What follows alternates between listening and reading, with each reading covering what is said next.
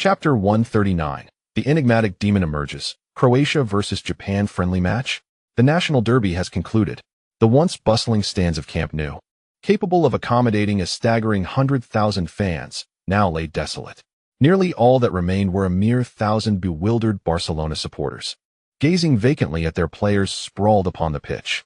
They were at a loss to comprehend how the six-time champions, the illustrious Dream Team of Barcelona, could be so thoroughly vanquished by Real Madrid. 71. What an utterly outrageous scoreline. Many seasoned fans in their 60s and 70s had never witnessed such a score in their lifetime. Tears flowed among the spectators. Interestingly, the Barcelona players appeared to be still reeling from the recent match. The injury to Busquets, who had left the field with a fracture, was a devastating blow to the team. Following such a disheartening defeat and the grave injury to Busquets, the Barcelona players, led by Piqué, converged upon Su Qin. "Hey, Butcher, do you even realize what you've done?" Piqué bellowed as they reached Su Qin. However, before Su Qin could respond, Pepe, who had seemed to be holding back for some time, charged forward. Without any superfluous dialogue, the martial artist shoved Piqué forcefully in the face. "Hey, what do you intend to do? Want to settle this? I'm ready whenever you are." Pepe was not alone. Even Cristiano Ronaldo, who had been boasting to the Portuguese media nearby, rushed over. Yet, Cristiano intervened, grabbing Pepe. Interestingly, despite their on-pitch rivalry, Piqué and Cristiano had maintained a relatively amicable relationship during their time at Manchester United. With Pepe seemingly ready to throw a punch, Cristiano quickly stepped in as the peacemaker. "Hey, how about we find a room to settle this?" While Cristiano held Pepe back, Su Qin remained unfulfilled, staring at the prostrate Piqué. Remarkably, the once arrogant Piqué, who had boldly confronted Su Qin, suddenly wilted. There was little he could do. Piqué only dared to speak up when surrounded by others. In private, he had already tasted Su Qin's formidable strength. Back then, at over 1.8 meters tall and seemingly frail, he had struggled against Su Qin. But now, Su Qin had earned the moniker Demon. His physique was such that not even the likes of Mertzacker would stand a chance. Thus, after Puyol joined the peacekeeping efforts, the final confrontation between the two teams came to an end. Observing the resolution, the reporters who had hoped to broadcast an epic UFC showdown among the stars were left utterly disappointed. With the interactions concluded with the Real Madrid fans, who were already preparing for a night journey back to Madrid, the entire Real Madrid team returned to the locker room, all smiles. Upon entering the locker room, Marcelo leapt onto the table and began to dance the samba. As he danced, Ramos and Carvalho joined in, and soon, a group of shirtless Real Madrid players were caught up in the revelry. When Mourinho entered the locker room, Khedira disregarded whether Mourinho was willing or not and pulled him to the center of the celebration. The team's videographer captured the scene of the entire squad celebrating exuberantly. After a considerable time, the festivities finally subsided. Mourinho then called Casillas to accompany him to the post-match press conference. Ever since arriving at Real Madrid, Mourinho had not called Su Qin to attend the press conferences. In fact, not just Su Qin, even Cristiano Ronaldo was never summoned. After all, calling anyone would lead those pesky journalists to make a big fuss. Adhering to the principle of avoiding unnecessary trouble, Mourinho opted to only summon the captain, Casillas, to these events, knowing that no one would dare to criticize the captainess' attendance. Once Mourinho and Casillas departed, the somewhat reserved Khedira eagerly approached Su Qin with a grin. "Hey, Su, you've spent several years in Barcelona, so you must know all the fun places to visit. Would you take me and Marcelo out to experience the nightlife?" "Experience the nightlife? In Barcelona? After they humiliated us with that pig's head stunt and bloodied our noses? Are you certain? Tonight?" "Yes, what is the problem?" "Hey, Khedira, if you want to go, you can go alone. I'm not going. Can't you see how the Barcelona fans would want to devour Su? At a time like this, looking for fun in Barcelona? No way." Once Marcelo uttered those words, Khedira realized that tonight might not be the best time to venture out. Nevertheless, after suffering a humiliating defeat, how could they not unwind a little? Meanwhile, at the post-match press conference at Camp Nou, Guardiola sat with a somber expression, facing a barrage of questions from the journalists. Indeed, they were not inquiries, but accusations. A score of 7-1 had brought Barcelona crashing down from its pedestal. This wasn't even the first major defeat during his tenure. Last season, during the Champions League semi-finals, Mourinho and Su Qin had inflicted an 8-2 humiliation on Barcelona. During that period, Nearly all Spanish media criticized his lack of vision. And now, following the 7-1 debacle, the questions intensified. Mr. Guardiola, what do you attribute the final score of this match to? Many have commented that your decision to suddenly substitute the excellent aerial defender Mertesacker at halftime led to this catastrophic defeat. What are your thoughts? This first question left Guardiola feeling rather troubled. To speak candidly, at the onset of the second half, when that wretched Su scored with a header, it became evident to Guardiola that he had perhaps fallen into a trap. Yet, with so many media outlets present, how could he admit that his tactical adjustments were the cause of this dismal defeat? If he were to acknowledge such a failure, how could he possibly maintain authority over the star-studded Barcelona locker room? Football, after all, is a realm of both victories and losses. These occurrences are entirely natural. One could merely assert that fortune did not favor us in this match, coupled with the fact that our opponents were in exceptional form. Particularly, this match marked the return of Busquets from injury. He had yet to regain his peak condition, which contributed to the numerous vulnerabilities in our central defense. Guardiola's customary nonchalance persisted. When confronted with pointed inquiries from journalists, the venerable coach showed no inclination to shoulder the blame. Who is he? He is the world-class young manager who began his journey with a sextuple triumph. His failures, he would argue, stem solely from his players' inability to execute his tactical vision. Guardiola was deftly deflecting responsibility. Meanwhile, on the other side, the seasoned Mourinho repeatedly lavished praise upon his disciples. It was a magnificent contest. Moreover, every member of my squad is a remarkable player. Whether it be Cristiano, who opened the scoring for Real Madrid, or the exuberant Su, who netted 5 goals, including the diligent midfielders Khedira and Diarra, steadfastly marking their opponents, and Ramos on the flanks, each individual exerted their utmost effort. It was precisely this collective endeavor that led us to triumph. Naturally, the journalists would not permit Mourinho to bask in his accolades unchallenged. A reporter from the notoriously critical La Masia newspaper, which relishes in disparaging Real Madrid, stood up. Mr. Mourinho, we have just received news that Busquets, who was injured in a malicious foul by Su during the match, has been confirmed to have sustained a fracture in his right ankle and will miss the remainder of the season. What do you have to say about this? The moment the bald reporter uttered these words, the atmosphere, previously subdued, ignited with fervor once more. Click, click, click. Countless camera flashes erupted, and various recording devices were thrust toward Mourinho. The reporters were acutely aware that this was not an individual to be easily intimidated. How could Mourinho possibly concede to such an accusation? After casting a glance at the reporter who posed the question, Mourinho turned aside, placing a hand to his ear as if he had not heard clearly, inquiring, "I beg your pardon, Mr. Mourinho?" Once the journalist reiterated the question, Mourinho broke into laughter. "I apologize, but I still do not comprehend what you are saying. Where are you from?" "Mr. Mourinho, please do not jest with me. I am Catalan." "Ah, I see. Very well. Please repeat your question, and I assure you I will respond this time." It was abundantly clear that Mourinho was toying with the reporter from the sports newspaper. However, there was no alternative. The bald journalist, witnessing that Mourinho was about to fall into a trap, could only grimace and repeat himself. "Regarding your inquiry, how should I put it? I believe it unnecessary to respond, as your words seem devoid of rational thought. What exactly do you mean by Su's malicious foul? Did you not see who received the red card? Furthermore, before you pose such questions, please enlighten me about the racist abuse and vile insults that have marred the atmosphere at Camp Nou since the match commenced. Who is Mourinho?" During this period of consecutive victories, he has shown little interest in engaging with the journalists. It seems these reporters have forgotten the stature of the individual before them. To cast aspersions on a dream striker in front of the special one is beyond comprehension.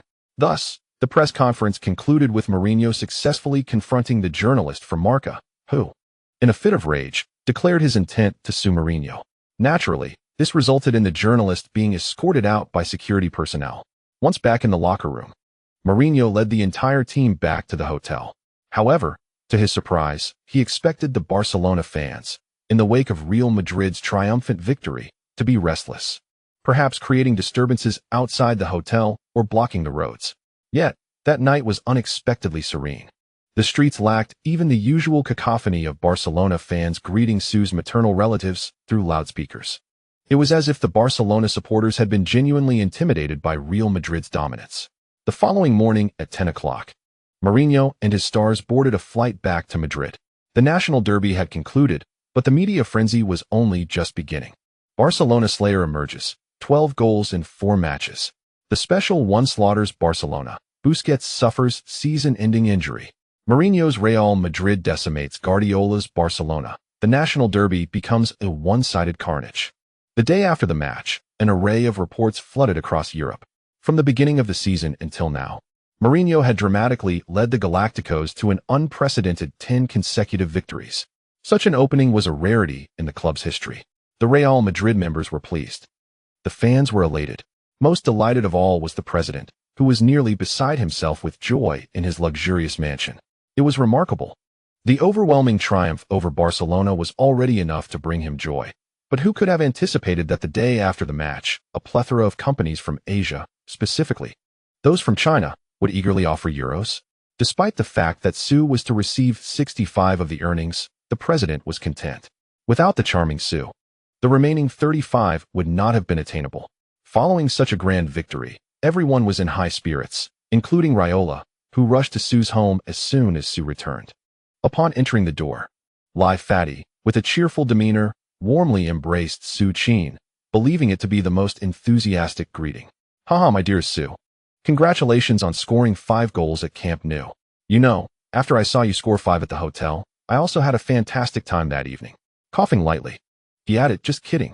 Raiola was eager to boast about his record-breaking achievements in front of Su Qin. However, to his surprise, Susan entered with a cup of freshly brewed coffee.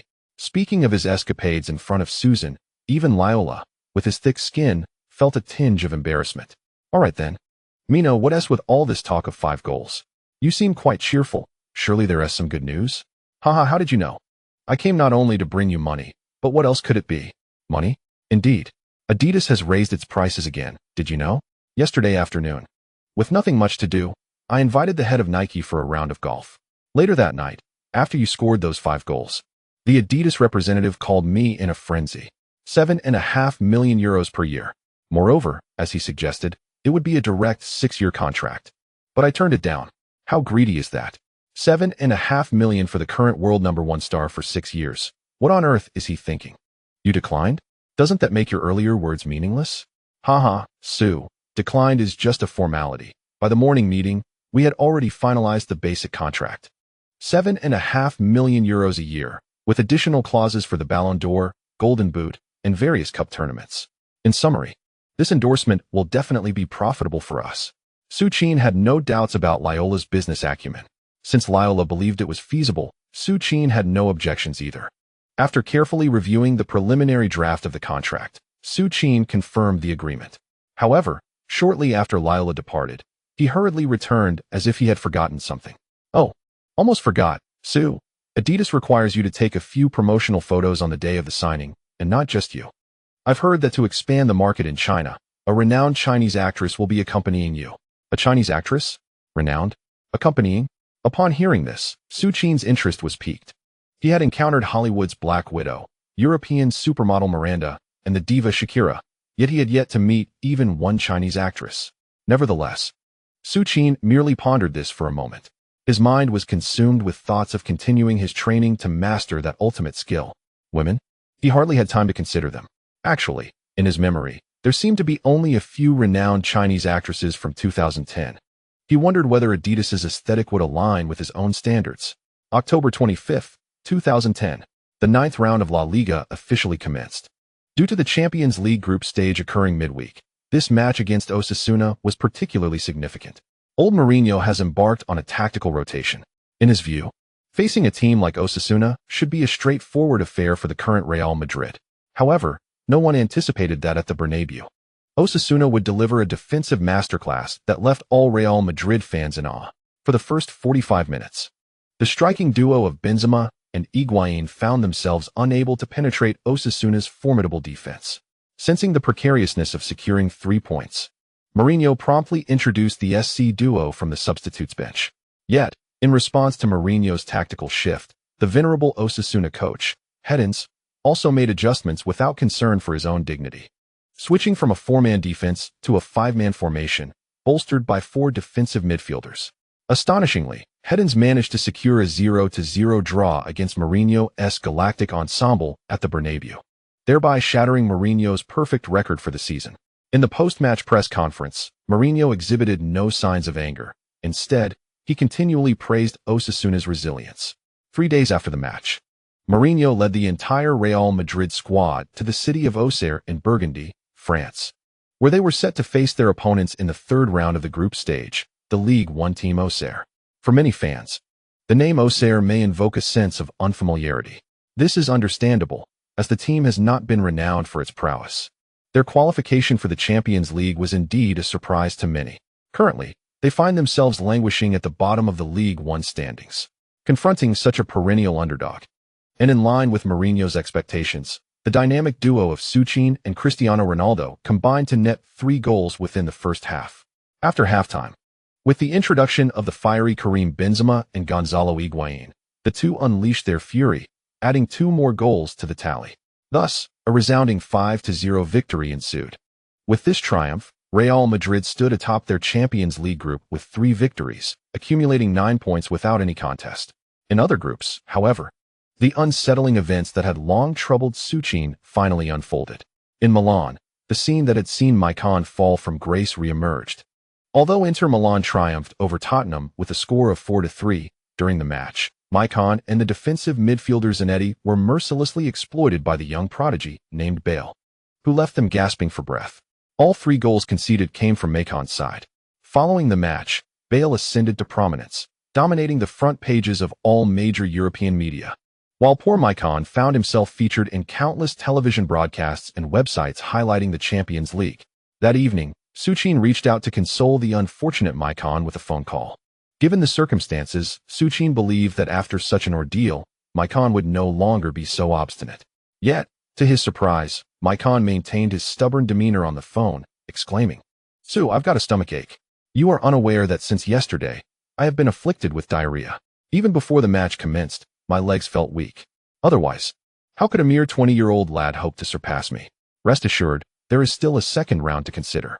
Once we arrive at Tottenham's home ground, I shall impart a thorough lesson to that young man, ensuring he comprehends the true caliber of the world's premier right-back." Alas, after hanging up the phone, Su Qin felt an overwhelming urge to slap himself. Why did he even bother making that call? The Champions League has momentarily drawn to a close. However, for the illustrious stars of Real Madrid, the real journey is just beginning. This weekend marks FIFA's International Match Day, and every player from Real Madrid is required to report to their national teams. Cristiano Ronaldo has gone to Portugal to prepare for a friendly match against Germany. Meanwhile, Su Qin and Modric have flown directly to Japan. On Saturday, the Croatian national team is set to face Japan in a friendly match at the Tokyo International Stadium, a match that counts towards their rankings. For Croatia, which is gearing up for the European Championship qualifiers, these points are crucial for their group positioning. Thus, it is essential for Su Qin and Modric, both prominent figures in the Croatian national team, to be present. Without them, Croatia might indeed struggle against the emerging powerhouse that is Japan. Nevertheless, for Su Qin, this trip to Japan is not in vain. Previously, arrangements had been made with Adidas for Su Qin to shoot a promotional video upon signing the contract. Taking advantage of this trip, Raiola has coordinated with Adidas to hold the signing event in Tokyo.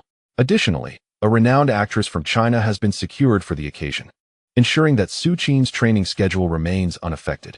Remarkably, upon hearing Raiola's plans, Su Qin genuinely wished to commend the portly agent. Not only does it provide a financial boon, but it also demonstrates thoughtful planning. Choosing Raiola as his agent truly proved to be a wise decision. At 6 o'clock on Thursday afternoon, the flight carrying Su Qin and Modric finally descended gently at Tokyo International Airport. Given the extensive promotion by Japan prior to this event, Su Qin, who has garnered a considerable fan base across Asia, was met with enthusiastic screams from numerous Japanese girls as soon as he disembarked. Sujun, Aishidaru. It must be said, despite the general disdain for Japan, one could hardly find it in themselves to dislike these Japanese girls, especially when clad in their mini-school uniforms, holding up photographs of him while declaring their affection. "Hey, Su, are you really this popular in Japan?" Observing the throng of screaming girls, even Modric couldn't help but feel a twinge of jealousy. It is worth noting that Modric, too, felt a sense of frustration. Until now, he has attracted very few female fans, and those he has are predominantly middle-aged women of a rather robust stature. Ahem, Luca. There's no denying that being handsome has its perks. If you possessed even half of my good looks, I reckon there would be plenty of fans waiting to greet you at the airport today. Hey Sue, I just realized how acerbic your tongue is. Haha, just kidding. Just kidding. I won't linger. I must go sign autographs for the female fans. Wait for me up ahead, and if you find yourself bored, feel free to check your phone. Go take a hike. With that, Su Qin cheerfully strolled towards his fan club. The moment the Japanese female fans, brandishing photos of Su Qin, spotted him approaching, they erupted into screams once more. Ah, Su Jun. Ah, I want Su Jun over here. From 6 to 7, Modric sat forlornly on his suitcase, gazing vacantly as Su Qin posed for photographs with the enthusiastic Japanese fans. Of course, there were a few male fans present as well. However, Su Qin's unabashed demeanor was evident. He merely exchanged a few words and signed autographs for the male fans. But when it came to the adorable or strikingly beautiful female fans, he was all too eager to sign, pose, and indulge them. Thus, an entire hour slipped away. After an unspoken number of notes had accumulated in Su Qin's pockets, he finally ambled over to Modric, who appeared somewhat impatient. Not only Modric, but the staff of the Croatian national team had also been waiting by his side for nearly an hour. Apologies, the fans were just too enthusiastic. Go take a hike. And so, Su Qin and Modric exchanged playful banter as they boarded the vehicle heading to the hotel. Upon arrival, Su Qin discovered that Oldby had gathered everyone to await him and Modric for dinner. At that moment, he truly felt a twinge of embarrassment. Moreover, observing Oldby's demeanor, it seemed there was to be an event as well. Sure enough, as soon as Su Qin stepped into the dining hall, under Oldby's direction, all the Croatian players and staff rose to their feet. Applause erupted. A cacophony of clapping filled the air. Su Qin was momentarily bewildered, utterly perplexed by the situation. However, it wasn't long before Oldby provided clarity. Su, you are the first Ballon d'Or winner in the history of Croatia. You have forged a new chapter in Croatian football. You deserve the applause of all. Furthermore, this applause is not merely a recognition of your accomplishments, but, more importantly, a token of our gratitude. Because of you, we have reached such heights in the World Cup. Goodness. Goosebumps surged. Su Qin, who already struggled with social anxiety, found himself utterly unaccustomed to such a scene. According to foreign customs, wasn't this the moment to step forward and speak of dreams? What on earth was going on? Nevertheless, Oldby was indeed perceptive. After conducting this small welcoming ceremony, he promptly issued his second command. Everyone, eat well and drink well. As soon as Oldby finished speaking, the crowd enthusiastically ushered Su Qin to take a seat. Hey, Su. To be honest, did you intentionally injure Busquets last week? Haha, you have no idea. I was so excited while watching TV that I almost smashed it. That guy deserved it. And every time I think of that semi-final where he acted during our goal, it infuriates me. Su, I didn't realize you were so cunning. Huh, intentionally? What do you mean by intentionally? Hey, don't say that. It was completely unintentional. And right after the match, I promptly sent flowers to Busquets with my best wishes. Haha, what? You even sent flowers? You rascal. The night passed in silence. The next morning, Su Qin, as per his usual routine, woke Modric early at 6 to commence their morning training. After completing their exercises, the coach, along with the entire Croatian team, boarded the bus heading to the Tokyo International Stadium. After all, they were the world bronze medalists. And the coach had no intention of holding back.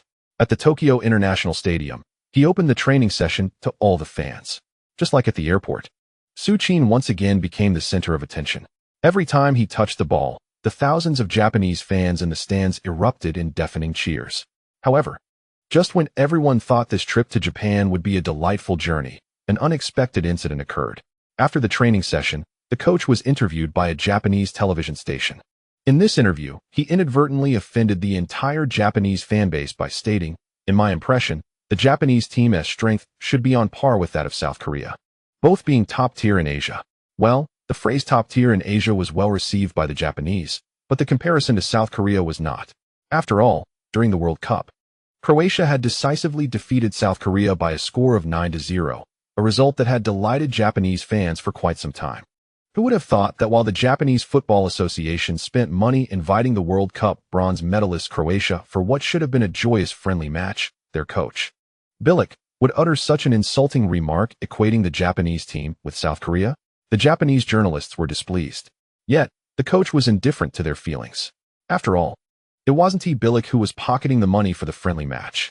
He had endured back pain all day and could only manage a meager 8,000. By the way, dear readers, which of our Chinese star players do you support? And how about a fierce challenge from the Japanese side? The chapter concludes. Chapter 140. What? Are you afraid Japan will sever ties with Croatia like East Timor? Is it that severe? Although the term friendly match implies camaraderie. Since Su Qin's team defeated East Timor 9-0, resulting in their immediate severance of relations with Croatia, it has become rare for weaker teams to proactively seek to play friendly matches against Croatia. It is indeed perplexing. After all, the funds of any underperforming team do not simply materialize from thin air. Who would willingly squander resources on self-indulgent pursuits? Certainly, the Japanese team, known for its admiration of strength, stands as an exception. When negotiating the terms for a friendly match with Croatia, the Japanese Football Association emphasized a particular stipulation. Both Luka Modric and the core player Su Qin must participate for a minimum of 70 minutes. Should their playtime fall short of this requirement, the Japanese Football Association would significantly reduce the agreed appearance fee by at least 60%. Upon hearing such demands, officials from the Croatian Football Association promptly assured compliance. It is worth noting that the Croatian national team, under the watchful eye of Bilic, who is tirelessly strategizing new tactics, was equally eager to have Su Qin and Modric return for the match. Thus, under the fervent insistence of the Japanese Football Association and the passionate fans, Su Qin and Modric reluctantly consented to the request for 70 minutes of play on Saturday at 7 p.m. Tokyo time. Although there remained an hour and a half until the official commencement of the friendly match between Croatia and Japan, the Tokyo National Stadium was already brimming with enthusiastic supporters. Remarkably, thanks to Su Qin's influence, an unexpected number of Asian fans had gathered to support Croatia, prompting many to marvel at the extraordinary appeal of this player. It is important to note that among the throngs of spectators surrounding the stadium, a significant proportion hailed from the distant land of Croatia. Many devoted fans had expended considerable sums on scalped tickets for the chance to witness the Ballon d'Or recipient Su Qin in action. Among the vast sea of fans, approximately 60% were female supporters. Indeed, Su Qin has fully embraced and even surpassed the legacy of David Beckham, earning him the title of new heartthrob among female admirers. Amidst this bustling crowd, a man with a furrowed brow, clutching a microphone, searched for his next interviewee. Wang Tao, a special correspondent for Huaxia Sports Channel, was live-streaming a special program titled Su Qin's Journey in Japan. As per the program's requirements, Wang Tao was tasked with randomly interviewing Japanese fans to gather their perspectives on Su Qin. The motivation behind the program was clear: to attract viewership. With Su Qin's recent Ballon d'Or victory, his already substantial fanbase in Huaxia had surged, propelling him to a near-mythical status, particularly during the hour-long live interview. His charming Beijing dialect and nostalgic reflections on his childhood and family resonated deeply with audiences, alongside revelations of his generous donations during various charitable events in Huaxia and plans to establish Su Qin Primary School. With this series of powerful strikes, those fans who once mocked Su Qin for being a mixed-blood player fell silent, as his fanbase experienced explosive growth. And with the sports channel consistently breaking viewership records and skyrocketing advertising rates, the higher-ups issued a directive. Any news concerning Su Qin would receive comprehensive coverage across the network. Thus, in a twist of fate, Wang Tao, who had initially been jubilant about securing press credentials for the match, found himself bewilderingly relegated to the sidelines. Though disheartened, he remained steadfastly dedicated to his duties. After careful consideration, he finally fixed his gaze on a female fan clad in a Croatian jersey bearing the number 9, her face adorned with Su Qin's name. "Hello," he exclaimed, initiating the interview. "Are you a fan of Su Qin?" After the question was relayed in Japanese with a Tokyo accent, the female fan instantly erupted in enthusiasm, nodding fervently. "Su Qin is my favorite star. He is so handsome. Wow, wow, wow. Su Qin, love you forever." Seeing her excitement, Wang Tao felt a swell of pride in his discerning eye. He had indeed spotted the sensational character needed for the show. "What are your thoughts on the upcoming match? How do you think Su Qin will perform?" he inquired. Su Qin is so handsome. I've brought a high-powered camera. I'll definitely capture the best photos of him," she gushed. After a lengthy exchange filled with her exuberant declarations, Wang Tao realized he had inadvertently interviewed a pure infatuate. Beyond her praise for Su Qin's looks, she seemed oblivious to any substantive details about him, even his position on the field. Yet, he felt no surprise. He had encountered many such fans. Truth be told, Wang Tao harbored a tinge of envy. At just 19 years old, excelling at football and possessing striking good looks, Su Qin also had a tragic backstory, elements that undeniably endeared him to female fans. Given such a robust fanbase, it was hardly surprising. After bidding farewell to the female fan, Wang Tao resumed his search for another target in the crowd. Suddenly, a familiar figure caught his eye, stirring a sense of curiosity. He gestured for the crew to follow him closer to the individual. After tapping the person's shoulder and awaiting their turn, Wang Tao confirmed his suspicions. It was indeed the renowned fan celebrity, Su Qin, due to a previous altercation. This individual had been sidelined by their agency for a considerable time. However, despite the agency's attempts to obscure them, Su Qin had not struggled financially during the past couple of idle years. Aside from watching matches, Su Qin's greatest passion is posting on Weibo. Although Weibo has not yet reached its future heights of popularity, many celebrities have already established their accounts. For Su Qin, the sole content on his Weibo revolves around football. Initially, he only shared videos and photos of Messi, but over the past 6 months, he has consistently stayed up late to provide live updates on every match involving Su Qin. Su Qin has completely transformed from a Messi fan into the foremost admirer of Su Qin in Croatia. Oh, look who it is. Having previously engaged in football discussions with Su Qin, Wang Tao unceremoniously pulled him in front of the camera. However, upon seeing Wang Tao and the production crew, Su Qin immediately cast an apologetic glance at him, clearly indicating that he felt silenced and unfit for an interview. Yet, Wang Tao paid no heed to such concerns. To be precise, the sports channel was entirely unfazed by these matters. After giving Su Qin an encouraging nod, he confidently took the microphone. The interviewer showed no fear. So why should the unexpectedly encountered individual be apprehensive? Hello, Wang Tao, and greetings to all viewers at home. Following a brief self-introduction, Su Qin commenced his daily discourse as a devoted fan of Su Qin. In this match, I believe that Croatian coach Bilic will indeed position Su Qin and Alec at the forefront. Against a Japanese team lacking aerial defense capabilities, the Twin Tower strategy is utterly formidable. Especially with Su Qin in play, I am convinced that Japan will employ every tactic available to encircle Su Qin. Yet, in my view, there is not a single current Japanese national player capable of posing even the slightest challenge to him. As for the score, I anticipate it will closely resemble the match against South Korea in the World Cup, provided that Croatia does not intentionally hold back Su Qin. Following the customary pattern of friendly matches, I estimate a halftime score of around 4 or 5-0, after which Su Qin will likely be substituted. Wow, it seems Su Qin really knows his football. Haha, of course. This fellow is no longer just a celebrity. His Weibo updates make it seem as though Su Qin should issue a statement certifying Su Qin's account as his official Weibo. Not to mention, Su Qin's popularity is genuinely soaring, with so many fans in Tokyo. TCH, you haven't been to Milan, so you wouldn't know how. During Su Qin's match with AC Milan, numerous Inter Milan fans wept as they welcomed him at the airport. Is it really that exaggerated? Damn. The football atmosphere abroad is indeed far superior to ours. Haha, what are you thinking? Our domestic football atmosphere? Haven't you seen the latest news from Cena? A mother went so far as to offer money to ensure her son made the starting lineup, even agreeing to the demands of a coach, who, mind you, was just a youth team coach in a second-tier club. Just think about that. Is this for real? Can such absurdity actually exist? You have no idea. The undercurrents within our domestic football scene are so profound that they could fill an entire dictionary. At 7:40 p.m. Tokyo time, the moment had finally arrived.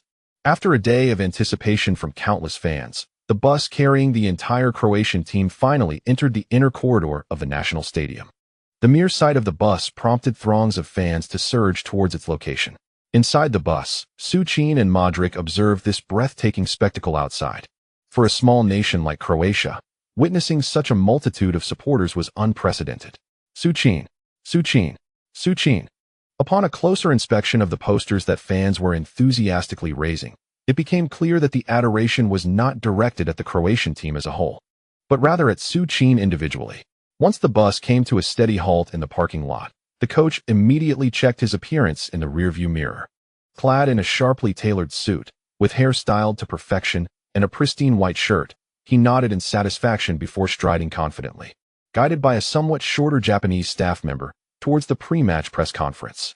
Upon arrival, the coach discovered that Japan's head coach, Takeshi Okada, had been patiently waiting on stage for him. Although they had never met before, Okada, as the host, greeted him courteously with a nod. After exchanging pleasantries, the coach took a seat, and the barrage of questions from the Japanese journalists commenced. As he had anticipated, the media frenzy that had erupted since yesterday had not escaped his notice. Numerous Japanese outlets had been vociferously criticizing his statements. Even some individuals from the Croatian Football Federation had reached out, advising him not to take the match too seriously. The reasoning? Aside from the federation having accepted funds from the Japanese, the Croatian Foreign Ministry had also conveyed a message to the federation. The severance of diplomatic ties with East Timor had little impact on Croatia.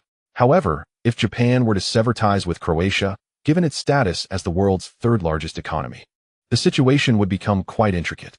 Naturally, the coach paid no heed to these warnings. Who was he? He was the foremost tactical maestro of Croatian football, a solitary figure who had led Su Qin to secure a third-place finish in the World Cup. There was no way he would compromise his integrity by allowing his players to partake in a sham match merely to appease others. Especially after having shared a few drinks with Su Qin the other day, discussing his views on Japan, coupled with the incessant chatter from the Japanese journalists. The coach had made his decision. As long as Su Qin was on the field, Croatia would strive with all its might to seize every moment of the game. I never claimed that the match between Croatia and Japan would resemble the one against South Korea in the World Cup. I merely stated that both South Korea and Japan are elite teams within Asia. Furthermore, the overall level of both teams is quite comparable, as my assertion was based on numerous previous encounters that resulted in a stalemate. How you choose to interpret this is entirely your prerogative. That is all I wish to convey. This serves as an explanation from the old coach to those Japanese reporters. Well, although the old coach failed to address the crux in his explanation, it can still be regarded as an explanation, I suppose. The reporters reluctantly decided to let the old coach be for the time being. However, the inquiries directed at him have concluded, and the interrogation of Japan's head coach, Takeshi Okada, is only just beginning. Mr. Okada, in facing Croatia, has our Japan team devised specific tactical measures to contain Su Qin? Moreover, what do you foresee as the outcome of this match? The question posed by the Sakura reporter is straightforward yet incisive. It caused the visibly fatigued Okada to break into a sweat. Croatia has already demonstrated their status as a world-class team in the World Cup. Based on the current FIFA rankings and the respective rosters, our main objective in this match is to learn. Originally, the reporters were eagerly anticipating Okada to present a commendable performance in front of Bilic. To their astonishment, Okada timidly framed the match as an opportunity for learning. Well, Okada's statement is somewhat understandable. Although his current Japan squad has indeed called back all overseas players, the prowess of those players pales in comparison to Croatia, a team that can contest fiercely with world champions like Spain and even thrash Argentina 3-0, not to mention Su Qin, whose imposing presence in the penalty area leaves our defenders merely gawking. Standing at a height of 1.9 meters, coupled with explosive physicality and aerial prowess, he is indeed a formidable challenge for the Japan team. At such a juncture, should he indulge in bravado alongside those foolish reporters?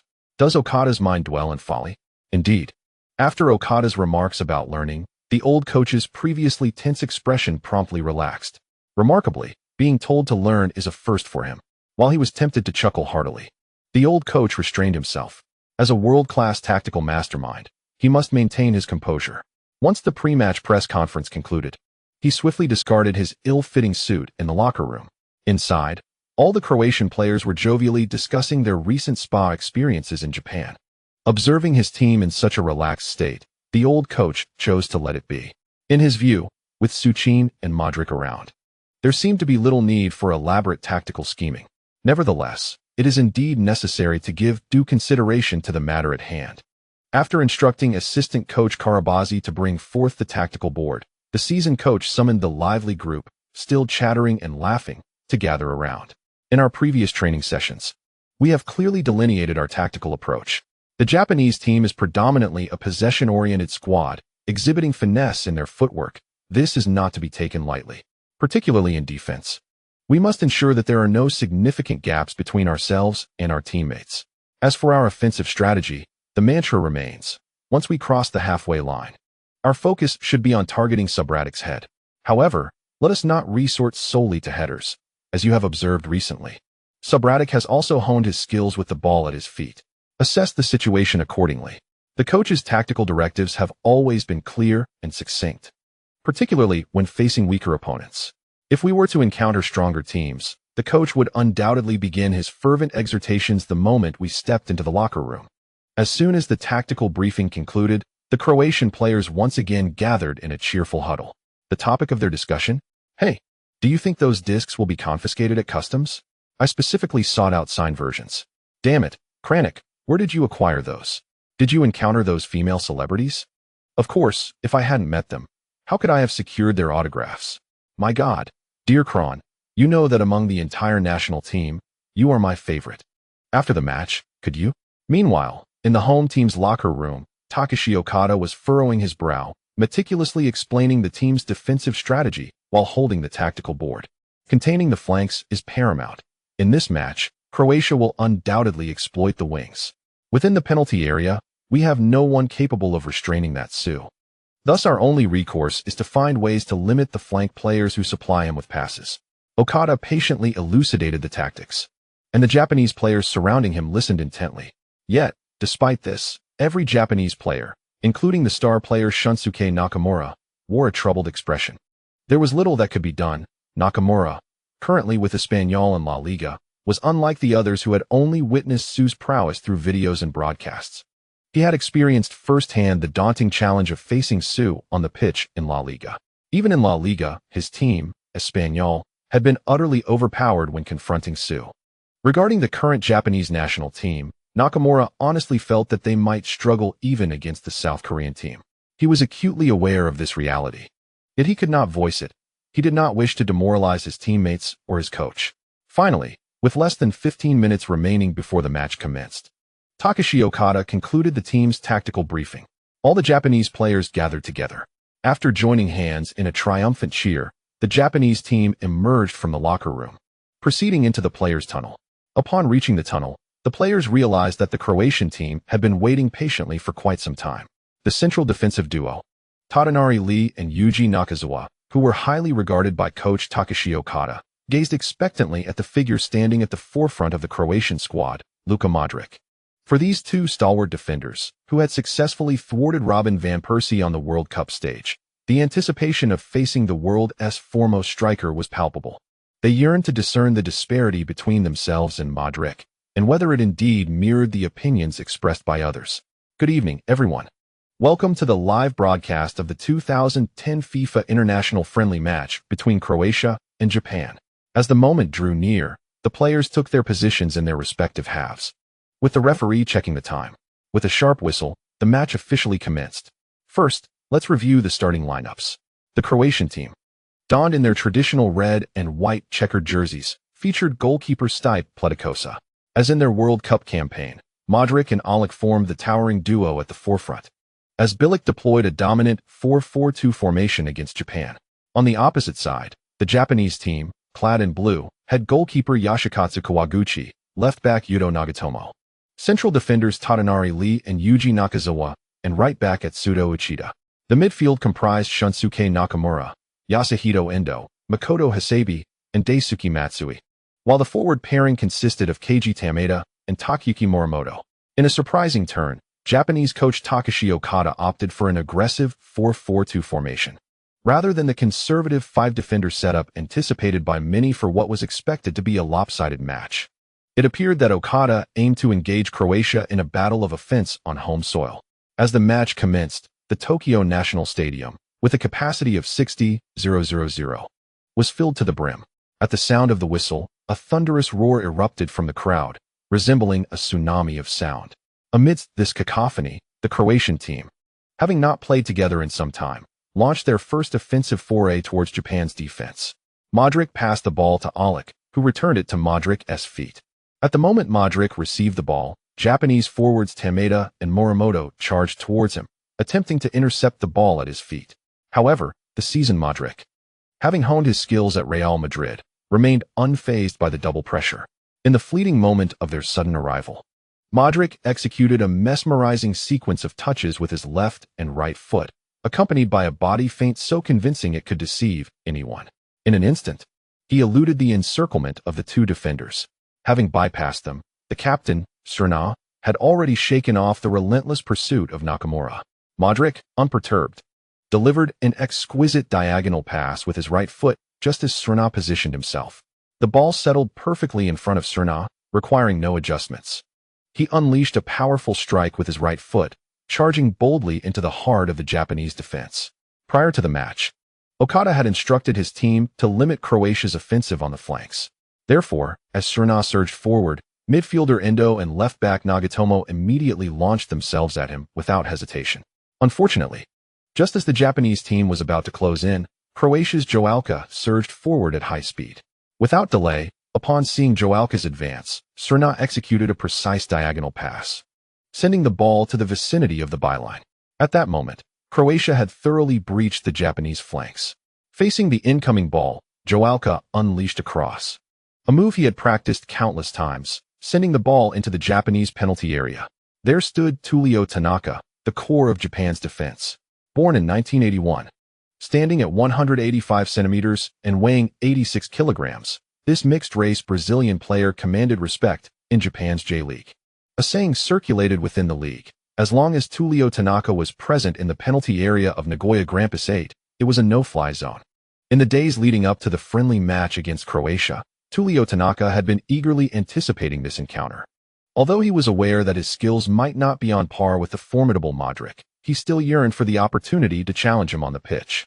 At last, upon witnessing the cross from the flank soaring into his penalty area, Tanaka recognized that the moment he had long awaited had arrived. Without hesitation, he gritted his teeth and charged recklessly towards the ball's landing spot, aiming for Modric. He felt a mix of apprehension and hope, anticipating that perhaps a miracle might unfold in this moment. However, it was only when he collided with the body of the player known as the Magician that Tanaka truly grasped why even his idol struggled against such an imposing figure. Could there really be someone in this world who had honed their physique to such an extraordinary degree? There was no pause, not even for a second. As Tanaka soared towards the ball alongside Modric, he was violently knocked down onto the grass by the relentless force of Modric. Above him, the Magician struck the ball fiercely with his forehead. In an instant, the ball changed direction sharply and plunged into the net behind the Japanese goalkeeper. Beep! The referee's whistle pierced the air, igniting a fervent uproar throughout the Tokyo National Stadium. Although it was the home team that conceded, the Japanese female fans, utterly enchanted by Su Qin's charisma, erupted in exuberant cheers for their idol. Even the female supporters, caught up in the fervor, rallied in applause. And those Chinese fans who had splurged on exorbitant scalper tickets leapt to their feet the moment the whistle blew. 1-0. A goal.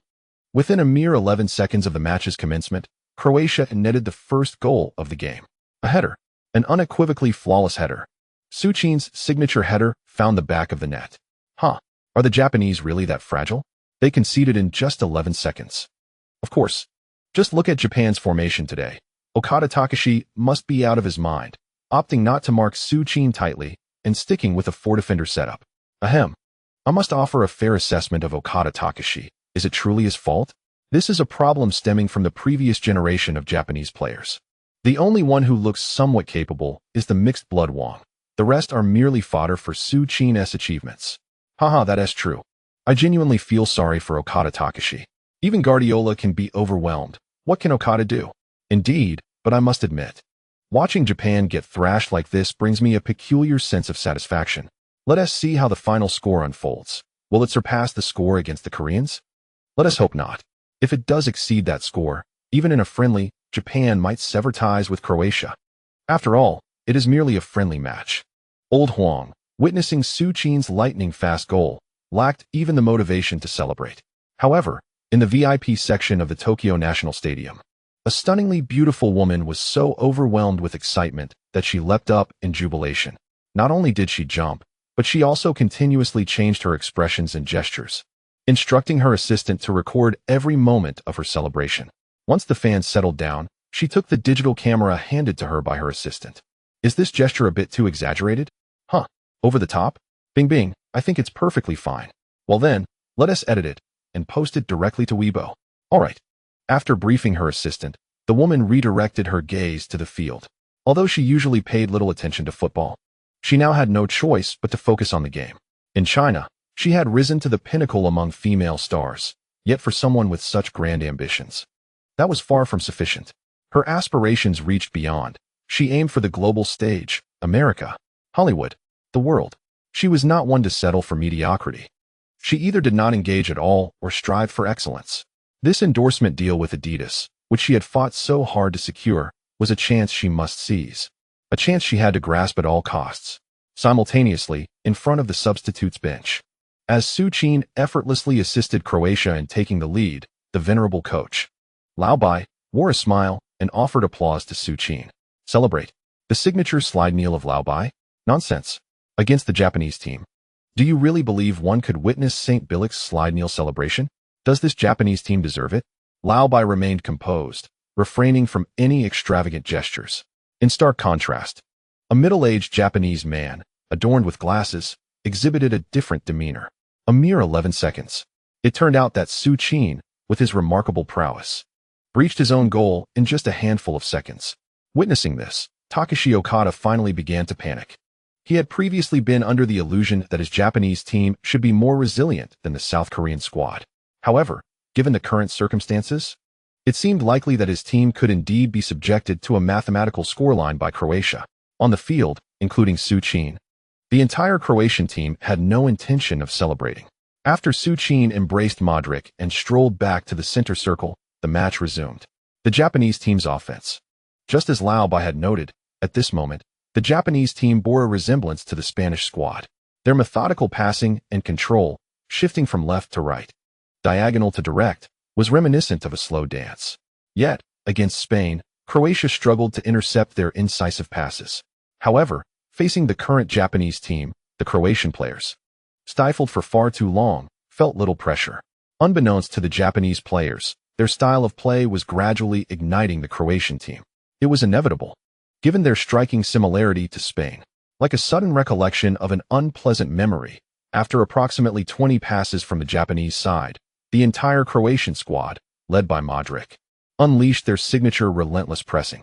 This pressure quickly unsettled the Japanese players. Yasuhito Endo, the versatile warrior of the Japanese team, was about to transition the ball to the right flank for Daisuke Matsui when Alex swiftly closed in beside him. With his entire body pressing against Endo, he merely flicked the ball, reclaiming possession with ease. The simplicity of Alex's interception was not due to any sudden surge of energy, but rather because Modric and Pleticosa had already applied pressure directly on Endo. Although Endo was indeed multifaceted, his skill level paled in comparison to that of Xavi. Once in possession, Alex was acutely aware of his own capabilities. Without hesitation, he directly passed the ball to Su Qin. And at the moment Su Qin received the ball, the most dazzling performance of the match began. For Su Qin, this encounter was one he had eagerly anticipated. The reason? To him, this Japanese team was akin to the charming East Timor, arriving merely to contribute to his tally of goals. What a splendid opportunity. How could he possibly let it slip away? Under the mesmerizing control of Neymar, Su Qin, upon receiving the ball, executed an exquisitely graceful flick with the sole of his foot, spinning away effortlessly from the approaching Japanese midfielder, Makoto Hasebi. Ah, what a beauty! Su Qin's turn exudes a touch of samba flair. Meanwhile, the ever-enthusiastic commentary of Lao Huang commenced, as Su Qin continued to showcase his skills on the pitch. In a 4-4-2 formation, Su Qin faced little pressure as he retreated into midfield to receive the ball. Thus, he surged forward with the ball, racing towards the Japanese goal. As he neared the penalty area, both Tadanari Lee and Yuji Nakazawa disregarded the oncoming Alex from the opposite flank and lunged directly at Su Qin. However, just as they closed in on him, Su Qin deftly flicked the ball to his right with his heel. In that position, Luka Modric had already made a diagonal run. A 2-on-2 situation. The ever-astute Modric, fully aware of Su Qin's every movement, wasted not a single moment in lifting the ball. As Su Qin dashed between Tadanari Lee and Yuji Nakazawa, Modric's delicate chip arrived. Without hesitation, Su Qin lifted his right leg high, reminiscent of a figure clad in a kimono, discharging a repulsive liquid. The powerful strike from Su Qin crashed into the ball. Boom. A thunderous sound reverberated through the Tokyo stadium, causing every spectator's heart to tremble. The ball, propelled by Su Qin's foot, transformed into a streak of white light, hurtling towards the goal defended by Masakazu Nakabayashi. The poor Nakabayashi had no time to react, merely watching as the ball flew past him and struck the back of the net. Beep. The referee's whistle pierced the air. 2-0. The second goal had arrived. In the 6th minute of the match, the dreamlike collaboration between Su Qin and Modric at the edge of the Japanese penalty area sliced through their defense. With a powerful and decisive strike, Su Qin altered the score to 2-0. The Tokyo stadium erupted. However, this time, the fervent cheers belonged to the supporters of Su Qin, who had traveled from Croatia and Korea. Among them, many Korean fans seemed to have awaited this moment for an eternity, their ecstatic cries filling the air. There are 6 more to go. Damn it, Su, keep going.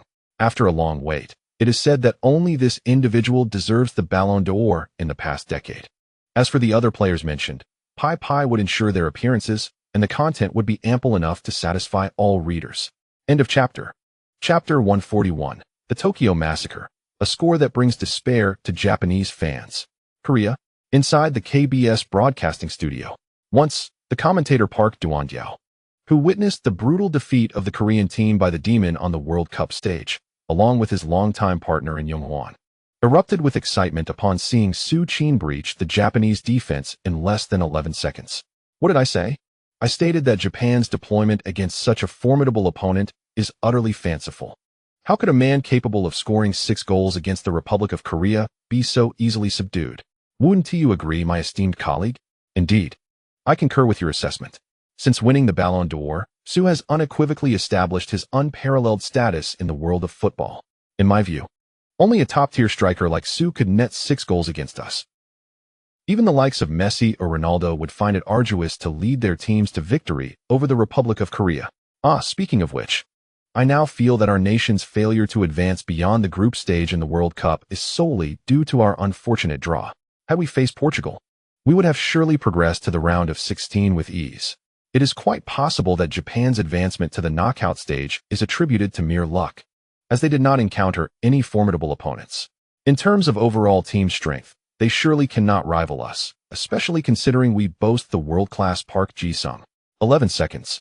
And a goal. I believe Su will soon alter the score once again. The only regret is that this match is merely a friendly. Croatia is unlikely to be overly aggressive. Otherwise, given the current disparity between the two teams, a conservative estimate of the scoreline would suggest at least a 10-goal difference. Yes, indeed. Now we await to see how long Su will remain on the pitch. The two commentators continued their banter during this seemingly inconsequential friendly for Korea. However, it is intriguing that despite the match's lack of significance for Koreans, nearly the entire nation of fans gathered around their televisions or computers. 2 goals already. Su is truly remarkable. Let him score more, huh? It would be splendid if he could net 5 more in the first half. Absolutely. I always wondered how our Republic of Korea could perform so poorly in the World Cup. It turns out it wasn't our team's inadequacy, but rather that Su is simply a nemesis to Asian teams. From the first 10 minutes, it appears this Japanese team is not as strong as ours. After all, our team managed to contain that demon Su in the initial 2 minutes. Haha, watching Japan being outplayed like this suddenly lifts the weight I had been carrying. If that damn Su could score more than 6 against Japan in this match, I vow to cease my disdain for him. Indeed, not only will I cease my dislike, but I believe we should pay more attention to Su moving forward. In my opinion, he is far more appealing than that Ronaldo. At the Tokyo International Stadium, the match continued. 5 minutes had elapsed since Su Qin's second goal. Despite the fervent chants of 3 o'clock from the ardent fans of China and South Korea in the stands, the long-awaited third goal remained elusive. This was not due to a lack of effort from Croatia, but rather a shift in strategy prompted by coach Akira Nishino, who, witnessing Croatia's 2 swift goals within the first 7 minutes, ceased his team's relentless offensive play. Following a stern admonition, all members of the Japanese squad retreated into a defensive posture, abandoning their 4-4-2 formation in favor of a more conservative 4-6-0 setup. It seemed that Nishino had learned his lesson. The defensive stance was now paramount. After conceding 2 goals in just 6 minutes, one could only speculate the extent of damage Croatia could inflict should Japan persist with their possession-based attack. The Croatian offense continued to surge forward. Luka Modric advanced steadily through the center, with Puklevasi joining him, while the flanks were bolstered by Kranjčar and Cerna making simultaneous runs. In a moment of intense pressure from the duo of Keiji Tameda and Takayuki Morimoto, Modric opted against passing. With a deft touch and a sudden heel flick, he elegantly evaded their grasp, demonstrating remarkable finesse. Having escaped the clutches of Tameda and Morimoto, Modric surged into the heart of Japan's midfield, receiving support from Su Qin. With a firm right-footed touch, he maneuvered the ball gracefully, showcasing his skills before an audience of over 60,000 spectators. It must be noted that Su Qin's fluid ball control rivaled the artistry of Neymar, proving far more practical compared to Ibrahimovic's flamboyant strikes. Especially against a Japanese team known for their clean style of play. Even without physical contact, Su Qin navigated through the Japanese defenders with ease, deftly retrieving the ball.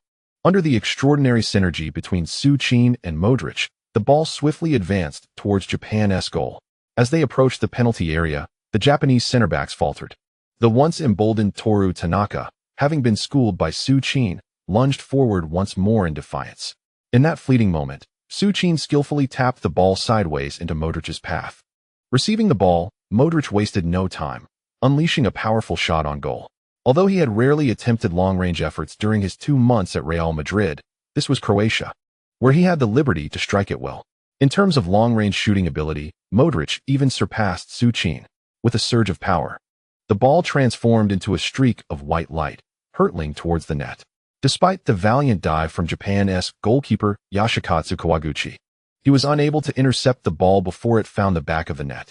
The referee's whistle pierced the air, signaling Croatia's third goal. 3 o'clock. The 13th minute of the match had unfolded. The third goal arrived not too late, as the Japanese team directed all their defensive pressure towards Su Qin. The receiving Modric unexpectedly unleashed a strike, sending the ball into the Japanese net for the third time. 3 goals in 13 minutes. For the fans of the Japanese team, this may evoke a sense of despair, yet there is little to be done. This reflects the current disparity in strength between the two teams. Furthermore, judging by the unfolding dynamics on the field, the scoreline is likely to be further enhanced, as the seasoned Huang aptly noted. In the subsequent matches, Croatia, taking the game seriously, indeed pressed Japan back into their half. In truth, if one were to compare their actual abilities, this Japanese team, predominantly composed of players plying their trade abroad, could be considered evenly matched with Croatia. However, the presence of Su Qin proved overwhelmingly advantageous for the Japanese side, forcing them into a defensive posture reminiscent of surrendering their offense. The tactic of parking the bus is not one that Japan excels at, which led to the score being rewritten shortly thereafter. Not with a goal from Su Qin, but rather from another towering striker, the Bayern powerhouse Aulik. Having played the role of Su Qin's aide throughout the match, Aulik finally showcased his prowess against Japan. With a long pass from left-back Pjanic, Aulik leaped high, heading the ball into the corner before Japan's center-back Nakazawa could intervene. At that moment, the other Japanese defenders remained preoccupied with closely marking Su Qin. Following the goal, Aulik displayed little in the way of exuberant celebration, merely exchanging a high-five with Su Qin before rejoining his Croatian teammates in their half. See, I told you, the score would change again. 4 goals in 20 minutes. It seems Croatia might ease off slightly, considering it is a friendly match, and they would not wish to make the spectacle overly one-sided. Indeed, even the seasoned Huang found the situation rather unseemly, while the veteran Bai, now seated on the bench, felt somewhat embarrassed. After Bai rose and whispered a few words, the Croatian team, which had been pressing aggressively, began to concede ground in midfield. This shift allowed Japan's offense to gain a modicum of momentum. However, Croatia merely loosened their midfield. Should Japan attempt to penetrate deeper, Croatia would swiftly tighten their defensive lines once more. Thus, several minutes elapsed without a goal. The fans from Croatia and Korea in the stands grew discontented. They had not invested their resources merely to witness Croatia ease off. Boo! Boo! Amidst the cacophony of jeers, Modric was left with no choice but to initiate another offensive. This time, he had no intention of overextending himself. Yet, Kranjčar, still without an assist, could no longer contain himself. After a flurry of rapid wing sprints, Kranjčar broke free from Uchida and delivered a long pass into the penalty area. Inside the box, Su Qin, seemingly disinterested in scoring during the first half, found himself surrounded only by the tireless Dory Wong, who resembled a determined dog searching for a telephone pole. There were no formidable opponents to contend with. Moreover, Kranjc's cross was inexplicably of exceptional quality. With no other option, Su Qin merely extended his neck slightly, and the ball drew closer. 5-0. Su Qin's hat trick. The fifth goal for Croatia. A one-sided massacre. A thorough annihilation. The Japanese team had conceded 5 goals in less than 40 minutes against Croatia. This brief span may forever be etched in the memories of Japanese fans. Though the commentator, Lao Huang, held no particular fondness for Japan, he found it hard to bear witnessing such a swift slaughter in this friendly match. There was a conspicuous lack of celebratory sounds from his side. Meanwhile, in the distant KBS television studio in South Korea, Park Dwon-jo, who had nearly succumbed to depression due to Su Qin's ruthless display during the World Cup, erupted into ecstatic shouts for the 5th consecutive time. The 5th goal for Croatia had finally arrived. In the 38th minute of the first half, the 5th goal was scored. The magician Su Qin once again showcased his unparalleled heading prowess above the Tokyo National Stadium. All Japanese players in the penalty area offered no resistance, merely watching as the magician sent the ball into their net for the 3rd time. The world's strongest header was repeatedly dismantling the Japanese team on their home turf. It wasn't just Park who was elated. Sitting beside him, An Jung-hwan clenched his fists in excitement. Come on, just 3 more goals. Go Croatia. Yes, Croatia. Let us aim for 9-0. If it ends 9-0, I'll be a fan of Croatia from now on. Haha, watching the magician Su bully the Japanese is so satisfying. After we, the Republic of Korea, were beaten 8-0 by Croatia, those Japanese fans mocked us on Twitter for ages. Finally, we're getting our revenge. Indeed. I can't hold back anymore. I must tweet. 38 minutes, 5-0. The Japanese team is faring far worse than us. 5-0. On the sidelines, Takashi Okada felt so ashamed he wished to commit seppuku before the crowd of over 60,000. In truth, it was not just Okada who felt embarrassed. Even the elderly commentator nearby covered his mouth with his hand in discomfort. Alas, the old commentator was anxious. Having spent the days leading up to the match confined in his hotel, meticulously studying tactical formations, the players have indulged in the exquisite services of Japanese spas, including the delightful kneeling bath experiences. Yet there remains one who has yet to partake in such pleasures. If the Japanese team were to be defeated overwhelmingly, how could he possibly request the staff from Japan to arrange such an experience for him? However, a modicum of reassurance washed over him after Croatia scored their 5th goal. It appeared that his own players had reached a point of satisfaction and ceased their relentless offensive. Su Qin retreated to the midfield, engaging in a playful exchange with Modric, reminiscent of a game of yo-yo. As the first half drew to a close at the 45-minute mark, the referee signaled for halftime. Upon returning to the locker room, he called for Su Qin and Modric to be substituted. Yet, just as he voiced his command, Modric interjected, "Boss, isn't it stipulated in the contract that Su and I must play at least 70 minutes? Damn." Realizing the implications of Modric's words, he understood that the Japanese team had explicitly included in the contract that both Su Qin and Modric were required to play a minimum of 70 minutes. Thus, even if he wished to ease off, he found himself unable to do so. As the head coach, he could not overtly instruct his players to take it easy in front of so many eyes. Consequently, he resigned himself to sitting on the sidelines, bidding farewell to the visions of kimono-clad ladies that lingered in his dreams. The 15-minute halftime passed swiftly, and he chose not to alter the contract. In the second half, he continued with Su Qin and Modric on the field for an additional 20 minutes. During this time, both Su Qin and Alec found the net once more. Su Qin achieved a remarkable 4-goal haul, while Alec celebrated his brace. Modric struck with a long-range shot. The score soared to 7-0. When the score of 7-0 appeared glaringly on the big screen in the 70th minute, Old Mu wasted no time in substituting Su Qin and Modric.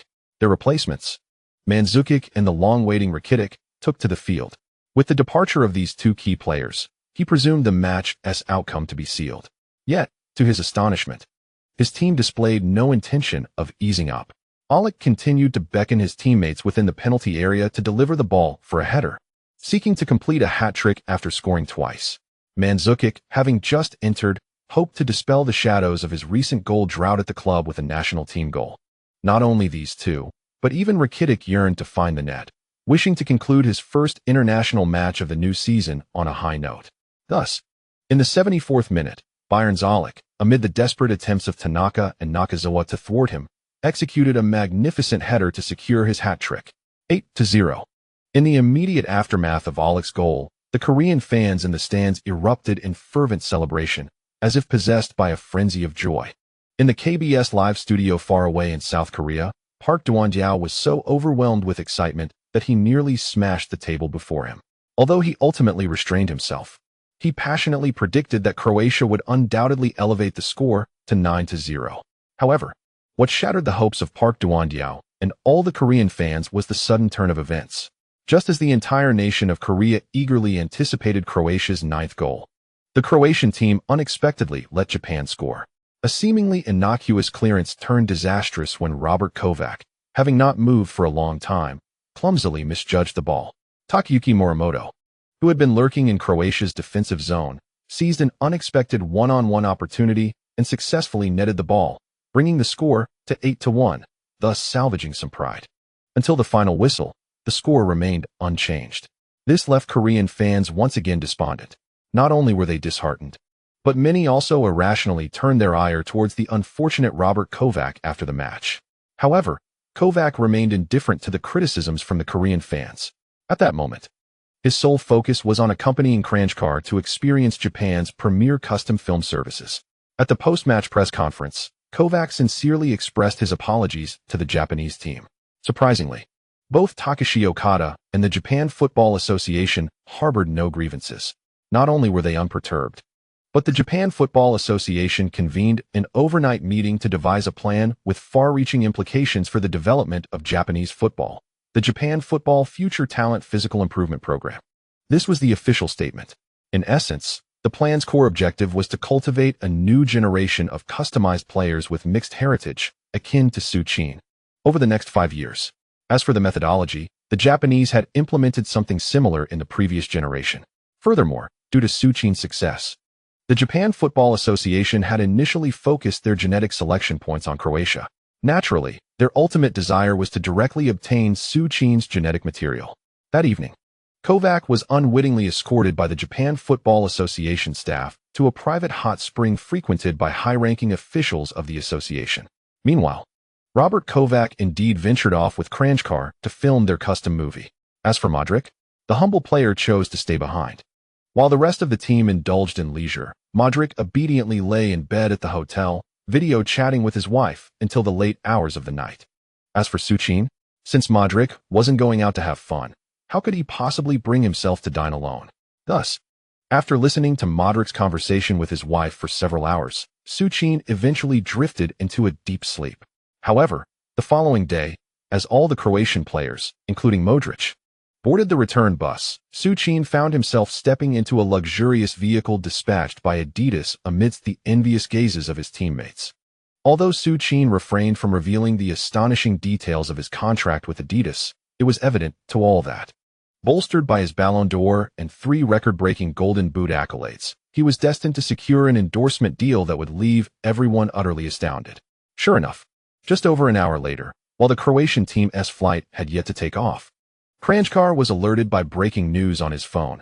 Adidas officially announces a groundbreaking agreement with Ballon d'Or winner Su Qin, culminating in a world record contract valued at $37.5 million over 5 years. Oh my God. Upon reading the news, Kranjčar let out a shriek within the cabin. Hey, Kranjčar, why the commotion? Did your film with Robert get leaked online? Laughed Jaka, grinning mischievously at Kranjčar's outburst. Damn it, if you don't speak, no one will think you're mute. Look at the news. That guy Su has landed a $37.5 million contract with Adidas for 5 years. This is utterly insane. Even Ronaldo never had such a figure. Oh shit. It's true. Good heavens, $37.5 million over 5 years. Let me calculate. My annual salary is $870,000. $37.5 million. That's the equivalent of my total earnings over 43 years. 43 years. Fuck. By then, I'll be nearly 70. $37.5 million. Oh my God, this is unbelievable. The most crucial point is that Su is only 19 years old. In 5 years, he will be just 24. If Adidas considers renewing his contract then, who knows what the amount would be? No. That's not the main point. The highlight is that Adidas also announced a manufacturing plan for Su Qin's signature boots within the contract. They will release 2 special models each year, and Su will receive 50 of the profits from this series. Good heavens, how much could that be? At least several million euros annually, right? Several million? Don't you realize the colossal Chinese market backing Su? According to the news, conservatively estimating, Su Qin could earn tens of millions from this series of boots each year. Although Modric felt a touch of awkwardness among his teammates, he had no inclination to criticize their lack of awareness. After all, apart from him and Alec, the rest of his teammates primarily played outside the top 5 leagues. Many were even oblivious to the actual earnings from image rights. If he were to stand up and enlighten his teammates about the lucrative image rights Su Qin could garner at Real Madrid, they would likely be so astonished they wouldn't be able to steady themselves on the plane. The entire Croatian team buzzed with excitement, fervently discussing the staggering implications of Su Qin's latest contract.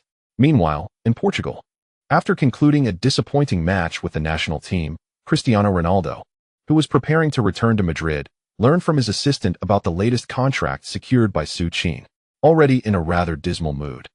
Ronaldo's expression soured further upon discovering that Su Qin's endorsement fees had surpassed his own. Without a word, he simply covered his eyes with an eye mask. His assistant, well aware of his boss's temperament, refrained from further disturbing him. In Tokyo, following the signing ceremony with Adidas at the Kyoto Royal Hotel, Su Qin hastily boarded a dedicated vehicle heading to the filming location. As soon as he settled in, Raiola leaned in with a grin. "Hey, Su, don't head back just yet. There's a dinner tonight." Dinner? Su Qin was taken aback. According to the original plan, he was supposed to fly back to Madrid immediately after the advertisement shoot, especially with the league starting on Wednesday. Moreover, due to the international break, La Liga would feature a double match week, leaving him little time to waste in Japan. Yes, it's a dinner organized by Adidas' China branch. Can you skip it? Skip it. The league is about to start. Su, are you sure you want to miss it? They mentioned that the dinner primarily aims to discuss market development in China, and, what else with the laughter, Mino? Try to keep it appropriate. After wiping his mouth, Raiola finally regained his composure. I think it's quite necessary. Let me put it this way. Do you know who the Chinese actress you'll be collaborating with is? Oh, didn't the person in charge just mention her? Her name is Fan Bing. Yes, that's the one. The agency over there contacted me. To enhance the impact of your collaboration, they want to slightly modify the advertisement featuring both of you. Modify? What do you mean? Oh, Su. They want to take a few photos of you and Fan Bing together at the dinner and promote it a bit. Fuck. Mino. That's not just a bit of promotion. That's outright sensationalism. Well, to put it plainly, I heard from Adidas that Fan Bing's agency invested significantly to secure her concurrent endorsement with you. Currently, she has no real competitors in China, and she aims to break into the international market. This collaboration with you is truly her golden opportunity. Raiola began to elaborate. In just a few moments, Su Qin grasped the situation. He was well acquainted with Fan Bing. Back in his school days, he had gone to great lengths to obtain an unedited version of the orange from a classmate. During that time, he had relied heavily on it for various reasons. However, due to certain events, Fan Bing's reputation had taken a nosedive. But that was back in 2010, when she was undeniably the leading lady in China. According to her status as a Ballon d'Or nominee, Adidas' selection of the Chinese star Fan Bing to expand its market in China is indeed a fitting choice. I recall that during this time, journalists captured numerous photographs of Fan Bing at a banquet with the leading figure of the Chinese film industry, Jack Chun. Thus, the mystery was unraveled. Fan Bing, who initially intended to pursue a collaboration with Jack, found herself unexpectedly drawn to the opportunity. Now that the situation had unfolded, Su Qin was at a loss regarding his next steps. While some might criticize the situation, the truth is, if a chance to engage in publicity with the top actress in Chinese entertainment arose, Su Qin believed any man would be hard-pressed to refuse. In 2010, Fan Bing's beauty was unparalleled, particularly highlighted in stills from the drama Wu Zetian, which had taken Asia by storm. The agency from that side indicated that should we agree, they were prepared to offer a processing fee of 1 million euros. This was astonishing. Initially hesitant, upon hearing this offer, Su Qin's resolve quickly solidified. How outrageous. To seek my involvement and offer me money? What is this? This was tantamount to mockery. Hey, Mino. This situation, Su Qin's tone suddenly turned serious, startling Raiola. Raiola, familiar with Su Qin's character, knew him to be quite upright. Yet his private life told a different story. Over the course of a year, from obscurity to the Ballon d'Or, Su Qin had cycled through 3 so-called girlfriends. What had prompted this sudden seriousness today? I apologize, Su. I will call them immediately. We will only shoot the advertisement. All dinner invitations and other engagements will be declined. Raiola observed Su Qin's expression and promptly retrieved his phone.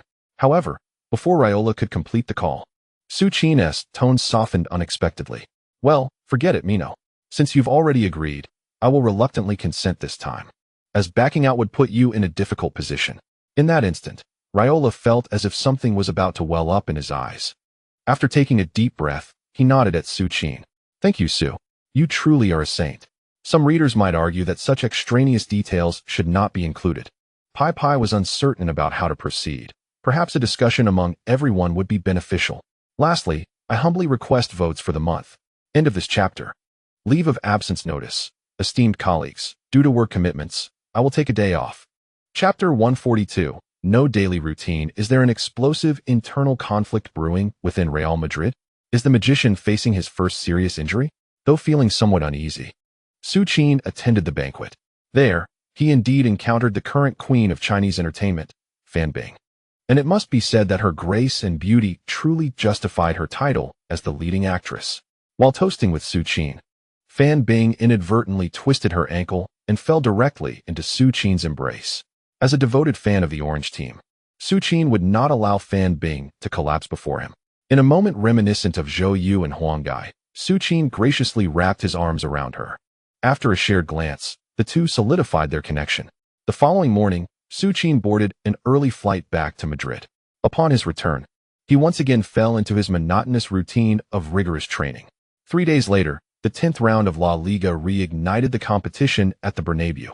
Real Madrid faced Sevilla, known as the Kings of the Europa League. Surprisingly, what was anticipated by all Real Madrid fans as an easy victory turned into a fiercely contested match. This was largely due to Sevilla's coach, Jimenez, adopting a defensive strategy reminiscent of Osasuna's recent draw against Madrid. At the Bernabeu, Jimenez led his squad in a display of resolute defense that earned the applause of Madrid's supporters.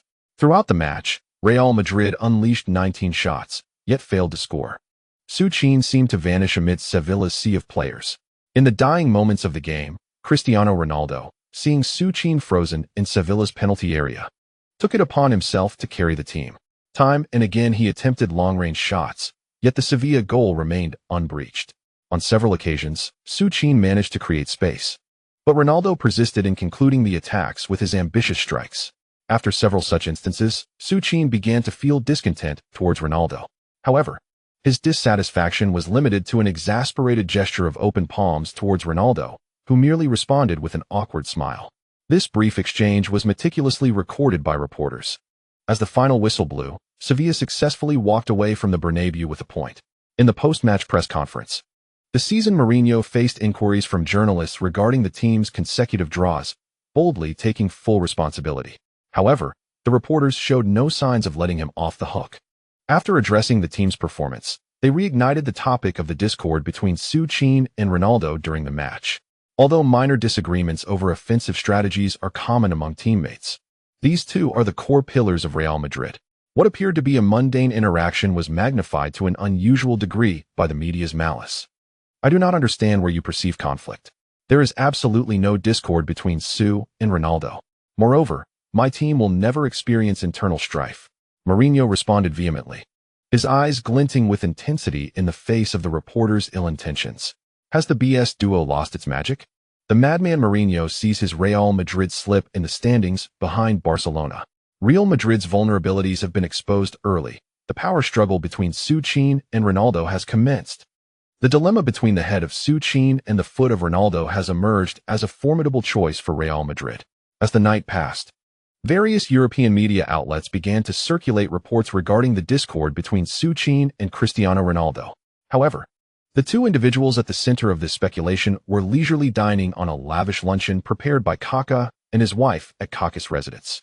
Kaká's surgery had been a resounding success, and his recovery over the past 2 months had been remarkably smooth. Coincidentally, it was Kaká's birthday. prompting him to invite the entire Real Madrid squad for a celebratory gathering at his home. Before the meal commenced, Ramos mischievously presented his phone to Su Qin and Ronaldo, allowing them to peruse the absurd articles concocted by the journalists. The reports suggested that the rift between Su Qin and Ronaldo had been long-standing, claiming that Ronaldo's discontent stemmed from Su Qin's flirtation with a young model whom Ronaldo had his sights set on. Furthermore, it was alleged that Su Qin harbored disdain for Ronaldo due to the latter's perception of himself as the paramount star of Real Madrid, often overshadowing Su Qin's contributions. In essence, the journalists painted a picture of a brewing conflict between the two, almost to the point of physical confrontation. Amused by the absurdity of the reports, both Su Qin and Ronaldo erupted into laughter. Once they had composed themselves, Su Qin embraced Ronaldo and asked Marcelo to capture a photograph of the two of them, which they promptly posted on their Twitter accounts. Indeed, nothing could convey their camaraderie better than a photo brimming with smiles. Following the appearance of this image on their Twitter feeds, the journalists who had been sensationalizing the discord were left with no choice but to temper their narratives. Thus, during the 11th round of La Liga matches held over the weekend, Real Madrid faced Villarreal, who aimed to replicate the defensive strategies of Osasuna and Sevilla. At the Santiago Bernabéu, Real Madrid executed a masterful and epic display of football. Within the first 5 minutes of the match, Ronaldo, who had recently been the subject of speculation regarding his relationship with Su Qin, delivered a near-perfect long pass from the left flank to Su Qin. Amidst a trio of defenders, Su Qin soared high, evading Villarreal's stalwart defender Harris, and executed his signature header, driving the ball into Villarreal's net. As the referee's whistle signaled the goal, Su Qin pointed at Ronaldo and dashed towards the corner flag. In front of the journalists gathered nearby, he joyfully lifted Ronaldo off the ground, igniting a wave of exhilaration throughout the Bernabéu stadium. Following their lead of 1 goal, Real Madrid maintained the momentum of their offensive. Just 4 minutes later, Beckham delivered an impeccably precise long pass from the right flank into Villarreal's penalty area. Su Qin, once again, leaped to meet the ball with a header, setting it up perfectly for Ronaldo, who unhesitatingly unleashed a powerful strike. The ball found its way into the corner of the net with precision. In the opening 10 minutes, both Su Qin and Ronaldo had scored a goal each and provided an assist for one another. The sweet embrace between the two individuals thoroughly dispelled the concerns lingering in the hearts of the fans. Trailing by 2 goals, Villarreal, who initially intended to cling to a single point, found themselves in an untenable situation. Following a decisive gesture from head coach Valverde, Villarreal initiated their offensive. However, in their pursuit of attack, they failed to pose any threat to Casillas at Real Madrid's goal and inadvertently allowed the latter to penetrate their defense once more. This time, it was Beckham who found the back of the net. A precise through ball from Modric set Su Qin on a dynamic run, creating space within the penalty area. As Su Qin received the ball, he noticed the veteran Beckham making a sudden diagonal run from the right flank. Without a hint of greed, Su Qin deftly laid the ball off with his left foot, placing it at Beckham's feet. The seasoned player did not betray Su Qin's trust. With a graceful push using his right foot, the ball sailed past the Villarreal goalkeeper's fingertips, marking the 3rd time it found its way into their net. 30. Following the goal, Beckham exuberantly dashed towards the corner flag. Indeed, this was his inaugural goal since joining Real Madrid. It had been a full 5 years since Beckham last scored for the club. In that moment, the entire Santiago Bernabéu, with over 80,000 fans, rose in unison to applaud the veteran. Moreover, the large screen at the stadium fittingly showcased a compilation of Beckham's illustrious moments during his tenure at Real Madrid. With Beckham's goal, the entire team seemed to go into a frenzy. In the 38th minute, Su Qin received the ball in midfield and without the slightest hesitation, unleashed a thunderous strike. The shot, traveling at a staggering speed of 148 km/h, pierced through the Villarreal goalkeeper's defenses effortlessly. 40. In the 44th minute, Cristiano Ronaldo, unwilling to be overshadowed, unleashed his signature curling shot from the edge of the Villarreal penalty area, altering the scoreline once more. 50. Within a mere 45 minutes of the first half, Real Madrid had ruthlessly inflicted 5 goals upon Villarreal. The Madrid supporters in the stands were in ecstasy, while the unfortunate away fans from Villarreal wept as they began to gather their belongings. They had no choice. Who relishes the idea of traveling such a great distance only to witness their team being mercilessly slaughtered? During halftime, as the stars of Real Madrid returned to the locker room, they erupted into jubilant celebrations under the leadership of Marcelo. Upon entering the locker room, the venerable Mourinho smiled as he announced changes to the lineup for the second half. Su Qin and Cristiano Ronaldo would exit the pitch, making way for Benzema and Higuain. As the second half commenced, Villarreal's coach Valverde initially felt a sense of relief upon discovering that Real Madrid had substituted their two formidable players. However, before Valverde could bask in his excitement for long, the newly substituted Benzema delivered a crushing blow.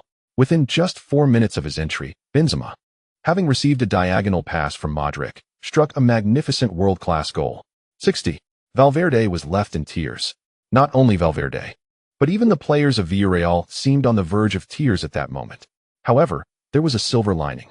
After scoring the sixth goal, Real Madrid appeared to ease their pace, as if satisfied with their performance. Consequently, the match became rather uneventful following Real Madrid's deliberate relaxation of intensity. Although the game lacked excitement, the substitutes bench of Real Madrid began to attract the attention of the reporters on the sidelines. The reason was simple yet amusing. At that moment, Su Qin and Cristiano Ronaldo were seen laughing heartily, their arms draped over each other's shoulders. As for why they were so jovial, the reporters could only speculate, especially since both Su Qin and Ronaldo were covering their mouths while conversing. The match concluded with a staggering score of 7-0, with Villarreal suffering a brutal defeat. Moreover, had Real Madrid not eased off in the final moments, Villarreal would not have managed to score even a single goal. In the post-match press conference, the unfortunate Villarreal coach Valverde choked back tears while apologizing to the fans. However, the fans did not blame Valverde. They understood that the current squad simply could not compete with Mourinho's star-studded team. With this significant victory, Real Madrid amassed a total of 29 points in La Liga this season. Meanwhile, Barcelona also secured 3 points after defeating Osasuna. With 10 wins and 1 loss from 11 matches, Barcelona remained 1 point ahead of Real Madrid in the standings. Nevertheless, in terms of goals scored, Su Qin and Ronaldo dominated the leaderboard, occupying the first and second spots, respectively. After 11 rounds, Su Qin had netted an impressive 16 goals, while Ronaldo followed closely with 12. In contrast, Messi from Barcelona had only scored 9 goals thus far. As for assists, the situation was even more intriguing. Ronaldo led the chart with 9 assists, while Su Qin was right behind with 8. In summary, after 11 rounds of La Liga, Real Madrid was leading in every category except the points table, including fouls and red cards. Indeed, they were far ahead. On November 18, 2010, following the conclusion of the 11th round of La Liga, the 4th round of the Champions League group stage reignited the competition. At the Bernabeu, Real Madrid comfortably triumphed 4-0 against Ajax, maintaining their perfect record at the top of their group. Meanwhile, AC Milan faced an unexpected setback, being held to a draw by Auxerre. Fortunately for them, Ajax's loss allowed AC Milan to remain in second place, with their chances of advancing still looking promising. In other groups, Inter Milan in Group A decisively defeated 23-1, holding their position at the top, while Tottenham narrowly edged Werder Bremen 1-0, closely trailing behind. It now appears that the only suspense in Group A will be resolved after the next round, when Tottenham faces Inter Milan in a highly anticipated clash. In Group B, in a remarkable display, Schalke 04 triumphed over Lyon, with former Real Madrid star Raul showcasing his enduring prowess by scoring twice and providing an assist, prompting many to marvel at the enduring brilliance of the Madrid Prince. Benfica secured a 2-0 victory against Group bottom dwellers Hapoel Tel Aviv, successfully ascending to second place in Group C. The Red Devils of Manchester United achieved a resounding 6-0 victory over Bursaspor, maintaining their lead at the top of the standings. Meanwhile, Valencia, known as Los Che, defeated Glasgow Rangers 2-1, placing them in second position. Among the other groups, traditional powerhouses such as Barcelona, Bayern Munich, Chelsea, and Arsenal all concluded their group stage campaigns with victories. On the scoring leaderboard, Su Qin remains in a commanding position with 8 goals, clearly leading the pack. In summary, as the league and Champions League progress, only 4 words encapsulate the current status of the formidable Su Qin, a commanding lead. However, this serene dominance may be but the calm before the storm. During the 12th round of league matches over the weekend, the formidable Su Qin was carried off the field on a stretcher just 15 minutes into the match. Yes, the magician Su Qin has sustained an injury, marking the first time he has been removed from the pitch in such a manner since his debut. Later that evening, the chapter concluded with chapter 143, raising the question, is Su Qin's injury a precursor to retirement? The moment was harrowing. As Su Qin contested a header with Almeria's defender, Domingo Sisma executed a malicious maneuver. In slow motion, it became painfully clear that as Su Qin leapt, Sisma struck him with his knee mid-air. The moment of impact left Su Qin crumpled on the grass, clutching his waist in agony. His expression conveyed his inability to continue playing. Old Huang, concerned, stood up, ready to rush onto the field. Meanwhile, not far from him, on the Real Madrid bench, old Mourinho was frantically tugging at the team doctor's collar, urging them to attend to the situation. As for the unfolding drama on the field, Pepe had received a red card. The reason? In the instant Su Qin fell, Pepe rushed in and delivered a flying kick to Sisma. Though Sisma lay painfully on the ground, the referee was undeterred, issuing him a red card as well. Pepe's actions thwarted Sisma, leaving Ramos, who had initially intended to retaliate, to restrain himself. Joined by Modric and Cristiano Ronaldo by Su Qin's side, concern grew for the visibly pained Su Qin. When the team doctor arrived and conducted a brief examination, his grave expression prompted an urgent call for assistance. Witnessing this scene, old Mourinho erupted in fury, exclaiming, "Do you see this? These idiots are not playing football, they are committing murder." However, after venting his frustrations, old Mu seemed unsatisfied and turned his ire towards Almeria's head coach, Hugo Sanchez, entering a combative mode. "You are leading a pack of butchers, do you realize that? Damned fool, do you know what your players have done? It's akin to murder." As he spoke, old Mu even resorted to Portuguese slang. Naturally, Hugo Sanchez, already displeased after witnessing his team concede 2 goals to Su Qin early in the match, did not hold back. "Shut your filthy mouth, you vile Portuguese." Thus, the two coaches, pulled apart by their respective assistants, engaged in a verbal confrontation. When a stretcher was brought onto the field to carry Su Qin away, Mourinho immediately dashed over to his side. "Su, how are you feeling? It's not serious, is it?" Upon receiving no response from Su Qin, old Mu hastily turned to the team doctor accompanying him. However, the doctor's shake of the head caused old Mu's already anxious heart to race even further. Shortly thereafter, an ambulance entered the stadium, taking Su Qin directly to the hospital.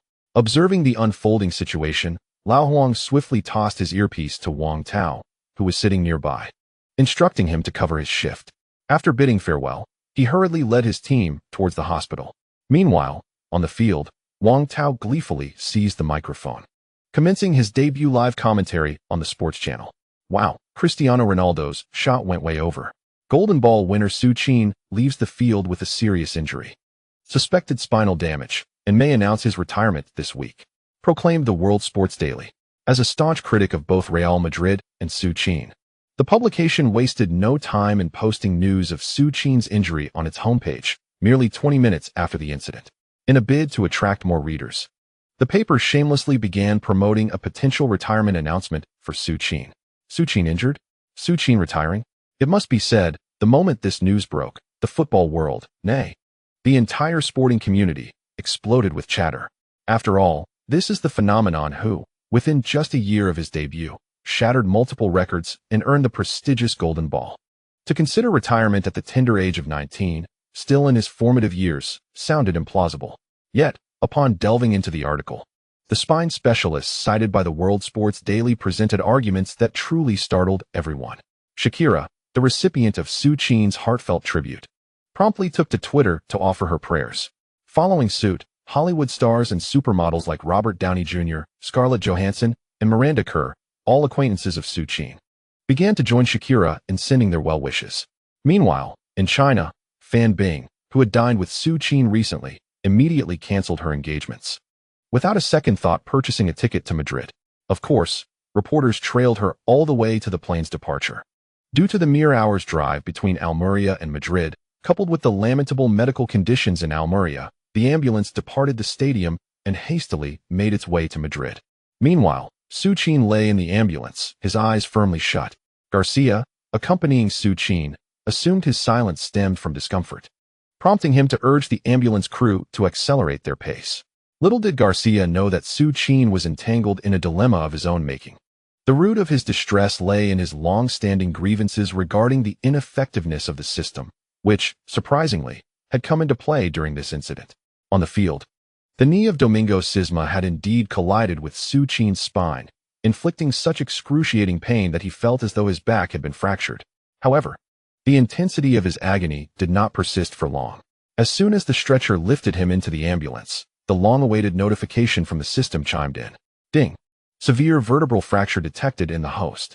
The rare title resilient striker activated. Endurance increased to maximum level. In light of the host's first significant injury, recovery time for the resilient striker title extended to 90.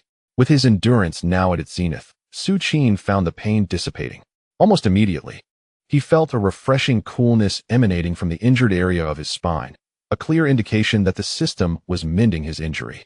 Considering the 90 reduction, Su Qin could hardly fathom the eventual state of his injury. After approximately an hour, the vehicle arrived at the entrance of Madrid's premier private hospital. As Garcia had anticipated, the hospital entrance was already teeming with Real Madrid fans and numerous reporters. The fans wore expressions of sorrow as they gazed at the ambulance, while reporters, brimming with excitement, raised their cameras to capture every moment inside the vehicle. At that moment, Su Qin, enveloped in a high concentration of oxygen, was blissfully asleep. However, the image of his slumber was captured by the reporters, leading to exaggerated reports of his condition. Su Qin's injury severity exceeds all expectations. He has been intubated and is in a coma. Su Qin gravely injured and unconscious. Domingo Sisma may face imprisonment.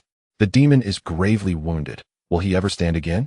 Behold, in pursuit of sensationalism, reporters displayed a shocking degree of insensitivity. Yet, one cannot deny that such headlines garnered significant attention towards Su Qin's plight. As a result, a multitude of Real Madrid fans had gathered near the hospital to pray for his recovery. Inside the hospital, the expert team contacted by Real Madrid sprang into action upon seeing Su Qin being carried from the ambulance. A nurse carefully assisted in removing his clothing, while doctors meticulously examined his bodily functions for any abnormalities. Sitting in the CT room, one awaited the expert team to analyze the images. Of course, there was also the venerable elder, her face etched with worry. Indeed, despite her advanced age, upon learning of Su Qin's grave injury, she rushed to the hospital without hesitation. While her concern for Su Qin's well-being was genuine, her foremost anxiety lay with the pending contracts that had yet to be transferred. At last, after nearly an hour of examining the almost naked Su Qin, his various test reports were presented before her. A burst fracture of the third vertebra, fortunately without nerve damage. Upon seeing the results, the venerable elder felt a wave of darkness engulf her. Although she was not well versed in medical terminology, she was familiar with the term vertebral fracture. What did such a fracture signify? It implied that not only would Su Qin struggle to return to the field, but as the reporters had suggested, there was a grave concern about whether he could even stand again. Oh God, how could you harbor such disdain for this child? After bestowing him with so much, why take it all away? With a voice tinged with sorrow, the venerable elder began to lament the deity she scarcely believed in. However, upon hearing her words, the spine specialist seated beside her looked at her in confusion. Mr. Florentino, why do you wear such a countenance upon receiving this good news? Good news? What do you mean by good news? My golden goose is injured. Su Qin's vertebra is fractured, and you dare label it as good news? Well, Mr. Florentino, it seems there has been a misunderstanding. This burst fracture of the third vertebra, fortunately without nerve damage, represents the best possible outcome given the severity of the impact. What? The best outcome? Indeed, Mr. Florentino, this third vertebral burst fracture can be classified as a minor injury. Su Qin will likely be unable to get out of bed for about a week, after which he can resume normal activities. As for returning to the field, under the worst recovery scenario, he would only require approximately 7 weeks of rest. 7 weeks? So, this injury could allow him to fully recover and return to play in just 7 weeks? Ah, that is under the worst-case recovery scenario. However, considering Su Qin's other physical assessments, he is remarkably robust, and at just 19 years of age, his bones are still in a developmental phase. Thus, it is very likely he could return to the field in 5 to 6 weeks. Oh, thank God. Thank you, merciful God. Upon hearing such resolute conclusions from the medical experts, the venerable elder was overwhelmed with joy, beginning to extol the very deity she had just criticized. However, In the midst of her praises, Su Qin was being wheeled out of the CT room by the nurses.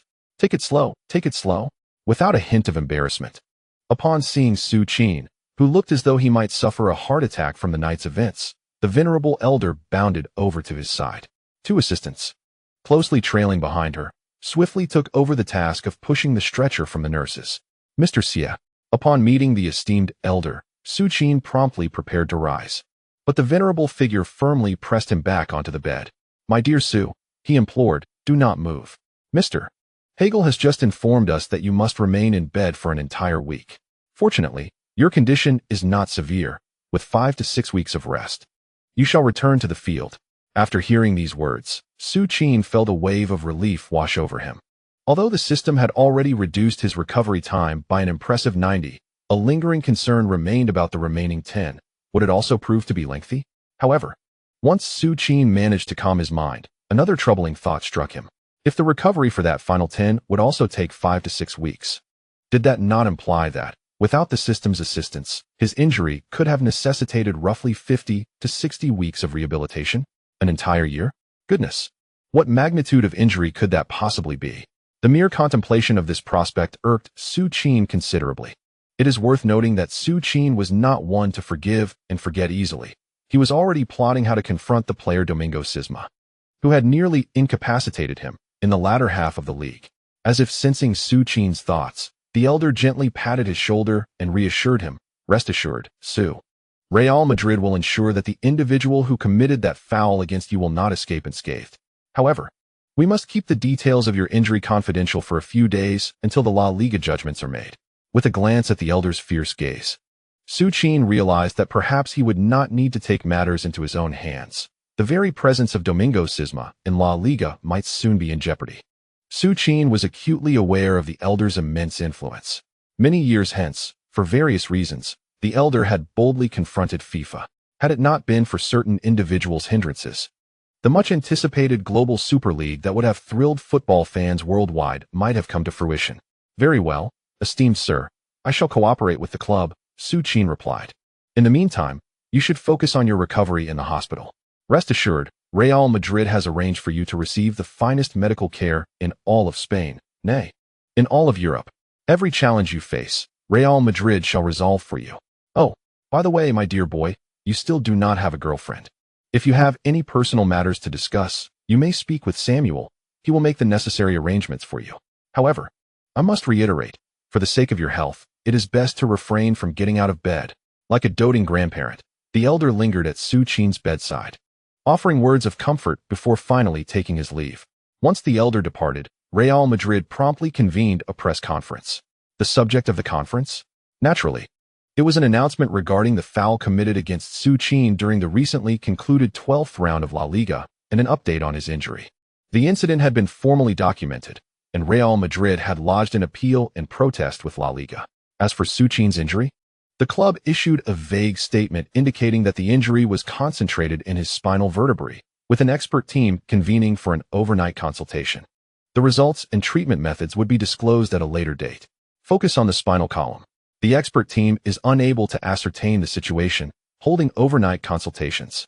As the journalists in attendance absorbed this series of revelations from Real Madrid, it appeared that the earliest report from the newspaper had indeed transformed into reality. This time, the prodigious Su seemed truly incapacitated. Expert consultations indicate that Su Qin's injury, concentrated in the spine, is not optimistic. Conservatively estimating, Su Qin will be absent for at least the entire season, with 2 of the 3 Real Madrid giants severely injured. Can Cristiano bear the weight of the team? The prodigious Su falters against Almeria. Domingo Sisma may face severe additional penalties. The entirety of Spain seemed to be in a frenzy, inundated with sensationalized reports. Whispers of Su Qin's paralysis, retirement, and even rumors suggesting that this injury could lead to severe consequences, including impotence, circulated wildly. In short, the external narrative was dire.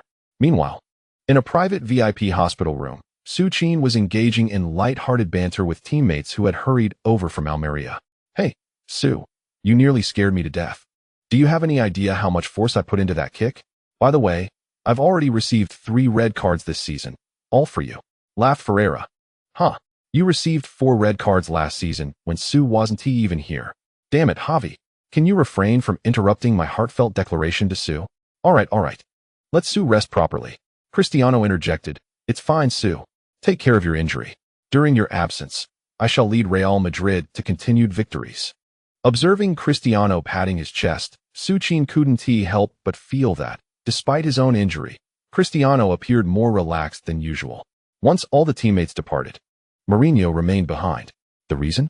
Naturally, Su Qin, lacking a girlfriend or family, had Mourinho acting as a surrogate family member at his bedside. Boss, it's really unnecessary. The hospital has nurses. Su Qin protested. No way. I can't rest easy knowing you're alone in the hospital. I've already sent Matilda and Stan to fetch your personal items, Mourinho insisted. Alright. With a resigned smile at Mourinho's furrowed brow, Su Qin realized that their relationship had evolved beyond mere mentor and student. Before long, old Stan entered the room alongside Mourinho's wife, Matilda. Oh my god. Damn it. My Su. Stan cried as he collapsed at Su Qin's bedside. Hey Stan. I'm not incapacitated. Child, how are you? I saw the news. They said you. Matilda, I'm fine.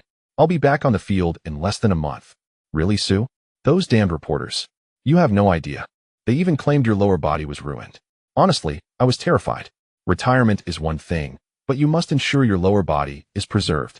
Hey Stan, could you possibly keep quiet? Or shall I check on you? Get lost. Haha. The Mourinho couple, standing nearby, couldn't help but chuckle at Stan's exasperated demeanor.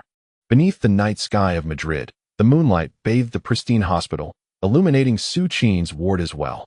Dear readers, the reason for my absence yesterday was due to a shift in Pepe's work. How should I put it? Pepe has experienced a slight promotion. Thus, I took a day off, but I shall resume updates today, ensuring a minimum of 10,000 words this weekend. With that said, I humbly request your support in the form of monthly votes. Any kind of monthly vote will do. Chapter 144. A ceasefire for Su Qin. See Ronaldo's contract extension halted? A new era for Real Madrid. The Mourinho couple departed.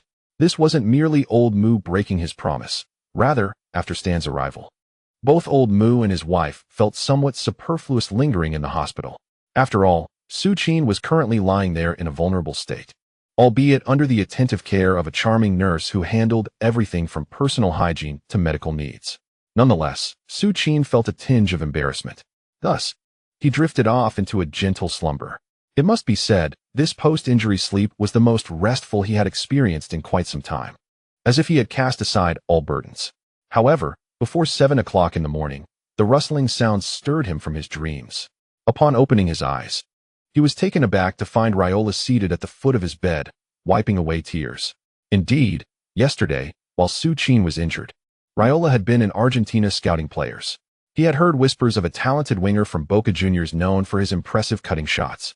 Yet, upon witnessing Su Qin's severe injury, one that seemed to herald retirement, Raiola cast aside thoughts of prodigies and rushed to the hospital without hesitation. Due to Su Qin's phone being off, Raiola had been oblivious to the extent of his injury. Seeing his robust friend lying motionless in a hospital bed, tears flowed uncontrollably. Mino? Su Qin asked, noticing Raiola's tear-streaked face. Su, you're awake? I'm so sorry for waking you. Please, go back to sleep. No need, Mino. I've rested quite enough. Su, rest assured, just focus on your recovery. I will handle everything else for you. Don't concern yourself with the future, even if, as some say, you can no longer play.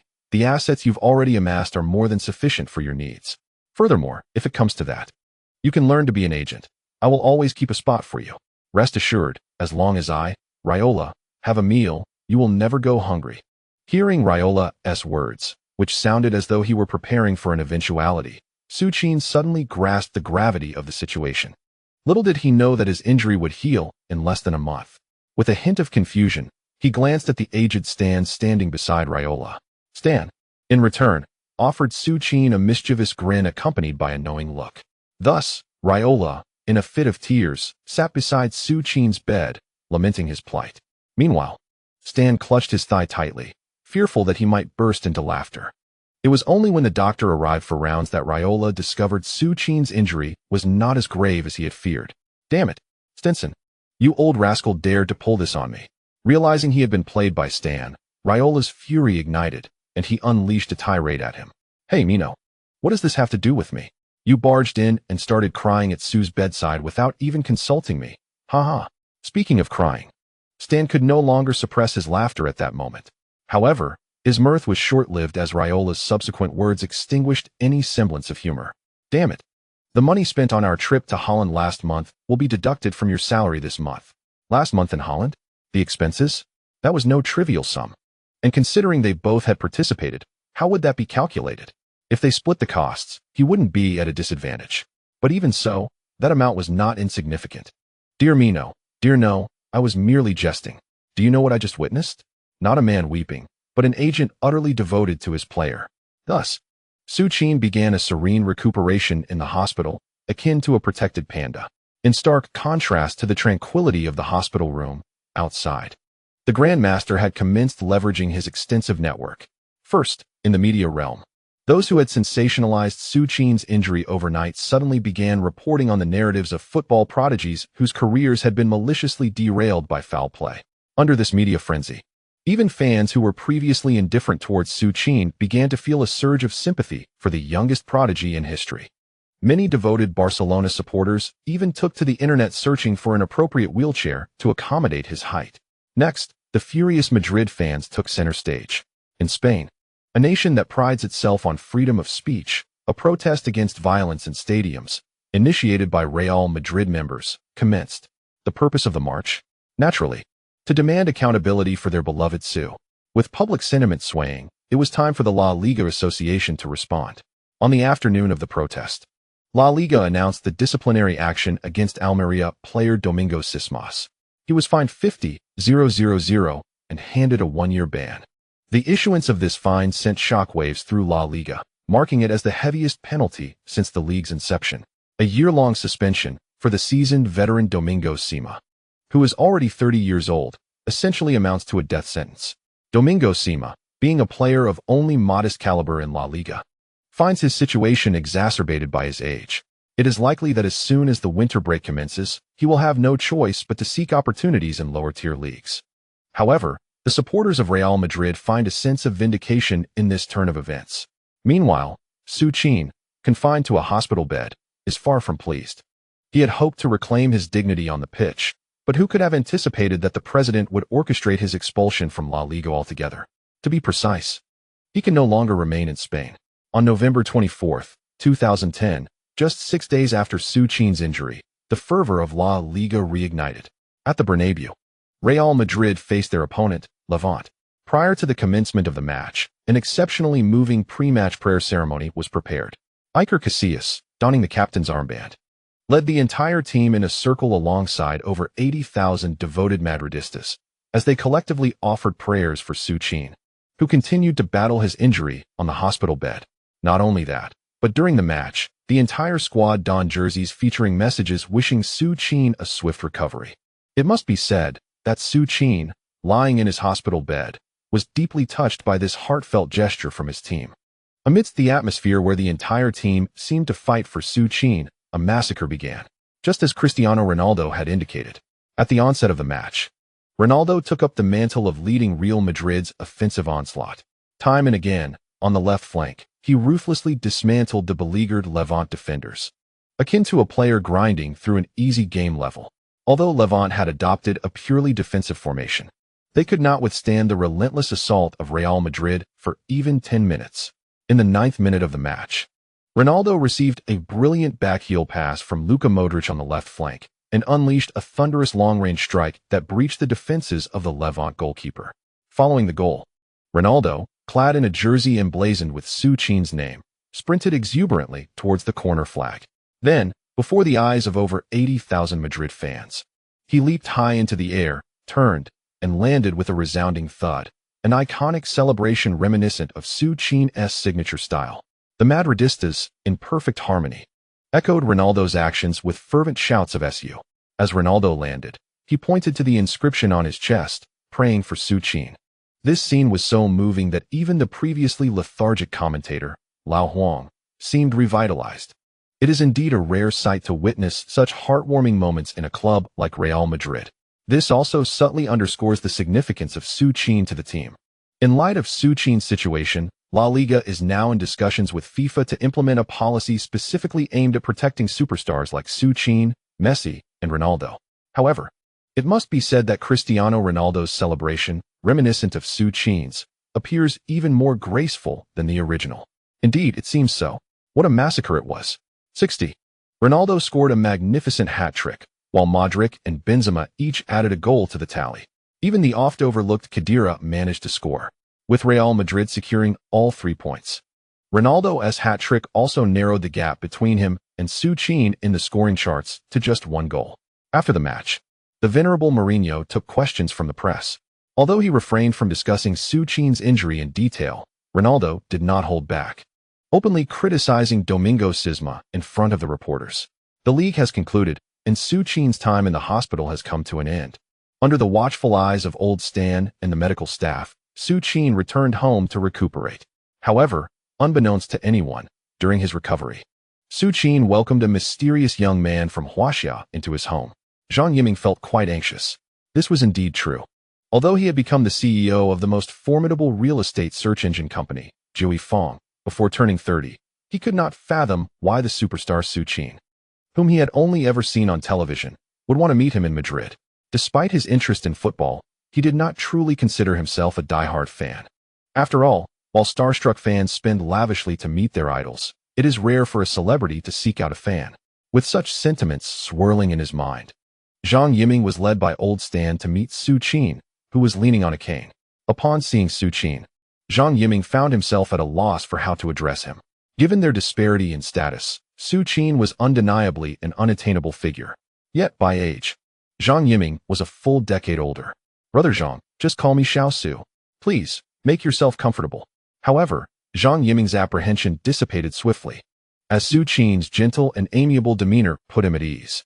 After a lengthy conversation, Zhang Yiming finally grasped the purpose of Su Qin's visit.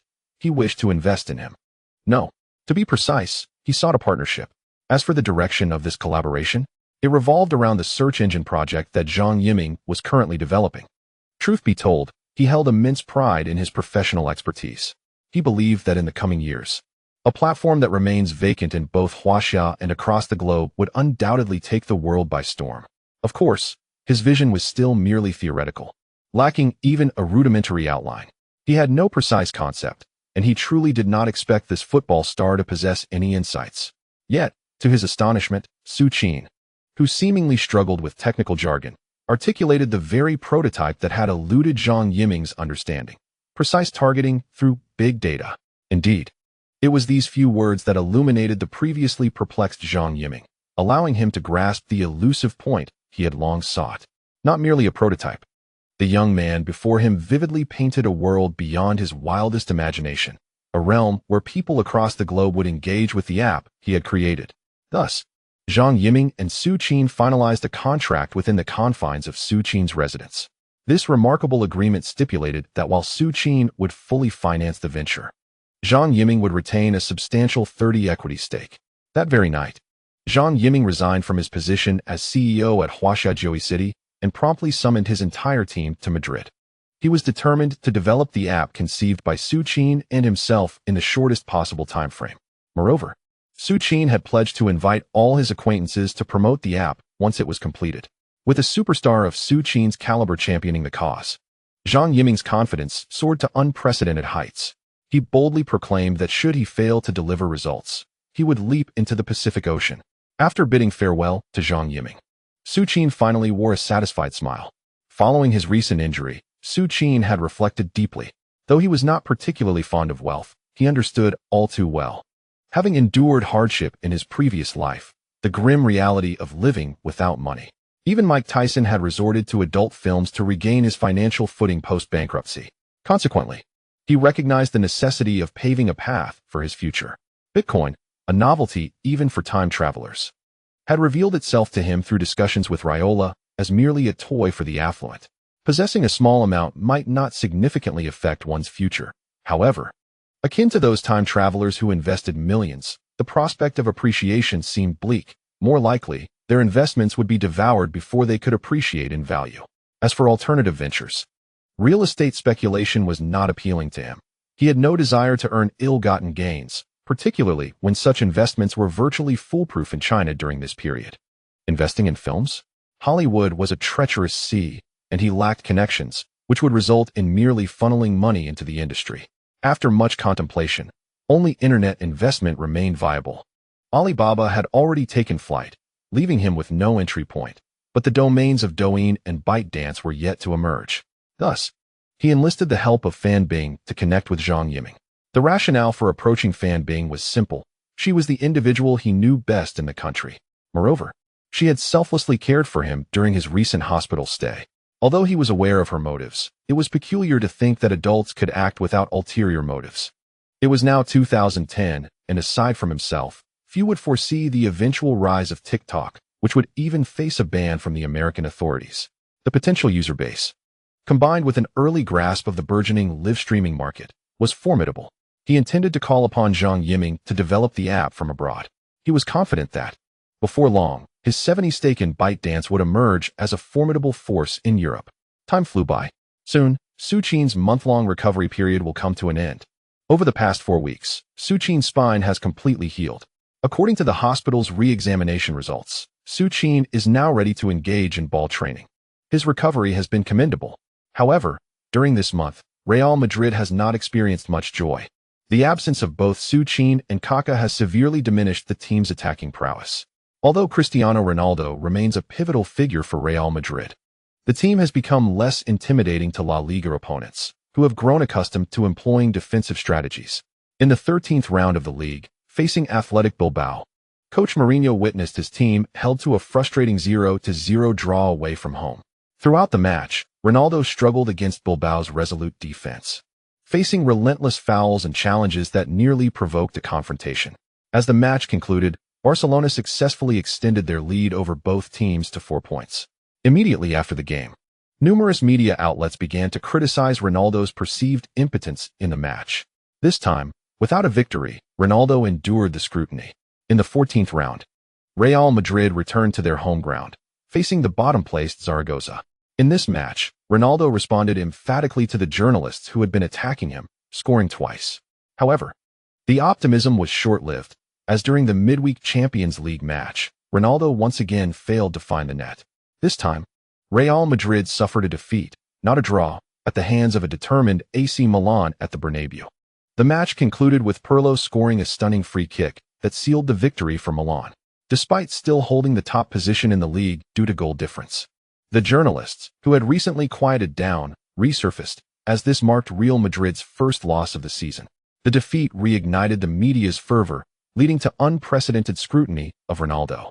Comparisons became rampant, with several newspapers juxtaposing Su Qin's and Ronaldo's goal-scoring efficiency and match ratings.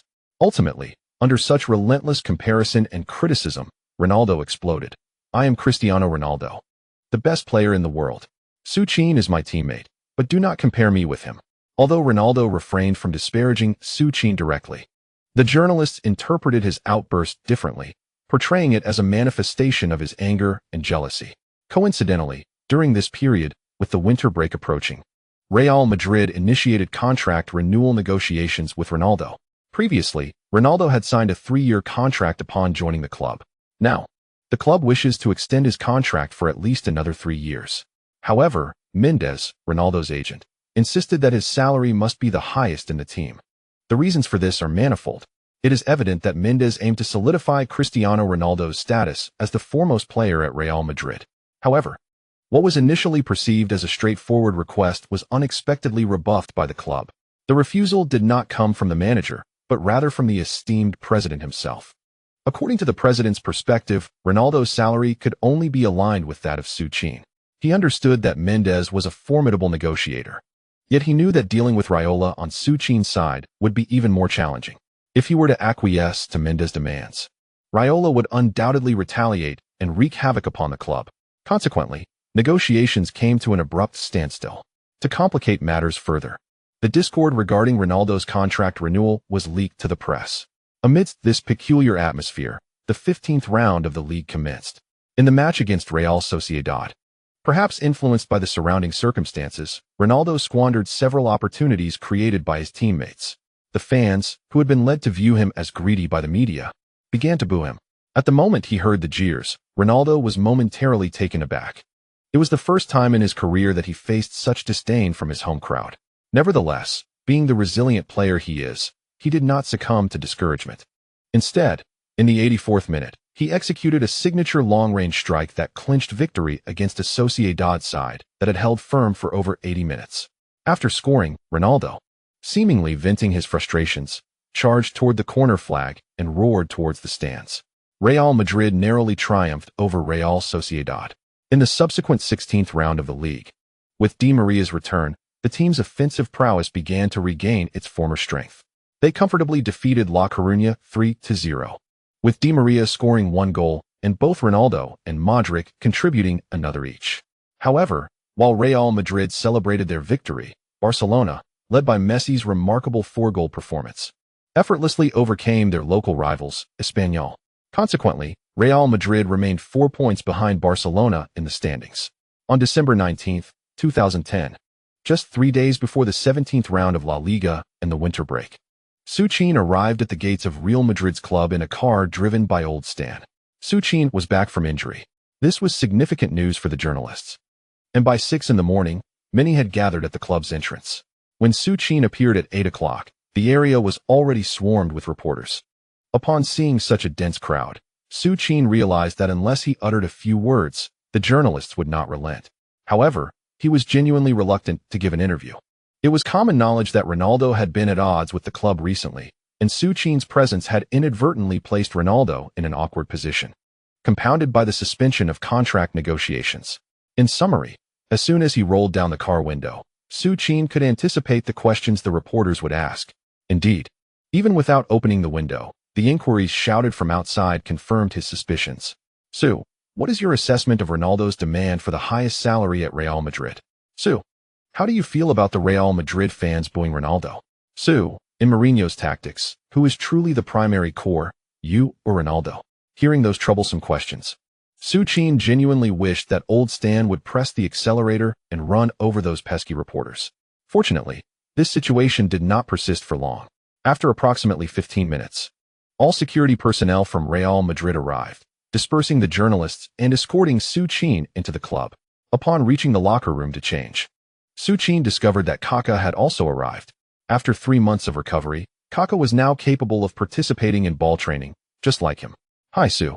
Upon seeing Su Qin, Kaká, who was busy arranging his jersey, approached with a radiant smile that could charm anyone. Hi, Kaká, congratulations. Su Qin genuinely felt a surge of joy at witnessing Kaká's early recovery. After all, Kaká had been his favorite player in his previous life. Moreover, in terms of character and skill, Su Qin even believed that Kaká surpassed Messi and Ronaldo, assuming, of course, it was the uninjured Kaká he referred to. I should be the one congratulating you. Let us go. The coach is likely waiting on the training field. With that, the two made their way toward the training ground. As expected, upon arriving at the training field, Su Qin immediately spotted Mourinho standing at the sidelines. On the pitch, an internal match between Team A and Team B had already commenced. However, as soon as Old Imo noticed Su Qin and Kaká's arrival, he promptly halted the training and called everyone over. Among the team, Modric was the first to rush over to embrace Su Qin, followed closely by Marcelo and Pepe, who greeted him with cheerful high fives. Even Ronaldo, often perceived by the media as envious of him, came over to embrace Su Qin warmly and offer his congratulations. Although the true thoughts of Ronaldo remained a mystery, that simple embrace was enough to ease the tension that had gripped Mourinho's heart for some time. Indeed, there was nothing that this mischievous lad, Su Qin, could not resolve. Oldemo did not linger for long. After allowing the entire team to greet Su Qin and Kaká, he instructed Garcia to initiate recovery training for both players. In Oldmo's eyes, although these two had returned to the pitch, it would likely be at least until after the winter break before they could truly participate in matches. However, before Oldemo could impart any further advice to Su Qin, he was startled by the explosive sounds erupting from the sidelines. There it was. Su Qin seemed to be bursting with pent-up energy, launching powerful shots, while Kaká, with a smile, engaged in passing drills with him. Certainly, in most scenarios, Kaká would deftly maneuver a few steps before delivering a pass to Su Qin, enabling him to take a shot. Kaká is no fool. He is acutely aware of the current dynamics within Real Madrid. The arrival of Modric has instilled a significant sense of urgency within him. If he does not diligently explore how to synergize with Su Qin, he doubts whether he can secure a starting position even after recovering from injury. Observing Kaká's vigorous efforts to assist Su Qin from the sidelines, Mourinho's head seemed to swell with pride. Previously, when his players were sidelined by injuries, he fretted over a lack of options. But now, who should he choose between Kaká and Modric? With Higuain contemplating a transfer and Benzema appearing somewhat discontented, and Ronaldo halting contract negotiations, it is evident that Real Madrid's situation is starkly different from that of Inter Milan. On December 22, 2010, La Liga's 16th round officially commenced at Real Madrid's home ground, facing off against Valencia, known as the Bad Army. However, before the match began, Valencia's coach, Emery, initiated some off-field tactics. In the morning, during an interview with reporters, Emery explicitly outlined the existing issue within Real Madrid, the core conflict between Su Qin and Cristiano Ronaldo. Mourinho has consistently attempted to suppress this issue, yet regrettably, he is not dealing with has-been stars from Inter Milan, but rather the phenomenal Cristiano Ronaldo, a player capable of leading Real Madrid to every possible accolade single-handedly. If I were Mourinho, I would undoubtedly position Su as Ronaldo's pivotal center forward, similar to his role during his time at Inter Milan. As you may have seen in the news, Ronaldo has indeed halted his contract negotiations with Real Madrid. What does this signify? It indicates that Ronaldo is signaling to Mourinho that the time has come for him to make a decisive choice. Given this context, I feel compelled to remind Mr. Mourinho that Cristiano Ronaldo is a superstar who must be the singular core of any team he joins. After witnessing Emery's interview in his office, Mourinho was so incensed that he nearly shattered the television. It is evident that Emery harbors ulterior motives. Mourinho is undoubtedly a great coach, but even the most illustrious coaches find themselves powerless when confronted with disputes between two colossal stars. Over the past month, he has engaged Ronaldo in discussions about renewing his contract on multiple occasions, yet Ronaldo remains utterly unresponsive. It is widely recognized that Ronaldo is leveraging the contract negotiations to apply pressure on Real Madrid. Typically, given Mourinho's character, if Ronaldo were to defy him, he would have no qualms about sidelining him. However, this is Real Madrid, not the compliant Inter Milan. Even if the fans were amenable to placing Ronaldo on the bench, the exorbitant contract he signed with Real Madrid would not allow for such a decision. Nevertheless, Mourinho is no pushover. Emery's intention to provoke him was evident, and he would not endure it silently. During the pre-match press conference, Mourinho responded directly in Emery's presence, stating, "I don't believe I need to make a choice. Only those devoid of intellect would choose." With Su back, he remains, much like Ronaldo, an indispensable figure at Real Madrid. However, for this match, I won't allow Su to take the field too early, considering our opponents are not particularly formidable. Emery, seated nearby, was infuriated upon hearing Mourinho's dismissive remark about their rival strength. What does he mean by saying the opponents are weak? Valencia currently ranks fourth in the league, just 2 points behind Simeone's Atletico. Moreover, what does he mean by suggesting that only the foolish would make choices? This provoked anger. The story surrounding injuries was palpable, hinting at the upcoming transfer window as the season draws to a close. Presently, Pepe harbors two thoughts. Nevertheless, as always, Pepe is receptive to advice, earnestly requesting valuable opinions from all esteemed readers in the comments. The most potent aspect of the starting point readers is their ability to craft narratives through comments. Chapter 145. The Triumvirate of Ballon d'Or at Real Madrid, the unrivaled legendary CSK duo. At the Bernabeu Stadium, even before the match commenced, over 80,000 Real Madrid fans had already raised their long-prepared banners in the stands. Throughout the past month, Real Madrid experienced defeats and draws, which made all supporters realize that relying solely on Ronaldo would not lead this team to the same success as last year. They yearned for Su Qin's return to the field. Not just Su Qin, but they equally longed for their Kaká to come back. Finally, after such a long wait, their magical duo, Su and Kaká, were indeed returning. Countless banners welcoming them back were displayed along the barriers, particularly at the North Stand. A massive tifo depicting a gigantic Super Saiyan was also raised before the match began. For the fans, Su Qin embodies their Super Saiyan. Although the supporters hoped for Su Qin to start, Mourinho could not afford such a risk. After all, Su had only recently recovered from his injury. and Mourinho did not wish to subject him to a high-intensity 90-minute game immediately upon his return. Within the Real Madrid dressing room, Mourinho meticulously outlined the tactical arrangements as usual. During this period, due to Su Qin's absence, Benzema had taken up the role of starting striker. However, compared to the future version of a supporting Benzema, the current Benzema had yet to undergo a complete transformation. In terms of playmaking ability, he fell significantly short of Su Qin's prowess. This disparity extended beyond playmaking to include heading and impact. In every aspect, the youthful version of Benzema was indeed inferior to Su Qin. This is also one of the reasons for Real Madrid's lackluster performance over the past month.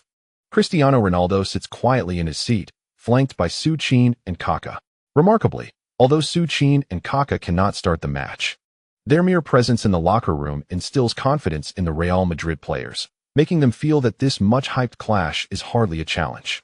After all, the combined value of these three players could purchase the entire Valencia team. Within the Real Madrid locker room, Coach Mourinho is meticulously devising tactics. Meanwhile, in the visitors' locker room, Emery is equally busy.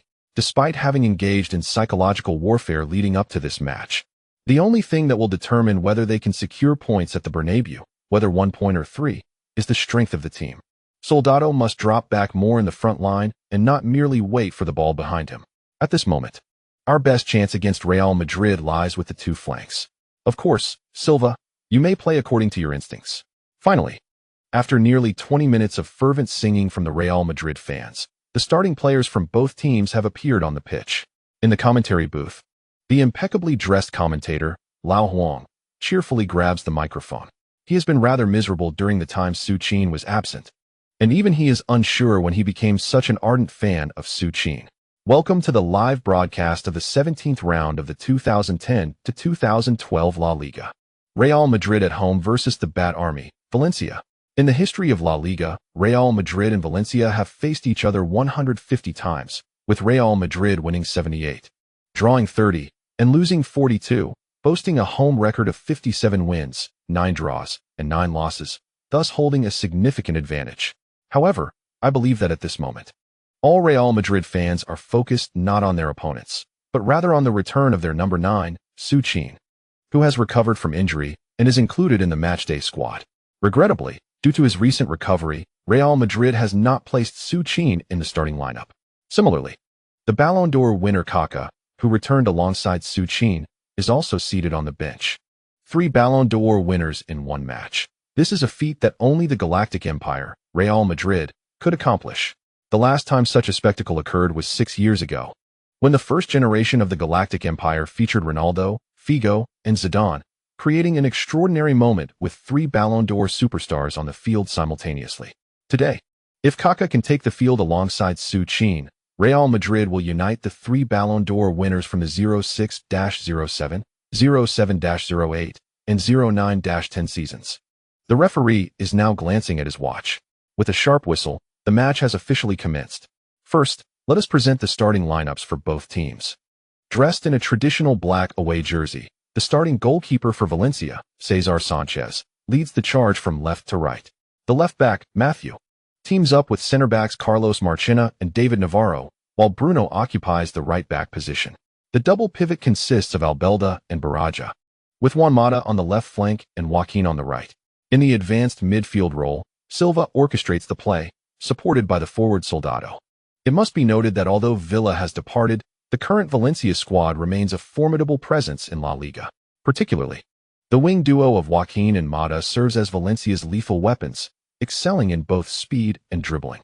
On the opposing side, donning the traditional white kit and attacking from right to left, is the starting goalkeeper for Real Madrid, Iker Casillas. The match has commenced. Against Madrid, Emery approaches the game with caution, initiating a calculated offensive rather than a reckless assault. Beginning with Soldado, Valencia seeks to establish control over the ball. Since Barcelona's implementation of possession play and the recent establishment of Spain's football dynasty following the World Cup, nearly all Spanish teams have begun to emulate Barcelona's style. Indeed, Valencia and Sevilla's performances in the Champions League and Europa League attest to the efficacy of this approach, as Spanish teams often secure victories through possession play. Thus, after a series of over a dozen passes, Valencia's first attack finally materializes. Silva receives the ball in the center. At the moment when Khedira attempts to challenge, Silva executes a deft turn and cleverly nudges the ball back with his right foot. In an instant, Silva bursts forward from the center, eluding Khedira. However, Jose Mourinho has anticipated Silva's cunning maneuver as Modric closely follows Khedira. As Khedira is left behind, Modric quickly strides up to apply pressure.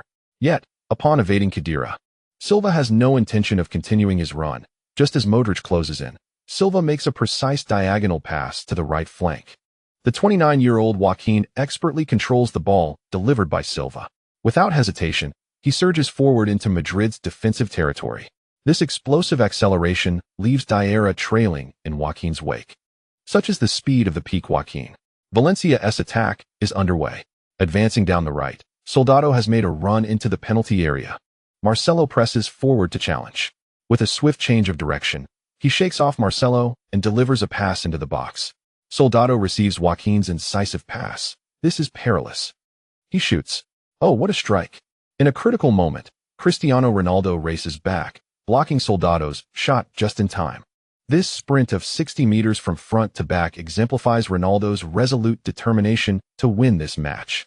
At the Bernabeu Stadium, the sight of Cristiano Ronaldo rescuing the team sent countless fans into a frenzy of ecstatic cheers. Despite having collapsed on the grass, Ronaldo swiftly rose to his feet, urging his teammates to retreat in defense.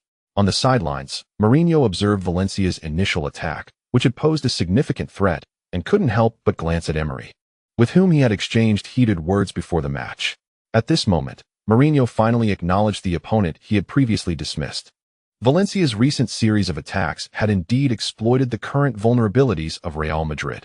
The left flank, in particular, became a focal point for opponents, primarily due to Ronaldo's presence, which bolstered the team's offensive prowess while simultaneously rendering their left side defense a target. Consequently, Mourinho had positioned Diarra behind Ronaldo to provide protection. However, who could have anticipated that Joaquin's speed would be so overwhelming that even Diarra was caught off guard? Moreover, this Valencia side boasted more than just Joaquin on the right flank. The left flank, represented by Mata, was equally formidable. Reflecting on this, Mourinho instinctively turned to his substitutes. If only his star player, Su, were on the field, many of these problems would be effortlessly resolved. With Su on the pitch, the indomitable anchor he provided would deter Emery from pushing his team so far forward. Thus, for a full 45 minutes, Real Madrid found itself embroiled in a stalemate with the Valencia side deploying its strongest lineup. Particularly worrying for Mourinho were the two flanks, where Mata and Joaquin relentlessly assaulted Real Madrid's defense like tireless machines throughout the first half. Fortunately, Mourinho had previously instructed Diarra and Khedira to remain in their half and avoid unnecessary advances, which helped to guard Real Madrid's goal. However, this defensive strategy also plunged Real Madrid into an offensive quagmire. The lack of synergy between Ronaldo and Benzema was palpable, and Modric struggled to adapt to Benzema's positioning. Meanwhile, Di Maria, accustomed to feeding Su with precise crosses, found it challenging to adjust. As a result, the once cohesive offensive quartet of Real Madrid became fragmented, with each attack relying solely on Ronaldo's individual brilliance initiated from the left flank. Fortunately, just as Real Madrid's defense appeared increasingly beleaguered, the referee blew the whistle to signal the end of the first half. The first half concluded. Like previous matches, the team, now accustomed to Su's stationary style of play, had yet to find its rhythm.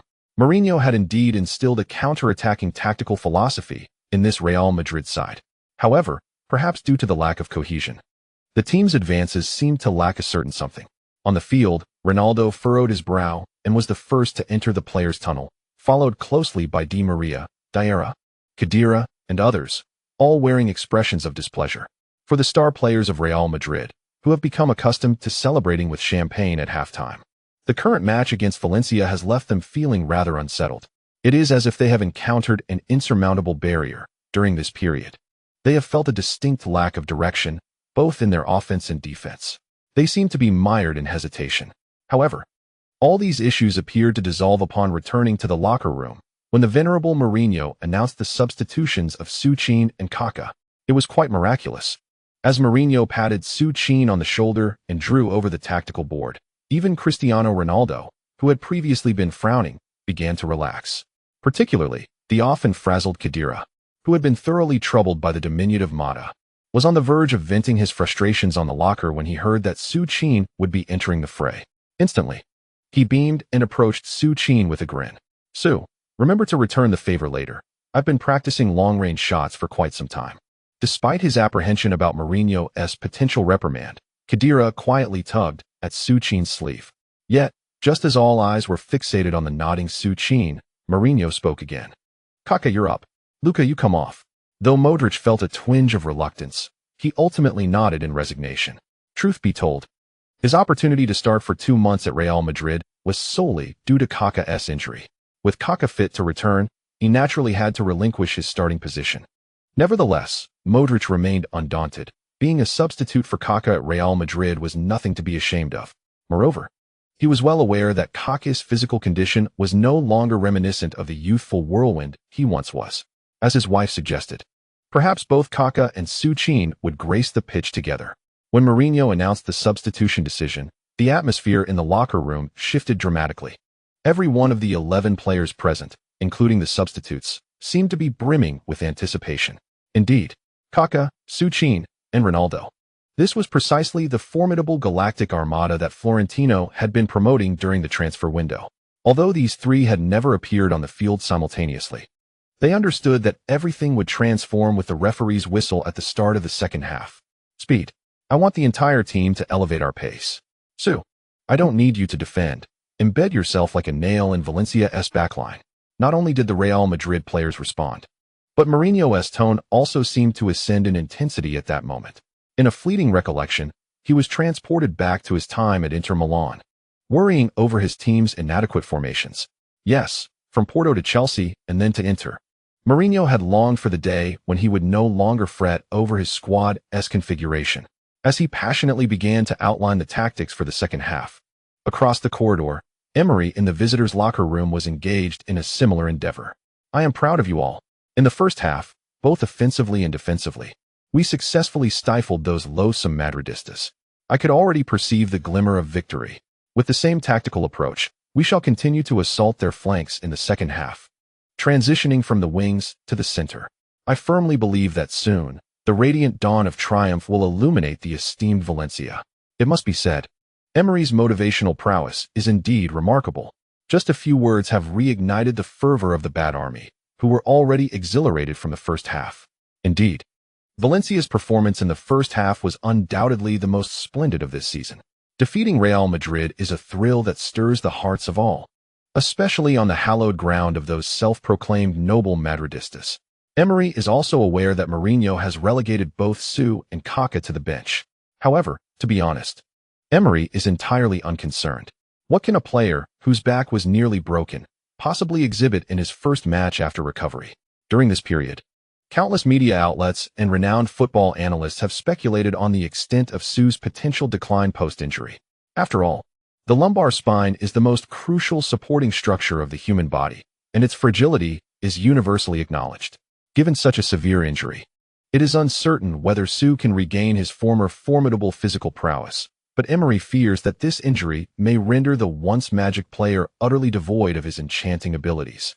At this moment, within the locker room, not only Emery but also the captain, who had repeatedly subdued Benzema in the first half, Machina, stood elated as he summoned all the players. Extending his hand, he gathered every Valencia player around him. "As you have witnessed, in the first 45 minutes, we have reduced those arrogant stars of Real Madrid to a state of disarray. The next 45 minutes will be our charge towards victory. Hold fast, grit your teeth, and persevere until the final moment. I believe that victory will undoubtedly belong to us, Valencia. Fight, fight, fight." The Valencia players shouted passionately, their fervent cries echoing even to the distant Real Madrid locker room. Thus, after a 15-minute intermission, both teams re-emerged from the tunnel. Leading Valencia was, of course, their captain Machina. However, just around the corner, the spirited Machina unexpectedly spotted a figure in the opposing crowd whom he had presumed he would not encounter today. Is that weirdo here so early? Hey, Valgardo, do you think Jose will allow Su to play in the second half? I am uncertain as well, for Su's injury is exceedingly severe. I have perused prior reports from the World Sports Journal, wherein those Catalans remarked that such a significant lumbar injury would profoundly affect Su. One can only fear that the unstoppable force he once was within the penalty area will no longer be witnessed. Alas, at the season's onset, everyone was eagerly anticipating our revered trio of Ballon d'Or winners to dominate La Liga. How unfortunate! As numerous Real Madrid supporters lamented their club's abysmal luck, a sudden uproar erupted from the direction of the South Stand's exit. Almost immediately, the fervor spread throughout the entire South Stand, and subsequently, to the North Stand, especially when the large screen displayed a moment that ignited unparalleled excitement among all Real Madrid fans. The Bernabeu erupted with fervent roars. Boom, boom, boom. The crowd was in a frenzy. For on that grand screen, the live broadcast unveiled a scene that every Real Madrid supporter had longed for. Su Qin stood proudly in the center, flanked on his left by the illustrious Ballon d'Or laureate Cristiano Ronaldo, and on his right by the divine Kaká. The three superstars, each a Ballon d'Or recipient, finally donned the illustrious white jersey of Real Madrid, appearing at the sidelines. What a sight to behold! In light of the rather dismal first half, Mourinho exhibited no hesitation in substituting the recently recovered Su Qin alongside Kaká during halftime. The much-anticipated CSK combination made its debut in Real Madrid's final match of 2010. Not only the fans, but even the seasoned commentator in the booth was swept up in excitement, vocally urging the players on. All Real Madrid supporters rallied in a chorus of cheers. Meanwhile, on the Valencia bench, the once confident Emery, who had intended to seize victory at the Bernabeu, found himself momentarily rattled by the overwhelming din of jubilant shouts. However, he quickly regained his composure. Indeed, numerous medical experts have asserted that Su Qin's injury would undeniably have a lasting impact on his explosive prowess. Furthermore, his team boasts the formidable Carlos Marchena and David Navarro, the strongest players in Valencia. With their presence, confidence should be restored. As the players exchanged sides, the referee's whistle signaled the resumption of the match. Real Madrid held possession. After an absence of more than a month, Su Qin finally reappeared on the hallowed turf of the Bernabeu. With a deft back pass, Kaká received the ball, and the fervor within the stadium continued to crescendo. Amidst this excitement, Real Madrid launched their attack. Upon receiving the ball, Kaká did not hastily advance. He had been injured for far too long. Lacking the formidable recovery that Su Qin possessed, he required time to acclimate. Thus, Kaká skillfully controlled the ball, executing a smooth turn to deliver it to the feet of the waiting Khedira. At the very moment he released the ball, Soldado had already lunged in front of Kaká. Sidestepping Soldado, Kaká gestured for Khedira to return the ball. Not hesitating at the sight of Kaká's intent gaze, Khedira deftly delivered a diagonal pass straight to Kaká's feet. However, even before Kaká could receive the ball, Valencia's winger Joaquin had already charged towards him. With a powerful thrust of his right foot, Joaquin aimed to snatch the ball away from Kaká. Yet, just as Joaquin made his move, Kaká executed a nimble turn, gliding past Joaquin with a subtle touch. What followed was Kaká's breathtaking sprint. Indeed, Kaká may no longer be the player he once was, but at the age of 29, he still retained the essence of his former prowess. Joaquin was left behind. Valencia's defensive midfielder Albelda hurried to cover. However, upon seeing Albelda advance, Kaká elegantly nudged the ball to his left. In that very moment, Cristiano Ronaldo, ever the opportunist, had arrived to support. With a powerful stride, Ronaldo surged past Albelda. Hala Madrid! Hala Madrid! Hala Madrid! Although a goal had not yet been scored, the Bernabeu erupted with fervent cheers. The golden-winged Ronaldo did not disappoint the Real Madrid faithful. After bypassing Albelda, Ronaldo did not pause in his momentum. Even when faced with the combined efforts of Valencia's right-back Bruno and defensive midfielder Baraja, he managed to push the ball forward at the last moment. Like a silver saddle on a white horse, he was as swift as a shooting star. Kaká appeared before the ball, as if he were indeed a comet. No shot, no breakthrough. Kaká spotted Su Qin, who had already made a run at the edge of the penalty area. A precise through ball. The football zipped along the grass. Inside the box, facing the furious captain of the Bad Army, Carlos Marchena, who had just been rallying his teammates in the locker room, the ferocious beast made no unnecessary movements. With a mere start and a close approach, Marchena, who had so ruthlessly dominated Benzema in the first half, crumbled to the ground like a felled tree. Yes, just a fleeting encounter, a close confrontation. Su Qin's indomitable physique and overwhelming strength sent Marchena tumbling onto the turf. Meanwhile, within Valencia's penalty area, another center-back, David Navarro, was frantically charging towards Su Qin. However, tragically, just as he was about to reach Su Qin, the latter's right foot had already struck the ball with tremendous force. Boom. Like thunder, the clouds hovering over Madrid dispersed. The football, propelled by Su Qin's strike, transformed into a dazzling white light, hurtling towards Valencia's goal. The goalkeeper, Cesar Sanchez, stood motionless in front of the goal, utterly bewildered. The shot was executed with astonishing speed. The close-range strike from wrist left Sanchez no time to react. The ball zipped past him and nestled into the far corner of the net. Beep. The referee's whistle signaled that the goal was valid. Splendid. Magnificent. The ball has found the net. Just 14 seconds into the second half, Real Madrid broke the deadlock. Su Qin. It was indeed Su Qin. Fresh from the bench. He received a perfectly timed through ball from Kaká. After effortlessly evading Valencia's captain, Carlos Marchena, he unleashed a thunderous shot that altered the scoreline. 1-0. An unstoppable blast from Su Qin. Kaká's exquisite dribble. And not to forget the lethal cross delivered by Cristiano Ronaldo from the flank. The CSK trio emerged. In a mere 14 seconds, they breached Valencia's defenses. Kaká's advance, Ronaldo's distraction, and Su Qin's decisive strike. An unanswerable combination had manifested. Brilliant. Wow. Is this the prowess of the Ballon d'Or? This coordination is simply phenomenal. Goodness. The pace of that advance and the synergy among the three. Can you really call this their first simultaneous appearance? It feels like they've been honing this for years. This is the level of a Ballon d'Or winner. They hardly require extensive practice. They play with pure intellect. Wow. What concerns me most right now is Su Qin. Observing how he effortlessly outmaneuvered Marchena suggests his injury has had little impact. Haha, indeed.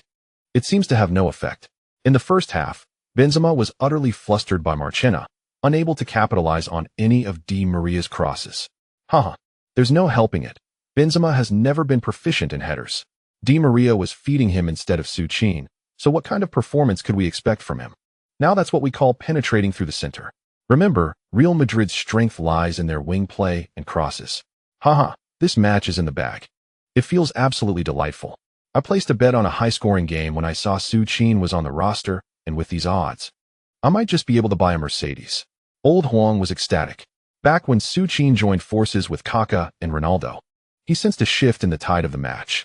However, he never anticipated that in less than 14 seconds, the CSK trio would dismantle Valencia's defense, which had previously kept Real Madrid gasping for breath in the first half.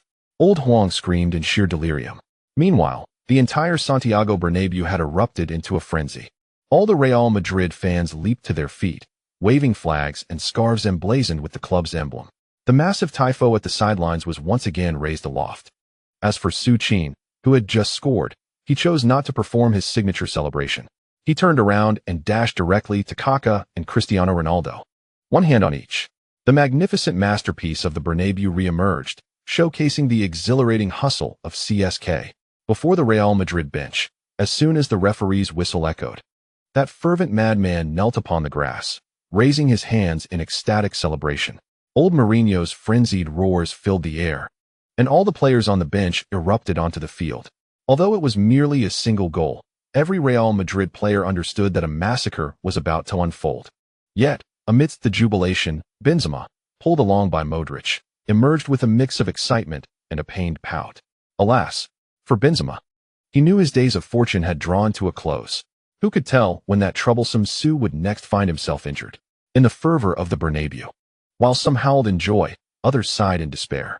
Before the Valencia bench, the Baden Legion's coach, witnessing his team concede to that odious magician in less than a mere 10 seconds, furiously hurled his water bottle to the ground. At this moment, Emery began to curse those so-called medical experts. What did they mean by saying the impact would be significantly diminished?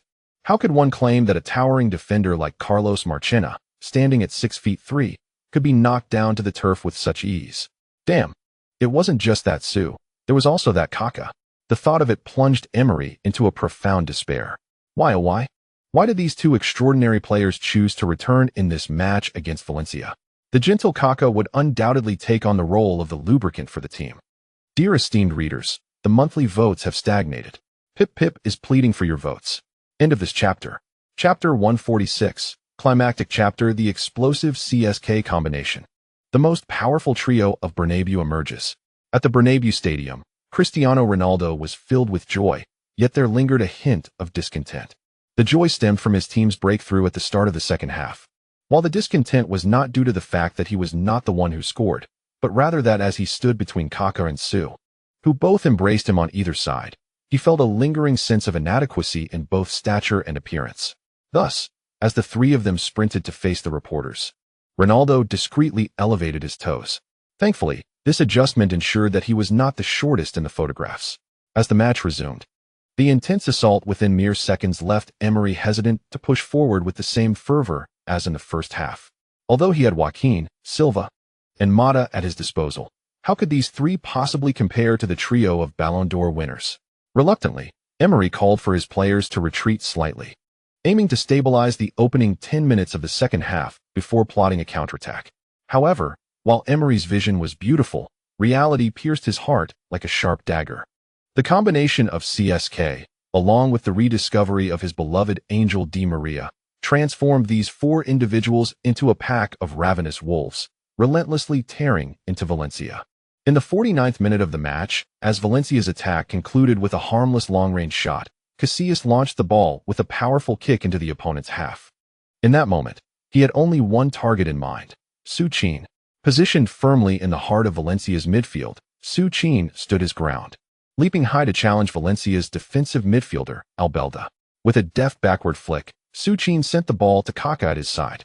At that instant, Di Maria had already begun his run down the right flank.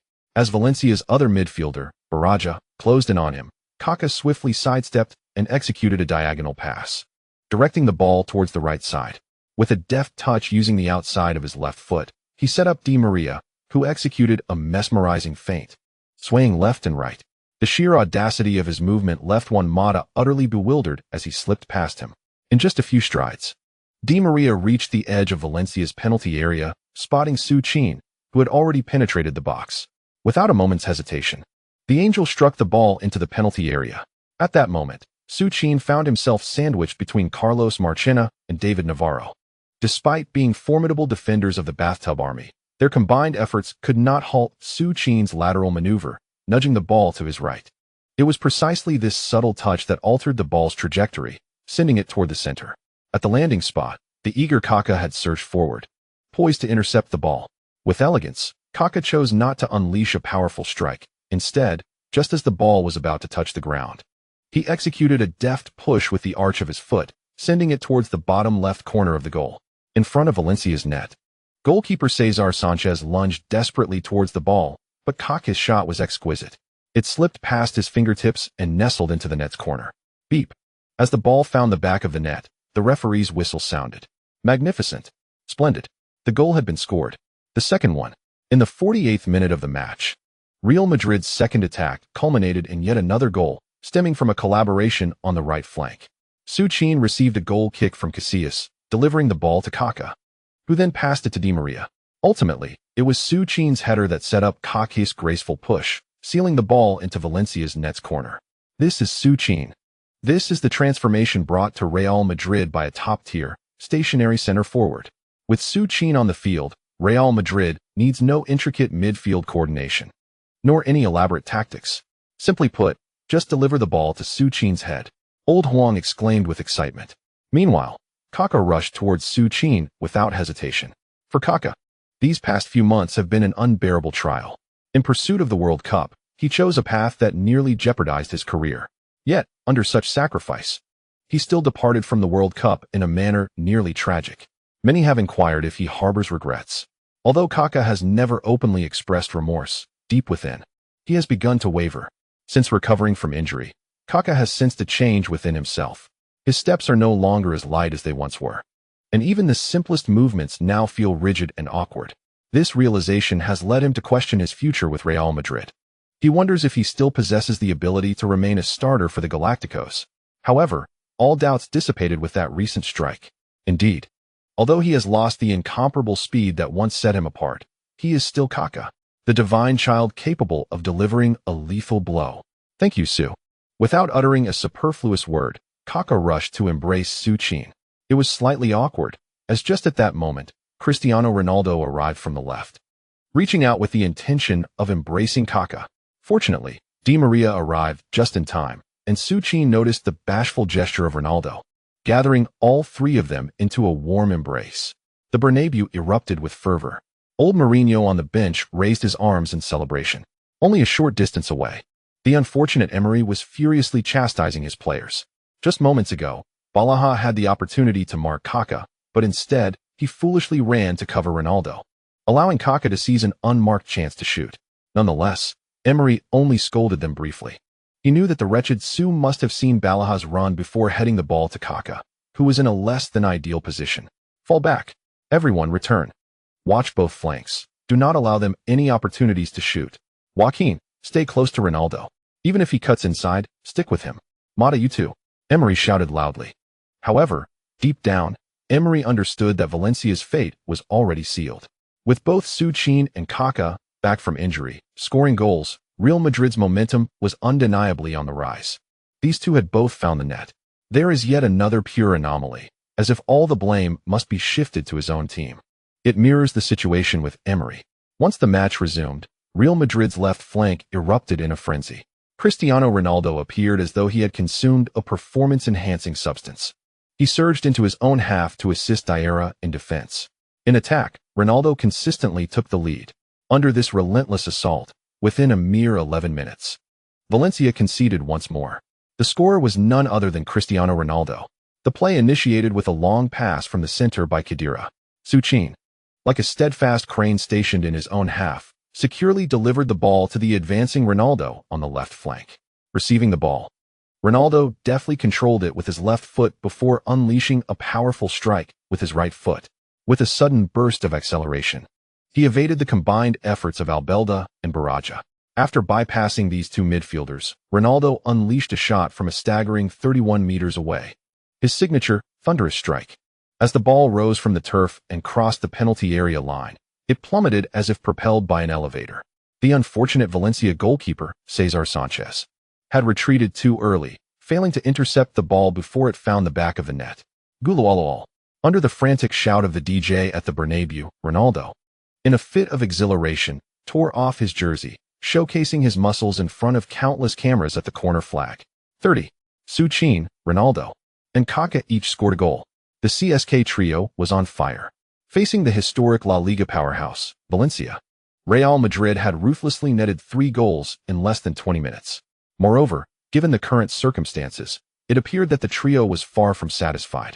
From the commentary booth, the veteran Huang observed the trio embracing once again, beginning to feel sympathy for the beleaguered Valencia. In truth, it wasn't just Huang who felt sympathy for Valencia. Even numerous fans from Croatia could not help but mourn for the young Valencia players. It was truly tragic. In the first half, they had matched Real Madrid blow for blow, yet who could have anticipated that with the arrival of Su Qin and Kaká in the second half, Valencia would succumb in such a manner?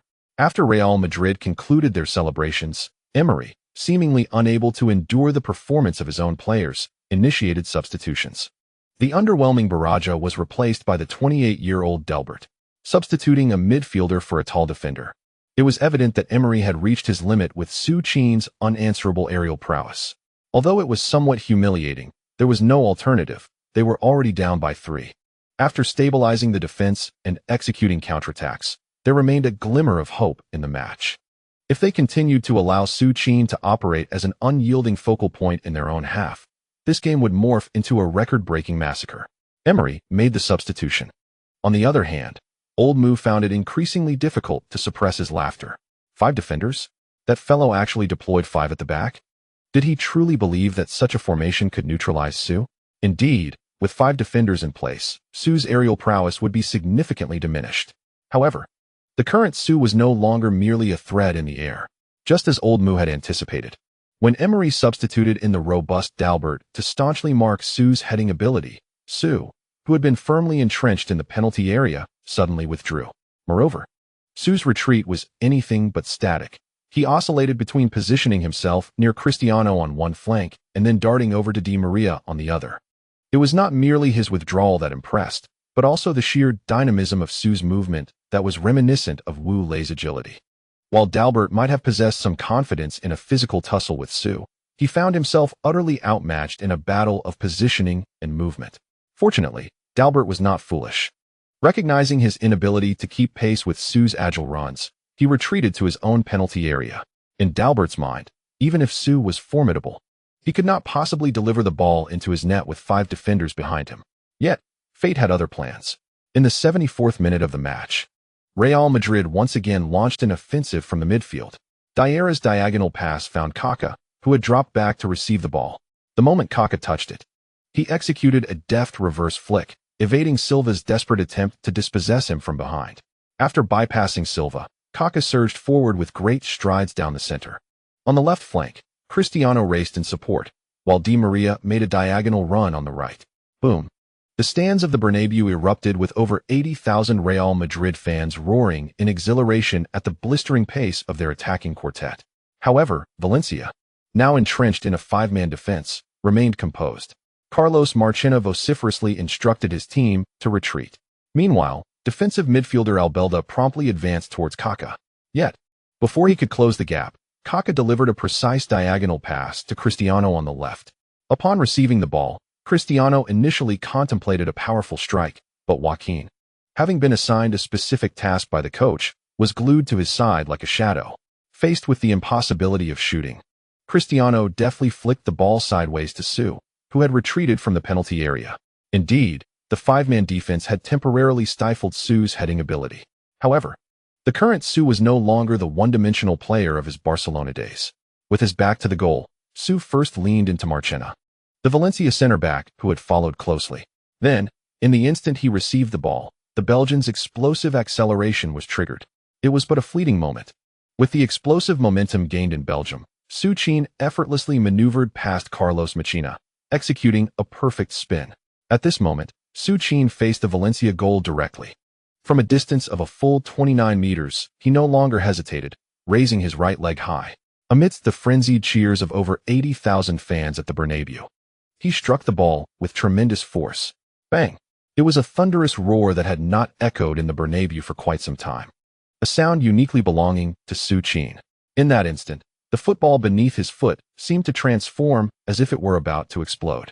Following this, propelled by immense power, the ball soared into the air, hurtling towards the Valencia goal.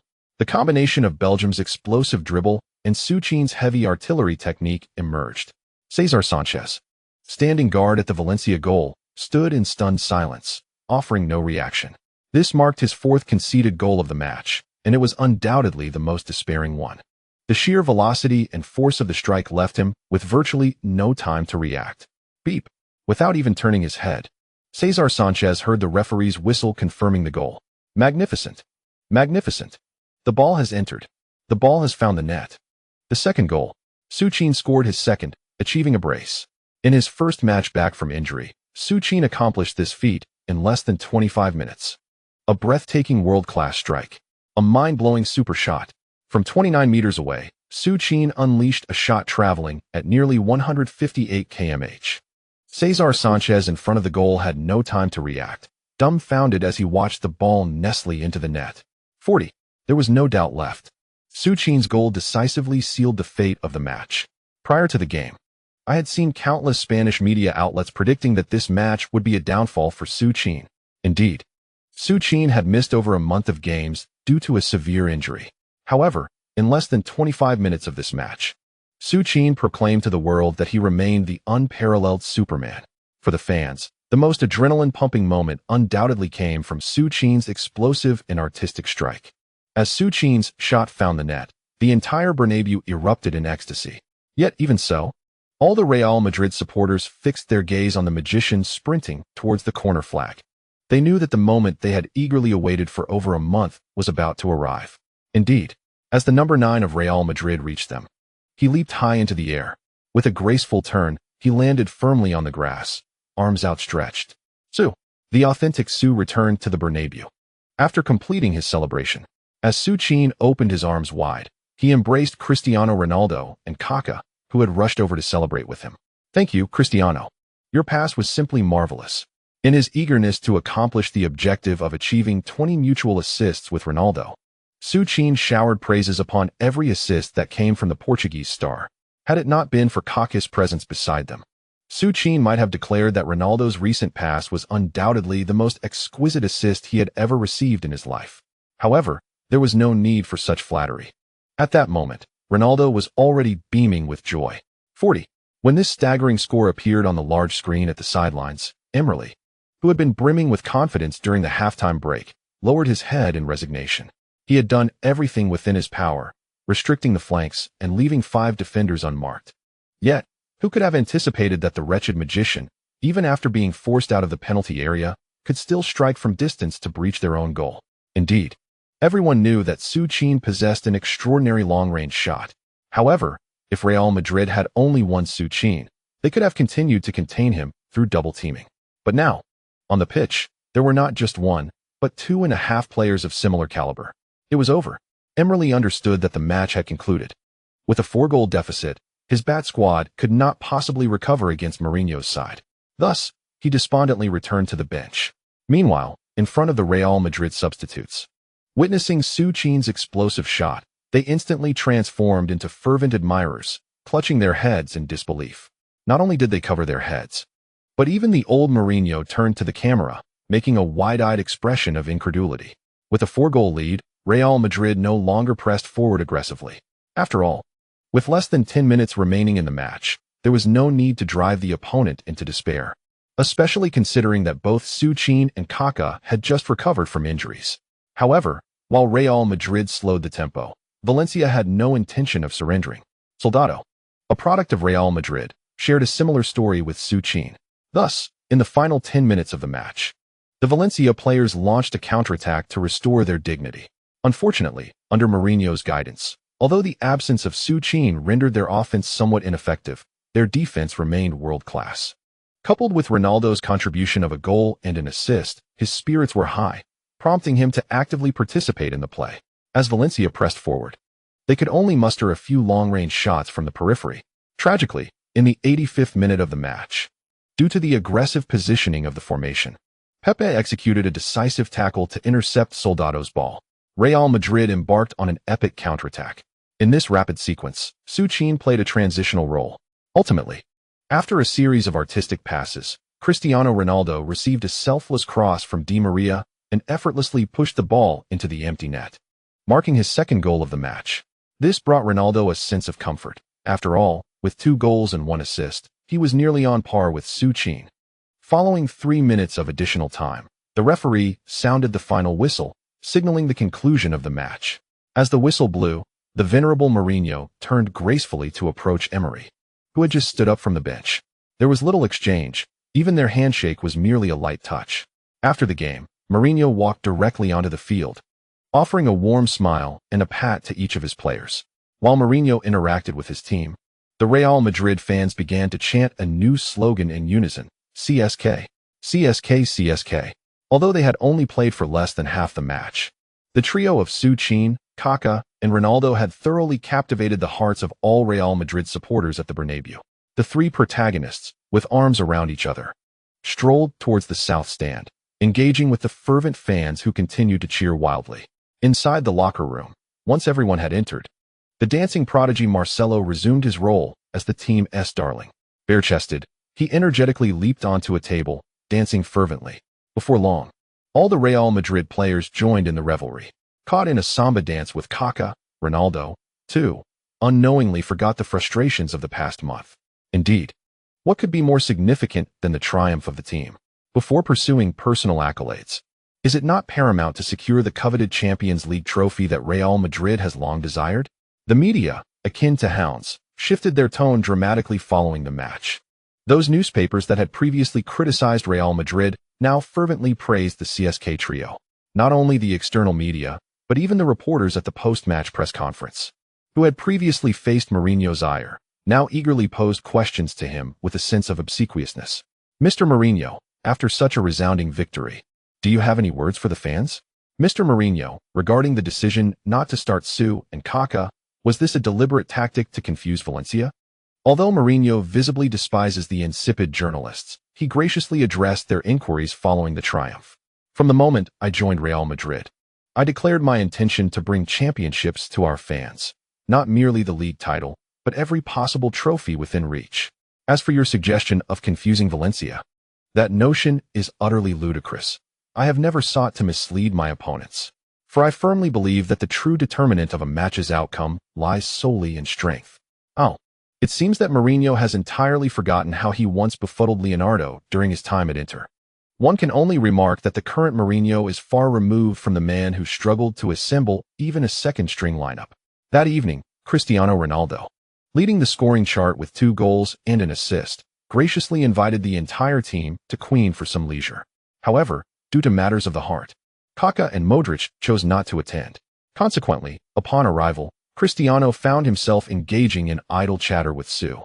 It is worth noting that, thus far, the only aspect in which Cristiano surpasses Su is in self-discipline. Even when treating his companions, he limited himself to a mere small glass. Observing Cristiano's remarkable self-restraint, Su felt a tinge of embarrassment. As it became apparent that Cristiano had no desire to linger, Su suddenly inquired, "Cristiano, how did you master that stunning lob shot? Your long-range effort in today's match was extraordinary. Honestly, I have never witnessed such a dramatic drop in a shot before." "Haha, Su, you rascal.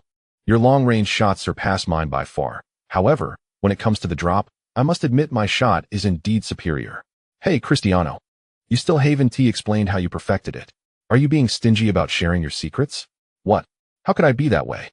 The technique for such lobs, well, it seems I can only demonstrate it on the pitch. Shall we head to the training ground right now? It's the middle of the night." "Do we really want to go?" "Indeed, but it's merely the middle of the night." "All right, Su. If you wish to go, I am more than willing to accompany you." Thus, the two began to gather their belongings and prepare to leave. "Hey, are you two in such a rush? Haven't you even finished your drinks?" Hidira, clutching a bottle of beer, interjected with a grin as he noticed Su and Cristiano making their exit. Yet, one could hardly fathom that these two enthusiasts would venture to the training ground at such an hour to practice lob shots. They did not head to the club, for Su and Cristiano had their own training ground at home. Su Qin, without any pretense, arrived at Cristiano Ronaldo's residence in the latter's extravagant sports car. Then, just past midnight, 2 obsessive individuals commenced creating a cacophony. Amidst this uproar, Kaká, who had already nestled beside his wife, found it impossible to continue his slumber. Gently placing his wife aside, he rose and made his way to the window. Outside, not far from the source of the noise, he unexpectedly spotted 2 familiar figures. It was the early hours of the morning, and with a wry smile, Kaká turned away from the window. However, he did not return to bed. After donning his training attire, he stepped out to join the 2 fervent individuals. "Su, remember, when you shoot, try to lean your body forward," Kaká instructed. "No. If you do that, you'll only produce a lateral curve shot. I know you excel at those free kicks like David, but that type lacks the necessary descent speed." "Oh, I understand now. Cristiano, you truly are a genius. You've managed to master such a remarkable technique." With a smirk, Ronaldo stifled an emerging smile. "Hey, what are you two doing up so late?" Kaká inquired. "Come quickly, Kaká. I'm learning about the elevator shot from Cristiano." "Oh, and since you're here, perhaps you could enlighten me on how to improve my ball control steps?" At the stroke of midnight, a youth brimming with ideas engaged in relentless practice with 2 of the era's finest athletes, training on skills he could scarcely hope to master. Yet, he remained undeterred, for his star training regimen had already integrated these 2 into the ranks of his esteemed teammates. Now, it was merely a matter of seizing the right opportunity. Once that opportunity arose, he envisioned a scene of soaring elevator shots, complemented by Haaland's raw prowess, a scenario Su Qin had never even dared to dream of. End of chapter 147, Daily Life. The joys of Emperor Taizong and Su Qin's quest for kin? The league had concluded, yet old Mu found no respite. On Tuesday, the UEFA would conduct the Champions League knockout stage draw in Nyon, Switzerland. Consequently, following the weekend's matches, Old Mu disregarded the festive Christmas season and promptly boarded a flight to Switzerland, accompanied by none other than Real Madrid's captain, Iker Casillas. In truth, the media frenzy surrounding the rivalry between Su Qin and Cristiano Ronaldo had reached a fever pitch. During such tumultuous times, Old Mu felt as though he were treading on thin ice. What he remained oblivious to was that the tension surrounding the Su-Si rivalry had surprisingly eased in the early hours of that very night.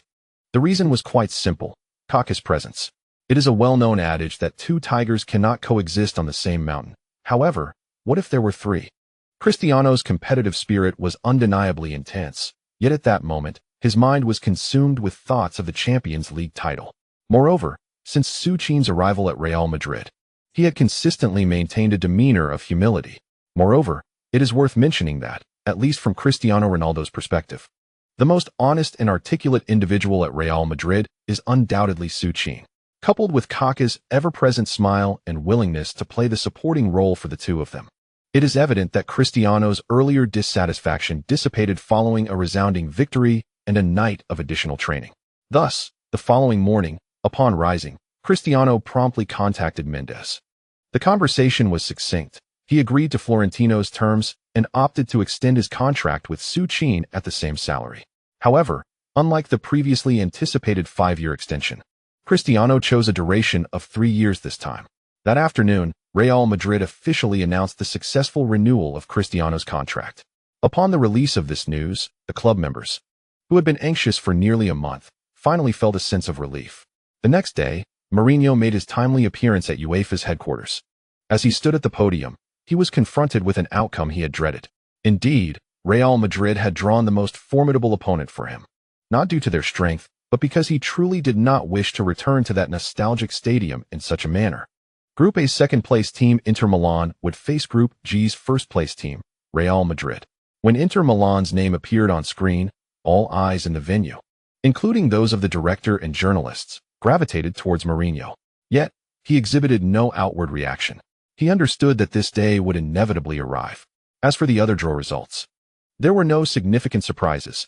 AC Milan versus Tottenham, Valencia versus Schalke, Roma versus Shakhtar Donetsk, Copenhagen versus Chelsea, Inter Milan versus Real Madrid, Marseille versus Manchester United, Lyon versus Bayern Munich, Arsenal versus Barcelona. The coaches of the major clubs were generally in good spirits, except for Wenger, who faced Barcelona once again. Wenger felt a twinge of despair. Even before the host unveiled Barcelona's name, he had a premonition it would be his team. To his chagrin, it was indeed the case. Following the conclusion of the draw ceremony, the typically composed Wenger unexpectedly vented his frustrations to the reporters. I do not understand why we encounter Barcelona every year. Sometimes I feel the draw is entirely unnecessary. Let's just draw for the other 14 teams. Wenger expressed his discontent. In contrast, Guardiola wore a broad smile. Confronting Arsenal, he felt confident that even if he did not play, sending in an assistant coach would suffice to eliminate the Gunners. Once the Champions League knockout stage draw concluded, the various leagues entered their winter breaks. La Liga's winter recess would last approximately 2 weeks, during which many players departed Madrid to return home and spend Christmas with their families. Consequently, Su Qin's household, once lively, became remarkably quiet. Old Stan and Susan allowed Su Qin to take a break to spend time with his family. Thus, Su Qin found himself alone in the house. However, he did not feel lonely, as he had grown accustomed to living independently over the years. His days were filled with rigorous training, and his evenings were spent immersed in the world of Warcraft on his computer. Life was quite fulfilling.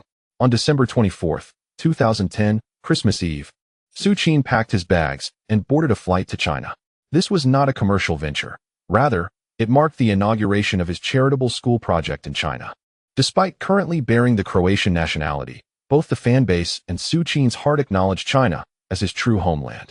At the airport, he was greeted by Fan Bing, who had previously lent considerable support in connecting him with Zhang Yiming. Therefore, upon returning to his homeland, Su Qin generously provided Fan Bing with an excellent opportunity to shine before the media. As soon as he disembarked, he accepted the bouquet of flowers she offered, while reporters eagerly snapped photographs. Indeed, since aligning with Su Qin, Fan Bing had surged into the international spotlight. There was no denying it. Su Qin's global fame had reached heights comparable to that of Messi and Ronaldo, with the title of Su Qin's rumored girlfriend.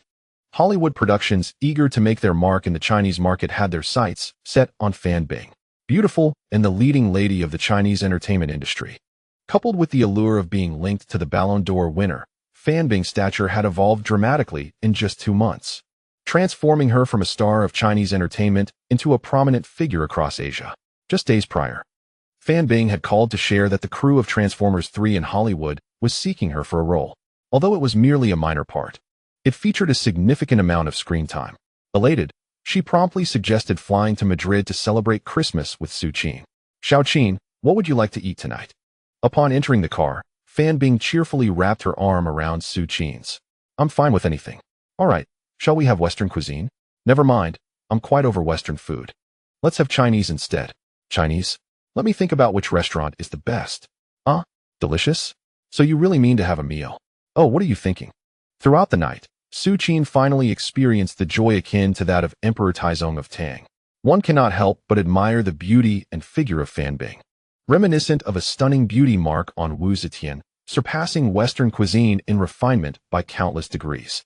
Moreover, Western dishes often tended to be rather heavy, while Chinese cuisine was delightfully smooth and fragrant. The following morning, Su Qin did not linger and promptly boarded another flight to Chongming Island. Recently, he had tasked Raiola with addressing a challenge regarding the location for his football hope school in China.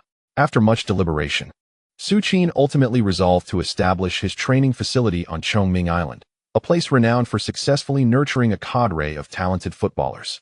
To this end, he reached out to Su Jianbao, the esteemed coach responsible for training future pillars of the national team, such as Wu Lei and Zhang Linpeng. Initially, Su was perplexed by Su's intentions, aware that in the world of sports, there are no free lunches. However, upon hearing Su's genuine desire to give back to the fans of Chinese football, Su reassured him that as long as the funding remained consistent, he would ensure the emergence of several players akin to Wu Lei and Zhang Linpeng within a decade. Moreover, Su Qin made it clear to Su that the ownership of the young talents developed at his fully funded institution would reside solely with him, and any decisions regarding their club affiliations would adhere to his directives. As the conversation progressed, Su candidly expressed his view that the landscape of Chinese football was fraught with corruption, and thus, any promising youths he cultivated would be sent abroad to pursue their careers. This declaration sparked a sense of ambition within Su, who, to be frank, was facing challenging times. His team, Shanghai Dongya, had struggled for 3 consecutive years without promotion, and financial constraints were becoming increasingly evident. With the impending transfer window approaching in January, Dongya was contemplating selling Zhang Linpeng to the rising force, Guangzhou Evergrande. Additionally, several other promising players from the team, including Wang Jieyu, Wang Yunlong, Chao Yunding, Jiang Jiping, and Lu Wenjun, had begun to attract interest from other clubs. While Su recognized that these players were at the level of the Chinese Super League, Zhang Linpeng stood apart. Su was acutely aware of Zhang's potential and believed he could thrive in Europe. Fueled by this ambition, Su directly broached the subject with Su over the phone. Upon hearing Zhang Linpeng's name, Su immediately recalled that this promising defender had transferred to Evergrande in 2010. Although Zhang had achieved every conceivable honor in Asian football with the club, this very success had effectively extinguished his dreams of playing abroad. In Su's memory, Zhang Linpeng had even once caught the eye of Chelsea. Now, in 2010, at just 20 years of age, if given the chance, he would undoubtedly excel internationally. Without hesitation, Su concluded the call and instructed Raiola to send scouts to China to evaluate Zhang Linpeng. Initially, Raiola assumed that Su was merely recommending another average Asian player. However, upon the scouts' return and their description of the player's potential as reminiscent of Ramos, Raiola took immediate notice. After careful consideration of the top 5 leagues, he ultimately decided to pursue a connection with Granada, a team with which he was well acquainted. Yet, after establishing contact with the club, another challenge arose: the price. Dongya was not solely defined by Su Jianbao's influence. In contemporary East Asia, the sale of players primarily serves the operational needs of clubs. Thus, East Asia has resolutely declined the offer of 10 million RMB from Evergrande. Meanwhile, Granada finds itself constrained by financial limitations, able to propose a maximum of only 500,000 euros. This calculation reveals a deficit of an additional 5 million RMB, leading to a stagnation of the transfer process. On December 26, 2010, at noon, Su Qin finally encountered Su Jianbao and his entourage at the airport. Perhaps due to Su Gunbao's thoughtful intentions, he brought along 2 of his cherished disciples to meet Su Qin. One was the club's top scorer, Wu Lei, a mere 18 years old, who had impressively netted 10 goals in the China League. The other was the young talent Zhang Linpeng, whom Su Qin had assisted in facilitating a transfer. Unlike Su Gunbao's demeanor, Wu Lei's eyes sparkled with excitement upon seeing Su Qin, and he eagerly produced a poster of Su Qin from his bag, requesting his autograph. Little Lei, Your exuberance is quite unbecoming. Su Jinbao chided his disciple, bemused by his unrestrained enthusiasm. Upon hearing his master's admonishment, Wu Lei promptly rolled up the poster and stepped behind Su Jinbao. "Greetings, Coach Su." "Hello, Su Qin," exclaimed Wu Lei. "Please, call me Little Su." "As I am of the same age as Wu Lei," Su Qin replied. "Wait, how do you know Wu Lei's name before I even introduced him?" Su Jinbao inquired, puzzled. "Haha, Coach Su, despite being overseas, I frequently follow the news from our homeland. I even know that many fans have affectionately nicknamed Wu Lei Little Su Qin due to the similarities in our playing styles." Su Qin's words caused Wu Lei's face to flush with embarrassment. "Haha, you are aware of that too. Allow me to introduce you to Zhang Linpeng, as I mentioned. Come here, Little Peng." "Hello, Su Go. I am Zhang Linpeng." In contrast to Wu Lei's bashfulness, Zhang Linpeng exuded a much more confident demeanor. However, given their age difference, Zhang Linpeng's reference to Su Qin as Go felt somewhat awkward. "Do not call me Go. I am younger than you. Just call me Su Qin from now on." "Ah, what is the Su Qin?" "In our culture, there is a saying, the accomplished are to be revered. You, Mr. Ballon d'Or. Not only could you be an elder to Little Peng, but you could easily be an elder to all the current national team players." With Su Jinbao's endorsement, Zhang Linpeng nodded in agreement, solidifying Su Qin's newfound status as Su Go, although Su Qin appeared to be only 19. His nearly 30-year-old soul recognized that Su Jinbao was facilitating a bond between him and Zhang Linpeng, while Zhang Linpeng was heading to a Segunda División team. Everyone knew the realities of La Liga, with a figure like Su Qin, a star of Real Madrid, assisting him. Any potential transfer to a La Liga club would undoubtedly be easier with Su Qin's support than if he were to navigate it alone. Thus, Su Qin accompanied Su Jinbao on a tour of the Chongming Island training base. After a full circle, how should one express it? Su Qin indeed found himself admiring the elderly gentleman, whose hair was already entirely white. To cultivate a promising group of talents under such arduous conditions, and to potentially restore a modicum of dignity to Chinese football over the next decade, Su Jinbao truly deserves commendation. Without further ado, after completing his visit to the Chongming Island training base, Su Qin promptly coordinated with the assistant arranged by Raiola to liaise with Su Jinbao's team. That very evening, Su Qin's initial investment of approximately €5 million was successfully secured. The chosen site was conveniently located at Su Jinbao's base. Thus, all that remained was to engage a construction team to commence work. In recent days, in pursuit of his dream to play abroad, Zhang Linpeng had exhausted all his savings, with his parents even selling their home. All these sacrifices were made to ensure that Zhang Linpeng could realize his aspirations. Upon learning about the current challenges Zhang Linpeng faced regarding his transfer, Su Qin generously lent him €500,000. The rationale behind the loan rather than a gift was to instill a sense of motivation in Zhang Linpeng. Although his talent was indeed exceptional, if he were to go to Spain without putting in the necessary effort, his future remained uncertain. Thus, on the very night of Su Qin's arrival at Chongming Island, Zhang Linpeng successfully negotiated the details of his transfer contract with the Dongya club. He would contribute €500,000, with Granada covering the remaining €50,000. Once the transfer fee from Granada was received, Zhang Linpeng's dream of playing abroad would officially commence. While Zhang Linpeng's dilemma was resolved, another individual sought out Su Qin at the hotel that same evening, Wu Lei. Having lived and trained alongside Zhang Linpeng for so long, Wu Lei was understandably anxious to see his roommate so close to achieving his dream. However, the current state of Dongya, including Su Jinbao's reluctance to let Wu Lei go, left him with no choice but to approach Su Qin. Faced with Wu Lei's hopeful expression, Su Qin found himself in a quandary. In 2010, Wu Lei had developed his positioning and speed, but his shooting skills, to be frank, made a transfer to Segunda División somewhat precarious. Nonetheless, Su Qin did not outright reject Wu Lei's request. They agreed that if Wu Lei could elevate his goal tally in the China League to over 15 by the end of the season, Su Qin would assist him with his transfer. It was not that Su Qin was merely being kind-hearted. Rather, a deeply buried aspiration within him stirred. While Su Qin comfortably enjoyed his time in China, transfer activities among major clubs in Europe were commencing. Following a match against Valencia, all La Liga teams confirmed that the so-called demon had not been stripped of his prowess by injuries. Consequently, defenders from Serie A, Bundesliga, and Premier League became highly sought-after commodities in the transfer market. However, Amidst the team's plans to acquire new players, old Mourinho found himself compelled to seek a replacement for Higuain, who had already resolved to depart. Due to the presence of Benzema, it can be concluded that the individual he selects must only be the team's third striker. Consequently, the probability of acquiring those robust strikers in their prime appears bleak.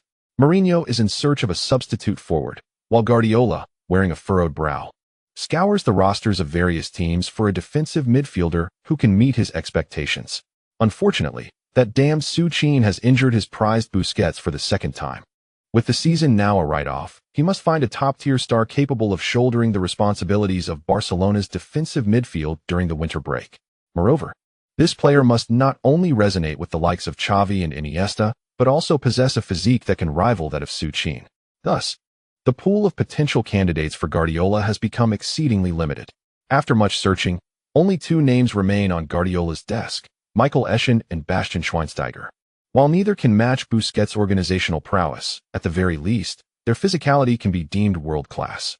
However, both players currently belong to Chelsea and Bayern Munich, respectively. As core members of their teams, it is unlikely that either club would agree to part with them, especially considering both have already participated in the Champions League. Hence, even if they were acquired, they would be ineligible to compete in that tournament. This season, the clashes between Barcelona and Real Madrid extend beyond mere league fixtures. There is a possibility that they may eventually face each other in the Champions League as well. Contemplating this challenge, Guardiola's head feels as if it is buzzing incessantly. On December 27th, as Su Qin was preparing to return to Madrid after resolving all matters in Huaxia, an unexpected phone call came through from Huang Jinxiang. Initially, Su Qin presumed it was an invitation to appear on Huang's program. However, to his surprise, Huang brought forth an exceedingly significant piece of news. Su Qin's relatives in Huaxia had been located. Indeed, after the untimely death of his parents due to war, Su Qin had not been in contact with his relatives for nearly a decade, yet they had managed to reach him through Huang Jinxiang. This was no distant relative, but rather Su Qin's own aunt and grandfather. The circumstances surrounding their discovery are rather remarkable. During his time in Madrid, Su Qin had granted Huang Jinxiang an exclusive interview, during which the crew filmed the interior of his home. Among the items captured was a singular family portrait of Su Qin's mother and grandmother. This portrait later aired on the sports channel's program Tianzu, where Su Qin's astute uncle recognized the woman depicted, his foreign sister-in-law who had perished in the turmoil of war. Upon realizing this, Su Qin's uncle immediately downloaded the video from the website, took screenshots, and presented the photo to Su Qin's aunt. After meticulously comparing it with their family portrait, Su Qin's aunt confirmed that the woman in question was indeed her sister-in-law. Then, Su Qin's family promptly reached out to Huang Jinxiang. Upon hearing of this extraordinary situation, the elder Huang wasted no time in contacting Su Qin, who happened to be in Huaxia. Thus, Su Qin was incredibly surprised to have unearthed his roots in Huaxia. On the night of the 27th, he boarded a flight once more, heading towards Kyoto. At the airport, Su Qin indeed encountered the father and daughter who bore a striking resemblance to his late father. The elderly man, seated in a wheelchair, immediately stood up, tears streaming down his face, yearning to embrace his only surviving grandson. Meanwhile, his aunt wept uncontrollably at the sight of her brother's sole remaining bloodline. In such a poignant moment, even Su Qin, who harbored no emotional ties to these two individuals, found himself profoundly moved. At least from this scene, it was evident that his father's family still cherished the memory of their long-departed relative. Su Qin's quest to reconnect with his roots was too sensational for the sports channel to overlook. As he arrived at the airport, and with his consent, Huang instructed the accompanying film crew to start recording. In an instant, the entire Huaxia was set ablaze with excitement. Indeed, although Su Qin had often identified as a person of Chinese descent, Huaxia fans had yet to witness any relatives of his in the region. To them, Su Qin might well have been a long-forgotten overseas Chinese. Who could have anticipated that his aunt and grandfather were still alive? Little Qin, you have endured hardships abroad all these years. Upon arriving at his grandfather's home, the elder retrieved a family portrait, tears welling up once again. This photograph was taken when Su Qin was merely 5 years old during a visit to Huaxia. Shortly after this picture was captured, Su Qin, along with his parents, was set to return to Croatia to manage their affairs when tragedy struck. A war and subsequent bombing reduced Su Qin's neighborhood to ruins. The 5-year-old Su Qin narrowly escaped disaster while playing in the courtyard. He was later taken in by a surviving relative and began a life of shepherding. At that time, Su Qin's mother had defied family opposition to be with his father, resulting in a complete severance of contact between Su Qin's uncle's family and his father's side. Furthermore, the bombing had obliterated Su Qin's home, leaving no means of communication. Thus, he was entirely disconnected from Huaxia. The elderly man held Su Qin's hand, gradually recounting tales from Su Qin's childhood. Although Su Qin had traversed time, he had retained the memories of the original individual. Strangely, he found himself recalling some of the stories the elders shared. As the conversation continued, Su Qin began to embrace his newfound identity. The elderly man has 2 children in his lifetime, one son who perished far from home, and a daughter who remained unmarried for many years to care for him, only giving birth to a daughter much later. This constitutes the entirety of his family in contemporary Su Qin's Huaxia. After conversing throughout the night, Su Qin found himself unable to return to Madrid immediately. The reason? Upon discovering that his beloved grandson was still alive, the elderly man was eager to transfer ownership of his 4-bedroom ancestral home to Su Qin the very next day. Truth be told, Su Qin had no intention of claiming the old man's property. However, the elderly man harbored the antiquated belief that his modest fortune was meant for his grandson. After hearing the old man's sentiments, Su Qin was left both amused and exasperated. The elder was oblivious to Su Qin's prestigious status as a Ballon d'Or winner. Not only could he afford that 4-bedroom home in Beijing, but he could also purchase the entire neighborhood outright. After much earnest persuasion, Su Qin finally managed to convince the old man. Yet, once he had settled matters with the elderly gentleman, his inexpensive aunt became emotional. There is a saying in Huaxia, a true aunt is better than a false uncle, and indeed, she wept profusely upon hearing Su Qin's tales of her brother's misfortunes in Croatia, lamenting the hardships faced by her brother and parents. If it weren't for Su Qin's younger sister returning from high school, he would have been at a loss on how to console her. In the afternoon, Su Qin accompanied his grandfather and aunt to the cemetery to pay respects to his grandmother, who had passed away 4 years prior. It goes without saying that the scene was one of heart-wrenching grief. According to his aunt, ever since Su Qin's family lost contact during the bombings in Croatia, his grandmother fell into a deep sorrow, crying daily until her eyesight dimmed. Alas, the elderly lady passed away without ever realizing that her son had left behind a sole heir. After attending to these matters, night had fallen. Su Qin had initially planned to return home, but his aunt insisted he stay another night. Thus, he spent several days in this foreign yet familiar abode, relishing the comforts of family life. Finally, after settling all affairs, Su Qin boarded his flight back to Madrid. With the winter break nearing its end, he was eager to meet Kaka, hoping to trigger some unique narrative with him. He was practically salivating at the thought. As for his interactions with Fan Bing, given the era, it was evident that Fan Bing was truly deserving of the protagonist status. If there are any grievances, esteemed readers, I am more than willing to rectify them. I am a dutiful author, well aware of my responsibilities. This chapter concludes with an explanation. At present, Wu Ting possesses several supreme mystical arts, enabling him to effortlessly confront the demon race. As long as the terrifying secret techniques are not inherited, such situations will not arise again, showcasing the brilliance of magic. Upon the arrival of Yuan Qingfeng, the blue-winged tiger abruptly ceased its playful antics, warily observing Yuan Qingfeng and emitting a low warning growl. Noticing Mo Shang lost in contemplation, exuding a faint aura of melancholy akin to a subtle mist that ebbs and flows, Lan Linger pondered whether it was merely her imagination. Just as she was about to speak up, she witnessed Mo Shang suddenly lift his gaze. Huanzi Dage, upon hearing Kessen's words, wore an expression of joy and sought to consult Ming Mo's opinion. Ming Mo surveyed the city before him, furrowing his brow. He had not heard of this city before and was unaware of which divine temple it belonged to. How dare she treat her in such a manner?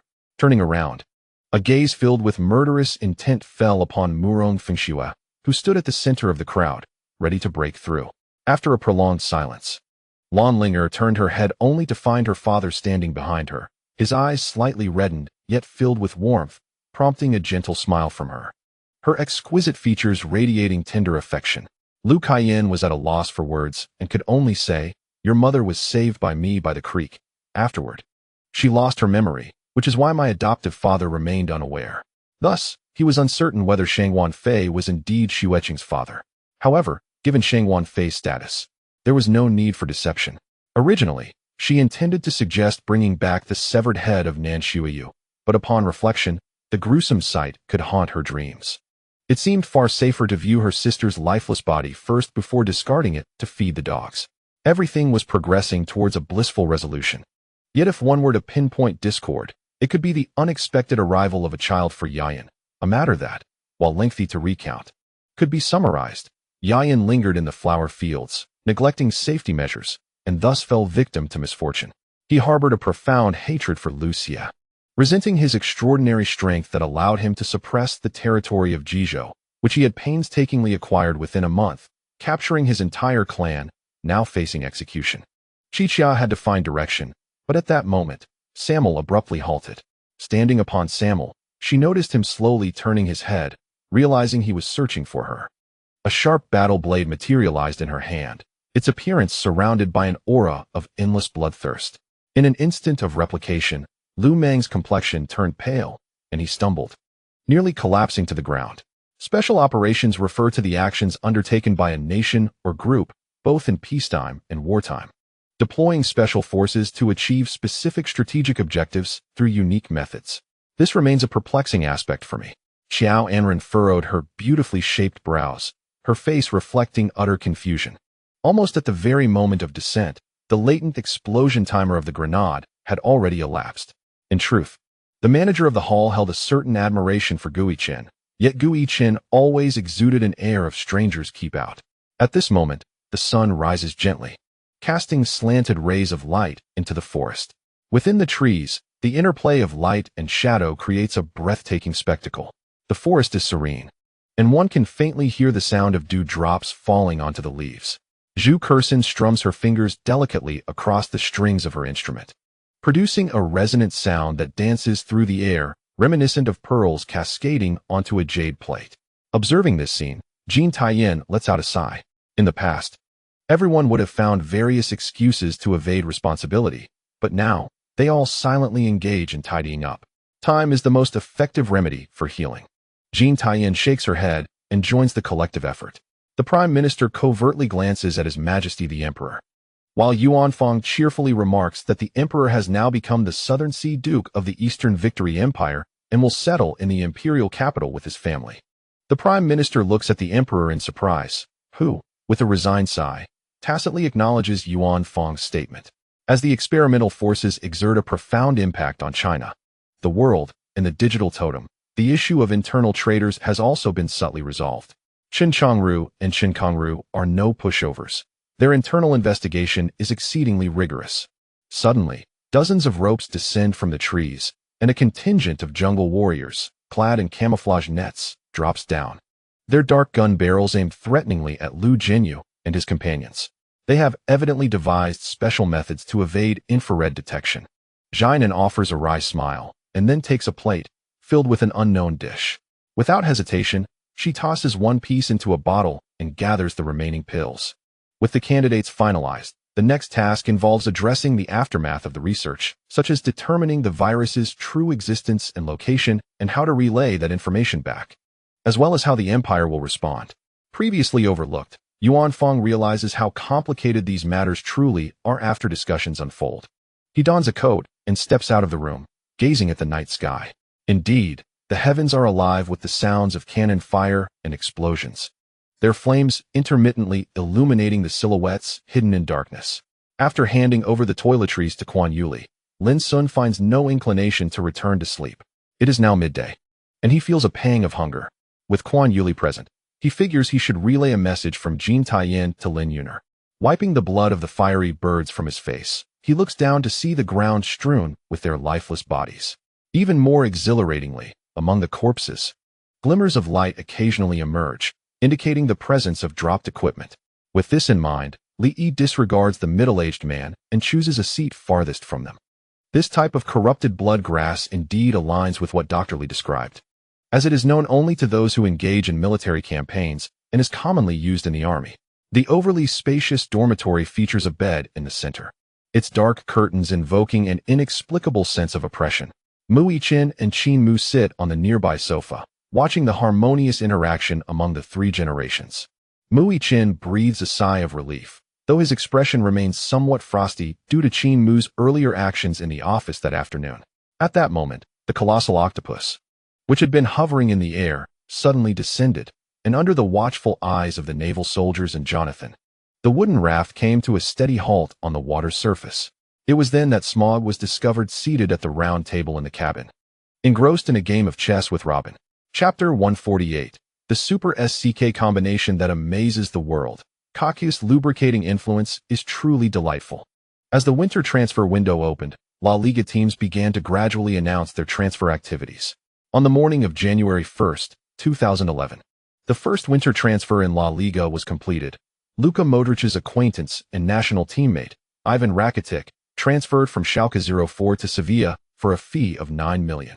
Shortly thereafter, before Su Qin and Modric had the chance to call Rakitic, Real Madrid also announced a significant piece of news. The small striker Gonzalo Higuain, who had occasionally contended for a starting position alongside Benzema last season, transferred to Inter Milan for $18 million. This sum was a reasonable price for Higuain. Given the current state of Inter Milan, with Milito's performance faltering, Higuain's arrival was timely, serving as a crucial reinforcement for the league.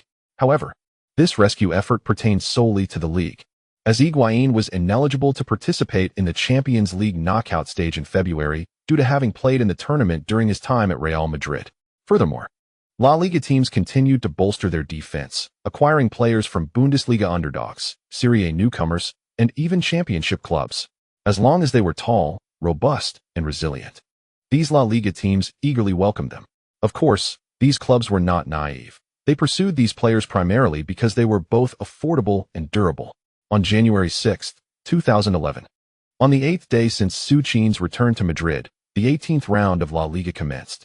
The fully equipped Real Madrid faced Getafe, who had just strengthened their squad with a formidable center-back during the winter break. Aware of the evident disparity in strength between the two teams, Getafe's coach decisively deployed a 5-4-1 defensive formation at the Bernabeu. Not only were there 5 defenders, but among the 4 midfielders, 3 were dedicated defensive midfielders. This formidable defense indeed posed a challenge for the seasoned coach, Mourinho. Real Madrid, however, maintained their formidable quartet of Su Qin, Kaká, Cristiano Ronaldo, and Di Maria. Yet, unlike the previous match, Mourinho experimented with a new tactic. Instead of the traditional double pivot configuration, he placed Modric alongside Kaká, altering the team's formation from 4-2-1-3 to 4-1-2-3. The presence of 5 attacking players ignited the anticipation of over 80,000 Real Madrid fans for a potential massacre against Getafe. However, contrary to everyone's expectations, Getafe, initially perceived as a weak opponent, delivered an exceptionally resilient performance at the Bernabeu. Throughout the entire first half, the match unfolded with intense competition. Whether it be Cristiano Ronaldo's long-range shot, or the exquisite interplay between Kaká and Modric, or even Di Maria's flamboyant cross, Real Madrid has indeed exhausted all their resources. Yet, they find themselves unable to breach the formidable wall of nearly 9 defenders that Getafe has assembled. It is not merely the stalwart defenders who are performing admirably. Even Getafe's goalkeeper, during these 45 minutes, has miraculously thwarted numerous seemingly certain goals. Thus, with a furrowed brow, the venerable Mourinho led his squad into the players' tunnel. Within the confines of the dressing room, Mourinho made no alterations to the formation. His sole directive was for the forwards, including Su Qin, to seize opportunities for long-range strikes in the second half. And so it began, a grand exhibition of long-range shooting by the Real Madrid squad. In the 46th minute of the match, the first to unleash a long-range shot was Cristiano Ronaldo.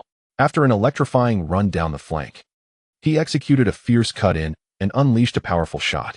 The ball sailed past the Getafe midfielder attempting to block it, only to be heroically parried away by the Getafe goalkeeper near the goal line.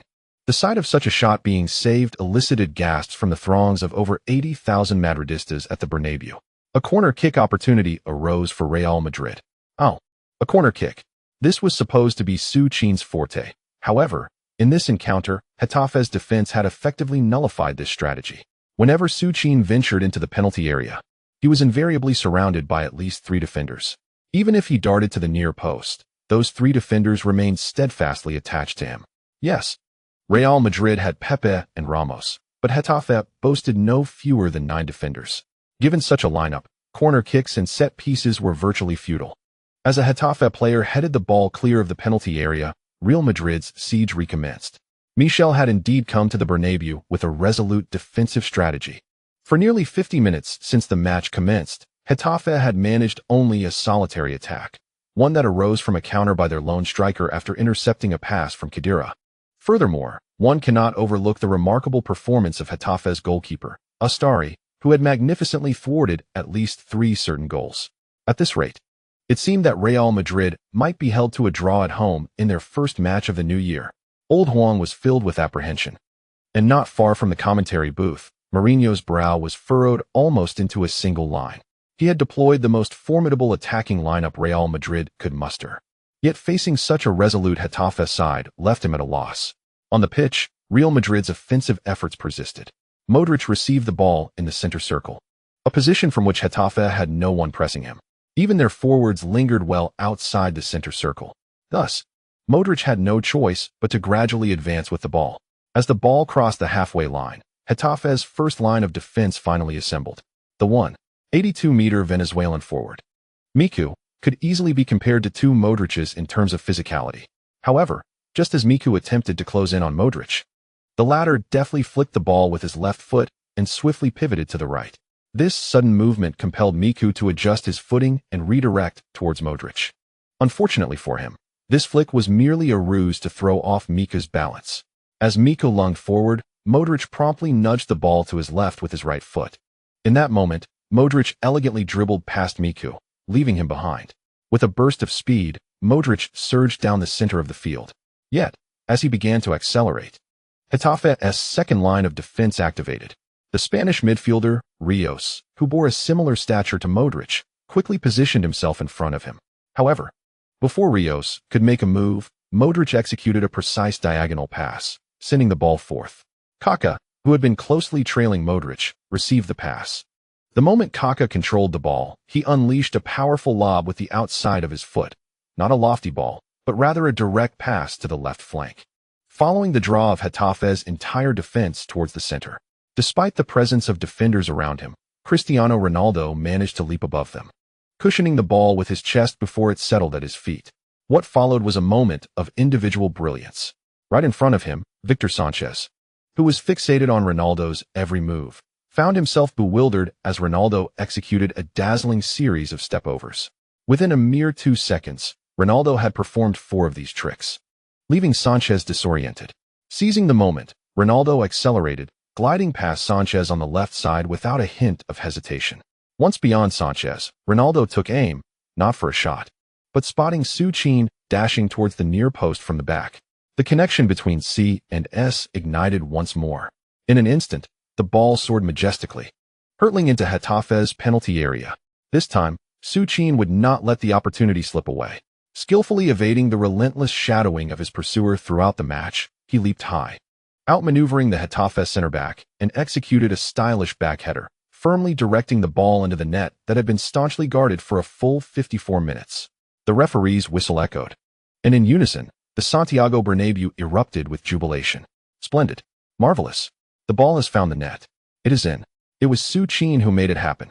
After an intense 54 minutes of relentless effort, Real Madrid finally broke the deadlock, thanks to Su Qin.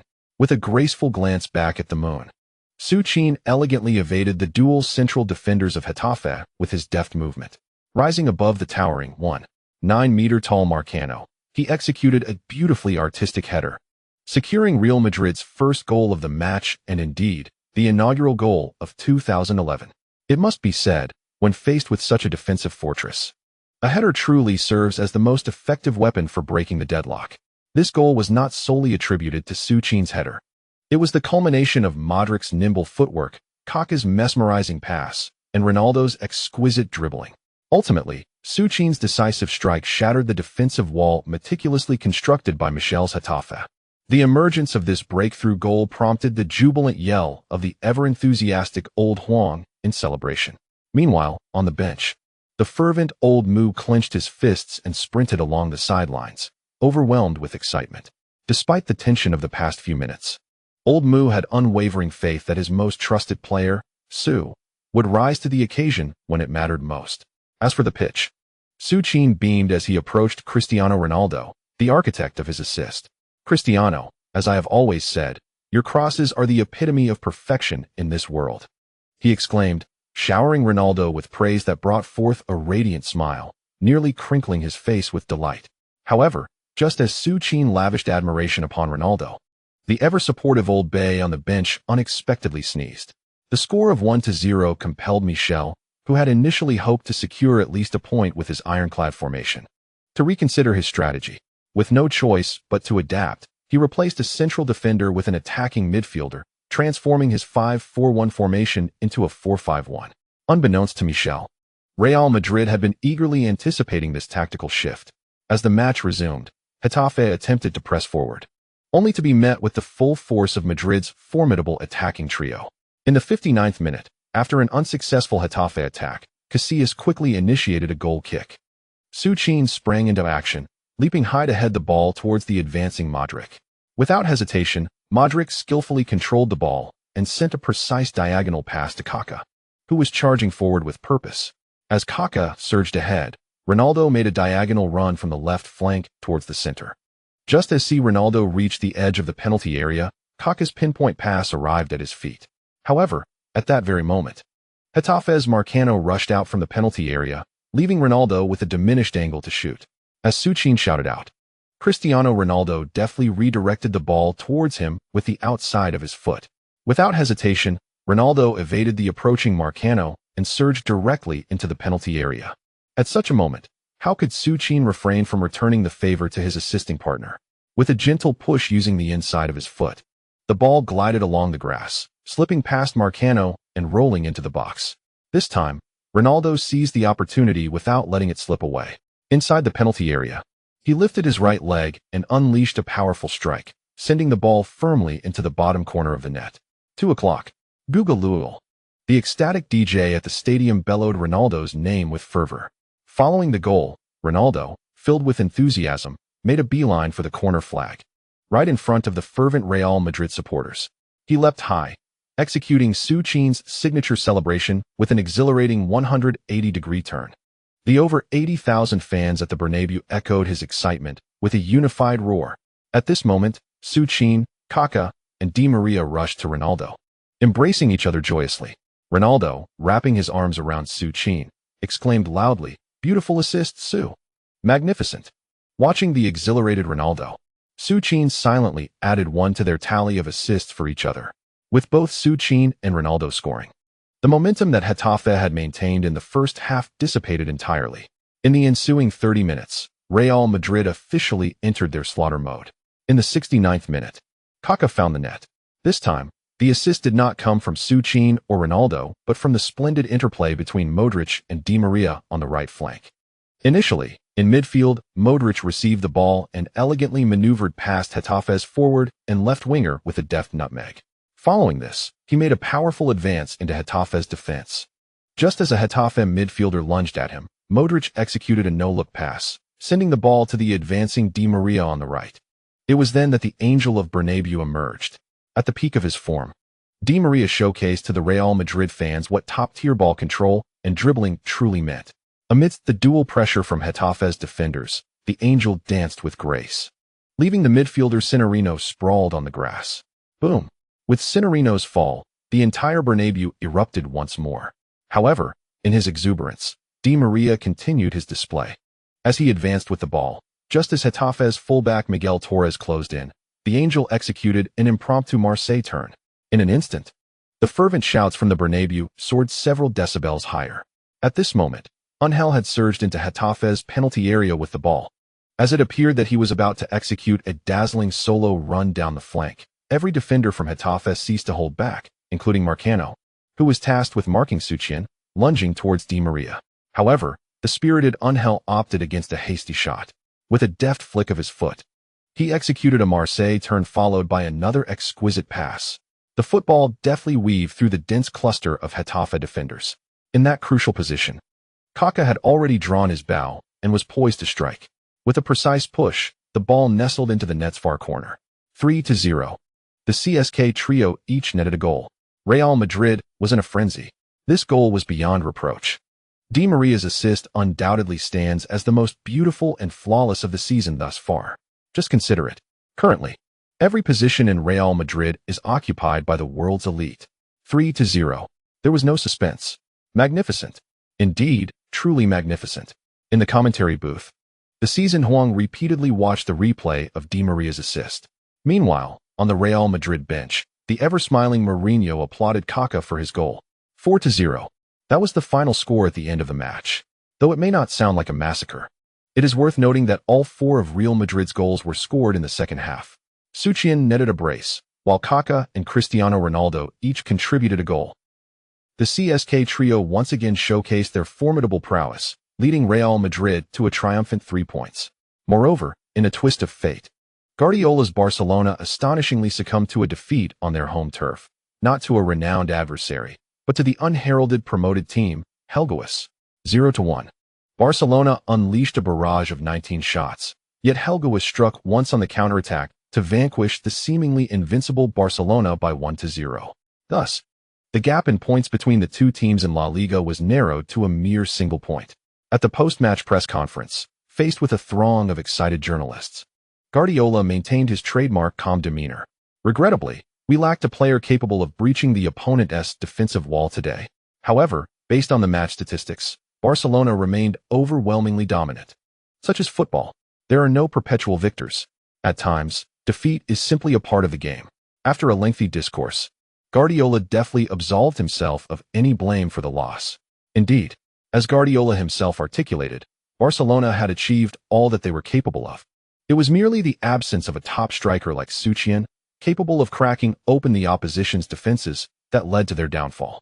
Barcelona's fans gazed helplessly at the reports in the newspapers, each wearing a look of resignation.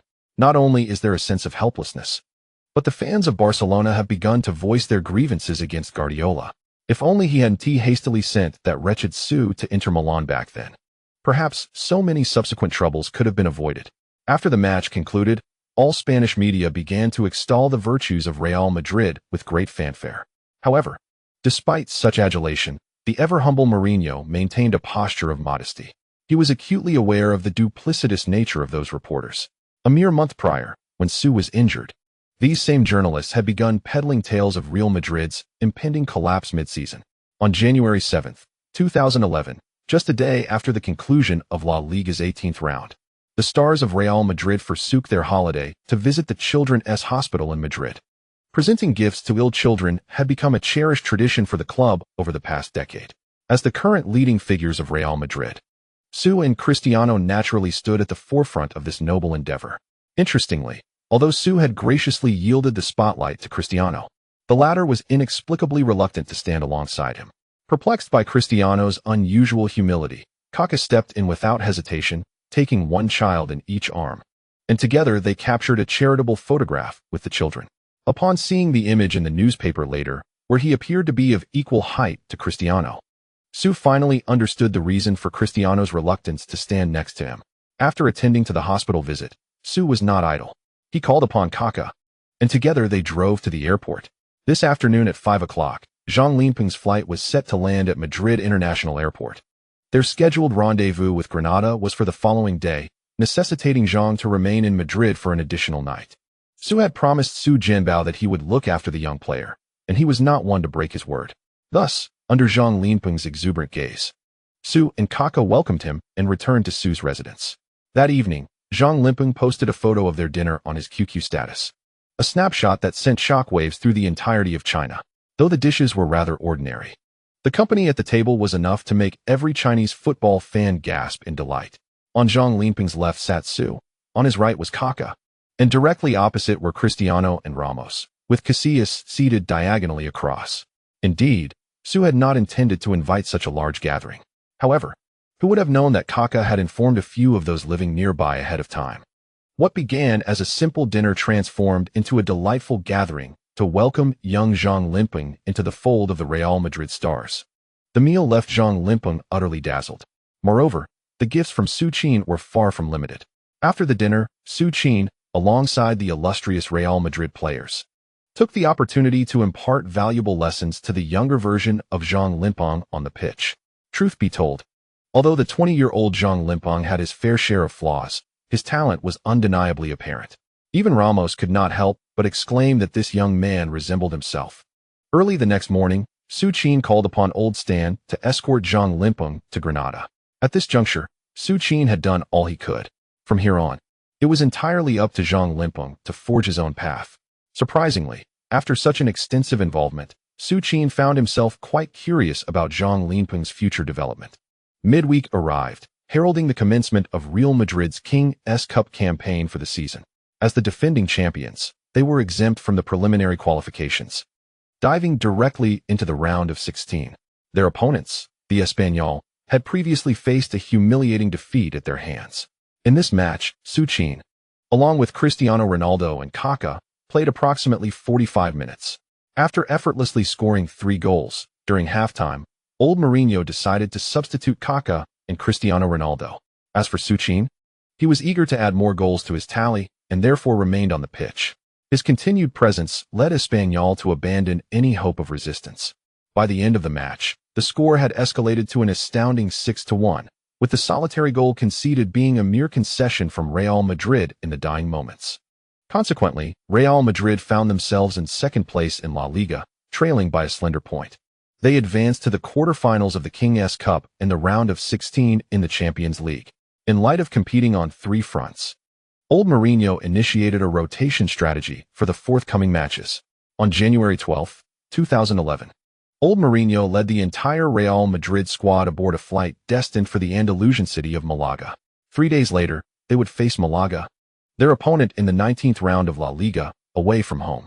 Malaga, this team, is arguably one of the most recently established clubs in La Liga, having been founded on June 29, 1994. For many years following its inception, Malaga languished in the Segunda División and even lower leagues until the previous season, when they finally achieved promotion to the top tier.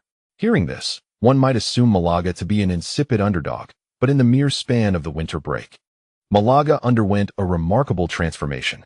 Abdullah Al Thani, a member of the Qatari royal family and a prominent billionaire, has successfully acquired Malaga during the winter break, assuming the role of the club's principal owner. Upon his arrival in Malaga, his first course of action was to lavishly spend money. The initial step saw Al Thani dismiss the previous manager, Gesualdo Ferreira, and subsequently invest significantly in the hiring of former Real Madrid coach Manuel Pellegrini as the new head coach of Malaga. Just days ago, as the transfer window was nearing closure, Malaga hastily secured the signings of Ignacio Camacho, Enzo Maresca, Demichelis, and Baptista, among others. The addition of these players, coupled with Pellegrini's leadership, stirred immense excitement among Malaga's supporters. They believed that the club's current acquisitions were merely a reflection of the winter window's limited options. Their hope was that if they could endure the season and secure at least a top-9 finish in the league to qualify for European competitions, their new wealthy owner would usher in an era reminiscent of Abramovich's Chelsea during the summer transfer window. Thus, with boundless anticipation from the Malaga fans, the 19th round of the league officially commenced on January 15th, precisely at 8 p.m. on the night the winter transfer period concluded. The referee's whistle marked the beginning of the match between Real Madrid and Malaga, with the seasoned Mourinho eagerly awaiting another resounding victory for his team. Despite rotating nearly 4 key players, including Suarez, Mourinho was confident that his current lineup would easily overpower the 13th-placed Malaga. However, to his dismay, less than 10 minutes into the match, Khedira suffered a knee injury during a collision with an opponent, collapsing in agony on the pitch.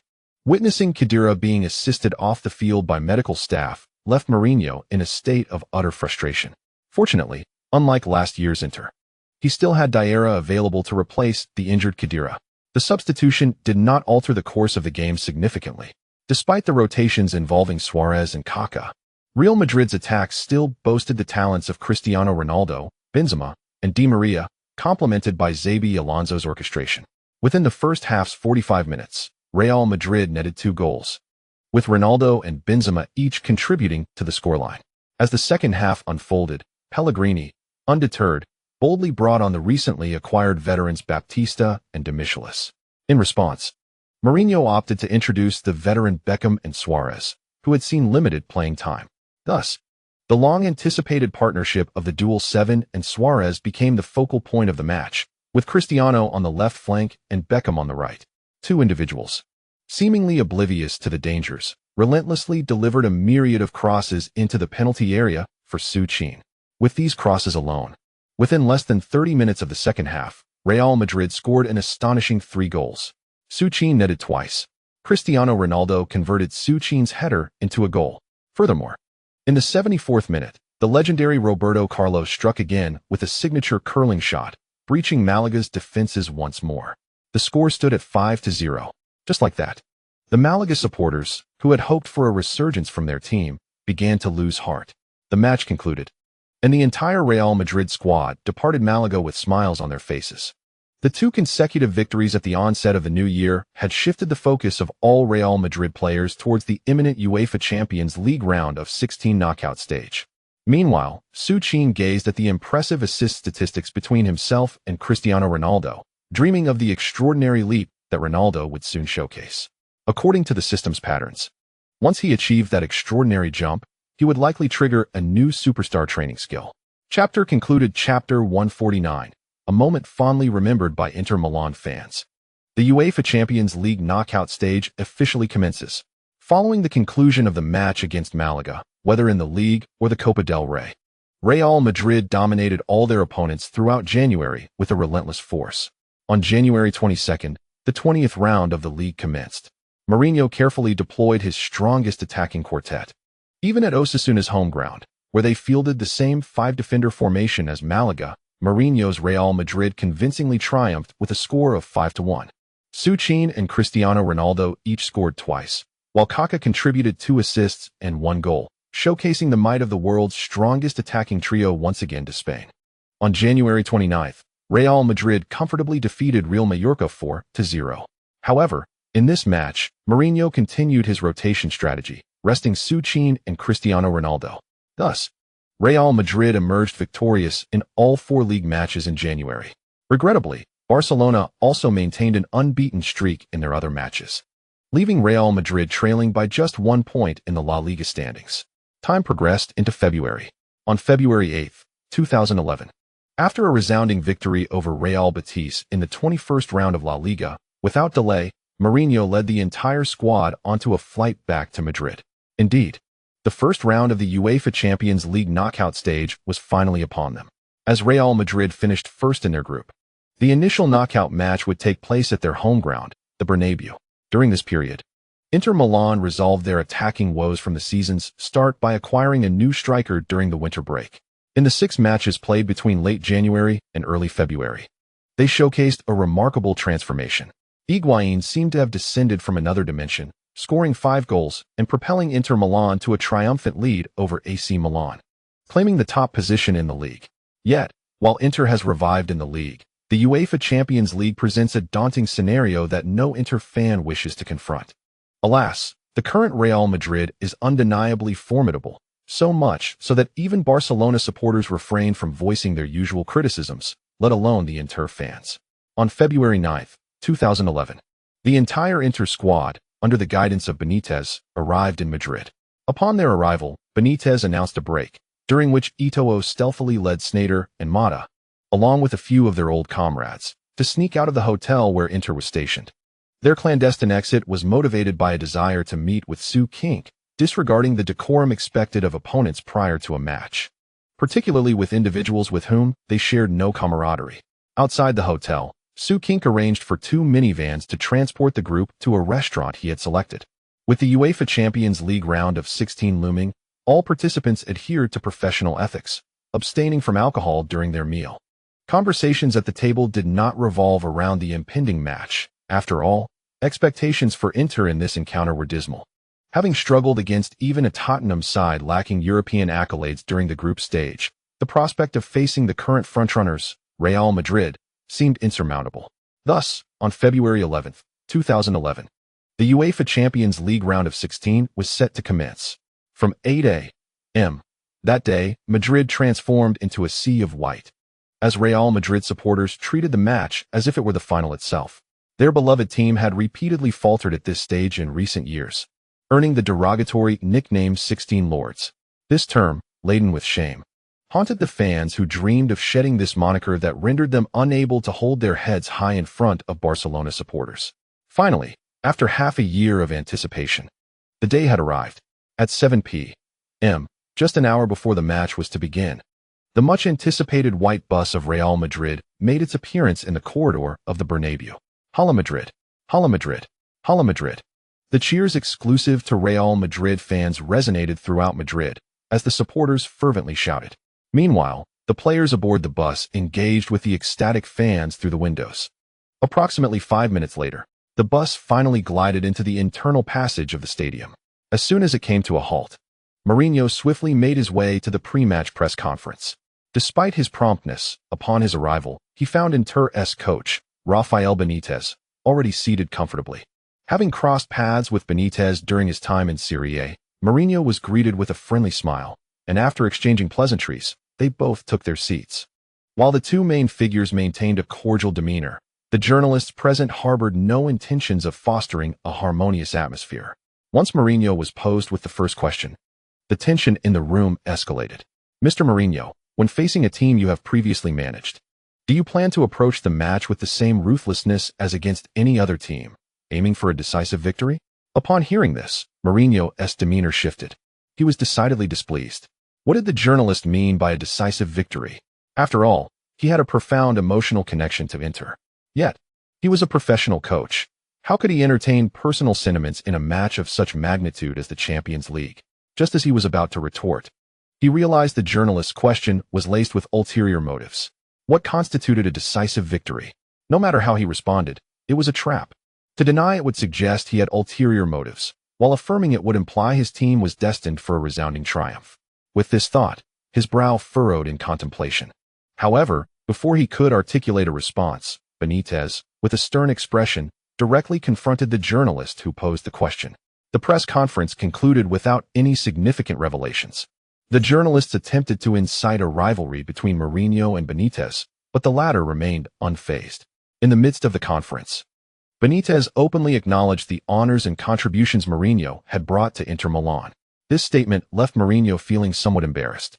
Indeed, he had led Inter to the treble, an achievement they had once only dreamed of.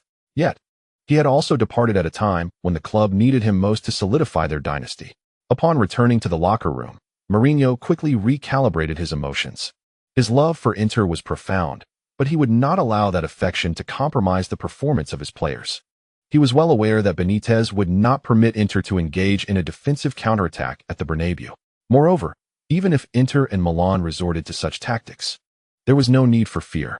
Su, you understand Lucio and Samuel's weaknesses. However, they are equally aware of your strengths. In this match, I do not require you to bear the burden of scoring.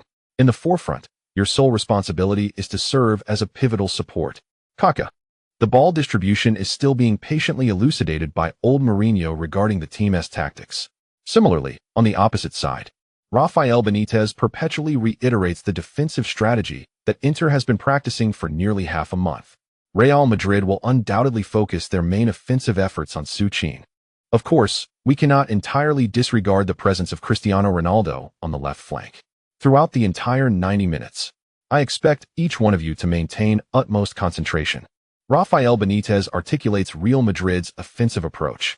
Yet, surrounding him, the Inter players most familiar with Su Qin display expressions of concern. There is no remedy. As Su Qin's former teammates, they are all acutely aware of his prowess. The so-called zonal defense is merely a facade for someone of Su Qin's caliber. Even during his time at Inter, when he seldom attempted long-range shots, zonal defense was of little consequence, let alone now, as he has evolved into a fortified version of the Magician Pro, proficient in both long-range shots and dribbling. Thus, with approximately 10 minutes remaining before the match, the Inter players, urged by the staff, made their way to the player tunnel. Upon entering the tunnel, the atmosphere, initially fraught with tension, dissipated entirely. Upon seeing Su Qin, every member of the starting 11, from Milito to the last central defender Samuel, eagerly approached him for embraces. Particularly, Maicon, once heralded as the world's premier right-back, had recently found himself overshadowed by a certain beast from Tottenham. However, despite the mockery directed towards him, the psychologically resilient Maicon remained unfazed. Upon encountering Su Qin, He was among the first, alongside Eto'o, to approach him for an embrace. Haha, Su, my friend, just wait and see how I'll neutralize you. Maicon jested with Su Qin. Unperturbed, Su Qin pointed at Di Maria, saying, Ahem, perhaps you should refrain from marking me. You'll be dealing with that Argentine instead. Though not as swift as Bale, in terms of footwork, he surpasses Bale by a margin. Upon hearing this, the previously jovial Maicon, momentarily displeased, playfully nudged Su Qin back towards the Real Madrid side. Little did he expect Pepe, mistaking the jest for a quarrel, approached with wide eyes. Fortunately, Su Qin sensed the impending misunderstanding and swiftly embraced Pepe. Otherwise, before the match even commenced, it seemed likely that Pepe and Maicon, this pair of fools, would engage in a scuffle within the player tunnel. Zhuang Dienertai. We are currently providing live coverage of the 2010 to 2011 UEFA Champions League round of 16. First leg, Real Madrid faces the reigning champions, Inter Milan. The players of both teams are positioned on their respective halves. The referee is checking the time. Beep. With the sound of the referee's whistle, the match officially commences. First, let's examine the starting lineups. Dressed in their traditional white home kit, Real Madrid's starting goalkeeper is Casillas. Against his former club, Mourinho has once again deployed the strongest 4-1-2-3 formation for the current Real Madrid. On the other side, donning their iconic blue and black jersey, Inter Milan's starting goalkeeper is Caesar. The right back is Maicon, with Lucio and Samuel partnering as center backs. The legendary Inter captain Zanetti occupies the left back position. The trio of midfielders comprises Stankovic, Cambiasso, and Mata. The attacking midfielder is Sneijder, with the two forwards being Eto'o and Diego Milito. Many seasoned fans watching at home will undoubtedly recognize this formidable Inter Milan lineup. On the pitch, at the moment the referee's whistle echoed, including Su Qin and the seasoned Mourinho, there was an instant where it felt as though they had been transported back 6 months. However, with the fervent cheers of over 80,000 Real Madrid fans, this fleeting reverie quickly dissipated. Real Madrid has possession of the ball. Su Qin promptly passed the ball back to Modric behind him.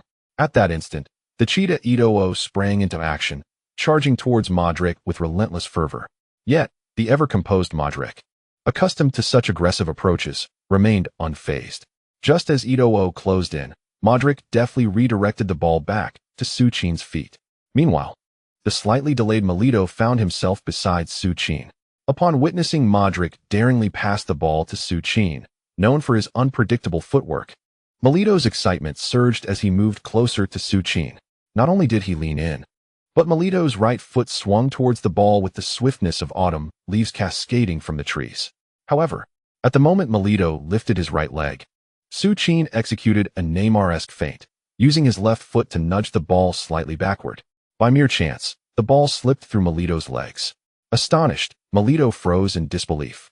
The honest Milito had approached this play with unwavering confidence, having known Su Qin for quite some time.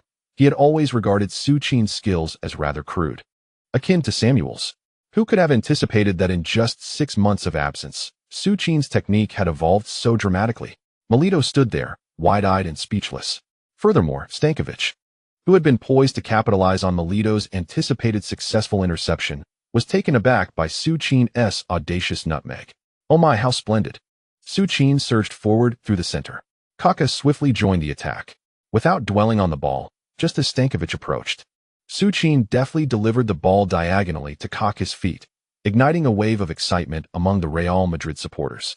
However, their fervor was short-lived, lasting only a few fleeting seconds.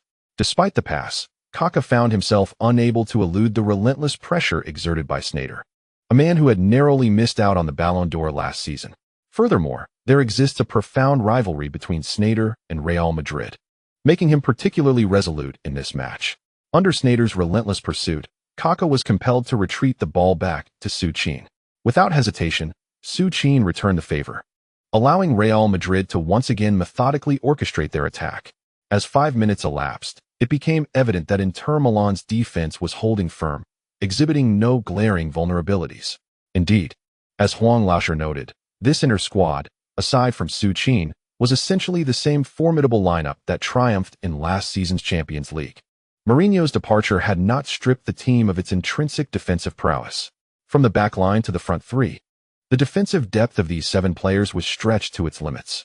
As Huang Jinxiang and Duan Xin commented, throughout these initial 5 minutes, despite Modric's maneuvering and Kaká's incursions, as well as the aggressive flanking by Cristiano Ronaldo and Di Maria, Real Madrid had yet to penetrate even an inch into Inter's midfield stronghold.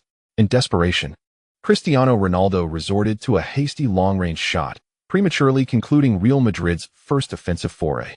This attempt served to quell the expectations of the supporters in the stands, who had anticipated a continuation of the rampant onslaught against the reigning champions. Indeed, Real Madrid had merely reached the round of 16 last season, while the current Inter side had triumphantly battled through the group stages to reach the final. Although both the soul of the team, Mourinho, and Su Qin had been lured to Real Madrid by the illustrious Florentino Perez, the legacy of the reigning champions remained steadfast. As Real Madrid's offense stalled, Inter Milan's attack commenced with renewed vigor. In the 8th minute, Sneijder elegantly maneuvered through the dual blockade of Kaká and Modric, swiftly breaking free. Without allowing Diarra to close in, he executed a precise diagonal pass to Milito, who was poised on the edge of the penalty area. In that split second, Milito lifted his right foot, feigning a strike that prompted Carvalho within the box to lunge forward. However, this was merely a ruse, as Carvalho committed. Milito quickly retracted his foot and, with the outside of his right foot, deftly flicked the ball forward. In an instant, the ball skated across the grass and into the penalty area. Eto'o, with unwavering determination, penetrated the penalty area and effortlessly sent a precise shot toward the far corner. A gasp echoed through the Santiago Bernabéu as Real Madrid supporters held their breath, only for the legendary Iker Casillas to miraculously dive and, with the mere fingertips of his right hand, deflect the ball just before it crossed the goal line. Real Madrid narrowly escaped disaster. What a perilous moment. Eto'o's strike was nothing short of exquisite. However, in comparison, Casillas' save was undeniably breathtaking. In Milan, within the confines of a raucous pub, fervent Inter fans congregated, their spirits high. As Eto'o launched his shot toward the net, the entire loyal contingent sprang to their feet, raising their beers triumphantly above their heads, ready to celebrate a goal reminiscent of last year's jubilations. Alas, their anticipated triumph was thwarted at the last moment by Casillas' extraordinary intervention. Damn it! How could that not have gone in? My God, I was all set to cheer. Yet, looking on the bright side, they mused that their attacking threat had indeed been significantly greater than that of Real Madrid. Fond memories of Suarez flooded their minds. If he were still here, complex formations would be unnecessary. One merely needed to loft the ball into the box to prepare for celebration. Indeed, those were the days. But alas, the current allure of our league has waned, one lamented. Hey guys, when Suarez returns to Miazza next week, we must welcome him home with the warmest applause. Another chimed in. Moreover, I heard that before the next match, Suarez will officially donate his Ballon d'Or trophy to Inter. Honestly, I've already instructed our brothers in Madrid that if Suarez scores, we must give him a standing ovation, no matter when it happens. As the Inter supporters excitedly discussed plans for Suarez's return, the match in distant Madrid had already reached the 15th minute. A sudden strike from Inter Milan nearly breached Casillas' goal, inciting a fierce roar from the legendary goalkeeper directed at his 2 center-backs. Well, if anyone else dared to shout like that in front of him, Pepe would certainly make them remember it. But Casillas, the venerable captain, was a different story. Strangely enough, Casillas' outburst did seem to tighten Real's defense considerably. With the defense bolstered, Real's offense began to take on a more aggressive form. In the 16th minute, Madrid continued their advance through the center. Observing the resolute determination of the aging midfielders, Modric decided to abandon mere penetration and, after executing a clever 1-2 with Kaká, did not wait for Stankovic and Gattuso's encirclement to materialize. Modric executed a long pass, directing the ball towards the right flank, reminiscent of the playful banter exchanged between Su Qin and Maicon prior to the match. Following Bale's lead, Di Maria once again trampled upon the unfortunate Maicon, orchestrating a magnificent infiltration worthy of the annals of history. At the point of impact, as Di Maria deftly turned upon receiving the ball from the rushing Maicon, he skillfully flicked the ball with the heel of his foot, sending it diagonally into the open space. In that very position, Su Qin had firmly established himself against his old teammate Cambiasso. Without waiting for the ball to descend, Su Qin artfully struck it with the instep of his left foot, redirecting it towards the rear side. With a flick and a rebound, the football resembled a marble, executing a double bounce in an instant. Such a leap shattered the once formidable defense of Inter Milan's central line. Upon regaining possession, Di Maria had no intention of relinquishing the ball. With a gentle lift from his left foot, he sent the ball soaring over the top, directing it behind Samuel. At that moment, Su Qin had already slipped past Samuel, penetrating the Inter Milan penalty area. Before the ever-familiar Caesar, Su Qin executed a deft poke shot, propelling the football towards the goal. No miracle unfolded. Even as Su Qin unleashed his shot, Caesar, diving to block, could not intercept the ball. Beep. Accompanied by the referee's whistle. Gulu, the DJ, having held back for what felt like an eternity, erupted in exultation before the raucous crowd of over 80,000 fans at the Bernabeu. Splendid. The ball found the net. In the 17th minute of the match, Real Madrid finally broke the deadlock with an exquisitely orchestrated play down the right flank, leading to a score of 1-0. Su Qin had netted his first goal in the Champions League knockout stage and his 7th goal in this season's Champions League. Although it paled in comparison to his efficiency from the previous season, it was largely due to Su Qin's selflessness in creating opportunities for his teammates. 1:00. In the most critical moment, it was still the 19-year-old prodigy, Su Qin, who stepped up. As the referee's whistle pierced the air, the throngs of over 80,000 fans erupted into a frenzy. However, in stark contrast to the jubilant DJ's exuberance, Su Qin, the protagonist of the moment, showed no inclination to celebrate. He raised his hands and spread them outwards, signaling his desire to forego celebration in front of his teammates who rushed to join him. This gesture earned him thunderous applause from the nearly 6,000 traveling Inter fans, who once again witnessed their beloved Wizard score. Yet this time, the Wizard had breached not the opponent's goal, but rather celebrated a moment of personal triumph. In an unexpected turn of events, the enigmatic figure representing Inter Milan found himself on the opposing side, breaching his own team's defenses. Nevertheless, the fervent supporters of Inter harbored no grievances against this individual, who had bestowed upon them a plethora of glory. Not only did they refrain from complaints, but these magnanimous fans also erupted in applause for Su Qin. It remained uncertain whether their ovation was intended for Su Qin's goal or for his decision to abstain from celebrating. On the sidelines, after witnessing Su Qin's strike, the usually animated Mourinho remained eerily still, a stark contrast to his assistant, Garcia, who typically mirrored his excitement. Both men stood expressionless, observing the unfolding drama on the pitch. Familiar faces adorned the field, yet what should have been a scene painted in blue was abruptly transformed into a canvas of white.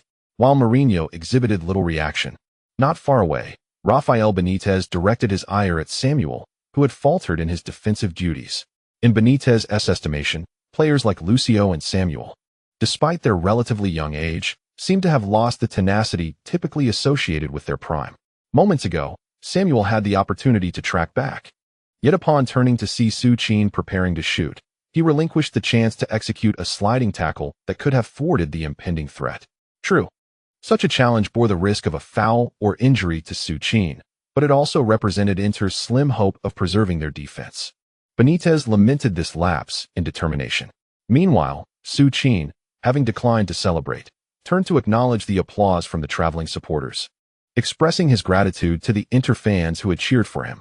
Trailing by a goal, Benitez could no longer afford to adhere to a conservative defensive strategy against Real Madrid. Although he had previously acknowledged Mourinho's contributions to Inter during a press conference, this did not imply that he intended to adopt Mourinho's tactical approach. In Benitez's view, a reigning champion like Inter should lose standing tall, not cowering.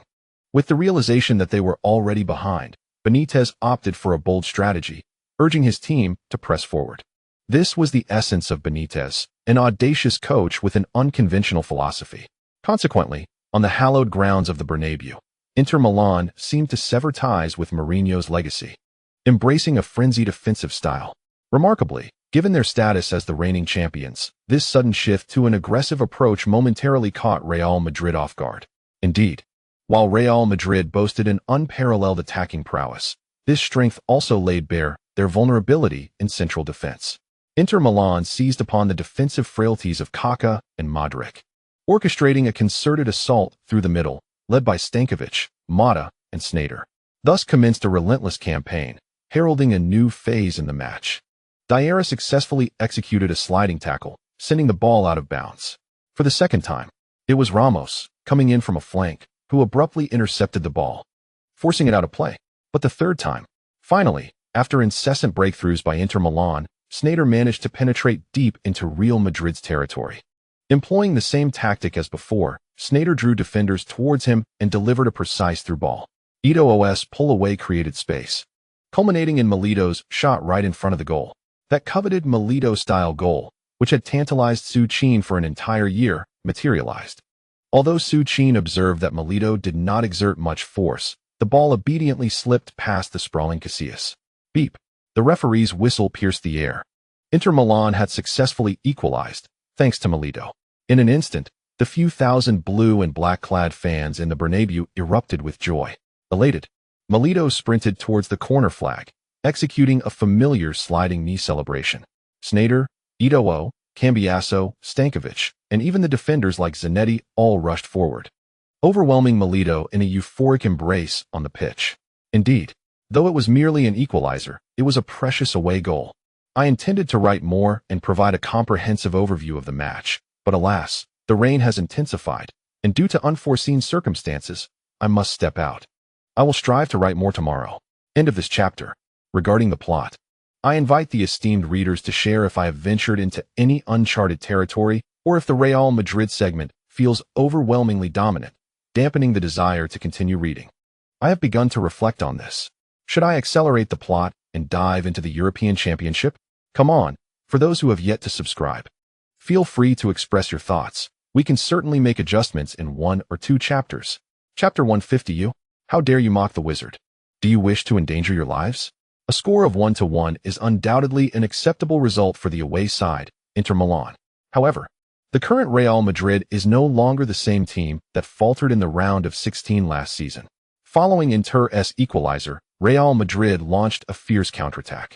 As soon as the ball crossed midfield, Cristiano Ronaldo beckoned Modric to pass it to him. It seemed that the psychological burden of this round of 16 match weighed heavily on Ronaldo, who showed no intent to go solo. While dribbling, Ronaldo keenly observed Su Qin's positioning, who remained firmly at the forefront, just as Mourinho had described. Mata and Cambiasso swiftly closed in. Faced with these two, Ronaldo cautiously pulled the ball back, deftly passing it to Kaká on the right. It was precisely this pass from Ronaldo that allowed Kaká to notice Su Qin, who had suddenly dropped back to receive the ball in the center. Without a moment's hesitation, Kaká delivered a decisive through ball to Su Qin, now positioned at the edge of the penalty area.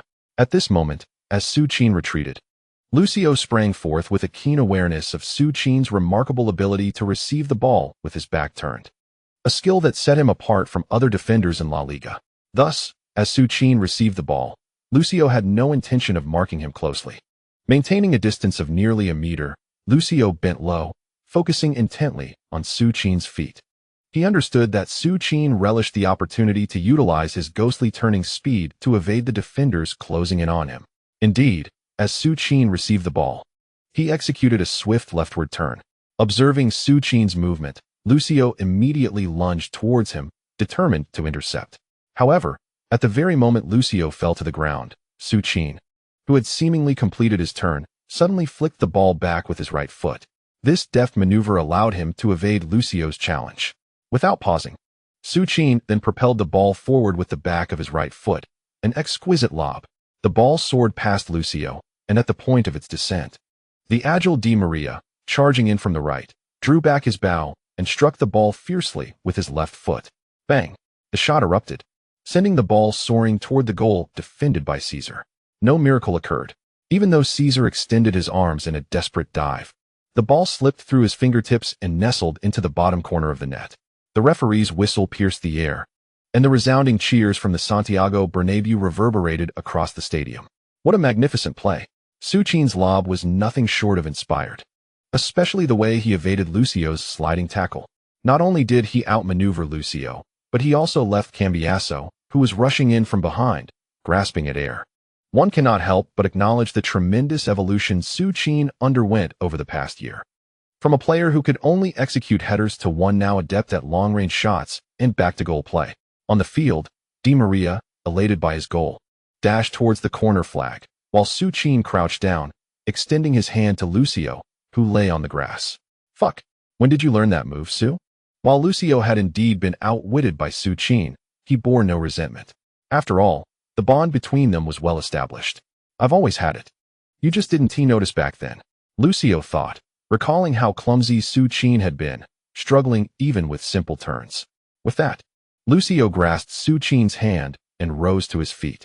Meanwhile, Di Maria continued his exuberant celebration on the pitch, while Su Qin and the ever-composed Mourinho maintained their usual expressions. Naturally, as his disciple scored, Mourinho offered a few token claps for Di Maria. Old Mu exhibited little emotion. Yet his counterpart Benitez was a stark contrast. Upon witnessing Real Madrid's second goal arrive swiftly, Benitez erupted in fury. Unlike the managerial approach during Mourinho's era, Benitez had envisioned a profound transformation upon his arrival at Inter Milan. However, after experimenting with new players and tactics for a while, he despaired as he realized that the team seemed to be indelibly marked by Mourinho's influence. Regardless of how he altered the formation, the players invariably reverted to their original positions. Furthermore, his new strategy not only failed to yield positive results, but also precipitated a sharp decline in Inter's performance. Ultimately, Benitez, in a state of resignation, abandoned his efforts. To his astonishment, once he relinquished control, the seasoned players of Inter reverted to last season's tactics and embarked on a remarkable six-match winning streak, forcefully displacing Milan from the top of the standings. What on earth is happening? Benitez muttered in frustration along the sidelines. Interestingly, it appeared that the players on the pitch paid little heed to their coach's demeanor. Instead, Captain Zanetti began urging the team to fall back, indicating a need to bolster their defense. Soon after Di Maria concluded his celebrations, the match resumed. Remarkably, Zanetti's exhortations seemed more effective than Benitez's grumblings. Following Di Maria's second goal, in the remaining 20 minutes of the first half, Real Madrid, despite attempts from Cristiano Ronaldo and Su Qin, failed to breach the door guarded by Caesar once more. As the first half reached its conclusion, the referee promptly signaled for halftime. Su, I believe you need to retreat further. Upon the whistle, Modric immediately approached Su Qin to discuss the matter. Indeed, Inter's positioning is overly compact, and the limitations on the flanks for crosses are significant. I concur with Luca. You must drop back to provide support and create space on the wings. Not only Modric, but Kaká also joined in, offering similar advice. Seeing both key players express such sentiments, Su Qin nodded appreciatively. As for Cristiano Ronaldo, having failed to score in the first half, and with scarcely a threatening shot on goal, his brows furrowed deeply. However, his frustration was not directed at his teammates. Rather, he felt awkward and disconnected during those 45 minutes. Real Madrid consistently sought to exploit Su Qin, yet the support he received was woefully inadequate. Upon returning to the locker room, Olmo swiftly gathered the tactical board to elucidate the strategy for the second half to the star players of Real Madrid. His instructions bore little difference from what Kaká and Modric had conveyed. The well-established defensive structure of Inter Milan rendered conventional penetration attempts futile. Moreover, due to their profound familiarity with Su Qin's heading technique, Lucio and Samuel's combined efforts effectively thwarted his aerial threats. This explains why, despite Real Madrid's relentless assaults in the first half, they managed to score only twice. Consequently, the solution proposed by the venerable Mourinho was to instruct Su Qin to continually retreat as the second half commenced. Furthermore, during Su Qin's withdrawal, Cristiano Ronaldo and Di Maria were to remain vigilant, observing the gaps in Inter Milan's formation, seeking opportunities for incisive runs. Upon concluding his remarks, the previously furrowed brow of Ronaldo finally relaxed. With Su Qin retreating, he became the primary focal point of Real Madrid's offense. Interestingly, Ronaldo himself seemed unaware that Su Qin's presence was subtly altering his mindset. While Mourinho elucidated the tactical adjustments for the second half in the opposing team's dressing room, Benitez was tirelessly rallying the aging warriors of Inter Milan with an impassioned speech. This is the Bernabeu. We have already equalized once. The Madrid contingent will undoubtedly continue their aggressive advances in the second half. Our task is to employ the most resolute defense, compelling them to reveal their vulnerabilities. Benitez proclaimed fervently. However, as he spoke, he found himself cooling down. The seasoned players seemed unperturbed by his impassioned rhetoric. Instead, they began to wipe the sweat from their brows. Benitez recognized that this was indeed the crux of Inter Milan's predicament. The season champions, having already secured the treble, had lost sight of the most vital element for any team, ambition. Reluctantly, he resorted to patiently explaining the team's tactics. The so-called tactics were merely the defensive counterattacking strategies that these veterans had heard countless times. Thus, the second half commenced. There were no miraculous comebacks, nor gruesome massacres. Benitez's defensive counterattacks yielded little effect. However, while the counterattacks were ineffective, Inter's defensive organization was executed to perfection. Even though Su Qin, as Mourinho had instructed, continually retreated to assist Ronaldo and Di Maria in creating spaces for inward cuts, the entire Inter squad displayed remarkable solidity, revealing minimal vulnerabilities. In the 49th minute of the match, Su Qin retreated to receive the ball. In a moment reminiscent of Sneijder's absence, he executed a magnificent Belgian dribble, bypassing Sneijder with both ball and body. Upon noticing Ronaldo making a diagonal run, Su Qin swiftly delivered a precise pass to his feet. Ronaldo intended to surge forward through the center. However, he was thwarted unexpectedly by Cambiasso, who seemed to have anticipated Ronaldo's intention, executing a well-timed slide tackle that not only intercepted him, but also initiated a threatening counterattack for Inter. Fortunately, Diarra's timely positioning prevented Eto'o from penetrating the penalty area directly. After countless attempts down both flanks, Su Qin finally executed a threatening header in this match. This time, he retreated outside the penalty area to receive a pass before distributing the ball. Lucio and Samuel, caught off guard, were unable to close him down. At the near post, Su Qin received a cross from Cristiano Ronaldo on the left. Rising high to meet the ball, he delivered a powerful header. Although his strike was nearly perfect in both power and timing, fortune was not on his side. His header sailed over the diving Caesar, but struck the crossbar and bounced out. Su Qin clutched his head in disappointment, while the late-arriving Lucio and Samuel exchanged anxious glances. From that moment on, whenever Su Qin entered the Inter Milan penalty area, those two would pay no heed to anyone else.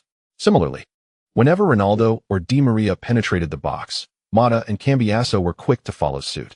In the 71st minute, with Real Madrid's attack still struggling to find its rhythm, the seasoned Mourinho finally played his first card of the match. Modric was substituted for Beckham. The arrival of Beckham indeed transformed Madrid's offense from ground play to aerial bombardment. Just 5 minutes after Beckham's entry, Su Qin scored his second goal of the match, a signature header.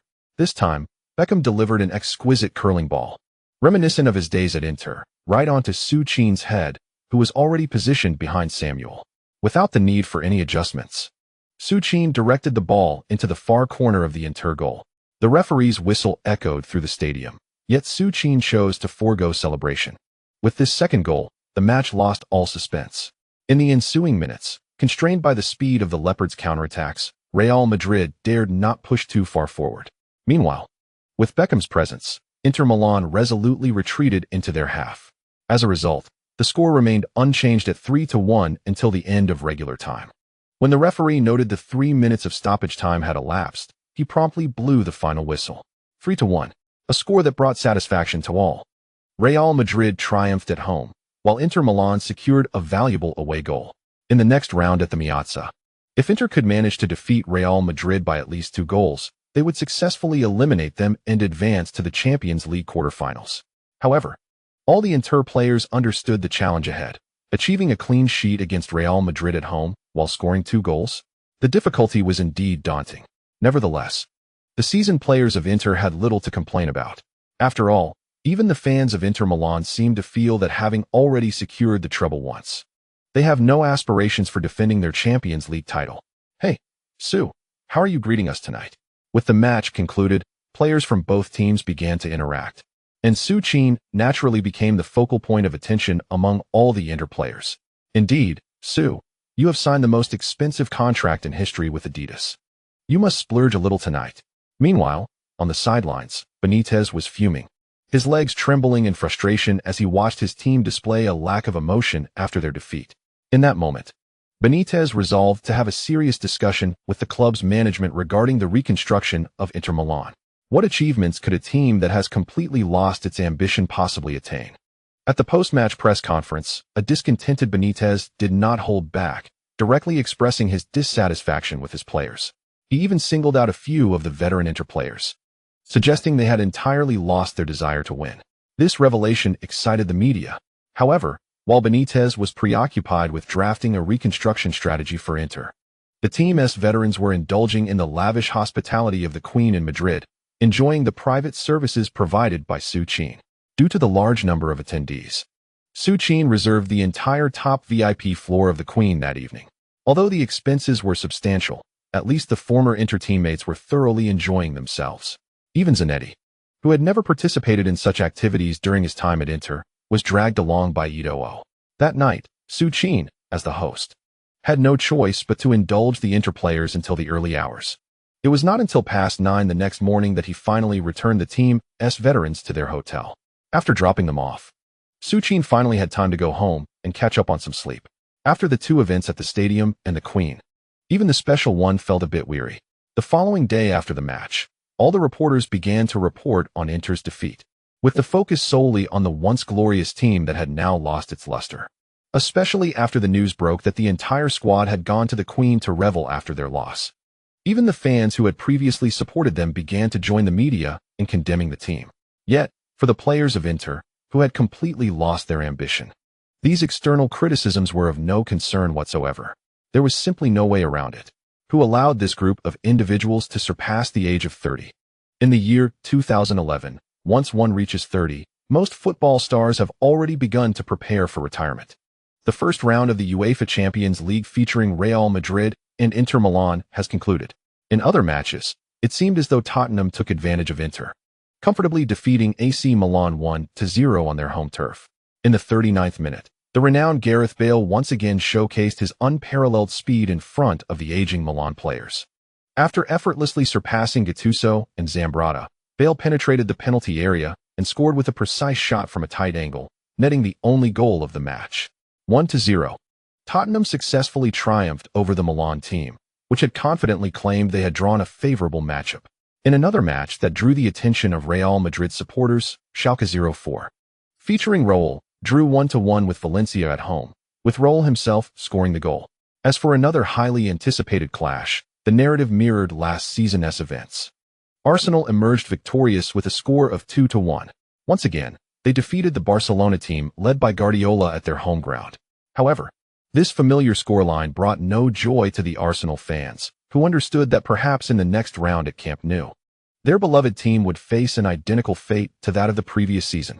Of course, these matches held no allure for Su Qin. His sole focus was on accelerating his progress in order to attain that elusive ultimate skill on the talent tree. Following the conclusion of the Champions League, Real Madrid did not rest long.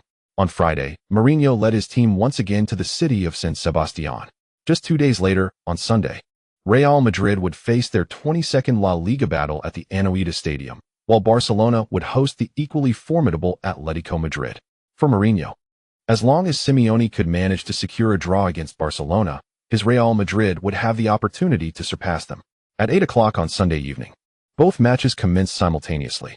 With all his starters on the pitch, Mourinho showed little concern for his team's performance, instead incessantly inquiring with Garcia about the progress of the match in Barcelona.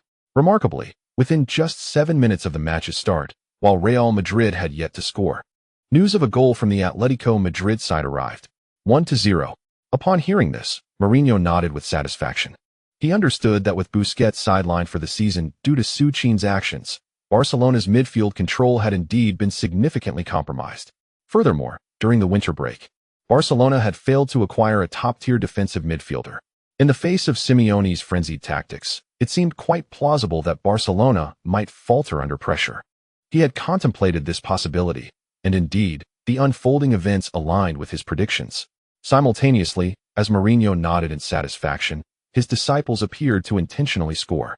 Su Qin, with a header from the center, set up Ronaldo, who unleashed a powerful strike from outside the box, breaching Real Sociedad's defenses.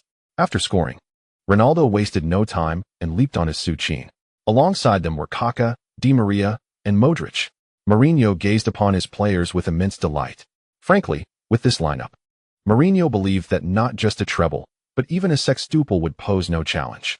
On the pitch, the Real Sociedad players, having deployed 5 defenders, exchanged bewildered glances as they conceded a goal right from the onset of the match. In turn, their coach mirrored their confusion, wearing an expression of helplessness. For the current manager of Real Sociedad, Imanol Alguacil, facing the galactic fleet that is Real Madrid. Even with 5 defenders, they effortlessly breached their defenses. What could he possibly do? The match continued. Real Sociedad maintained their steadfast defense, while Real Madrid commenced their usual half-field offensive drills. Due to financial constraints, Real Sociedad had not acquired any of the formidable players that other La Liga teams boasted during the winter transfer window. Consequently, Su Qin found himself thriving within the opponent's penalty area. In the 15th minute, after enduring nearly 8 minutes of relentless pressure, Real Sociedad's goal was breached once more. This time, it was not Ronaldo, but Su Qin, who skillfully evaded his tenacious marker, thanks to Wu Lei's agile positioning. In front of over 30,000 fans at the Anoeta Stadium, Su Qin leapt high and delivered a thunderous header, sending the ball crashing into Real Sociedad's net. Meanwhile, the nearly 60-year-old Alguacil had retreated to the bench, having taken heart medication before the match commenced. However, within mere minutes, his heart sank as he realized the impending doom of another epic slaughter. Alguacil wore an expression of resignation, yet not far from him, Mourinho exhibited a remarkably similar demeanor. Just as Real Madrid netted their goal, Barcelona had also struck. Messi executed a breathtaking solo run, scoring a goal worthy of the Busquets award, leveling the score. On the field, while Mourinho's disappointment was palpable, Su Qin and the Ronaldo in his embrace remained blissfully unaware of their coach's thoughts. At that moment, Su Qin was once again weaving his spell around Ronaldo. "Cristiano, what did I just say? I declared that your crosses are unparalleled, the best in the world, without exception. Ahem, and unhell, of course, yours are equally world-class." Just as I finished my cheerful proclamation, I realized that Di Maria had already made his way over from the right side. It is worth mentioning that Di Maria had also made a couple of attempts, but due to being tightly marked, he was unable to connect with the ball. "Haha, Su, you should have kept talking." Modric, noticing Su Qin's awkward expression, couldn't help but burst into laughter. In less than 20 minutes into the match, Real Madrid seemed to be enacting their daily script, embarking on a new path of slaughter. It is truly insurmountable. The current Real Madrid demonstrates an undeniable dominance when facing weaker opponents such as Real Sociedad.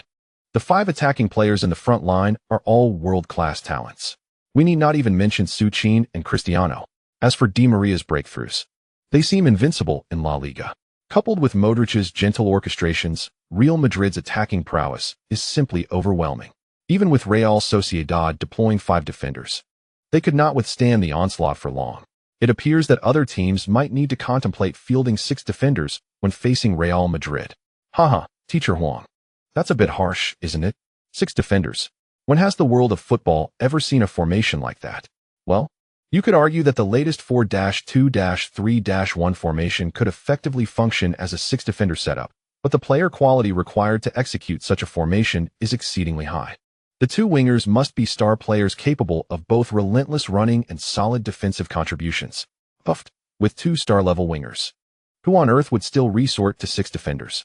Thus, it is clear that Real Madrid is currently unbeatable. However, I believe this invincibility is only temporary. After all, Real Madrid's vulnerabilities lie within. I reckon in a season or 2, the tides will surely turn for them. Oh well, it matters not.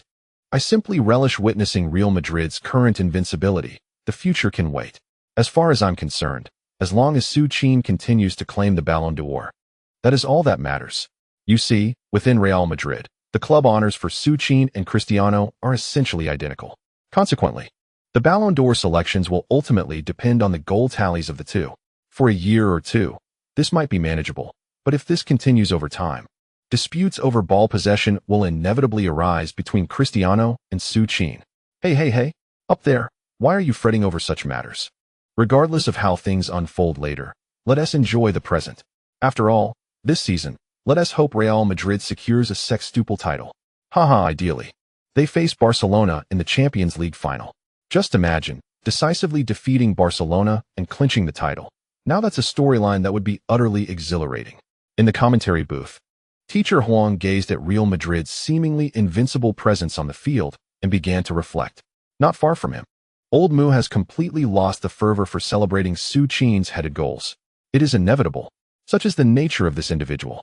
Even the most delectable of dishes, when consumed excessively, will eventually lead to nausea. Now, when Su Qin scores with his head, Old Mu and the Real Madrid supporters are nearly devoid of feeling. In truth, what Old Mu is unaware of is that, not only are they indifferent, but Su Qin himself is beginning to feel somewhat nauseated by the prospect of netting goals against these weaker teams in La Liga with his headers. Thus, after scoring his second goal, Su Qin proactively withdrew from the attack. This retreat was not in pursuit of additional goals. Rather, it was to engage in passing drills with Kaká and Modric. Remarkably, with the enhancement from Neymar's flamboyant dribbling style, the not-so-quick Su Qin managed to dazzle alongside Kaká and Modric. In the 35th minute of the match, after a series of nearly 10 passes and various combinations involving 1-2s, Su Qin finally seized the opportunity to utilize Wu Lei's agile movement, positioning himself for a through ball. As the goalkeeper charged forward, Su Qin excitedly attempted a stylish chip reminiscent of Messi's finesse. However, his shooting precision and technique appeared to fall short, resembling that of a mere cannon shot. The ball, akin to a meal gone uneaten, was effortlessly gathered by the out-of-position goalkeeper. At this moment, Su Qin found himself truly embarrassed. Witnessing Su Qin's blunder, Cristiano Ronaldo could not help but chuckle. Meanwhile, on the Real Madrid bench, Old Bite covered his mouth as he burst into laughter. Frustrated by the laughter surrounding him, Su Qin promptly removed Neymar's flamboyant dribbling template, reminding himself that he was not limited to just that style. Within his repertoire, he possessed the exquisite goal-scoring module of the illustrious de fonction. After engaging with various esteemed figures, Pepe had formulated his own approach. He expressed his gratitude to the loyal readers who had subscribed, assuring them that he would adeptly handle the unfolding narrative. The chapter concludes here. Chapter 151, The Ultimate System Patch emerges. Has Su Qin's path to footballing greatness commenced? Su Qin had lofty aspirations. However, even before he could employ the newly acquired de fonction goal-scoring module, the first half concluded rather confusingly with Kaká's triangular back pass leading to a goal. The halftime score of 3-0 compelled Old Mu to refrain from keeping his precious starters on the field any longer.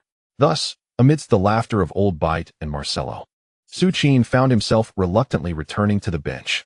Though Su Qin had exited the pitch, Real Madrid's relentless assault continued. The final score was 4-1, with substitute Benzema capitalizing on a penalty opportunity created by Modric to score Real Madrid's fourth goal. However, within 3 minutes, suddenly, Pepe lunged forward like a ravenous tiger, delivering a fierce tackle that brought down a player from Real Sociedad. Casillas, witnessing Pepe's aggression, was startled and rushed in to embrace him.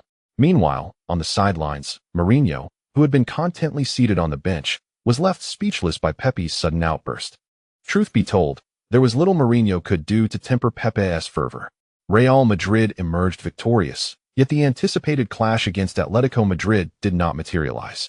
In Barcelona, Messi and Iniesta, each a pivotal force, led their team to a narrow 2-1 victory over Atletico, allowing both teams to secure 3 points.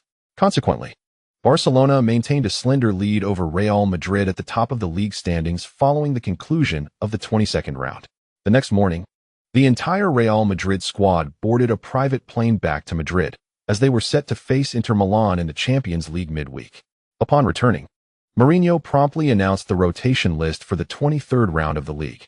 Due to previous injuries, Su Qin and Kaká found themselves relegated to the bench.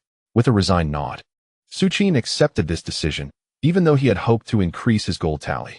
Just as he intended to commence his training regimen upon returning home, he was greeted by a voice he had not heard in quite some time. The long-dormant system had suddenly activated. To his astonishment, the system delivered an electrifying announcement. Ding. Detection indicates that the host's current capabilities have entered the realm of superstars. The system is initiating the final version update. Estimated update duration, 120 hours. What was this? What did it mean for the system to be undergoing a final version update? And when had he become a superstar? Su Qin was momentarily bewildered, but upon reflection, he realized that over the past year, he had achieved phenomenal results in the league, the Champions League, and even the World Cup, accomplishments that even superstars might envy. Thus, the system's assessment was not entirely unjust. However, the phrase final version sent a shiver down Su Qin's spine. Based on his past gaming experiences, he knew that each successive version brought about significant changes, often with diminishing returns. Uncertain of what the final update would entail, Su Qin, despite his apprehension, adhered to his planned training regimen. On Tuesday, while Real Madrid enjoyed a break. Su Qin completed his morning training and made his way to a photography studio in the city center. He intended to collaborate with the team he had long arranged to meet with Victoria to shoot the latest promotional images for DVB. Initially, Su Qin had expected his partner to be Miranda, but to his surprise, Victoria had replaced her due to Miranda's declining popularity. There is no way around it. With Su Qin's endorsement, the previously languishing DVB has suddenly dominated the entire Asian market. Under the immense support of such a vast Asian market, Victoria naturally began to swell with ambition. The allure of popular supermodels no longer sufficed for her. In a bid to penetrate the North American market, Victoria lavishly invited the most sensational new singer of 2010, Taylor Swift, to represent her DVB brand. Well, Su Qin was oblivious to the substantial sum Victoria had invested in securing Swift's endorsement. Nonetheless, it was of no concern to him. Upon learning that Victoria had approached Swift, Raiola had already dispatched someone to inquire about the details of Swift's endorsement contract. According to Raiola, friendship is one matter, and business is another. If Victoria were to offer Swift a higher endorsement fee than what Su Qin received, Raiola would have no qualms about severing ties with her. "Hey, Su, could you possibly get me an autograph later?" As soon as the vehicle arrived at the entrance of the studio, the ever-eager Stan turned to Su Qin and inquired. "An autograph?"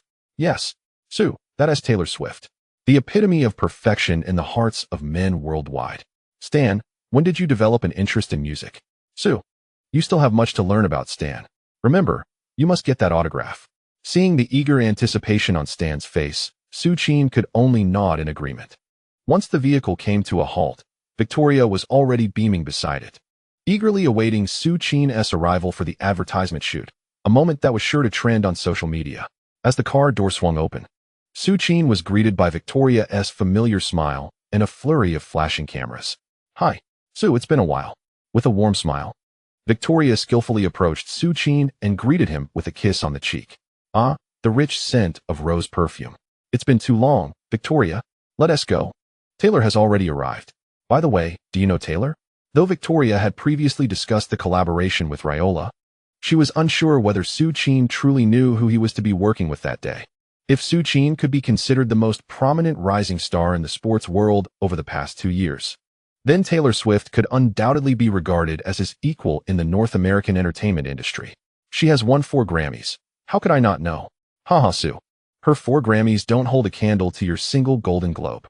Well, this woman certainly knew how to speak. Thus, the two of them strolled into the studio, exchanging laughter and conversation. Although they were there to shoot an intimate lingerie advertisement, there was still ample time before filming commenced, so the entire crew was engaged in final preparations. Meanwhile, Su Qin's leading lady, Swift, was seated in the studio's lounge, engrossed in her phone, unaware of what lay ahead.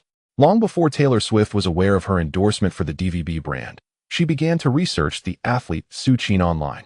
A devoted basketball enthusiast, Taylor harbored a deep admiration for Kobe Bryant, even inviting him to duet at one of her concerts. However, when it came to soccer, she had not delved into it extensively. Nevertheless, the name Su Qin was not unfamiliar to her, especially in the past year, particularly during the World Cup, when Su Qin became a globally recognized figure. Even her idol Kobe had shared a photo on Twitter of Su Qin running at 5 in the morning to train with Inter Milan. "Hi, Taylor," Victoria called out. And as Taylor looked up, she spotted her new employer entering the lounge with someone. Initially, she paid little attention, having encountered numerous men during her time in North America. However, when Su Qin stood fully before her, smiling and extending his hand, Taylor found herself momentarily entranced. It was not merely infatuation, rather, the striking contrast Su Qin presented was utterly captivating. Having spent the morning watching videos of Su Qin dominating his opponents on the field, she had unconsciously envisioned him as a rugged, muscular figure. Who would have anticipated that upon donning a suit, he would exude such an indescribable charm? "Hello, Su. It's a pleasure to meet you. I am Taylor Swift." "Hello, Taylor. I'm a fan of yours. You must give me an autograph later." Now that they were together, Su Qin could not forget the old advice from Stan. "Today, I'm counting on both of you. It's not complicated. We'll just be taking a few promotional photos for the new products." Su has already shot his part, and Taylor has done numerous advertisements. "So I'm confident you'll collaborate seamlessly." Initially, Victoria suspected that the worlds of sports and entertainment might create a barrier between them. However, to her surprise, after her brief introduction, the two began to openly assess one another right before her eyes. A sudden wave of discomfort compelled Victoria to interrupt the peculiar atmosphere. All right. With those words, both Taylor and Su Qin snapped back to reality. Just then, the staff entered the lounge with the latest products, marking the official commencement of the shoot. The lingerie promotional photos were, in essence, centered around the duo's figures, with the photographer focusing on their physiques. Standing at an impressive height of 6 feet 3 inches, Su Qin's athletic build required little effort from the photographer. The challenge lay with Taylor. It wasn't that her figure was lacking at 20. Taylor was in the prime of her beauty, both in age and physique. However, Taylor's fair and delicate skin, when juxtaposed with Su Qin, seemed to evoke a sense of dissonance for the cameraman. After numerous attempts at various poses, he finally discovered the elusive point he had been striving to capture, the delicate balance of contrast and fusion. It presented an image that was somewhat embracing, yet not entirely so. The two nestled together, gazing into each other's eyes with a tender intensity. This endeavor lasted nearly 3 hours, and just as Su Qin was on the verge of exasperation, the shoot came to a conclusion. By the end of this session, Su Qin was drenched in sweat, and Taylor was not faring much better. At just 20 years old, she had never before been embroiled in any public scandal. Although she had a boyfriend before her rise to fame, she had consciously avoided romantic entanglements since her debut, which had been nearly 4 years ago.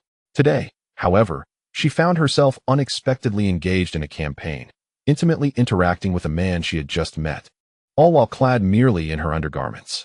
Especially since he was precisely her preferred type, a visual delight.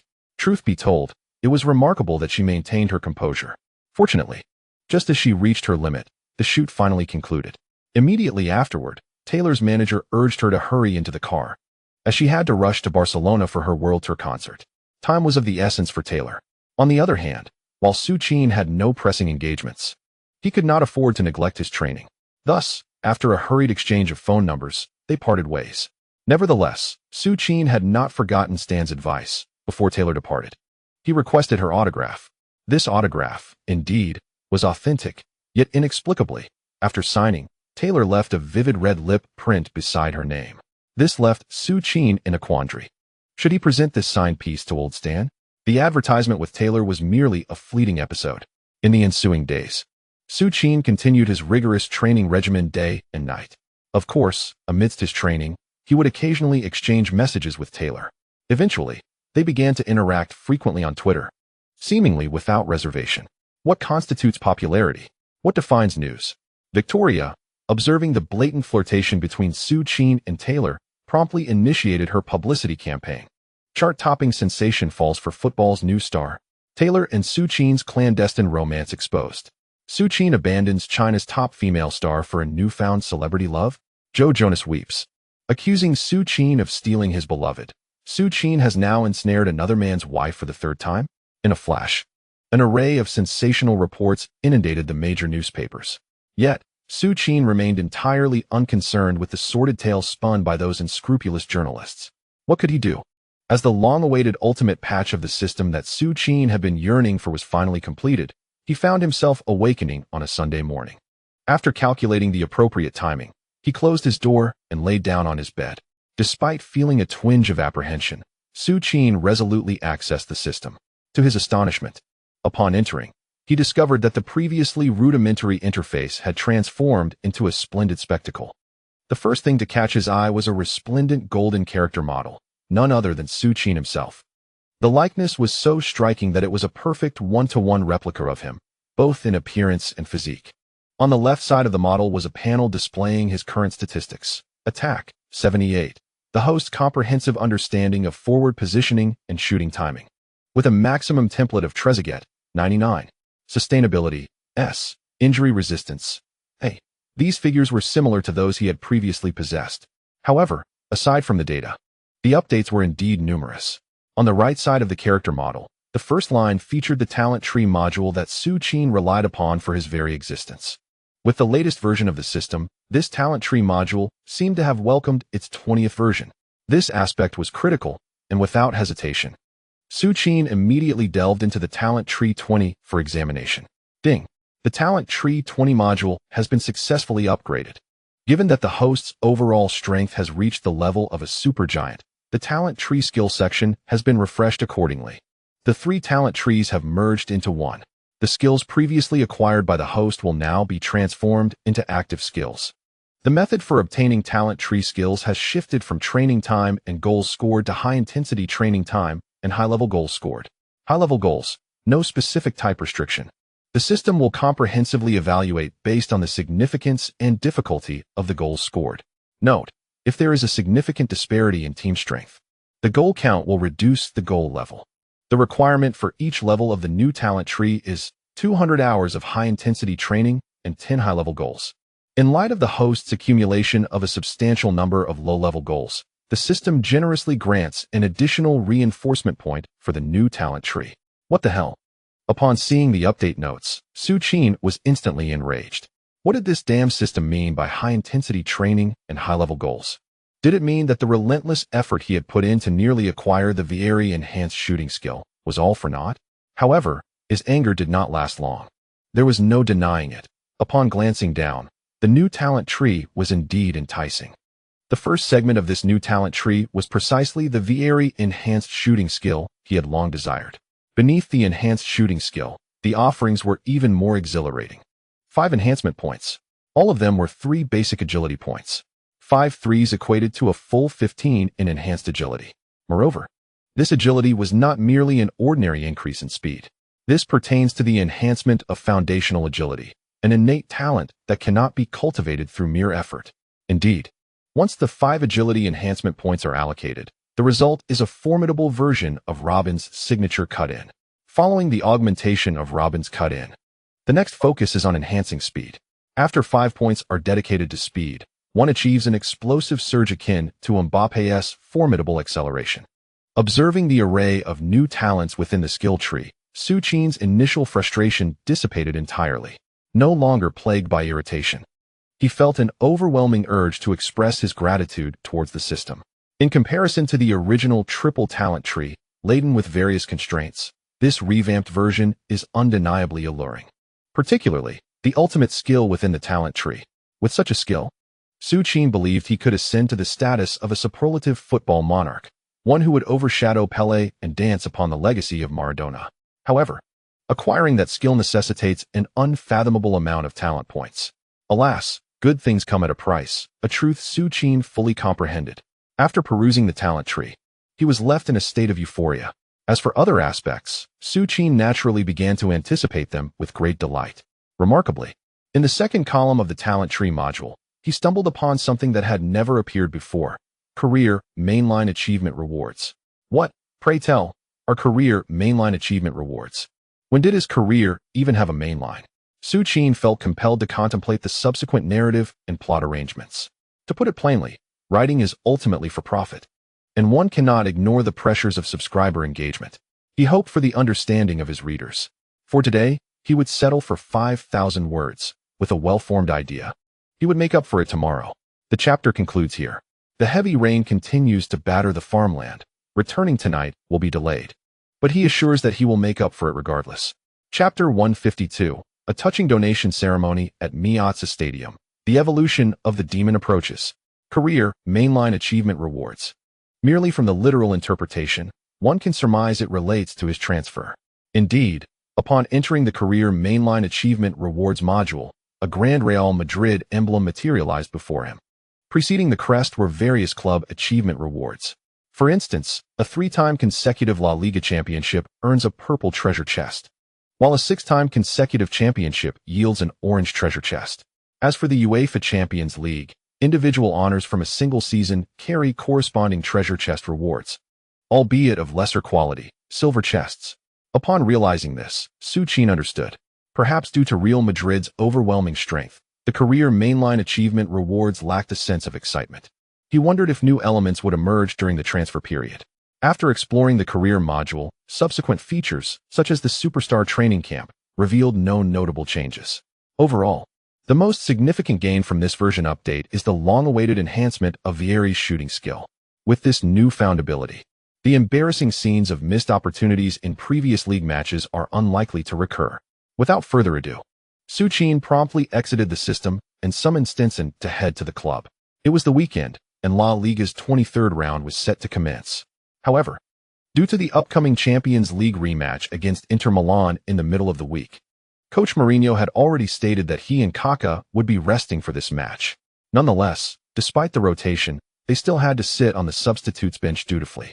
Thus, Su Qin remained on the bench, observing the entire match. Real Madrid triumphed over Levante without any major threats. Meanwhile, Barcelona also successfully defeated their city rivals, Espanyol. Consequently, the standings remained unchanged. On Monday, the morning following the match, Mourinho led the entire Real Madrid squad onto the bus heading to Milan. The last visit to Milan was for an away match against AC Milan during the group stage of the Champions League. Even then, there were numerous dedicated Inter fans in attendance, and this time, the crowd was even larger. There was no avoiding it. Su Qin had promised to deliver the Ballon d'Or to Inter, which he brought along with him. Holding the prestigious award, Su Qin confidently appeared at the airport exit. "Hey, Su, your popularity is astonishing." Once at the exit, upon hearing the countless Inter fans chanting his name, Ramos, who was following closely behind, remarked with his hand over his mouth, "Indeed, there must be over 10,000 people here." Even the seasoned Casillas was taken aback by the sea of fans. Everyone was astonished by Su Qin's popularity in Milan. At that moment, Su Qin, cradling the Ballon d'Or, engaged with his fans repeatedly. Each time he raised the trophy high, the Inter fans erupted in unison. The spotlight was solely on Su Qin, which caused Cristiano Ronaldo, who had been smiling and ready to sign autographs for the welcoming Milan fans, to suddenly feel displeased. Having grown accustomed to being the sole focus of attention wherever he went, Ronaldo experienced a sense of unfamiliarity during this time. It took a full hour for the Real Madrid team to depart from the airport to the hotel. Su Qin's immense popularity was to blame. He was delayed for nearly 40 to 50 minutes as fans clamored for his autograph. If it weren't for the diligent security personnel, one might worry that the excited Milan fans could have overwhelmed him. "Hey Su, you wasted so much of our time. You owe us a feast after the match." As soon as Su Qin boarded the bus, Marcelo chuckled and playfully teased him. "Haha, indeed, one must treat others." In the city of Milan, during my last visit, Hidira was eager to boast about his previous experiences in this splendid city. However, upon lifting his gaze, he found that the venerable Mourinho had already turned his head in his direction, which startled Hidira into an abrupt silence. Upon arriving at the hotel, it was uncertain whether it was an intentional arrangement by Mourinho, but surprisingly, Su Qin found himself sharing a room with Cristiano Ronaldo. After Garcia announced the room assignments, Su Qin initially assumed there had been a mistake, as his usual roommate was the steadfast Modric. Nevertheless, since the arrangement had been made, Su Qin had no choice but to comply. Upon entering the room, Su Qin and Ronaldo quickly organized their respective beds. Though the media had portrayed a fierce rivalry between them, in private, Su Qin and Ronaldo maintained a cordial relationship. "So, how has your elevator shot been coming along lately?" Ronaldo inquired as he settled down. "Haha, speaking of that, Cristiano, I doubt I will ever master it in my lifetime. Who knows how you managed to perfect that move? It's exceedingly difficult." Su Qin replied, "Well, Su, if you practice diligently, there is still hope." Ronaldo encouraged, "Forget it, I shall stick to practicing my chip shots. They should be comparatively easier." Su Qin laughed. "Haha, you haven't forgotten about that chip shot yet." Ronaldo teased. "Of course not. Did you not see how the Spanish media replayed that chip shot incessantly on television for an entire week?" And so, Su Qin and Ronaldo engaged in light conversation while simultaneously performing plank exercises on their beds. Initially, it was Su Qin who was merely passing the time. But when Ronaldo noticed Su Qin discreetly adding extra practice while conversing, he could not resist joining in. Thus began a friendly contest of endurance between the two. "Damn it, Su, you won. Who would have thought your stamina would be so impressive?" Ronaldo exclaimed. "Haha, Cristiano, how did you know I had good stamina?" Su Qin replied. "I wasn't referring to your stamina in that regard." Ronaldo retorted with a chuckle. "But seriously, are you really involved with that tailor?" It appeared that even a superstar like Ronaldo had a penchant for gossip. "Not at all. We merely met while filming an advertisement, and afterward, we exchanged Twitter handles and phone numbers to stay in touch." Su Qin was in the midst of explaining when his phone rang. After offering an apologetic glance to Ronaldo, he answered the call. "Hi, good afternoon, beautiful singer." Upon hearing Su Qin's greeting, Ronaldo realized his suspicions were correct, This insufferable Su Qin had changed girlfriends yet again. The thought made Ronaldo reconsider the appeal of his own girlfriend of 4 months. He could not allow himself to be outdone by Su Qin, even in matters of romantic affairs. Resolutely, Ronaldo opened his phone and sent a breakup message, not just a simple farewell. Cristiano Ronaldo has even begun to peruse the contemporary rankings of music artists in Europe and America. He has resolved that his next romantic partner must exceed the current ranking of Su Qin's girlfriend. However, much to Ronaldo's dismay, it appears that the only individuals ranked higher than Su Qin's companion are a few middle-aged women, and he cannot bring himself to entertain such thoughts. Thus, he has decided to shift his focus from the music charts to the film industry. Surely, a Hollywood superstar could not possibly be outshone by Su Qin. On Wednesday morning, the entire city of Milan was enveloped in a sea of blue. For the people of Milan, football represents the essence of their existence. And in anticipation of the evening's match, countless shops closed early. Fans donned their sacred blue and black jerseys, gathering in droves along every street in the city. Although only a limited number of spectators could enter the stadium, this did not deter them from rallying outside to support their team. At 7 o'clock in the evening, at long last, the blue and black bus appeared alongside the white bus in the internal passage of the Piazza Square, much to the delight of countless Inter Milan fans. Nerazzurri, we are here, but it is fine, we will win together. The fans joyfully sang the club's anthem to welcome their heroes. However, this time, the Inter fans did not merely greet their own team. They also bestowed warm applause upon the visiting team's white bus. The reason was simple. The young Inter player, who held the Ballon d'Or, was aboard that very bus. Su, clap, clap, clap. Su, clap, clap, clap. Su. The atmosphere outside was electric with the fervent cheers of Inter supporters, while inside the bus, Su Qin was overwhelmed with emotion, gazing at the multitude of fans holding signs that welcomed him home. Thus, the bus made its way into the Piazza Stadium amidst a crescendo of cheers. As the vehicle came to a halt, the seasoned coach, Mourinho, took a deep breath to steady his emotions before striding towards the pre-match press conference. Meanwhile, Su Qin followed his teammates toward the locker room. At 7:40 p.m. local time in Milan, with less than 20 minutes until the match commenced, the players were typically expected to warm up. However, a red carpet was laid out on the pitch, and tens of thousands of Inter fans repeatedly chanted Su Qin's name. Finally, amid the calls, the DJ began to speak. Ladies and gentlemen, let us welcome Massimo Moratti, the president of Inter Milan and former Inter player number 39, Su Qin. The crowd erupted in applause. The on-site DJ's exuberant shouts resonated with fervor, perfectly complemented by the tens of thousands of Inter Milan fans in the stands, who erupted with enthusiasm upon hearing Su Qin's name. On the red carpet, Su Qin, cradling the Ballon d'Or trophy, strolled alongside Moratti.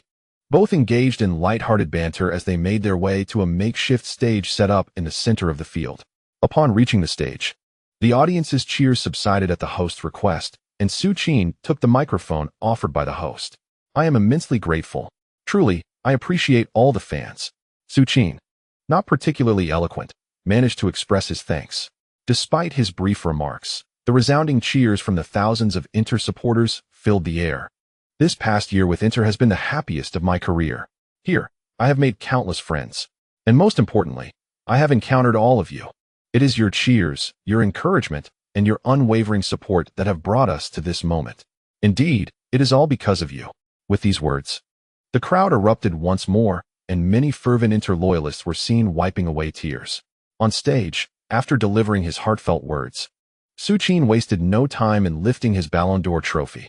I am honored to have received this trophy during my time with Inter. It was only when I held it that I truly realized what Inter Milan has given me. However, I also understand that this trophy does not belong solely to me. It belongs to all of you.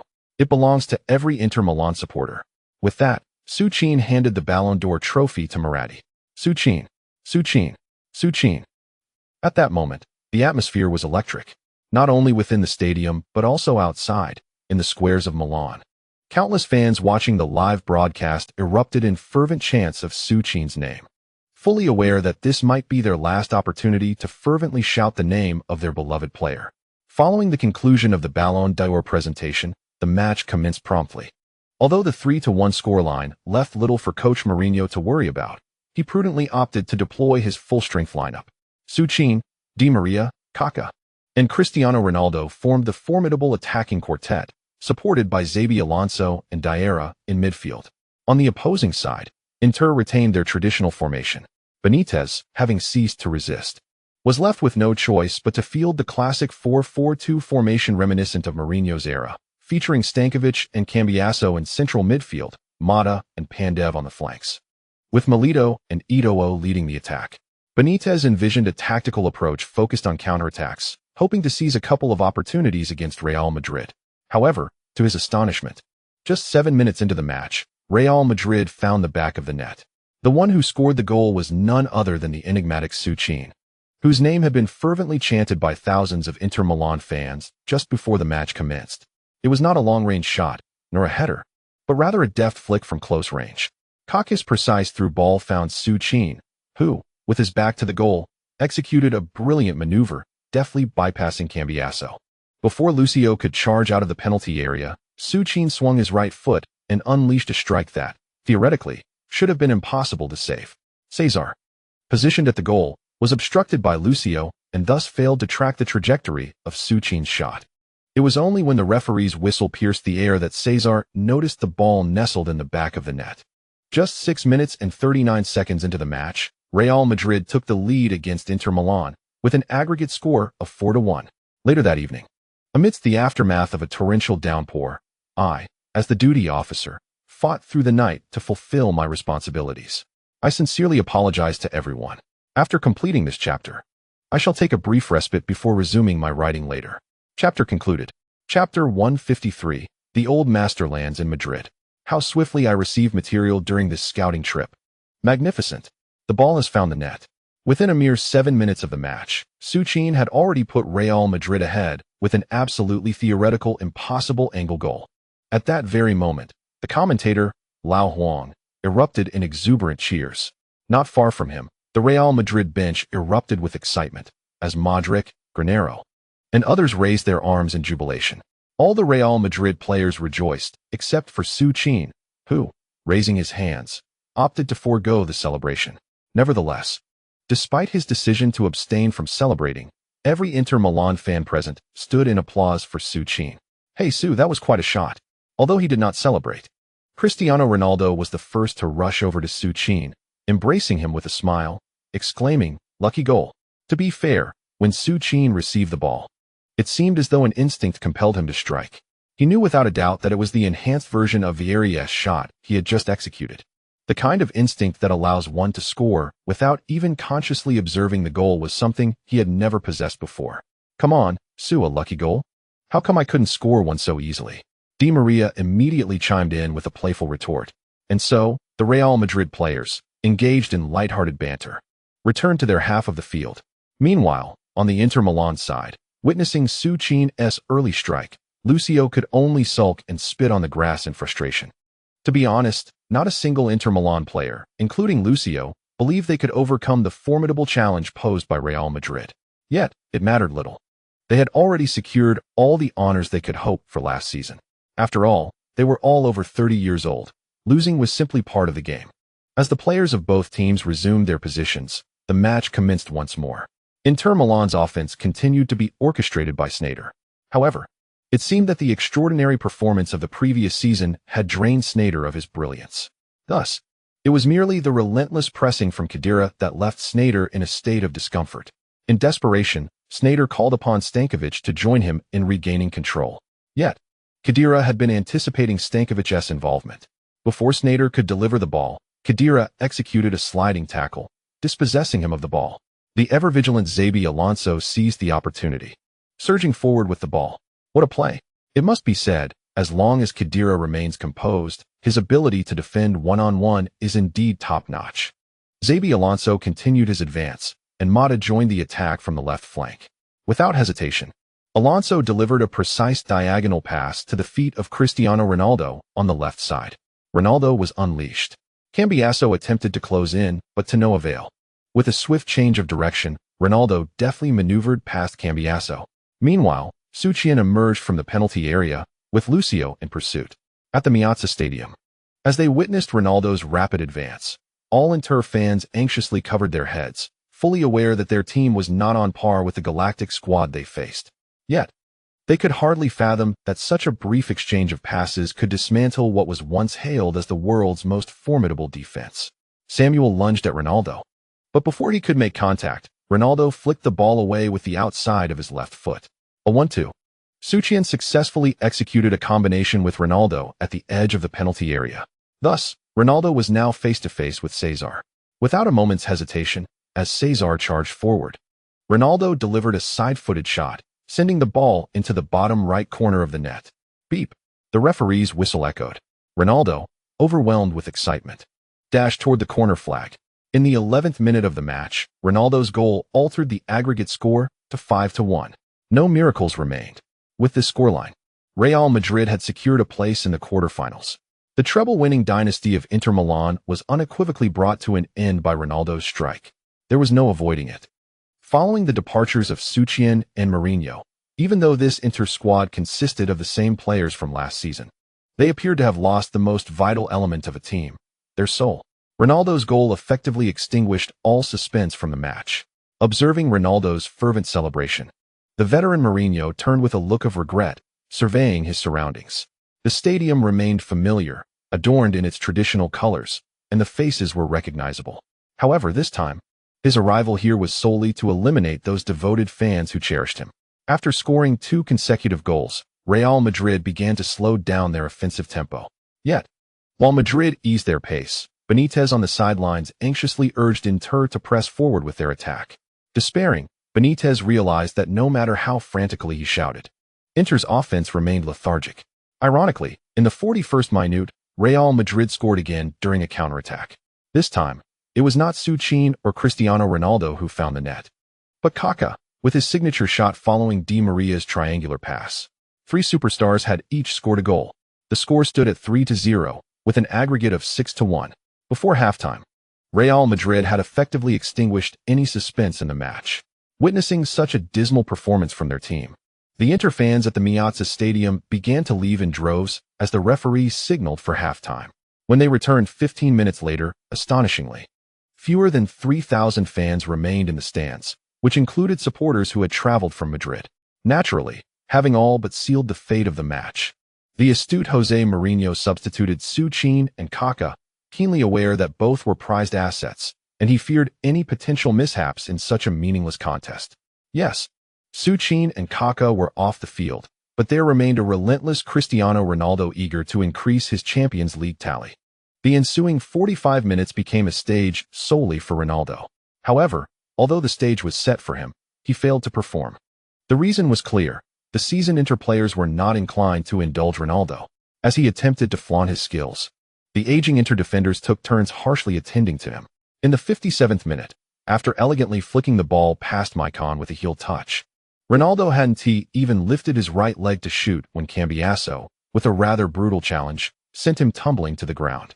This time, Ronaldo, exhibiting remarkable composure, rose without engaging in a dispute with Cambiasso. Yet, just 6 minutes later, as he endeavored another long-range shot, Maicon again clattered into him.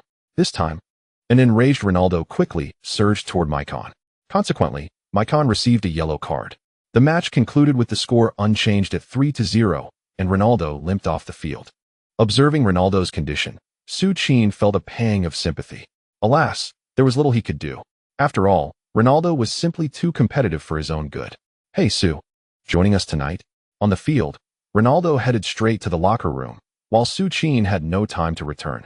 Eto'o, in his usual jovial manner, unexpectedly pulled Su Qin aside to make plans. However, Su Qin did not dare to agree. He had already conferred with the Real Madrid squad about hosting a celebration. It would be unacceptable to abandon his teammates at such a crucial moment. Thus, Su Qin politely declined Eto'o's invitation and, immediately after the match concluded, took the entire Real Madrid team to the nightclub he had previously frequented with Eto'o and his companions. As for what transpired at the nightclub, Real Madrid effortlessly triumphed over Inter Milan with a score of 3-0. Meanwhile, the other matches in the round of 16 also reached their conclusions. As feared by all Arsenal supporters, at the Camp Nou, their gunners once again succumbed to the formidable presence of the legendary Messi, who delivered a stunning performance with 3 goals and 1 assist. propelling Barcelona to a decisive 4-0 victory over Arsenal and securing their place in the quarterfinals. In another match, Schalke 04 continued their underdog saga, defeating Valencia 3-1 at the Bats' home ground, thereby advancing to the last 8 with a convincing aggregate score. As for Tottenham, they played to a draw against AC Milan, narrowly overcoming them 1-0 on aggregate to earn a quarter-final berth. Bayern Munich maintained their dominant form, ruthlessly sweeping Lyon 4-0. Chelsea and Manchester United also each secured victories over their respective opponents, successfully obtaining tickets to the quarterfinals.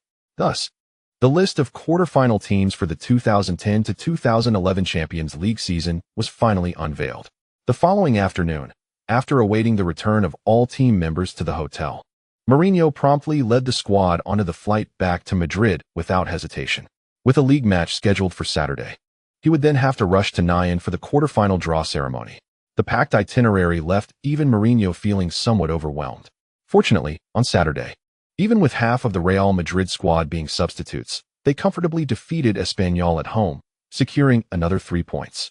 In this match, not only Su Qin and Kaká, but even Cristiano Ronaldo found himself on the bench. The starting role was given to the veteran Beckham, who once again evoked nostalgia at the Bernabeu. With a series of exquisite crosses from the right flank, Benzema, who was not particularly adept at heading the ball, managed to score with a header. Furthermore, in the dying moments of the match, Beckham's signature curling free kick ignited the entire Bernabeu, as Beckham, with his scruffy beard, ran joyfully with outstretched arms. Even Su Qin on the bench was transported back to the time when the Seven Wolves of Real Madrid dominated Europe, all clad in striking white. Yet, who could have predicted that many years later, even the club that once prioritized aesthetics and lineage, Real Madrid, would evolve into something entirely different? That very evening, after the match, Mourinho took Casillas aboard a flight to Switzerland. Although a bit fatigued, the sight of his beloved Real Madrid galloping forward with such vigor brought a smile to his lips, even in slumber. What Mourinho did not yet realize was that the reasons for his joy extended far beyond this. As old Mourinho stood there, somewhat apprehensive about who Real Madrid's opponent would be, guest Zinedine Zidane, as if guided by some mystical force, drew Schalke 04, arguably the weakest among the current quarter-finalists. Upon seeing Schalke 04's name, Mourinho could hardly suppress a laugh. Nevertheless, in the final moments, he maintained his composure, refraining from exhibiting any expressions that could incite the media's frenzy. Furthermore, during the customary interview following the draw, Mourinho generously extolled his quarter-final adversary, declaring Schalke 04 to be the embodiment of a new era in the Bundesliga. He asserted that Raul had revitalized Schalke 04's competitive spirit and insisted that they were certainly not an easy opponent for Real Madrid. However, what Mourinho truly thought remained a mystery. At least, the onlookers, including Su Qin and the array of Real Madrid stars, did not seem to believe a word of Mourinho's proclamations. Real Madrid had drawn a favorable match against Schalke 04. As for the other teams, their fates were less fortunate. Bayern faced the Champions League newcomers, Tottenham Hotspur, while Barcelona drew their most dreaded rivals, Chelsea. Lastly, Manchester United was pitted against Roma. Overall, the quarterfinals held the most suspense in the clash between Barcelona and Chelsea. The reason for this suspense lay in the fact that Real Madrid's overwhelming victories in the league had seemingly stripped Guardiola's Barcelona of its once sacred aura of invincibility. Mourinho had returned, and with his arrival, Real Madrid's training resumed. With the draw against Schalke 04, Mourinho shifted his focus back to the league. The consecutive victories did not instill any sense of pride in the cautious Mourinho. Instead, he began to prepare a backup squad for Real Madrid. In his view, as the league and various cup competitions approached their climax, Real Madrid would inevitably face the trials of injuries. Thus, he contemplated forming an alternative lineup capable of adapting to various situations, with Su Qin and a cadre of substitute players as its foundation. However, just as Mourinho was contemplating the assembly of this backup team, calamity struck during the weekend's 24th league round match against Deportivo La Coruña. Di Maria, who had only recently returned from injury, found himself sidelined once more. There was little to be done. Mourinho had long since exhausted his efforts to counsel Di Maria against his penchant for flamboyant play. Yet, Di Maria remained heedless. In a moment of frustration, after enduring a series of intricate dribbles from Di Maria, La Coruña's defender, Hiles, could no longer tolerate the humiliation and retaliated with a brutal tackle, catching the Angel's ankle with the force of his studs. The sound of the whistle was accompanied by Di Maria's anguished cry. Upon witnessing his younger brother being so ruthlessly attacked, Su Qin, filled with indignation, rushed forward, intent on delivering a thorough reprimand to Hales. However, before he could act, Kaká swiftly embraced Su Qin, urging him to remain calm. With a moment's reflection, Su Qin managed to steady himself. Conversely, Ramos, unable to contain his emotions, charged at Hales without a second thought, delivering a sharp slap to his face. Thus, the clash between the two teams erupted in full force. Su Qin pushed Juan Rodriguez from Deportivo La Coruña, while Pepe seized the opportunity amidst the chaos to viciously stomp on forward Adrian's foot. Yet, Adrian was not one to be easily subdued.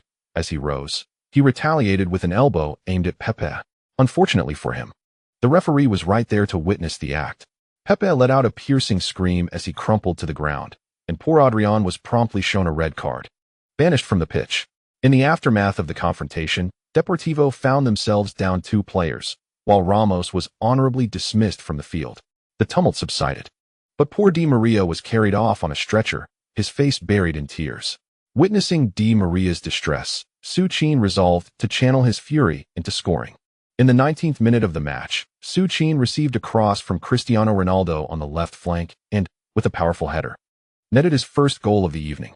In the 25th minute, the substitute, David Beckham, executed a stunning free kick, assisting Su Qin in securing his second header. The atmosphere at the Bernabeu was electrified by Su Qin's formidable aerial prowess. Even with 3 defenders from Deportivo attempting to contain him, Su Qin deftly maneuvered, evading their feeble attempts and directing the ball into the net guarded by Lansuvia. Su Qin, Su Qin, Su Qin. The fans chanted fervently, their loyalty unwavering. Yet, Su Qin, still seeking retribution, continued to implore his teammates for more crosses. In a mere 45 minutes of the first half, he unleashed a torrent of 3 headers and a long-range shot. Cristiano also shone, scoring twice, bringing his tally to 2 goals. At halftime, Real Madrid had astonishingly scored 6 goals against a Deportivo side diminished by 1 player.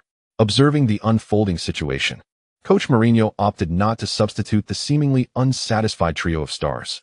In the first 20 minutes of the second half, Su Qin once again combined seamlessly with Kaká and Cristiano, scoring once and providing an assist. In the 68th minute, as the glaring scoreboard displayed an overwhelming 8-0, Mourinho finally replaced the unstoppable Su Qin and the relentless Cristiano. 8 goals obliterate Deportivo, who can halt the march of the Galacticos. Su Qin's unparalleled performance, 5 goals in a single match, utterly dismantles Deportivo La Coruña. This season belongs to Real Madrid, an indomitable force continuing their formidable advance. The match concluded. The entire Real Madrid squad rushed to the hospital at once. However, within those sterile walls, everyone, including Su Qin, received the unfortunate news. Angel's right ankle was severely injured, and it had been officially declared that he would miss the remainder of the season. At the bedside, Su Qin solemnly promised Di Maria that during the Champions League final award ceremony, he would ensure that Ángel would walk up to the podium alongside them. Old Mourinho refrained from uttering excessive words. Yet, after leaving the hospital, he headed straight to his office. With Di Maria's absence, Mourinho realized that Real Madrid's right flank would become a focal point for every opposing team's attacks. While Beckham's offensive prowess was unquestionable, what about the defense? Granero's defensive skills were adequate, but his attacking capabilities paled in comparison to Di Maria's. Thus, he needed to devise a new formation in the shortest time possible to maintain the team's attacking strength while compensating for the defensive gaps on the right. After considerable contemplation, Mourinho gradually turned his attention to Modric. Indeed, he realized there was no need to cling to the 4-3-3 formation with its dual-winged approach. Perhaps he could position both Cristiano Ronaldo and Su Qin in the central area, one tall, one swift. The Christmas tree formation, unique to Real Madrid. Ronaldo possessed both speed and shooting ability, lurking behind Su Qin as a shadow striker. Furthermore, Ronaldo's aerial prowess would serve as a crucial weapon to break through defenses when Su Qin faced double marking. Inspired by this thought, Mourinho immediately took out his notebook and began to jot down his ideas meticulously. At Madrid airport, a loud shout echoed as Bilic, sporting sunglasses and cradling his little dog from the pet shipping area, emerged from the terminal. There was no throng of reporters blocking his path. Bilic had secretly come to Madrid to visit Su Qin and Modric. Well, to say visit is somewhat misleading. In truth, Bilic was in search of inspiration. He had confined himself in his tactical room for days, nearly driving himself mad. Unfortunately, despite over a month passing, he had yet to pen a single word in his newly acquired notebook. Bilic understood that he was suffering from a lack of inspiration. With the European Championship qualifiers looming ever closer, he could no longer afford to remain idle at home. He needed to gather fresh ideas. Naturally, the destination for this creative expedition could only be Madrid, where his beloved Su resided. "Hey, Su, I've arrived." Oh, I see him. Isn't that a rather bald, portly fellow? All right, I've spotted him. As I mentioned, I'm just here to wander around Madrid and catch a match. No need for you to spoil me. You know the Croatian Football Association will reimburse my economy class round-trip ticket. Haha, how can I possibly accept that? Su, for the return trip, economy class will suffice. There's no need for first class. All right then, since you insist, I won't decline. What about the hotel? I've booked a hotel, arranged through the association. Is that so? That doesn't seem quite right. As evening approached, I planned to visit you at your residence.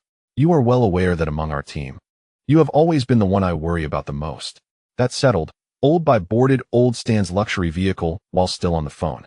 Although the words escaping his lips were unintelligible, Old Stan could sense that the old fellow was likely not speaking kindly. Nevertheless, he had no choice but to ensure that the Croatian national team coach, entrusted by Su, enjoyed his time in Madrid. English? Well, I can only manage a few phrases. I'm not very proficient. Very well, Mr. Bilic. Su has instructed me to follow your itinerary throughout your stay in Madrid. Okay. Free cheers for you. Now, where shall we go first? To the hotel, or perhaps for a meal? Mr. Stinson, could you kindly recommend a place in Madrid where one could unwind? You see, I've been on a long flight, and my body feels quite stiff. Damn it, what does only know a little English even mean? That request for a relaxing place had a distinctly authentic London accent. Sevilla. While everyone marveled at Real Madrid's formidable attacking prowess, Sevilla's coach, Jimenez, was solely focused on instilling his new tactics in his players on the training ground. Unlike the media, which merely sang praises, Jimenez recognized the fatal flaw exposed in Real Madrid after the departure of Di Maria. In 5 days, on his home turf, he was determined to show Real Madrid what Sevilla's ultimate counterattack truly looked like. We will gradually repay the debts. Everyone, rest assured. It seemed that aside from Barcelona, there were hardly any teams in La Liga worth writing about. Pepe was already contemplating hastening the plot. He expressed immense gratitude to all the readers who had supported him thus far, humbly requesting a wave of monthly votes. The chapter concluded with Chapter 154. The Sevilla tragedy begins. Oldby's luxurious journey. Good morning, Su. On the very next morning after Oldby arrived in Madrid, he accompanied Stinson to Su Qin's opulent mansion. To be fair, although Oldby was not entirely naive to the world, he was nonetheless taken aback by the grandeur of the residence provided for Su by Real Madrid. It was only today that he comprehended why so many football stars would go to great lengths to join Real Madrid. Good morning, boss. And you too, Pepe. Just like during their last encounter in Croatia, Su Qin found it perplexing that Oldby's beloved dog would flee in terror upon seeing him, letting out a yelp before bolting away. Cough. Never mind that, Su. We'll catch up later. Boss, how did you sleep last night? As he spoke, Su Qin led Oldby into his lavish abode. Last night? It was quite satisfactory. Oldby was uncertain whether Su Qin was aware of his escapades with that old fellow Stanson from the previous night. However, even if he did know, Oldby felt no embarrassment. After all, men will be men. When venturing out, one cannot afford to lose face, and besides, Su Qin was not one to be overly sensitive. Surely a couple of fast food meals wouldn't dampen his spirits. Thus, Oldby accompanied Su Qin on a tour of his opulent mansion. Yet, Su Qin had little time to spend with Oldby. After settling him into the guest room, he departed for the club. In recent days, Mourinho had been engrossed in devising new tactics. Integrating him with Cristiano Ronaldo in the central position had indeed proven fruitful, as Ronaldo's goal-scoring prowess had significantly increased, with Su Qin drawing defenders away, complemented by his own adept back-to-goal skills. Ronaldo merely needed to draw his bowstring and unleash the ball into the net. Once Su Qin drove away, Oldby cheerfully summoned Old Stanson. Having savored the delicacies from the previous night, he had regained his vigor after a night of rest. It was time to fully appreciate the exquisite scenery of Madrid. Oldby firmly believed that as long as he remained in the vicinity of his dear Su, inspiration might strike him unexpectedly. However, upon calling Old Stanson, Oldby noticed his friend leaning on his waist, visibly fatigued. Observing Old Stanson in such a state made Oldby understand that old adage, the more one struggles, the more one seeks amusement. Meanwhile, at Real Madrid's training ground, Mourinho watched as Su Qin soared above the crowd, returning the ball to Ronaldo. At last, Old Moon nodded in satisfaction, just as he had envisioned. The combination of Ronaldo's positioning and Su Qin's forward thrust indeed rendered Real Madrid the mightiest spear in all of Spain, if not the world. Old Mu was confident that with such a formidable frontline duo as Su Qin and Ronaldo, no defensive lineup globally could hope to contain them. Moreover, lurking behind them was the equally potent Kaká, albeit he had lost some of his former lightning speed due to injuries. Otherwise, this trio would surely leave other teams in the dust when it came to championships. On Wednesday and Thursday, Old Mu continued to refine the new formation with the entire squad. Simultaneously, Sevilla was not idle in their preparations. Under Jimenez's secret training regimen, Sevilla was brimming with determination, eagerly awaiting the onset of the league. Finally, the long-awaited day arrived, February 25, 2011. At the Ramon Sanchez Pizjuan Stadium in Sevilla, the highly anticipated clash between Real Madrid and Sevilla commenced. During the pre-match press conference, Sevilla's head coach Jimenez delivered a series of memorable quotes before a throng of media, proclaiming that football is not merely a game for superstars. Team football represents the true future of the sport. Real Madrid undeniably boasts the most lavish lineup in the world today. However, this does not guarantee their triumph over every opponent. I firmly believe that Sevilla, playing on their home turf, will deliver an exhilarating match for all their devoted fans. At the very least, my Sevilla will not merely cower in the penalty area, absorbing blows like other teams do. When Jimenez made this statement, the seasoned Mourinho was seated beside him. Initially, Mourinho paid little attention to the unassuming Spanish veteran. Yet, it was unexpected that in an era where La Liga is rife with praise for Real Madrid, someone would boldly proclaim their intent to engage in an attacking game against them. This piqued Mourinho's interest, for the man who had long forgotten the taste of defeat was genuinely seeking a challenge. Thus, in response to Jimenez's almost provocative remarks, Mourinho, with a smile, casually grasped the microphone. "I have nothing much to say. Let us settle everything on the pitch." With that, he elegantly departed from the press conference, exuding an air of confidence that bordered on arrogance. Nevertheless, no one in attendance, including Jimenez, seemed surprised. After all, was this not the same Jose Mourinho, a man whose gaze often seemed fixed upon the heavens? Here we are, presenting live coverage of the 2010 to 2011 La Liga Matchday 25, featuring Real Madrid away against the UEFA Europa League champions, Sevilla. The rivalry between Sevilla and Real Madrid dates back to 1924 and over nearly a century. The two teams have clashed a total of 102 times in La Liga, domestic cup competitions, and European tournaments. In these encounters, Real Madrid holds a decisive advantage with 67 victories, 17 draws, and 28 losses. In the past 2 seasons, Real Madrid has only faced a draw against Sevilla in the previous season, while winning all other matches. Given this historical dominance, it is understandable that many would not place their bets on the current Sevilla squad led by Jimenez. Now, the players from both teams have taken their positions on the field, and the referee is checking the time. With a sharp whistle, the match has officially commenced. First, the starting lineups. Clad in their traditional black away kit, Real Madrid's starting goalkeeper is Casillas. Due to Di Maria's severe injury, Mourinho has surprisingly deployed a 4-4-2 formation, a configuration never before seen this season. On the other side, dressed in their traditional white home kit and attacking from left to right, Sevilla's starting goalkeeper is Pepe. The defensive line comprises Conco, Alexis, Escud, and Fernando Navarro. The midfield features Navas, Zakora, Rakitic, and Capel, while the two forwards are Fabiano and Negrito. In a surprising turn of events, Jimenez displayed no sign of weakness against the undeniably dominant galactic fleet of La Liga, opting for a 4-4-2 formation. Merely from the formations deployed by both teams, it was evident that Jimenez arrived with the resolute intention to engage in an offensive battle against Real Madrid. Old Huang was somewhat astonished by Jimenez's tactical arrangement. In truth, it was not only Huang who was taken aback. Even Mourinho, seated on the Real Madrid bench, found himself bewildered by Jimenez's audacious approach. What was happening? How could a Sevilla side, valued at merely a third of Real Madrid's total worth, dare to confront them in such a manner? Indeed, there were not just bewildered individuals, there were also those filled with delight. Albi, who had traveled a considerable distance from Madrid to Sevilla, perked up at the sight of Real Madrid's Christmas tree formation. As he pulled out his notebook, inspiration surged forth, prompting him to enter copy mode. The match commenced with Sevilla in possession. The main striker of the Brazilian national team and Sevilla's current star, Fabiano, promptly passed the ball to Rakitic behind him. Frankly, although Jimenez brimmed with confidence, the players on the field were a different story, particularly Rakitic, who had been entrusted with significant responsibilities. According to Jimenez's strategy, Rakitic was to direct all of Sevilla's attacks to the left flank right from the outset, focusing on exploiting the positions of Granero or Beckham. However, to his dismay, Real Madrid had not deployed either of these players. Not only were they absent, but the left midfielder position had also been omitted entirely, as the Christmas tree formation came into play. This posed quite a challenge.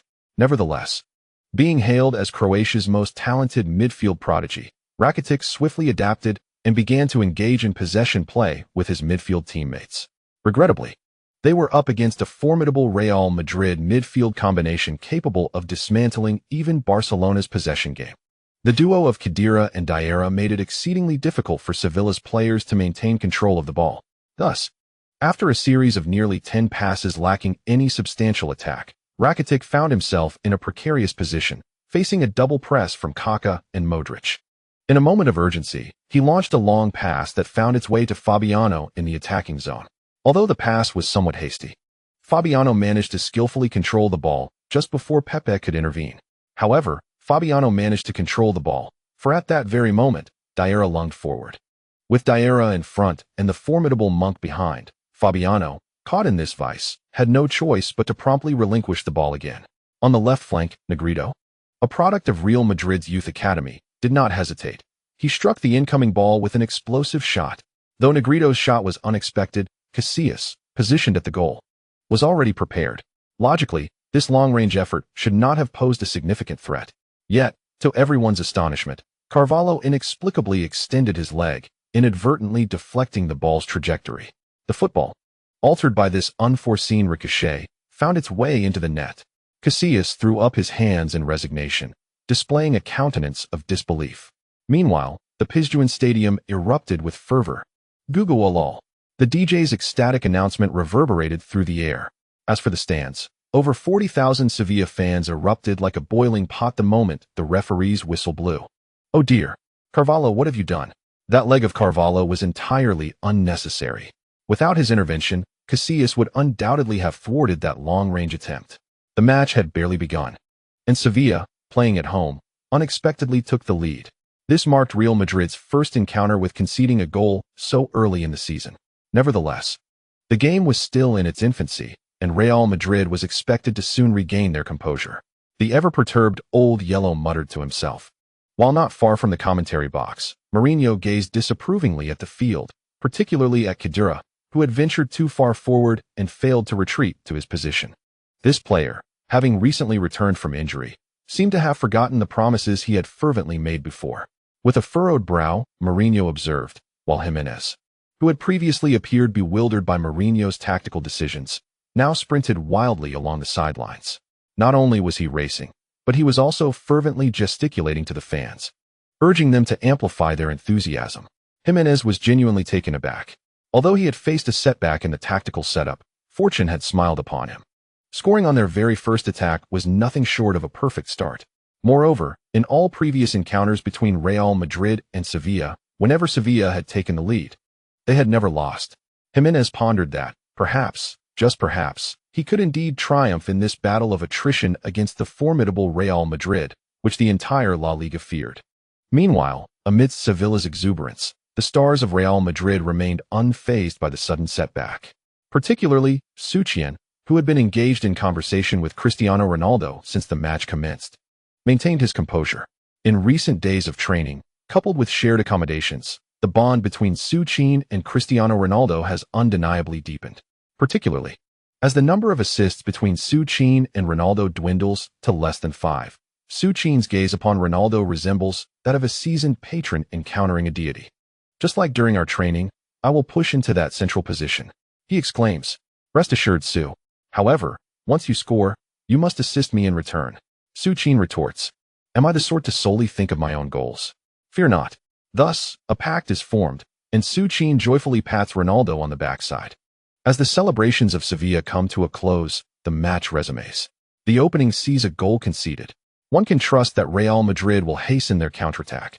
Su Qin delivers the ball to Ronaldo, who deftly returns it to the waiting Modric. Faced with the dual pressure of Fabiano and Negrito, Modric encounters no trouble. With a nimble turn, he escapes their grasp. It must be said that since his transfer from Tottenham to Real Madrid, Modric's skills have become increasingly exquisite. Now, Rakitic enters the fray, igniting an internal duel among the Croatian midfielders. In the VIP section, Olby observes the matchup of his protégés with palpable excitement.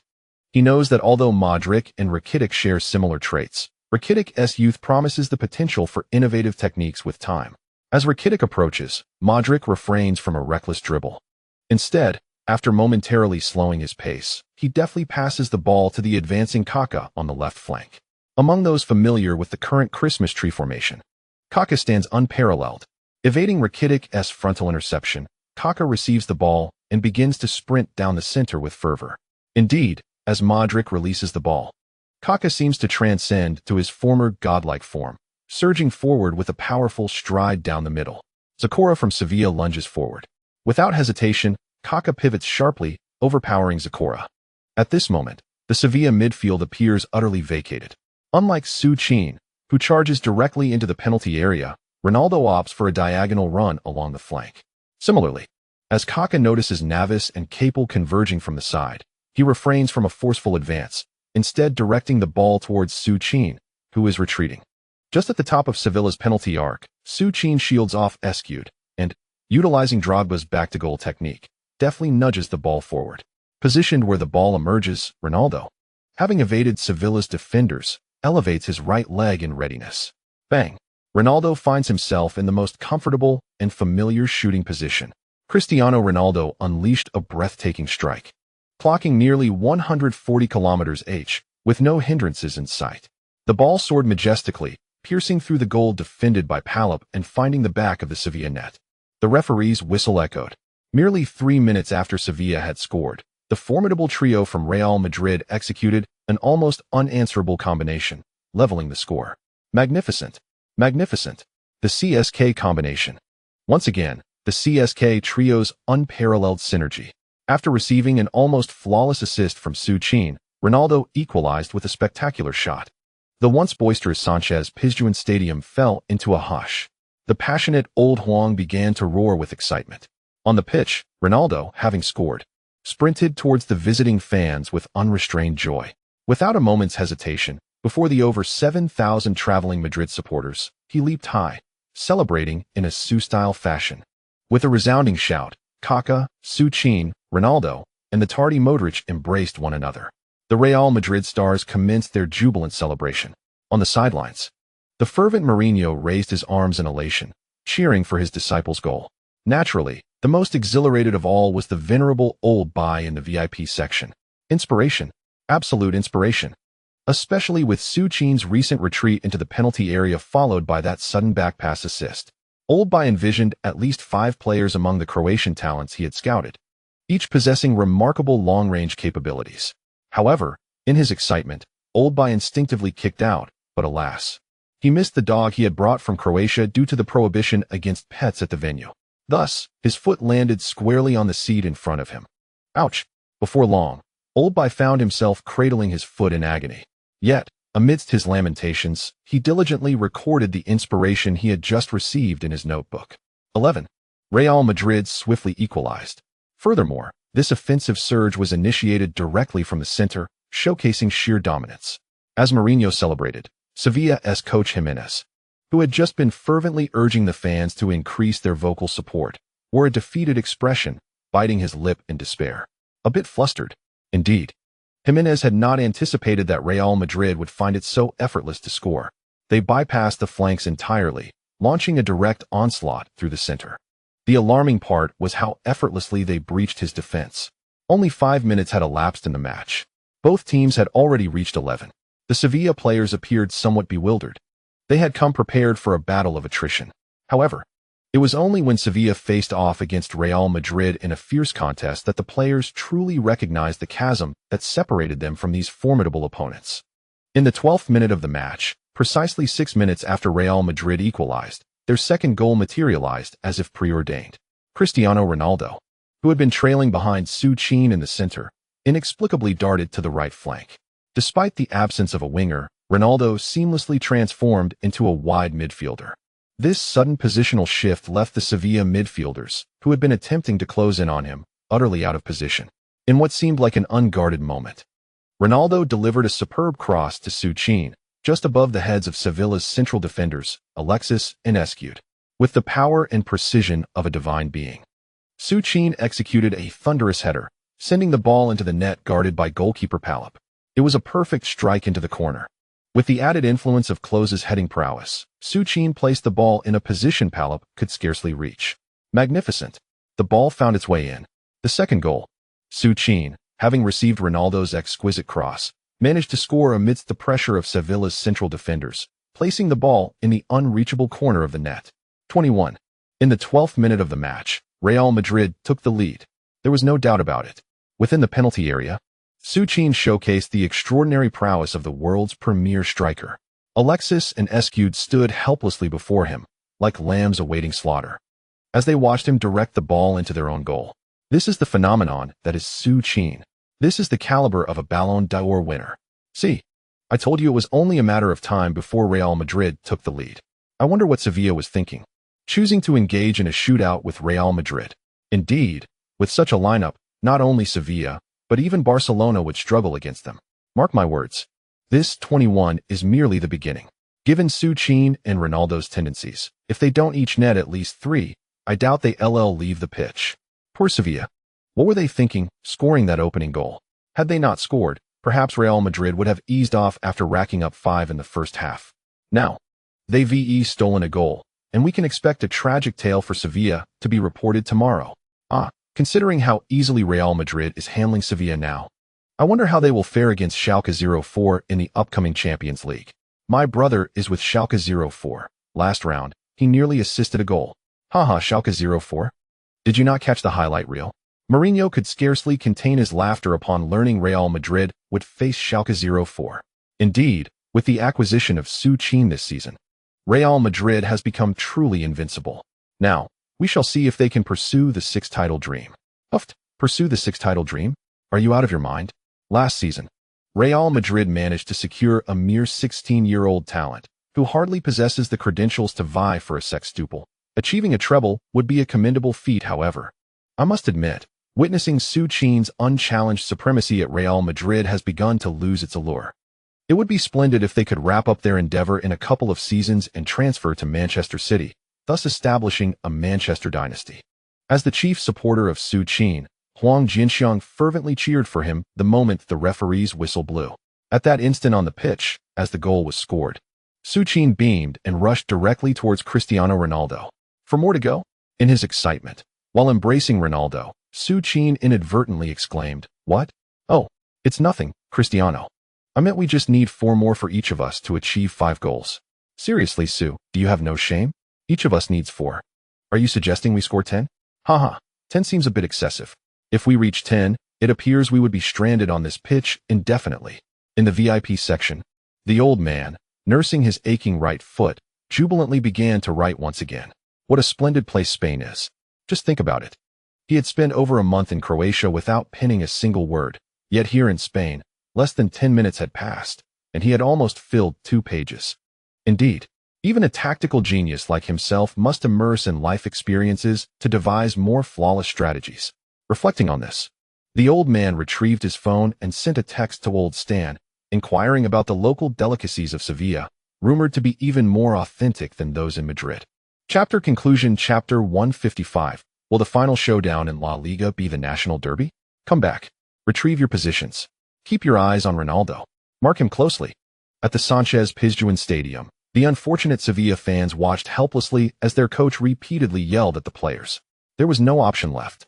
20 minutes had passed since the match began, and after Su Qin and Ronaldo each netted a goal, Real Madrid's offense surged like a tempest. Kaká advanced with the ball, approaching his compatriot, Fabiano, who attempted to intercept him. Yet, before Fabiano could get close, Kaká elegantly changed direction, gliding past him with ease. Rakitic, realizing the urgency, rushed to assist, but he faced the same fate as Fabiano. With a deft flick of his right foot, Kaká made another sharp turn, evading Rakitic. The vulnerabilities of the 4-4-2 formation became evident. With just Kaká, Real Madrid breached Sevilla's central defense effortlessly. At that moment, Sevilla's defenders were utterly bewildered about how to respond. While Ronaldo had Zecora marking him, Su Qin, the anomaly, remained in the penalty area. Could a single defender, Escute, truly contain Su Qin? Time waits for no one. As Kaká approached the edge of the penalty area, Alexis had no choice but to abandon his mark on Su Qin and sprint towards Kaká. Finally, he managed to close in on Kaká, only to be met with a sudden flick of Kaká's ankle, sending the ball to his right. There, in that very spot, was Modric, who had been trailing Kaká. Without a moment's hesitation, Modric struck the ball with the outside of his foot. The sound reverberated. Though Modric appeared slight in stature, the power behind his shot was formidable. The football soared rapidly towards Sevilla's goal. No miracle unfolded. Before the eyes of over 40,000 Sevilla fans, who were already on the verge of tears, Modric altered the score once more with a long-range shot. 3-1. The Sánchez-Pizjuán Stadium fell into silence. Yet, this silence had begun as early as the 3rd minute of the match.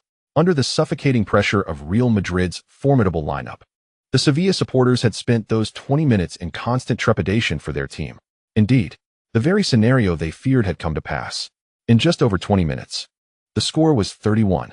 Moreover, Real Madrid's relentless offensive onslaught continued. The Sánchez-Pizjuán Stadium may have been quiet, but the Real Madrid players were enveloped in jubilant embraces. What a splendid goal by Modric. As Modric's steadfast comrade, Su Qin was the first to rush over and scoop Modric up in a joyful embrace, akin to cradling a chick. Following suit were Cristiano Ronaldo, Kaká, and Sami Khedira, all rushing to join in. A group of them laughed heartily, playfully ruffling Modric's hair. To his surprise, Su Qin found the texture of Modric's hair rather delightful. The 3rd goal has arrived. That shot by Modric was indeed decisive. I seem to recall someone shouting not to shoot just moments ago. What are you waiting for if not to take such opportunities? 31. See, I told you. If Sevilla had not launched such a vigorous attack from the outset, Real Madrid's offense wouldn't have been so fierce. Su Qin, Cristiano Ronaldo, and Modric each scored a goal. It seems the time has come for Kaká next. Indeed, the atmosphere within Real Madrid is splendid at present. The old commentator sat grinning in the broadcast booth, engaging in conversation with Su Qin. Meanwhile, on the VIP stand, the old scribe was lost in a trance, beginning to sketch the recent attacking strategies of Real Madrid in his notebook. Midfield Christmas tree formation concept. Version 10, subratic positioned at the forefront as a bastion. 2 forwards stretching wide. Rapid progression through the center providing shooting opportunities for the second wave. Version simulation difficulty, 3 stars. Version power, 5 stars. Far away in the city of Gelsenkirchen, the head coach of Schalke 04, Magath, sat in his office. A frown etched upon his face as he observed the fierce contest between Real Madrid and Sevilla. The first half had concluded with a staggering scoreline of 5-1. Indeed, Sevilla, who had treated the Europa League as their own personal trophy, found themselves utterly overwhelmed by Real Madrid on their home turf. Just moments into the match, Sevilla had managed to score, creating an illusion that they might topple the Giants at home. However, who could have anticipated that Mourinho, deprived of Di Maria on the right flank, would resort to a Christmas tree formation? This very strategy activated a remarkable synergy between Suarez and Cristiano Ronaldo. "Boss, this is not looking good," remarked Baumjohn, the assistant coach, as he witnessed the relentless wave of attacks from Real Madrid. With a resigned sigh, he offered the freshly brewed coffee he had prepared to Magath. Accepting the coffee, Magath shook his head in exasperation, savoring a sip before placing it down on the table. "John, reaching the quarterfinals is already a miraculous achievement for us. Are you still harboring dreams of the semifinals? Boss, now that we've come this far, Who doesn't he have aspirations of reaching the semifinals? I understand. Raul has been playing like a man possessed lately. To return to the Bernabeu in his first year after leaving Real Madrid is undoubtedly thrilling. However, do you truly believe we possess the strength to compete with Real Madrid? All right, boss, so you mean we should refocus on the league? Yes, indeed. Currently, we are trailing Bayern and Dortmund by less than 8 points. With some extra effort, we might still contend for the league title this year. If we concentrate solely on the Champions League, you know what that could mean. With that, Magath spread his arms in an unspoken gesture of understanding. Upon hearing his words, the endearingly clumsy Baumjohn nodded in agreement, even lifting the coffee that Magath had just set down. John, you rascal. I've told you, I can manage on my own. Little did Mourinho know that his minor tactical adjustment had instilled such trepidation in his Champions League quarterfinal adversary that they were contemplating abandoning their European aspirations in favor of the league. On Sevilla's side, having secured victory by halftime, Mourinho opted to withdraw Suarez, Ronaldo, and Kaká from the pitch. As his prize trio, his sole desire was to ensure they navigated the remainder of the season unscathed. Hey, Su, come over to my house tomorrow night. As he prepared to leave the field alongside Suarez, Ronaldo began to gather his belongings, casting a mysterious smile at Suarez. Really? Your house? Are you planning another gaming session? Indeed, Suarez had spent considerable time at Ronaldo's abode, primarily for training sessions together. However, according to Real Madrid's management, the day following a match was designated as a rest day.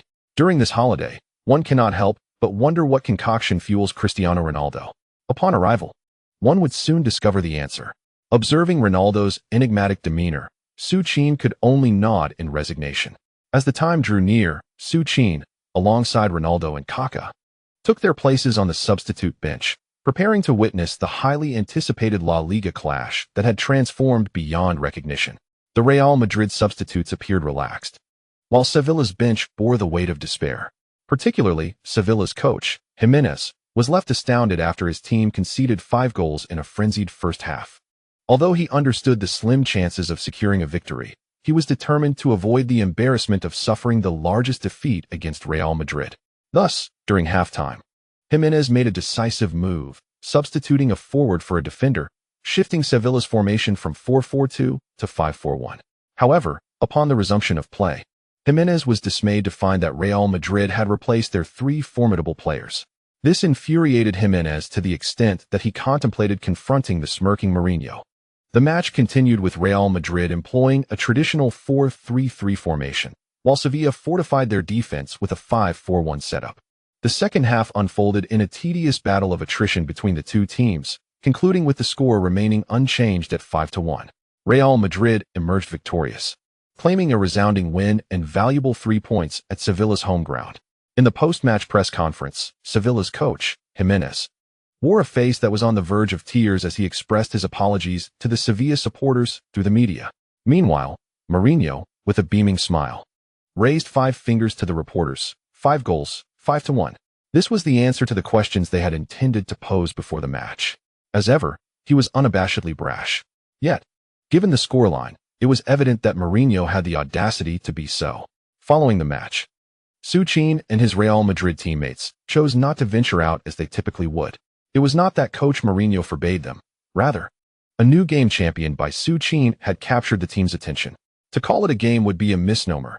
It was, in fact, a form of gambling, specifically the beloved game of mahjong that Su Qin had cherished in his previous life. This pastime had initially begun when Su Qin, feeling bored, invited his friends, Stan, Huang Jinxiang, and Duan Xian, to play during their leisure time. Coincidentally, Ramos had dropped by Su Qin's home that day, and upon observing the game, he expressed a desire to join in. Upon noticing that Ramos had developed a fondness for the game, Su Qin reflected on the absence of Huang Jinxiang and Duan Xian, who were not frequent attendees. Consequently, he extended invitations to both Cristiano Ronaldo and Kaká. Alas, Su Qin's hopes were dashed as neither Kaká nor Ronaldo had any inclination towards the pastime. Ironically, it was Kaká's wife, Caroline, who became enamored with it. Subsequently, she would occasionally call Su Qin to arrange mahjong sessions. Were there not enough players? Caroline's circle of friends was ample, along with Ramos. Pepe gradually joined in the fun as well. Over time, this seemingly trivial game of mahjong inadvertently supplanted the nocturnal escapades of the Real Madrid stars. emerging as their primary source of entertainment.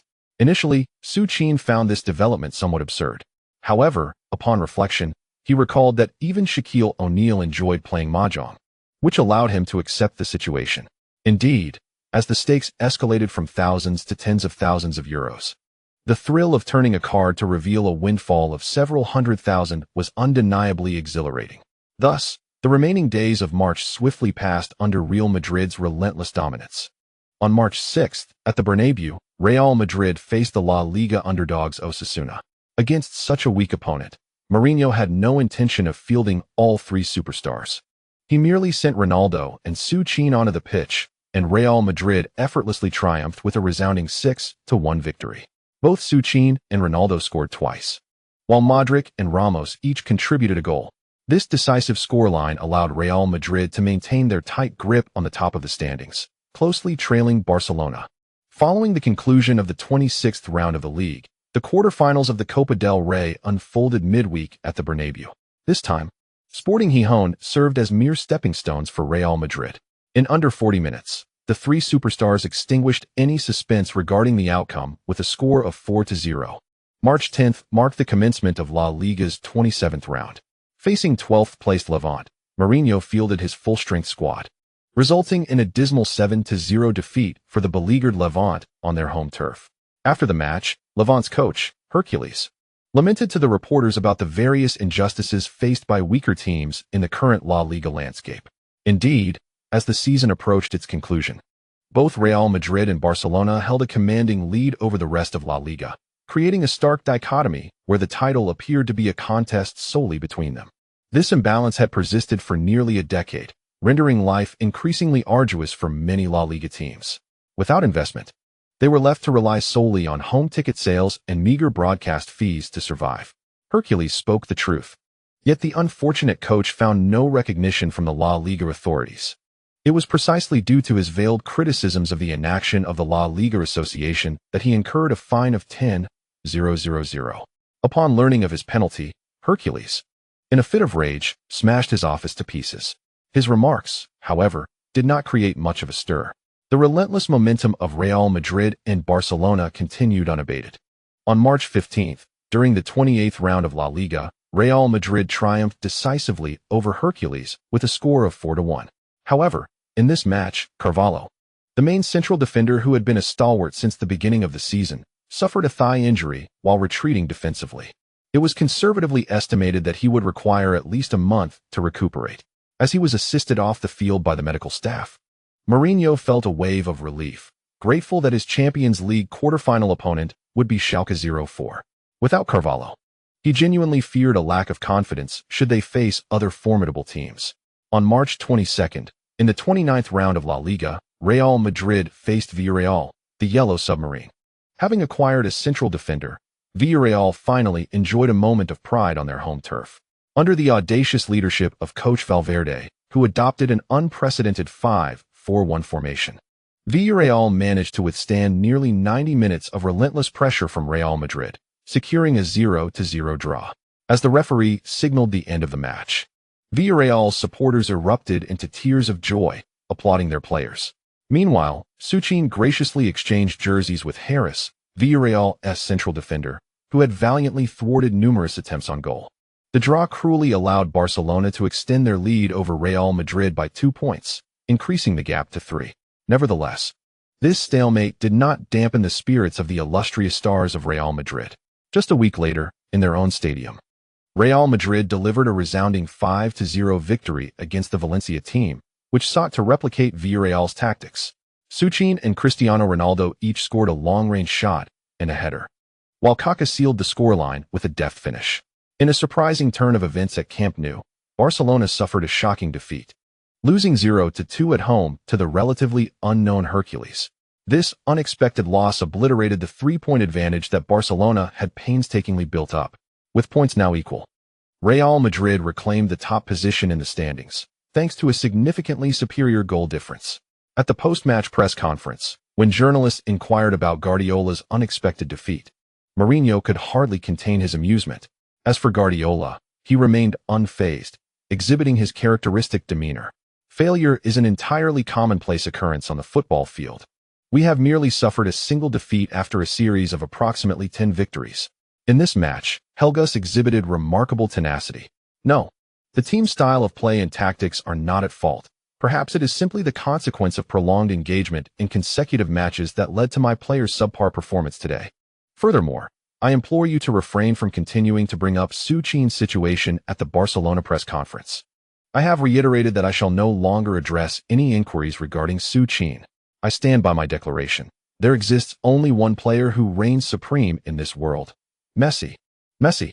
Messi. It is not merely the quantity of goals scored that determines strength. Very well.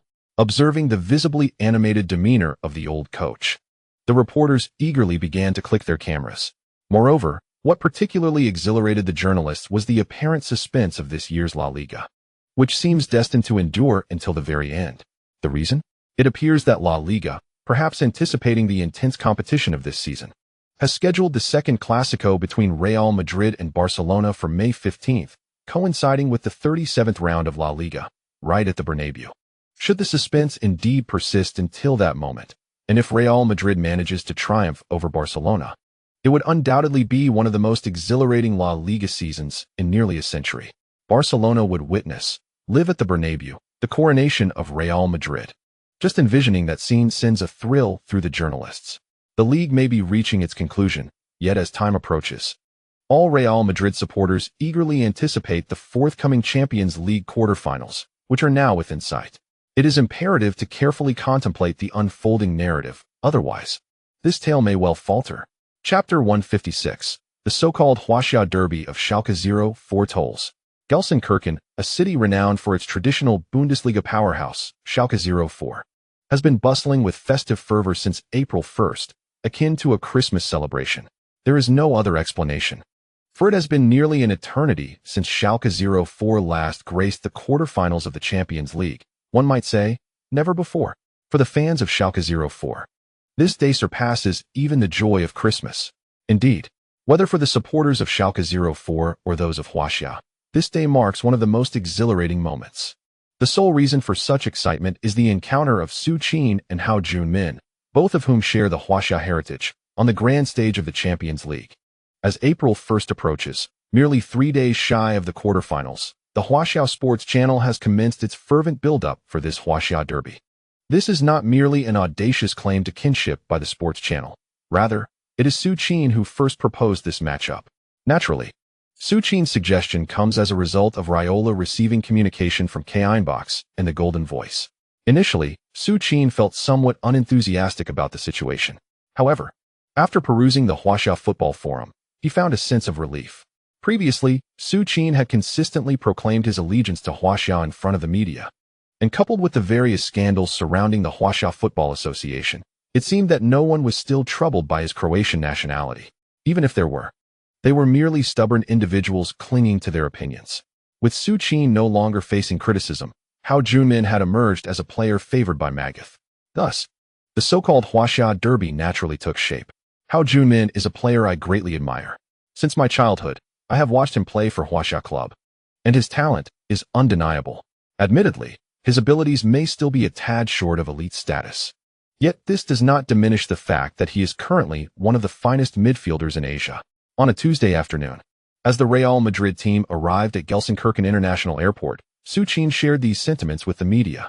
The inquiry came from a reporter at Huaxia Sports Channel. The journalist had little to add, but upon hearing that Su Qin, a Ballon d'Or winner, recognized Hao Junmin, they immediately began typing fervently. Within half an hour, major media outlets began reporting Su Qin's remarks. At the Schalke 04 training grounds, assistant coach Baumjohn, with a smile, jested about Su Qin's praise for Hao Junmin. That guy Su has never given such high accolades to anyone else. He remarked. Raul, Schalke 04's star player, chuckled as he embraced Hao Junmin, saying how? For some reason, I feel like there is a connection between Su and our Schalke 04. Haha, I think I might sense that too. Su Qin's compliment was merely a jest. Others may not have commented, but at least Mourinho held such an opinion. To be honest, Mourinho hardly paid any attention to Hao Junmin. Nevertheless, respecting Su Qin's remarks, Mourinho, during a media interview, acknowledged that he was aware of the Huaxia player at Schalke 04, who ranks among the top midfielders in Asia. After all, Su Qin had brought the topic to light, and Mourinho could not disregard Su Qin's standing. Thus, the Croatia Champions League derby was officially underway. On April 2nd, Real Madrid conducted their first adaptive training session at the Schalke 04 stadium. At 10 a.m., within a minute of the open training session commencing, the 10,000 tickets sold by UEFA were completely occupied. There were no home fans in attendance to boo the Real Madrid stars. The stands were filled primarily with loyal supporters of the team. Notably, a significant number of Su Qin's dedicated female fans. Su Qin, Su Qin, Su Qin. With every touch of the ball and each shot taken, the stadium resonated with the fervent cries of Su Qin. Upon hearing such enthusiastic shouts from the fans, even the once energetic Cristiano Ronaldo seemed to deflate, losing his vigor. While Ronaldo appeared to lack enthusiasm, Su Qin repeatedly waved and engaged with the fans present. Once the hour-long acclimatization training concluded, Su Qin naturally made his way to the sidelines to interact with the ticket-holding supporters. On April 4, 2011, at 7 p.m. local time, the highly anticipated UEFA Champions League quarterfinal was set to commence. As the bus laden with Real Madrid superstars arrived, the ever-smiling Mourinho disembarked and proceeded directly to the pre-match press conference. Upon his arrival, he discovered that Felix Magath had already taken his seat on stage, waiting for him. Noticing Magath's early presence, Mourinho offered a brief nod and promptly took the microphone to begin his interview. "This is the Champions League, not merely La Liga," he declared. Schalke 04 is a team of considerable strength. The very fact that they have reached the quarterfinals of the Champions League speaks volumes. This match will undoubtedly be a formidable challenge for Real Madrid. Yet, as always, regardless of the difficulties we may face, our sole objective remains to secure a victory in Schalke. Given Mourinho's authoritative stance, Magath had little to counter. Real Madrid has always been a team that Schalke 04 cannot aspire to match. We are fortunate to have reached this point. And even though we are aware of Madrid's superior strength, I still hope we can deliver a performance that will satisfy our fans at Schalke Stadium. And thus, a remarkably harmonious press conference unfolded, with Mourinho praising Schalke 04's underdog spirit, while Magath lauded the transformation Mourinho had brought to Real Madrid. However, this harmony dissipated once Mourinho entered the locker room, where he adopted a serious demeanor and initiated his motivational speech. "We have reached the quarterfinals of the Champions League. Our only goal is victory." Schalke 04 has undeniably demonstrated impressive strength in both the Bundesliga and the Champions League. But this does not alter our strategic approach to this match: attack. Yes, my sole requirement of you is to attack, while lacking overly passionate rhetoric. Mourinho's words ignited a spark among the Real Madrid players, who quickly shifted into a focused mindset. It was inevitable that these illustrious stars recalled the last 16 moniker bestowed upon them by the media last season. However, this moment of reflection was brief. As the intensity of Mourinho's address enveloped the room, the wild beasts of Real Madrid have once again descended into their daily jesting mode. Hey, is there anything amusing happening in Gelsenkirchen tonight? Su, damn it, why are you asking me? I've never been to Gelsenkirchen. Haha, Su. I always feel as if you emerged from Schalke 04. Get lost. I'm not Su Bai. While Old Ma is concocting his motivational package, on the other side, Magath is executing a similar strategy. This marks the first time in years that Schalke 04 has reached the quarterfinals of the Champions League. Moreover, our adversary this time is not a Bundesliga team. We are set to face the mighty Real Madrid, a club that could purchase 6 Schalke 04 teams. However, even so, I firmly believe that on our home ground, at the illustrious Schalke Stadium, we can deliver a performance that will send shivers down the spines of the Madridistas. Every ball, every opportunity, I implore you all to give your utmost effort. Yet, despite Old Ma's fervent words, the Schalke 04 players appear rather distracted. It is not that Old Ma lacks influence, but given the current circumstances and the overall strength of both teams, Schalke 04 simply cannot compete with Real Madrid. This match represents a delightful surprise for Old Ma this year. For our players, it is an exceptional opportunity to gain exposure before the media. Come on, huh? Of course. Not everyone is devoid of expectations for this match. At the very least, Schalke 04's star player, former Real Madrid ace Raul, has been eagerly awaiting this encounter for quite some time. Go Farfan. As the current captain of Schalke, Raul naturally rose to motivate each of his teammates after Magath outlined the tactical plan, especially for Hao Ju-min. For some reason, ever since Raul joined Schalke 04. There has been an extraordinary rapport between him and this young talent. Not just how Min, Raul feels there should be another familiar face present. Welcome to the live broadcast of the 2010 to 2011 UEFA Champions League quarterfinals. The match between Real Madrid and Schalke 04 is underway.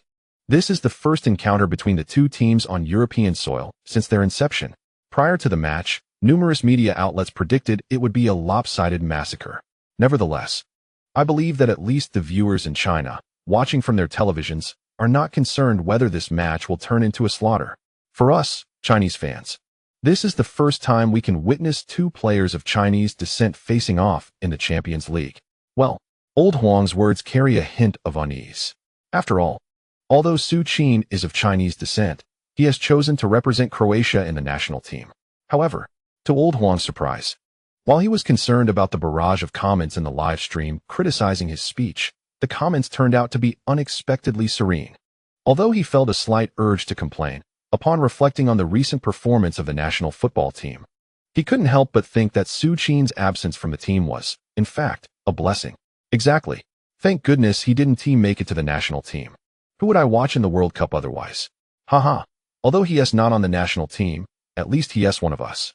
And considering Su Qin invested so much in building schools on Chongming Island, his Chinese heritage is undoubtedly genuine. Speaking of which, Real Madrid's performance in this match is bound to be overwhelming. I hope to see Brother Sun shine on the field, at the very least scoring or assisting a goal. He certainly does not deserve to merely ride on the coattails of the Chinese derby. It seems Su Qin truly has significant influence. I even saw in the news that Mourinho mentioned he knows about how Min from Schalke 04. This match is bound to be a quasi-Chinese derby, and without Su Qin, I doubt Mourinho would have acknowledged how Min. I hope this Champions League appearance for Brother San marks a new beginning for Chinese football, leading to more and more Chinese players gracing the international stage, or perhaps one of them scoring for either Real Madrid or Barcelona. Having hope is already a good thing. On the field, the main referee was already glancing at his watch, counting down the seconds. As the clock struck 8, the referee blew the whistle, signaling the official start of the match. With the sound of the whistle, the game commenced. First, the starting lineups were announced. The visiting team, Real Madrid, donned their traditional white jerseys, with goalkeeper Iker Casillas leading the charge from left to right. On the opposite side, Schalke 04, clad in their traditional blue home kit, advanced from right to left, featuring goalkeeper Manuel Neuer. Left back, Salp. Center backs, Metzelder and Tim Hoogland paired together. Right back, Hao Min. Midfield, Kyriakos Papadopoulos, Brajkovic, Baumjohann, and Farfan. Strikers, Raul and Huntelaar partnered up. As the referee's whistle pierced the air, Raul directed Huntelaar to pass the ball to the awaiting Brajkovic, while he swiftly maneuvered around the approaching Su Qin, charging toward the backline of Real Madrid. In midfield, Brajkovic, the core of Schalke 04, noticed Su Qin rushing toward him and, without hesitation, feigned left and then cut right. To Brajkovic's surprise, he did not expect that a mere glance would lead to an abrupt collision, as Su Qin, akin to a wild beast, barreled into him. With a resounding thud, poor Brajkovic was sent flying like a kite severed from its string, collapsed on the grass. He felt a twinge of frustration as he contemplated seeking an explanation from the referee. However, the referee, standing close by, made no gesture, signaling for the match to continue. At that moment, Labrador succumbed to despair. He quickly rose, intent on pursuing the play, but alas, Su Qin had already delivered the ball to Modric on the right side. Real Madrid's first fierce offensive commenced. Su Qin surged into the heart of Schalke 04's penalty area like an arrow released from a bow. Receiving Su Qin's cross, Modric, without hesitation, passed the ball to Kaká as he was closely marked by Baumjohann, a midfield warrior sharing the same name as the assistant coach. Naturally, this led to a spectacular moment for Kaká and Cristiano Ronaldo. In seamless cooperation, within just 2 passes, they tore apart the defense that Magath had carelessly arranged. Interestingly, at the instant when Ronaldo delivered the ball to Su Qin, Hao Min lunged directly in front of him. The first shot. It was a moment that thrilled all Chinese fans. Yet, no miracle unfolded. Faced with Hao Min's close defense, Su Qin executed a simple shoulder shimmy, causing Hao Min to completely lose his position. Following this, a powerful strike with his right foot sent the ball soaring. It rocketed into the net defended by the young Neuer. 1 o'clock. Real Madrid's opening attack had decisively breached Schalke 04's defense. Chapter complete. Chapter 157. The pitiful Bujalab and Maradona's roar. Beautiful. The ball has entered. So effortlessly. Less than 3 minutes into the match. Real Madrid took the lead. Once again, it was Su Qin. Facing Hao Junmin's tight marking, Su Qin merely utilized a simple positional play to shake off the defense, unleashing a fierce right-footed shot that breached Neuer's goal. No doubt about it. Just as many had predicted before the match. Schalke 04 was clearly not on the same level as Real Madrid. On the commentary bench, Lao Huang didn't even muster his usual frenzied shouts. In such a low-pressure match, scoring brought him no excitement whatsoever. Lao Huang did not celebrate. Su Qin, who had just scored, also showed no intent to celebrate. After witnessing the ball find the net, he immediately turned to help the fallen Hao Junmin to his feet, extending his hand with a smile. "Are you all right?" he inquired, patting Hao Junmin on the shoulder. "Oh, it's fine, it's fine." They exchanged these words in genuine Mandarin. It was noteworthy that during this time, Hao Junmin, who had been diligently practicing German, had not heard his native tongue in quite a while. Once Su Qin finished greeting Hao Junmin, Cristiano Ronaldo and Kaká approached, and after a symbolic embrace, they began to return to their half of the field. On the sidelines, Mourinho remained largely unfazed, with his glasses perched on his nose. Magath appeared surprisingly composed. In truth, prior to the match, he was acutely aware of the insurmountable disparity in strength between the two teams. Indeed, these initial 3 minutes served as the most compelling evidence. Whether in midfield, attack, or defense, Schalke 04 stood no chance against the formidable Galacticos. Yet, this was Magath's home turf, and he could not allow Real Madrid to inflict a humiliating scoreline upon his team. Bujalab, damn it. I told you to release the ball quickly. What are you thinking? Move your feet faster. Thus, Magath erupted in a roar from the sidelines. The object of his ire, Schalke 04's midfield linchpin Bujalab, could only lower his head and hurriedly return to his position upon hearing Magath's bellow. Complaining to Magath would be futile. The old man had a notorious temper and would not hesitate to storm onto the field to chastise his players. However, Bujalab himself felt a twinge of frustration. Throughout the past year, he had sensed that Magath scrutinized him with disapproval. He had always played at this rhythm. His passing and ball control were consistent. Yet, the old man incessantly claimed that his passing fell short of excellence, insisting that he should be capable of delivering passes as precise as arrows piercing the clouds. By all that is sacred, Bujalab could swear he lacked such refined skills. The old man had certainly mistaken him for someone else. As the match resumed, Schalke 04 continued their offensive. Perhaps Magath's tirade had ignited a spark. Following the restart, the entire Schalke 04 squad, Bujalab included, indeed engaged in rapid ball movement and incisive penetration. After all, they were a team that had reached the quarterfinals of the Champions League. With Roll tirelessly commanding from the front, Schalke 04 managed to orchestrate a couple of sharply incisive attacks. In the 7th minute, midfielder Bujalab received a diagonal pass from John. Without a moment's hesitation, he executed a backheeled pass. To his astonishment, this uncharacteristic maneuver somehow eluded Pepe and found its way through. Raul, anticipating the play, sprang into action, receiving the ball in a one-on-one situation. Oh, what an imaginative pass. Bujalab's penetrating long ball had torn through Real Madrid's central defense. Raul evaded Pepe one-on-one. The atmosphere in the Schalke stadium was electric, with over 40,000 fans seemingly poised to witness Raul equalizing the score. However, at that very moment, Ramos, who had been shadowing his former captain on the right flank, surged forward. With a decisive sliding tackle, he intervened. Raul's shot struck Ramos's leg and flew out of bounds.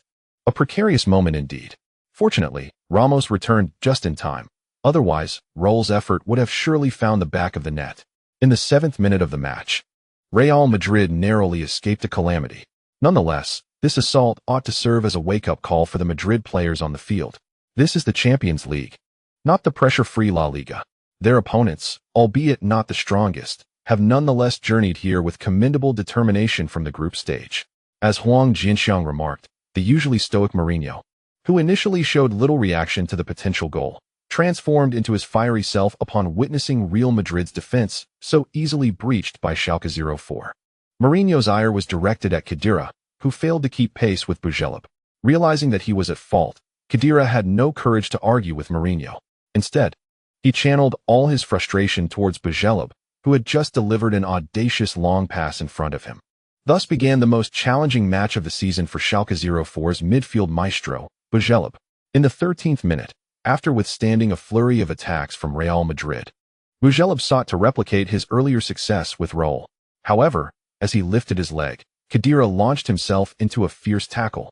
A cry of agony escaped Busquets as he crumpled to the ground like a kite severed from its string. Although his wail was somewhat exaggerated, the fall was all too real. The referee's whistle pierced the air, yet the anticipated yellow or red card for Khedira was conspicuously absent, not even a token warning. Displeased, Busquets rose to protest to the referee, but with the decision already made, his appeals were in vain. At Schalke Stadium, over 40,000 fans fervently rallied behind their team. Yet, despite their thunderous cheers, the players on the pitch failed to equalize. Instead, in the 29th minute, Real Madrid struck again. As many had predicted, Su Qin assisted, and Ronaldo unleashed a signature thunderous strike. Poor Neuer found himself once more as a mere backdrop to the spectacle. In an instant after scoring, Ronaldo exuberantly rushed towards the visiting fans in the West Stand. Strangely, despite knowing that this particular celebration belonged to Su Qin, Ronaldo felt an uncanny affinity for the gesture, joyously repeating it alongside the over 6,000 away supporters. Su. The resounding cheer echoed through the stadium. Cristiano Ronaldo stood upright on the grass, arms hanging down. Here comes the second one. No surprises here. Faced with the Galactic Fleet, the dark horse Schalke 04 was thoroughly brought back to reality. The vacuous defense in the center, coupled with the helplessness of the backline against both Su Qin and Ronaldo. I believe this match will unfold just like countless previous encounters for Real Madrid, likely resolved within a mere 45 minutes. My dear third brother, the gap is still too vast. Previously, in the Bundesliga, I could see some offensive prowess from him. But upon arriving at Real Madrid, he no longer dares to take on defenders. After all, this is Real Madrid, and that is Marcelo. In terms of physicality, speed, and even technique, my third brother is simply no match for Marcelo. How can he compete? Indeed, simply being a starter is already satisfying for me. I do not expect my third brother to score or assist in this match. I just hope he isn't substituted too early. However, to be honest, I find Real Madrid's matches increasingly dull, lacking any real challenge. If you ask me, Su Qin should not be coasting at Real Madrid. The Premier League is where he truly belongs. He should head to Manchester City and forge an era there. Isn't that far more interesting than joining a star-studded lineup at Real Madrid?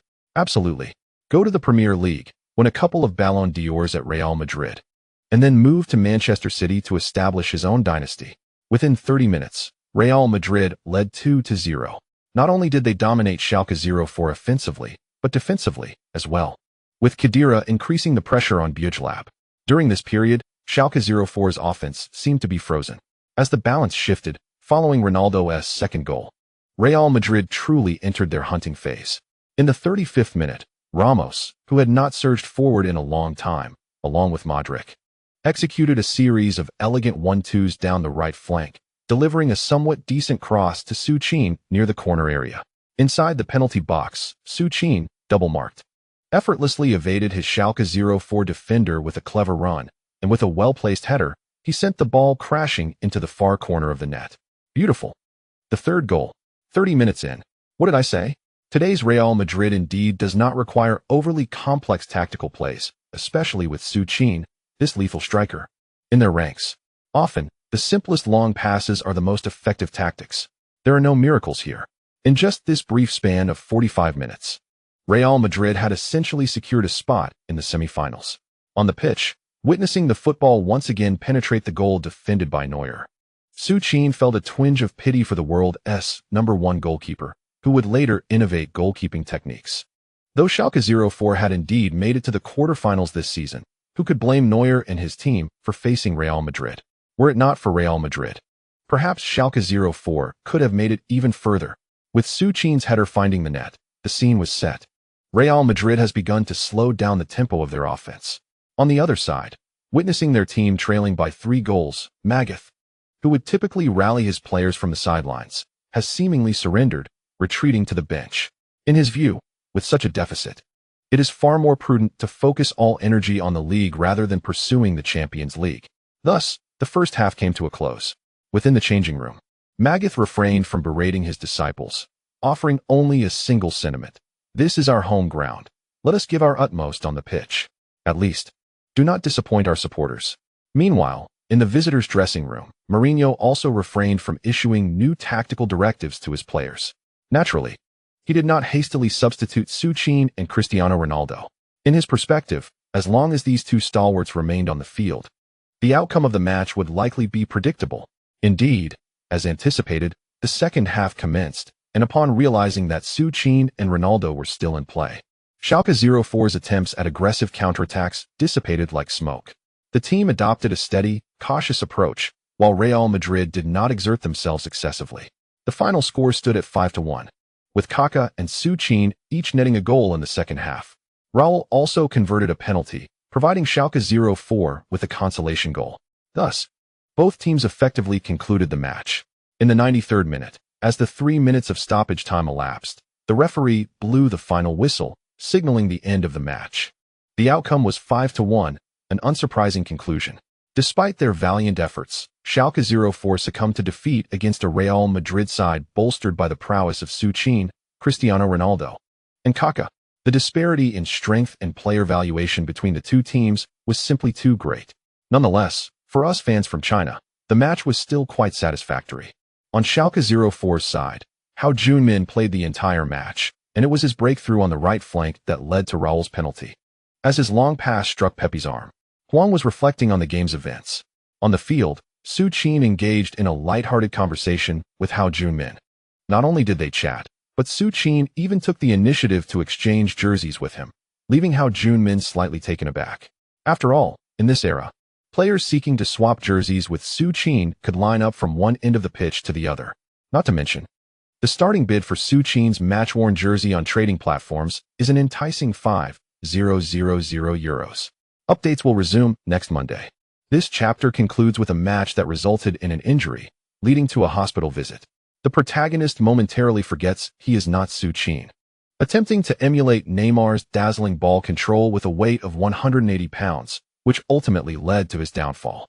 On a brighter note, it appears he may take an extended leave, allowing him to focus full-time on his writing from home. He decides to take the day off today. Chapter 158, The Conclusion of Fate. The battle at Old Trafford commences.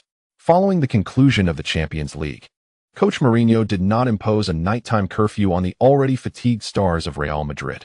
Consequently, that night, the illustrious players, having indulged in a lengthy game of mahjong, persuaded Sami Khedira to treat them at a nightclub in Gelsenkirchen. As the central figure among the current Real Madrid squad, Su Qin naturally participated in the drinking festivities. However, accustomed to grand occasions, the Real Madrid stars merely enjoyed a casual night of drinking in this remote locale, none of them bothering to order takeout. The following morning, Coach Mourinho led the victorious Real Madrid stars back to Madrid after yet another triumph over their opponents. The first round of the Champions League quarterfinals had thus concluded, with Real Madrid decisively defeating the dark horse Schalke 04, essentially securing a spot in the semi-finals. Meanwhile, at Old Trafford, Sir Alex Ferguson's Manchester United triumphed over the lone Italian representative, Roma, with a score of 2-0. Bayern Munich also celebrated a resounding 4-0 victory against the rising Premier League talent, Tottenham Hotspur. All these results seemed fairly typical. The most intriguing clash, however, unfolded at Stamford Bridge, where Barcelona faced Chelsea. Given the infamous Stamford Bridge incident, this match was steeped in drama from the outset.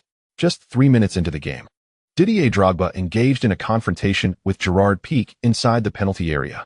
The altercation stemmed from Piqué's discreet elbow to Drogba's back while defending against the Ivorian's header, a move unnoticed by the referee but keenly felt by Drogba. Turning around, the mighty Drogba unleashed a verbal barrage at Piqué in English. Piqué, the one who resorted to underhanded tactics, felt intimidated by Drogba's wrath. In response to Drogba's furious expression, Piqué feigned innocence, presenting a pitiable countenance to the referee. With Piqué's display of vulnerability, the referee, in a protective manner, positioned himself in front of Piqué and issued a warning to Drogba. Thus, not only did Drogba suffer a blow, but the referee also bore the brunt of the situation. This initial skirmish ignited the competitive spirit of the match. While Piqué fanned the flames, on the front line, the unfortunate Lionel Messi began to experience his usual struggles. In the 12th minute of the match, as Messi embarked on one of his signature solo runs down his preferred corridor, just as he was about to evade Michael Essien, Ashley Cole surged forward with full force, sending Messi and the ball flying into the air. What a spectacle!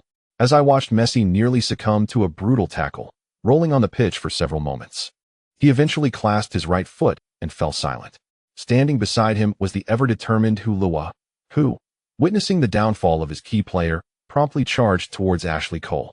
Following closely were Pedro, Xavi, Iniesta, and Mascherano, encircling Cole. Yet, none of them resorted to violence. They merely surrounded Cole, waiting for the referee to issue him a red card. Naturally, Chelsea was incensed by this display. Drogba even sprinted back from the front line to defend his teammate. With tensions escalating and the two teams on the brink of confrontation at Stamford Bridge, the referee hastily blew his whistle to restore order. Amidst a cacophony of stern whistles, the players gradually dispersed.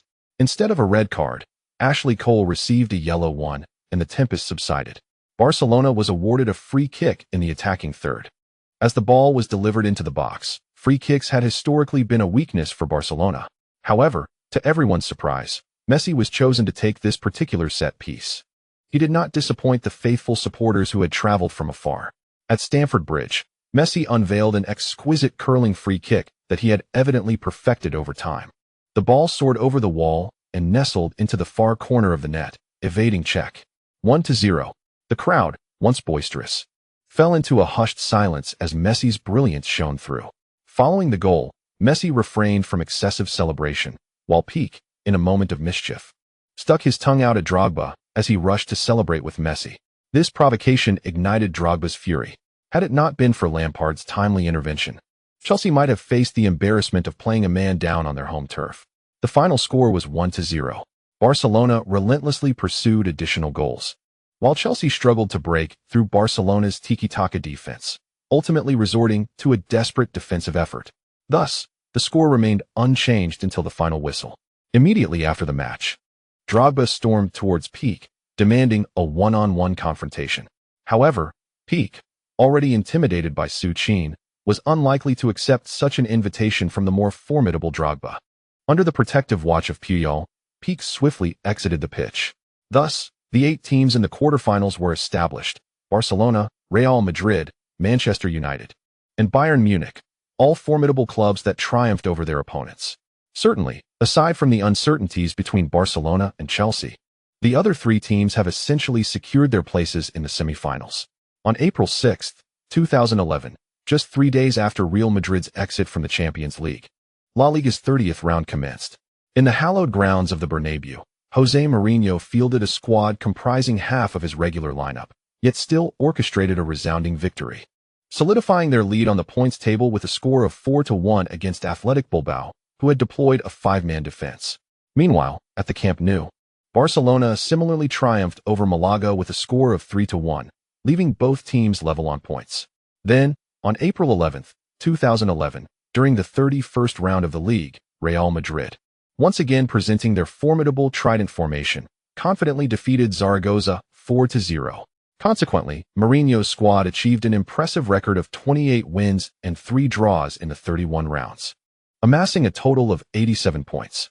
Barcelona, also victorious, matched this feat with 29 wins and 2 losses, equally securing 87 points. The highly anticipated La Liga showdown continued to unfold as expected, with Barcelona being the only team capable of competing with Real Madrid on the points table. In the individual rankings of La Liga, Cristiano Ronaldo and Su Qin dominated with their extraordinary statistics. Su Qin, having missed over a month due to injury, accumulated 34 goals, temporarily trailing behind Ronaldo's 39 goals. The third place in the scoring chart was held by Messi, who netted 27 goals. While numerous fans lamented Su Qin's inability to retain the title of top scorer in the top 5 leagues, many marveled at his formidable goal-scoring prowess. It is worth noting that Su Qin had been sidelined for a month and a half and often played only a half of the match, yet still managed to score 34 goals. Had he remained injury-free throughout the season, one could only speculate on the heights his goal tally might have reached. Su Qin stood as the second highest scorer. Others may have their opinions, but it was evident that Ronaldo was in high spirits, having scored 39 goals, 5 more than Su Qin. Furthermore, in the Champions League, his 14 goals were just one shy of Su Qin's tally. Ronaldo believed that maintaining this ranking could potentially lead him to reclaim the coveted Ballon d'Or, an accolade admired by all. However, he did not reveal this ambition outwardly. Following the conclusion of the 31st round of the league, Ronaldo graciously invited Su Qin to his home. What was the purpose of this visit? Naturally, Ronaldo wished for Su Qin to meet his new girlfriend. Despite rampant rumors among tabloid journalists suggesting Su Qin had an affinity for other players' partners, Ronaldo remained unconvinced that Su Qin would pursue his girlfriend, especially as he kept a watchful eye on Su Qin, believing that he would not engage with his girlfriend who possessed an E-cup size. On April 14, 2011, the highly anticipated second leg of the UEFA Champions League quarterfinals officially commenced at the Santiago Bernabéu Stadium. Amidst the resounding support of over 80,000 Real Madrid fans, the team did not disappoint. Real Madrid, with their strongest lineup, decisively defeated Schalke 04 with a score of 6-0, as both Cristiano Ronaldo and Karim Benzema scored twice, while Kaká and Sami Khedira each contributed one goal. When the regular 90 minutes concluded, the referee did not even allow for additional time, promptly blowing the final whistle. In aggregate, the score was 11-1, and once again, Real Madrid, the harbinger of calamity, demonstrated their formidable prowess to the world. In the post-match press conference, Schalke 04's coach, Magath, openly lauded the current strength of Real Madrid. He remarked on their possession of the world's most formidable attacking combination, emphasizing that the likes of Ronaldo could drive any coach to madness. Not only did he praise their forward line, but he also acknowledged the midfield and defense. Every position boasted some of the finest players in the world. Champions. Indeed, there is no doubt that this year, and perhaps for many years to come, the UEFA Champions League title will likely be claimed by Real Madrid. While this is a delightful prospect for Madridistas, I believe it does not bode well for the development of football. Magath's seemingly flattering remarks have thrust the resurgent Real Madrid into the spotlight. Not only Barcelona fans, but supporters from all major leagues have begun to voice their concerns about the overwhelming strength of this Real Madrid side. Although their criticisms may be voiced, they hold little power to effect change. Real Madrid's thorough dismantling of Schalke 04 secured them a place in the semi-finals. Meanwhile, in another fixture at the Allianz Arena, Bayern Munich returned home to triumph over the dark horse Tottenham Hotspur with a clean 3-0 victory. The following day, during the second match day of the Champions League, Ferguson's Manchester United was held to a 0-0 draw by a desperate AS Roma. Yet this did not hinder their progression to the next round. The final match at Camp Nou saw Chelsea's all-or-nothing gamble end in failure, as they succumbed to Barcelona with a score of 2-1, with Lionel Messi and David Villa each netting a goal. In the 49th minute, Chelsea, already a man down, faltered once more against Barcelona. This time, the dismissal stemmed from Maluta's reckless challenge that upended Piqué from behind. In a fit of rage, Maluta, seemingly possessed by Pepe, unleashed a flurry of kicks upon the prone Piqué, leading to his removal from the pitch by his own teammates. Thus, the 4 semi-finalists of the Champions League have emerged: Manchester United, Real Madrid, Barcelona, and Bayern Munich, as the draw for the semi-finals had already been conducted. As the final 4 teams were determined, the matchups for the semi-finals were swiftly unveiled: Manchester United versus Real Madrid, and Barcelona versus Bayern Munich. Upon witnessing the final results from the comfort of his home, Su Qin was filled with reflections. The formidable Real Madrid, now a source of trepidation for the entire globe, was set to face Sir Alex Ferguson's Manchester United. Perhaps the image of Sir Ferguson trembling would no longer be witnessed.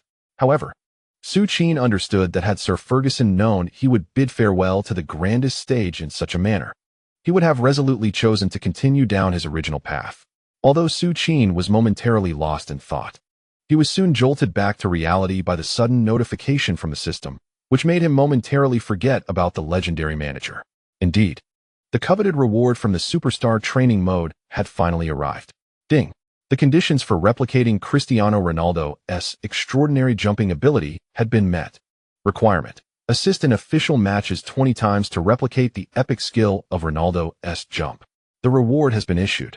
Please check host. Upon hearing that melodious notification, Su Qin was undeniably exhilarated. After all, this was the coveted, awe-inspiring leap of Cristiano Ronaldo that countless individuals envied.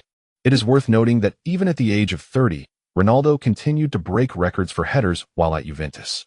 Eagerly, he accessed the system to review his latest statistics. Offense, 78. Acceleration, 80. 16 Belgian Stu acceleration. Dribbling speed, 81. Body balance, 95. Dual enhancement from Holland's physical module and talent tree. Shooting accuracy, 77. 10. Enhanced by the 15 tenacious striker skill. VRES shooting enhancement. Shooting power, 75. 516. Enhanced by the talent tree and tenacious striker skill. Short passing accuracy, 71. Long passing accuracy, 69. Heading, 95. Enhanced by Close's heading module. Shooting technique, 72. Jumping, 88. 10. Super jump from the superstar simulation skill. Stamina, 84. Non-dominant foot accuracy, B. Consistency, S. Injury resistance, A. Indeed. With the arrival of Ronaldo's jumping ability, Su Qin's already formidable jumping statistic of 88 surged to an astonishing 98, a physicality of 100, and a jumping ability of 98. Coupled with Holland's brute strength and Close's heading prowess, Su Qin found himself wondering just how many defenders he could now outmaneuver in a single encounter. End of this chapter. Chapter 159. The revenge match against Almeria begins. The most frantic incident of the season unfolds. Following the conclusion of the UEFA Champions League quarterfinals, old Mourinho did not take a single moment of rest. As the season neared its conclusion, Real Madrid's schedule grew increasingly demanding. However, what brought comfort to old Mourinho was the depth of his bench, which was more than sufficient. Just 2 days after the Champions League concluded, on April 16th at 4 o'clock in the afternoon, the 32nd round of La Liga commenced as scheduled at the Bernabeu. Although it was merely an ordinary league match, for the current Real Madrid player Su Qin, it held extraordinary significance.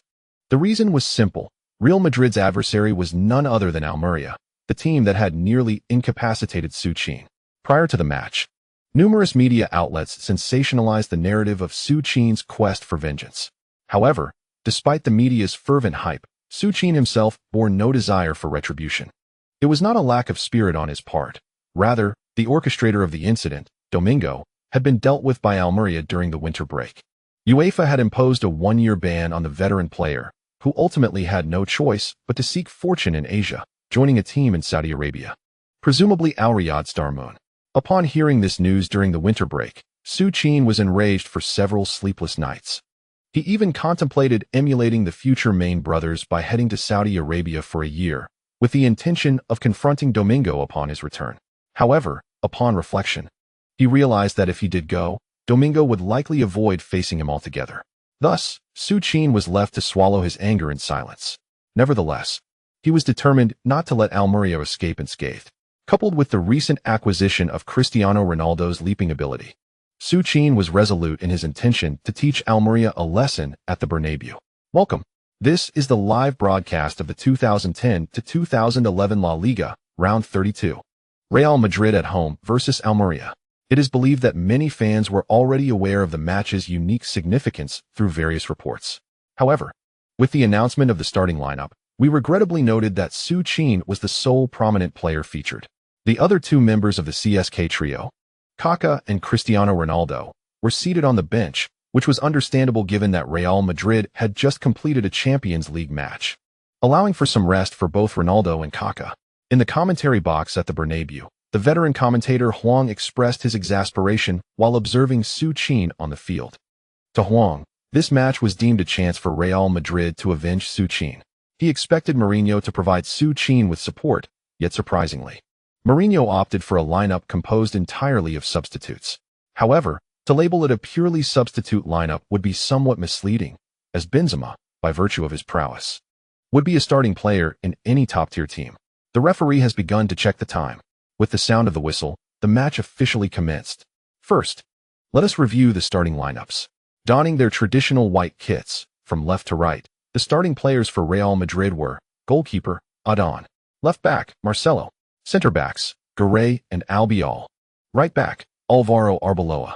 For midfielders, Granero, Alonso, Las Diera, and Modric. Twin forwards, Su Qin partnered with Benzema.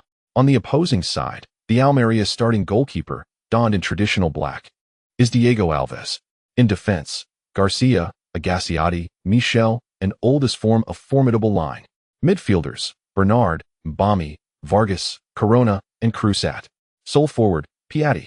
As the referee's whistle pierced the air, the more than 80,000 fans in the Bernabeu Stadium entered their customary exuberance.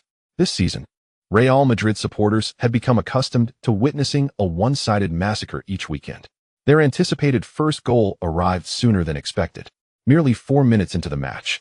During Real Madrid's second offensive, they found the net. And who was the scorer, you ask?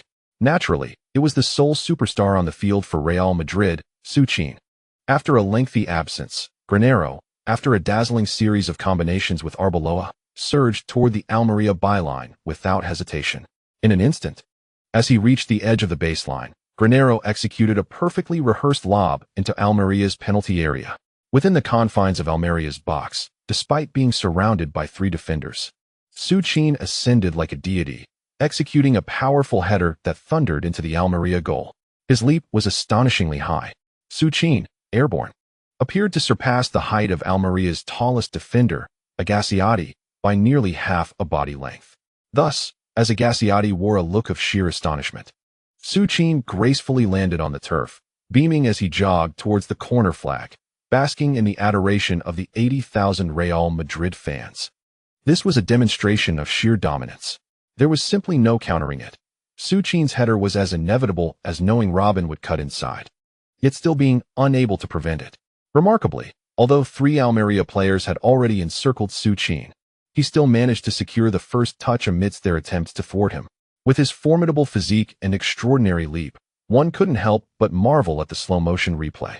Hey, little Duan, don't you think Su Qin's jump is somewhat extraordinary? Old Huang remarked. And as Duan Xian, who had been engrossed in the replay, suddenly realized this, he replied, Indeed, Teacher Huang, the height Su Qin reached after that leap was nearly 3 meters. Both Old Huang and Duan Xian recognized this feat. How could Old Mu, who had already leapt up to celebrate Su Qin's accomplishment from the sidelines, fail to notice? After the celebration concluded, Old Mu immediately summoned his assistant Garcia. Hey, ensure the data department thoroughly analyzes Su Qin's maximum jump height. I can't shake the feeling that his vertical leap has improved.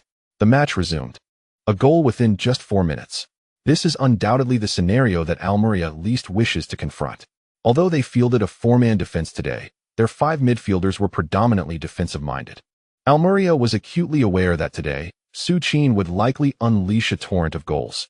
Yet, who could have anticipated that, even in such a seemingly humiliating 9-0-1 formation, the formidable Su Qin would still manage to score amidst the throng of defenders? Trailing by a goal compelled Almeria to initiate a timid semblance of resistance. However, their efforts resembled the feeble whimpers of a delicate maiden overpowered by a brutish assailant. Indeed, the Real Madrid side had gone wild, particularly the substitutes, who seldom saw playing time, were seizing the opportunity to unleash a relentless barrage of balls towards Almeria's goal. In the 12th minute of the match, Real Madrid's center-back, Albiol, who had scarcely featured this season, unexpectedly surged forward, executing a 1-2 with Modric on the left flank. Before Almeria's midfielders could close in, he deftly delivered the ball into Almeria's penalty area from just beyond the halfway line. At this juncture, Su Qin was flanked by only 2 Almeria center-backs. Thus, he experienced no pressure as he overpowered the unfortunate Almeria defender, Agassiati, and executed an exquisite header that lofted the ball into the far corner. Almeria's goalkeeper, Diego Alves, exerted every effort to dive back and thwart the shot. Yet, a miracle did not materialize. In the end, Diego Alves could merely graze the ball with his fingertips, watching helplessly as it sailed into his net. 20. Boom. The Bernabeu erupted once more. Meanwhile, on the pitch, one individual was even more exhilarated than Su Qin, Albiol. It is worth noting that Albiol had not anticipated that his casual kick would yield an assist. He had merely intended to facilitate Su Qin, hoping to pass the ball to Benzema for a potential indirect assist. Who would have thought that Su Qin would audaciously volley the ball into the net? Haha, Su, you are incredible. I can't believe I snagged an assist. Albiol exclaimed excitedly as he rushed over to embrace Su Qin. Damn, had I known, I would have passed.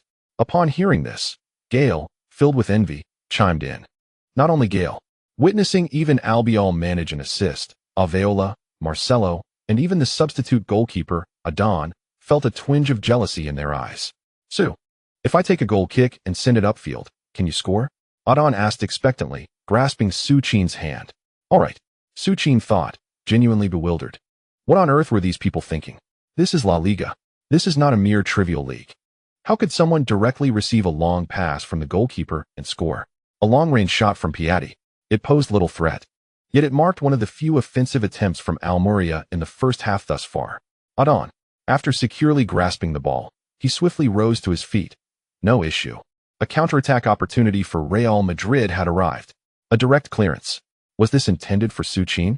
At the Santiago Bernabeu, the large screen displayed the time as 41 minutes. And the score had been updated to 5-0. For headers, 2 assists. This is the remarkable performance Su Qin has delivered in these brief 40 minutes. However, while Su Qin sought a moment's respite, the relentless players of Real Madrid, eager to rack up assists, seemed utterly unconcerned about their dignity. Just like this instance. After confidently securing the football shot by Piatti, Adon, as he had previously indicated, launched a powerful clearance towards Su Qin. At that moment, Su Qin, just returning from the Almeria penalty area, unexpectedly received Adon's long pass without hesitation. After deftly controlling the ball, Su Qin immediately turned to face Almeria's midfielder Vargas and executed a remarkable turn. Upon completing the turn, instead of dribbling or organizing play, he unleashed a thunderous strike. Bang! The familiar explosive sound resonated throughout the Bernabeu.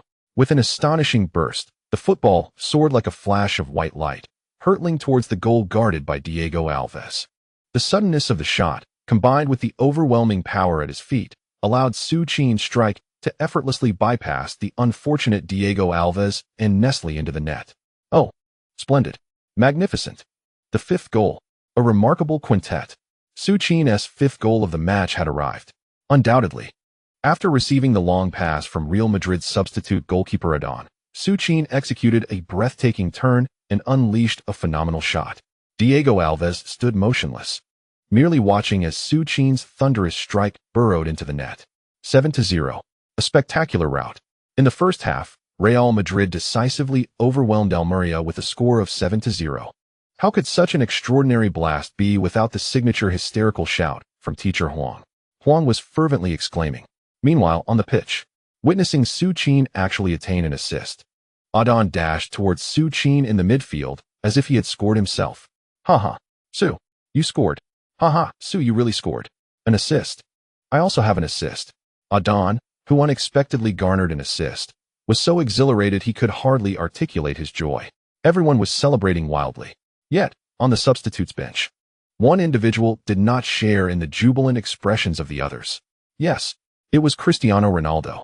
Before the match, the reigning Ballon d'Or holder and top scorer of Real Madrid was genuinely taken aback.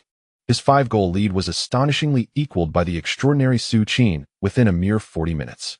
Both had amassed 39 goals, and remarkably, Su Qin had played for nearly a month less than him. Without a moment's hesitation, Cristiano Ronaldo rose and made his way to the sidelines, initiating his warm-up routine. The mere sight of Ronaldo preparing sent the already exuberant Real Madrid fans in the Bernabeu into another frenzy of ecstatic cheers. Thus, in the second half, the invigorated Benzema was substituted, making way for Ronaldo. There was no ulterior motive for Ronaldo's entrance. It was solely to score goals. Old Mourinho understood that if he failed to give Ronaldo the opportunity to play after such a warm-up, the player might indulge in unfounded thoughts. One Su Qin was already sufficient to trouble Almeria, and the addition of Ronaldo promised a monumental rout. When the final whistle blew after 90 minutes, the score was an astonishing 120. This season witnessed the most devastating defeat in La Liga history. Su Qin had netted 6 goals, while Ronaldo, who came on as a substitute, completed a remarkable 4-goal performance. Together, the CS duo accounted for 10 goals. Following the conclusion of the match, the world once again erupted in praise for the CSK combination. Ronaldo, by virtue of his 4 goals in the second half, successfully maintained his scoring lead over Su Qin in La Liga. Chapter concluded. Chapter 160. Here at the legendary Old Trafford. Boss, you should get some rest. It's quite late. Within the Manchester United building, Mullin's Tin, who had intended to leave after closing his office door, felt a twinge of concern upon noticing that his boss's light was still on. He cautiously pushed open the door to find Ferguson, who had just returned from a medical checkup, back at the club once more. With the Champions League semi-finals approaching, Mullins knew that Ferguson had no intention of resting. Yet he felt compelled to remind him to cherish his health. At 69 years old, Ferguson had long been advised by doctors to retire due to his heart condition. However, this stubborn Scotsman showed no signs of considering retirement. Despite the urgings of his family, he would always respond with, "Just a little longer, just a little longer." Mullins understood what Ferguson was waiting for. "However, you should head home now, Mullins. I'll finish up shortly. Boss, the doctors have said I'm aware." Mullins chose not to press further, nodding in resignation before exiting Ferguson's office. He was well aware of Ferguson's temperament. Once the old man had made a decision, no amount of persuasion would sway him. Thus, Mullins returned to his office, quietly smoking as he awaited Ferguson's conclusion. Time passed, and it grew very late indeed. The lights in the old man's room finally extinguished, yet there was no sound of the door opening. Mourinho understood that the elder intended to spend the night in the office once again. This season, Manchester United's performance has been commendable, maintaining a strong lead over the newly wealthy Manchester City and Liverpool at the top of the league standings. Not long ago, Ferguson remarked during an interview with reporters that the competition in the Premier League had reached an unimaginable level, particularly after the rise of financially backed teams like Manchester City. In Ferguson's view, within 2 years, the Premier League would undoubtedly surpass the other 4 major leagues, emerging as the most vibrant of the top 5 leagues. The night sky over Manchester remained shrouded in a grey haze. Standing by the window, the old man rubbed his swollen eyes and gradually made his way to the bedside. On his nightstand lay 2 photographs, one featuring himself with the class of '92, and the other with the young Cristiano Ronaldo. The old man had longed for a third photo to adorn his bedside. Unfortunately, that hope was dashed on April 24, 2011, just under 4 days before the first leg of the Champions League semi-finals. At 9 in the morning, Mourinho led the entire Real Madrid squad aboard the team's private jet, arriving at Manchester International Airport. "Welcome home, Ronaldo. Welcome home, David." As Real Madrid emerged from the terminal, countless Manchester United fans, brandishing photos of Cristiano Ronaldo and Beckham, erupted into cheers, rushing towards the team. Observing the fervent fans, Ronaldo and Beckham nostalgically approached, signing autographs for the eager supporters. Old Mourinho, walking at the forefront, did not pause, with Su Qin and others swiftly following him into the VIP corridor. Once everyone had entered the VIP passage, they halted, patiently awaiting the arrival of Ronaldo and Beckham. The phrase "welcome home" carries profound significance for professional athletes, a sentiment understood by all. Fortunately, the wait was not prolonged. Approximately 20 minutes later, Ronaldo joined Beckham, catching up with the main group. Return of the prodigal son, the clash of the titans, is imminent. Can Manchester United successfully thwart the legendary Galacticos? Taylor Swift's unexpected arrival in Manchester to watch her rumored boyfriend, Su Qin, in action. Throughout the day, the media buzzed with reports about this momentous showdown. Meanwhile, Su Qin, resting in his hotel, was not idle. At this juncture, he refrained from any additional training. Instead, he listened intently as Beckham recounted amusing anecdotes from his younger days at Manchester United. "You wouldn't believe it, but Giggs has always been the most notorious among us. Once, when Scholes had his eye on a girl, before he could even confess his feelings, Giggs had already whisked her away to his bed. For this matter, Scholes had quite the falling out with Giggs. Had it not been for Giggs eventually introducing his female partner to Scholes, these two might still be in silence." Haha. David, can you believe it? Back then, we were all in our teens and early 20s, our minds consumed solely by football and women. Hey, you keep talking about Giggs. But what about your own stories? Me? Goodness. By that time, I was already with Victoria. What stories could I possibly have? TCH, I've read reports about you. And for a while after you got together with Victoria, you were seen with another member of the Spice Girls. Ugh, Sue, be quiet. That wasn't me pursuing her. It was that woman who dragged me into the bathroom after a few drinks. Why am I even mentioning this? Haha, I knew it. You rascal. But enough about me. Not long ago in Madrid, you were with Taylor during the day and then took Scarlett out at night. All right. I want to say another word about you. Haha, fine. But, Sue, do you think this match will lead to a resounding victory for us? Suddenly, Beckham lay back on the bed, and the question of whether it would indeed be a great triumph was laden with nostalgia. I don't know, but according to the boss's plans, winning against Manchester United shouldn't pose too much of a challenge, right? No, Su, you don't understand the boss. He is not one to easily concede defeat. Is that so?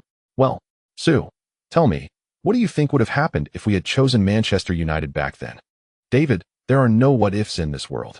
The fact is, we are at Real Madrid, and we are about to claim the treble. Haha, true enough.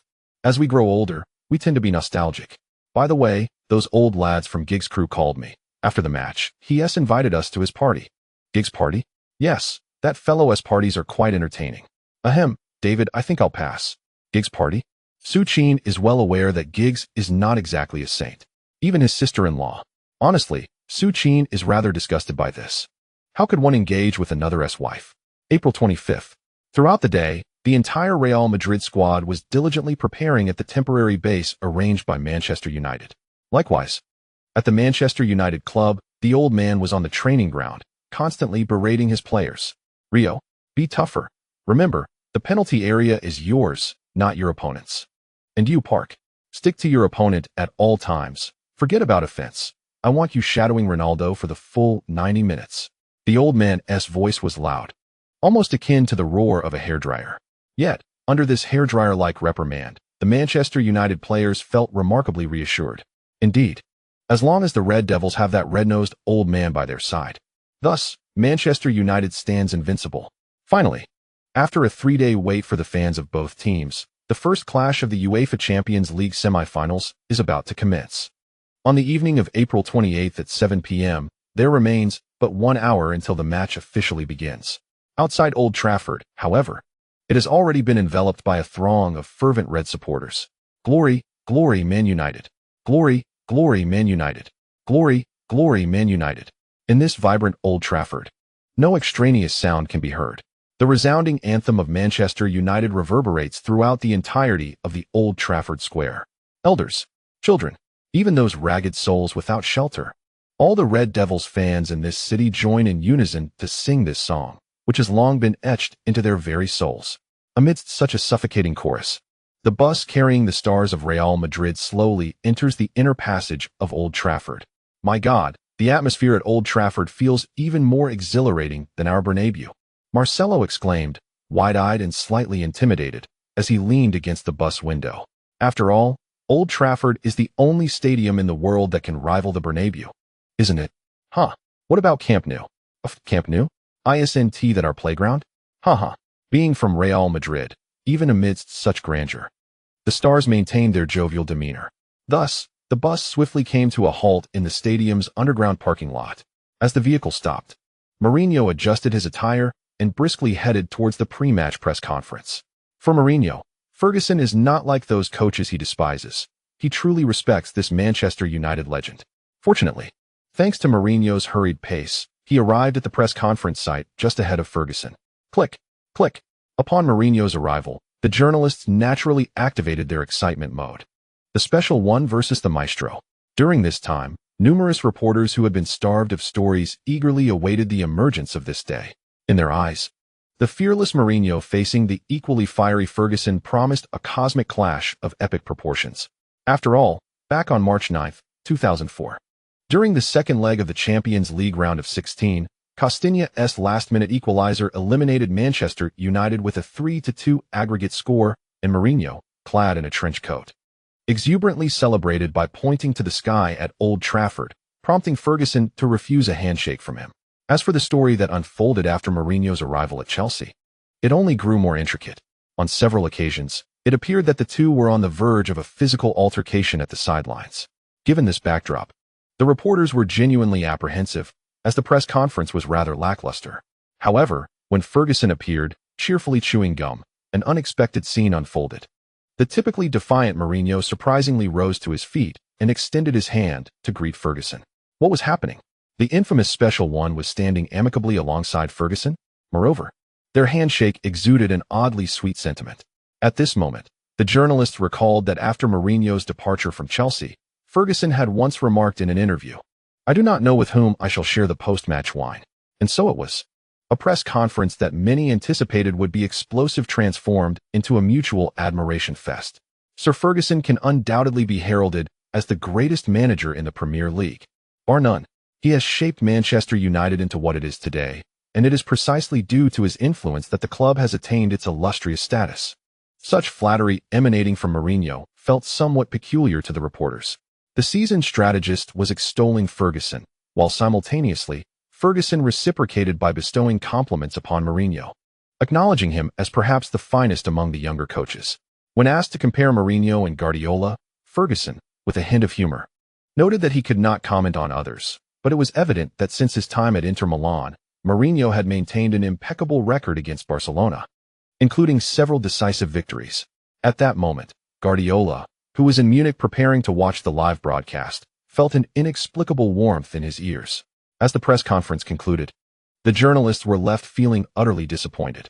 After all, they had anticipated a thrilling spectacle from the convergence of Ferguson and Mourinho. Yet, who could have predicted such a harmonious scene? What the reporters were unaware of was that the amiable demeanor of the two during the conference vanished the moment they stepped outside. Particularly, the gum-chewing elder's expression shifted dramatically. Upon returning to the locker room, he furrowed his brow and immediately summoned Mullenstein to the tactical board. The message was clear: attack. Everyone was saying that against Real Madrid, we should opt for a defensive counterattack. However, it was precisely for this reason that we must launch a relentless offensive from the outset. Mourinho would never anticipate that we would embrace such an audacious attacking style of football today. The flanks would be our sole avenue to dismantle Real Madrid's defense. Ferguson passionately imparted his tactical philosophy to his team. Similarly, in the away team's locker room, Mourinho was diligently explaining his strategy to his players, centering on Su. Of course, Cristiano seized any opportunity to shoot at goal. Mourinho's tactics were refreshingly straightforward. It is during this period that he has consistently employed a dual striker formation. The esteemed Mourinho is well aware that Ferguson has undoubtedly devised countless strategies to contain the formidable duo of Su Qin and Cristiano Ronaldo. However, Mourinho harbors no trepidation, for he recognizes that the current partnership of Su Qin and Ronaldo is akin to an invincible force. Even at Old Trafford, his Real Madrid remains utterly unconquerable. Welcome to the live broadcast of the 2010 to 2011 UEFA Champions League semifinals. Manchester United hosts Real Madrid. The players have taken their positions on the field. With the sound of the referee's whistle, the match is officially underway. Let us first look at the starting lineups. Dressed in their traditional red home kit, Manchester United's starting goalkeeper is the veteran Van der Sar. The left back is Evra, with central defenders Ferdinand and Vidic, and right back Fabio completing the defense. The midfield consists of Giggs on the left, with Carrick and Park Ji-sung in the center, and Valencia on the right. Up front, the duo of Rooney and Hernandez is set to lead the attack. In the face of Real Madrid, Ferguson boldly adopts the same 4-4-2 formation as Mourinho. On the opposing side, clad in their iconic white kit, Real Madrid's starting goalkeeper is Casillas, continuing with the Christmas tree formation that Mourinho has favored of late. As the match commences at Old Trafford, the roar of over 70,000 Manchester United fans fills the air, resembling a thunderous wave. In the midst of this fervent atmosphere, just as Ferguson had urged in the dressing room, Manchester United shows no hesitation and advances forward as a cohesive unit. Indeed, facing the illustrious Galacticos of Real Madrid, the Red Devils surge forward with unbridled fervor. Rooney deftly passes the ball to Hernandez, who, without a moment's pause, returns it to Carrick before charging into the heart of Real Madrid's defense. Su Qin swiftly closes in on Carrick, but the latter, having rehearsed this opening offensive maneuver countless times, seamlessly redirects the ball backward. On the left flank, Evra expertly controls the ball without a moment's hesitation. Upon noticing Real Madrid's defensive line spread out, Evra executes a long pass towards the right wing, where Valencia eagerly awaits. With a graceful chest control, Valencia gathers the ball, and before Xabi Alonso can intervene, he dispatches it forward. Rooney, having surged to the edge of the Real Madrid penalty area, receives the ball. Without pausing, he raises his right leg high and strikes the ball with tremendous force. Thud!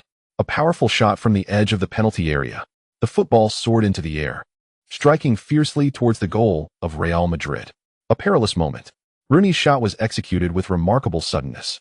Moreover, due to Manchester United's aggressive advance, Rooney found himself without any defenders nearby. Pepe had already engaged with the encroaching Hernandez in the penalty area. Carvalho, freshly returned from injury, perhaps did not anticipate that Rooney would attempt a direct shot from such a position, leaving him unable to react in time. And so it was. By some stroke of fate, Rooney's very first touch of the match resulted in an exquisite long-range shot in front of the Real Madrid goal. Although Casillas was already prepared, he could not intercept the ball before it found the corner of the net. Beep. The referee's whistle sounded. In the 9th second of the match, the Red Devils of Manchester United breached the defenses of the Galactic Armada, Real Madrid. Boom. Old Trafford erupted with joy. All Manchester United fans leaped to their feet in a frenzy. Not just the fans. Every substitute player who had just settled onto the bench dashed onto the pitch. And on the field, witnessing his first touch lead to a goal, Wayne Rooney was utterly elated. Without a moment's hesitation, he brushed aside Hernandez, who sought to celebrate with him, and charged directly towards the corner flag. In that corner area, Rooney tilted his head back, closed his eyes, and spread his arms wide, reminiscent of a triumphant figure. As for Ferguson, upon seeing his protege rewrite the scoreline so swiftly, the old maestro raised his arms high in exhilaration, his nose seemingly reddening from the sheer intensity of his emotions. Oh my, the ball has found the net. Not even 8 seconds had elapsed since the match began, and Manchester United had already scored. This goal, how shall one describe it? Manchester United's attack was resolute and relentless. The instant the whistle blew, every player on the flanks, as well as those in midfield, advanced into Real Madrid's half. Cristiano Ronaldo and Su Qin did not retreat in time, and Kaká also failed to drop back promptly. In the midfield, only Khedira and Diarra were left to defend. Outnumbered, Khedira and Diarra found themselves entirely overwhelmed. 10. Manchester United unexpectedly took the lead. Wow! Is Manchester United this formidable? They pierced through Real Madrid on their very first attack? It is indeed somewhat alarming. They executed 5 passes and then shot. And the ball is in. When did Real Madrid's defense become so feeble? Nonsense. It's not that Real Madrid's defense is weak. It's that Manchester United's attack is too swift. Did you not notice that Real Madrid had not even reacted in time? What are you saying? Have you not grasped it yet? The reason Real Madrid appears so invincible is that there are no significant challengers in La Liga. Barcelona is strong, but until now, Real Madrid has only faced them once. After facing Barcelona, what formidable opponents has Real Madrid encountered this season? Inter Milan? Without Su Qin and Mourinho, they are already faltering. Schalke 04?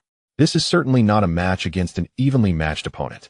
Until this moment, Real Madrid has truly encountered a formidable team.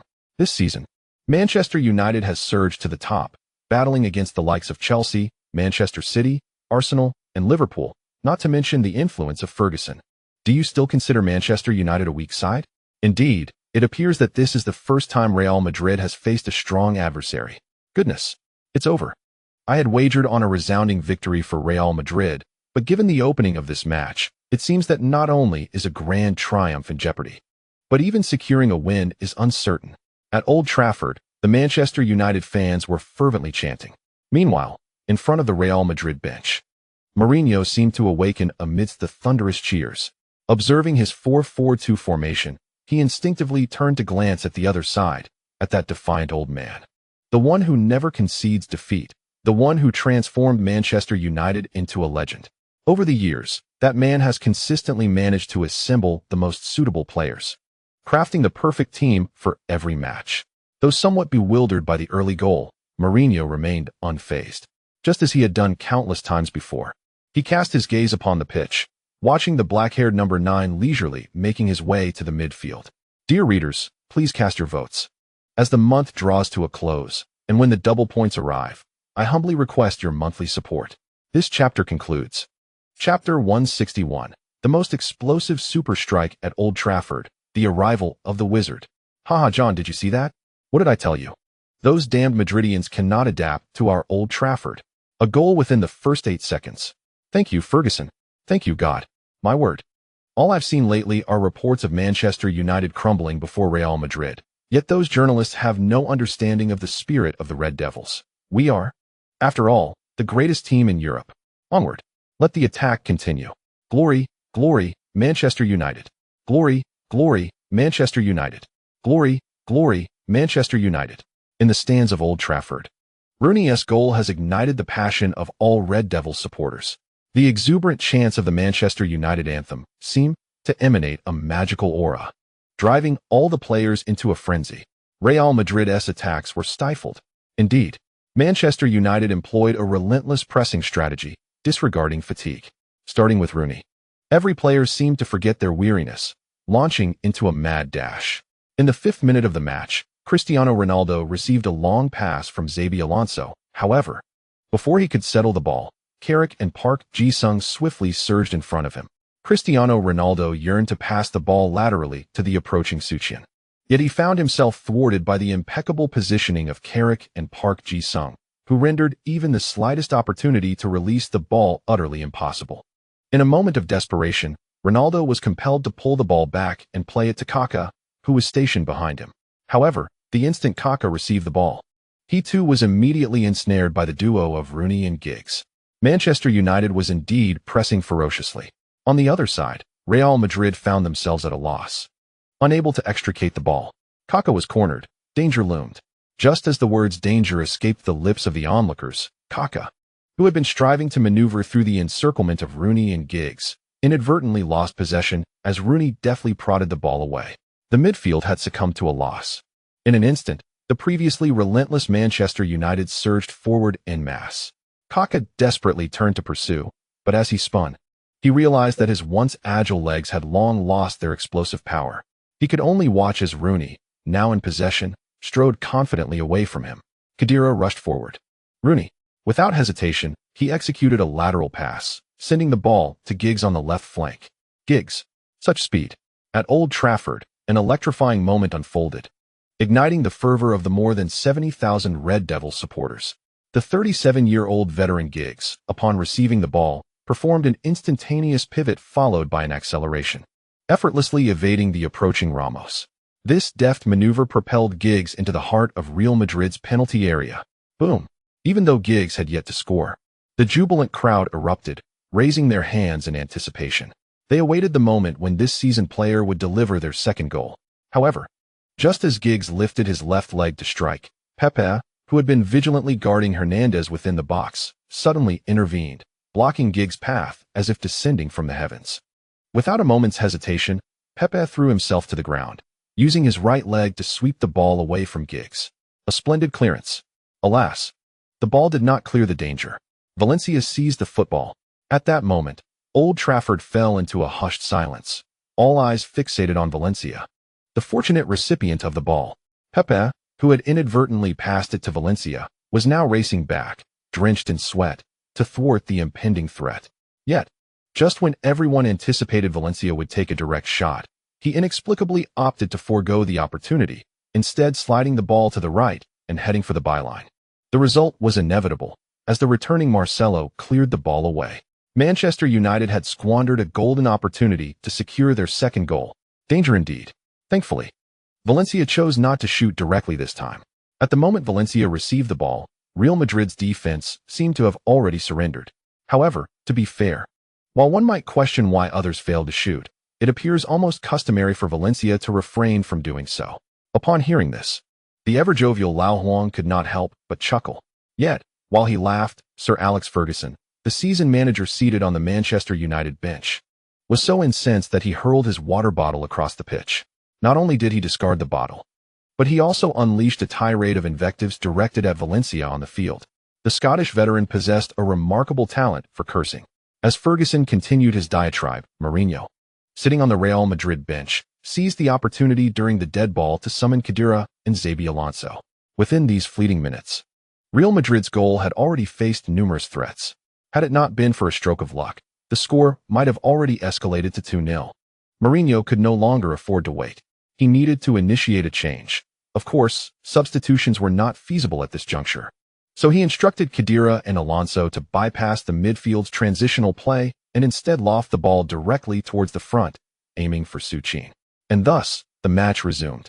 Remarkably, the high press employed by Manchester United in the initial minutes proved highly effective, largely because Real Madrid's midfielders lacked the fluid passing and control exhibited by their Barcelona counterparts.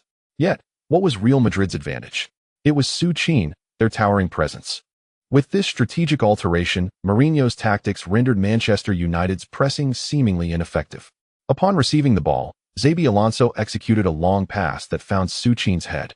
As Su Qin surged out of the penalty area, it was evident that neither Carrick nor Park Ji-sung could match him in that moment. Effortlessly, Su Qin was able to redirect the ball to either Cristiano Ronaldo or Kaká. In the 9th minute of the match, Su Qin powerfully brushed aside Carrick and nudged the ball to the onrushing Ronaldo.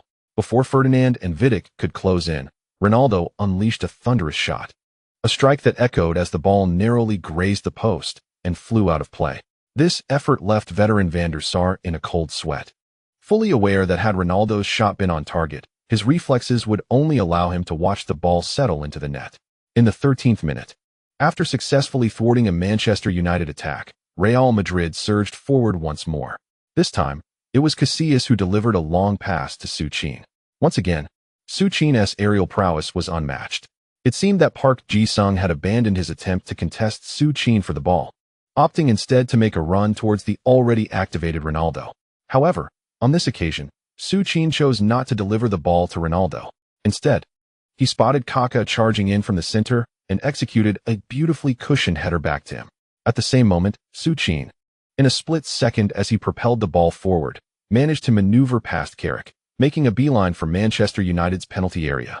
Without hesitation, Kaká, upon noticing Su Qin's advance, deftly nudged the ball forward without pausing. Right at the edge of the penalty arc, Su Qin received Kaká's incisive pass. With an audacious strike, he unleashed a powerful shot. Accompanied by a whoosh, the ball surged towards Manchester United's goal at breakneck speed. Bang! The ball soared past the leaping Van der Sar. However, it seemed that divine fortune favored Manchester United this time, as Su Qin's seemingly certain long-range shot crashed heavily against the crossbar and flew out of play. Watching the ball sail beyond the goal line, Su Qin clutched his head in disbelief. On the sidelines, the ever-passionate Mourinho was furiously stomping on the turf beneath him.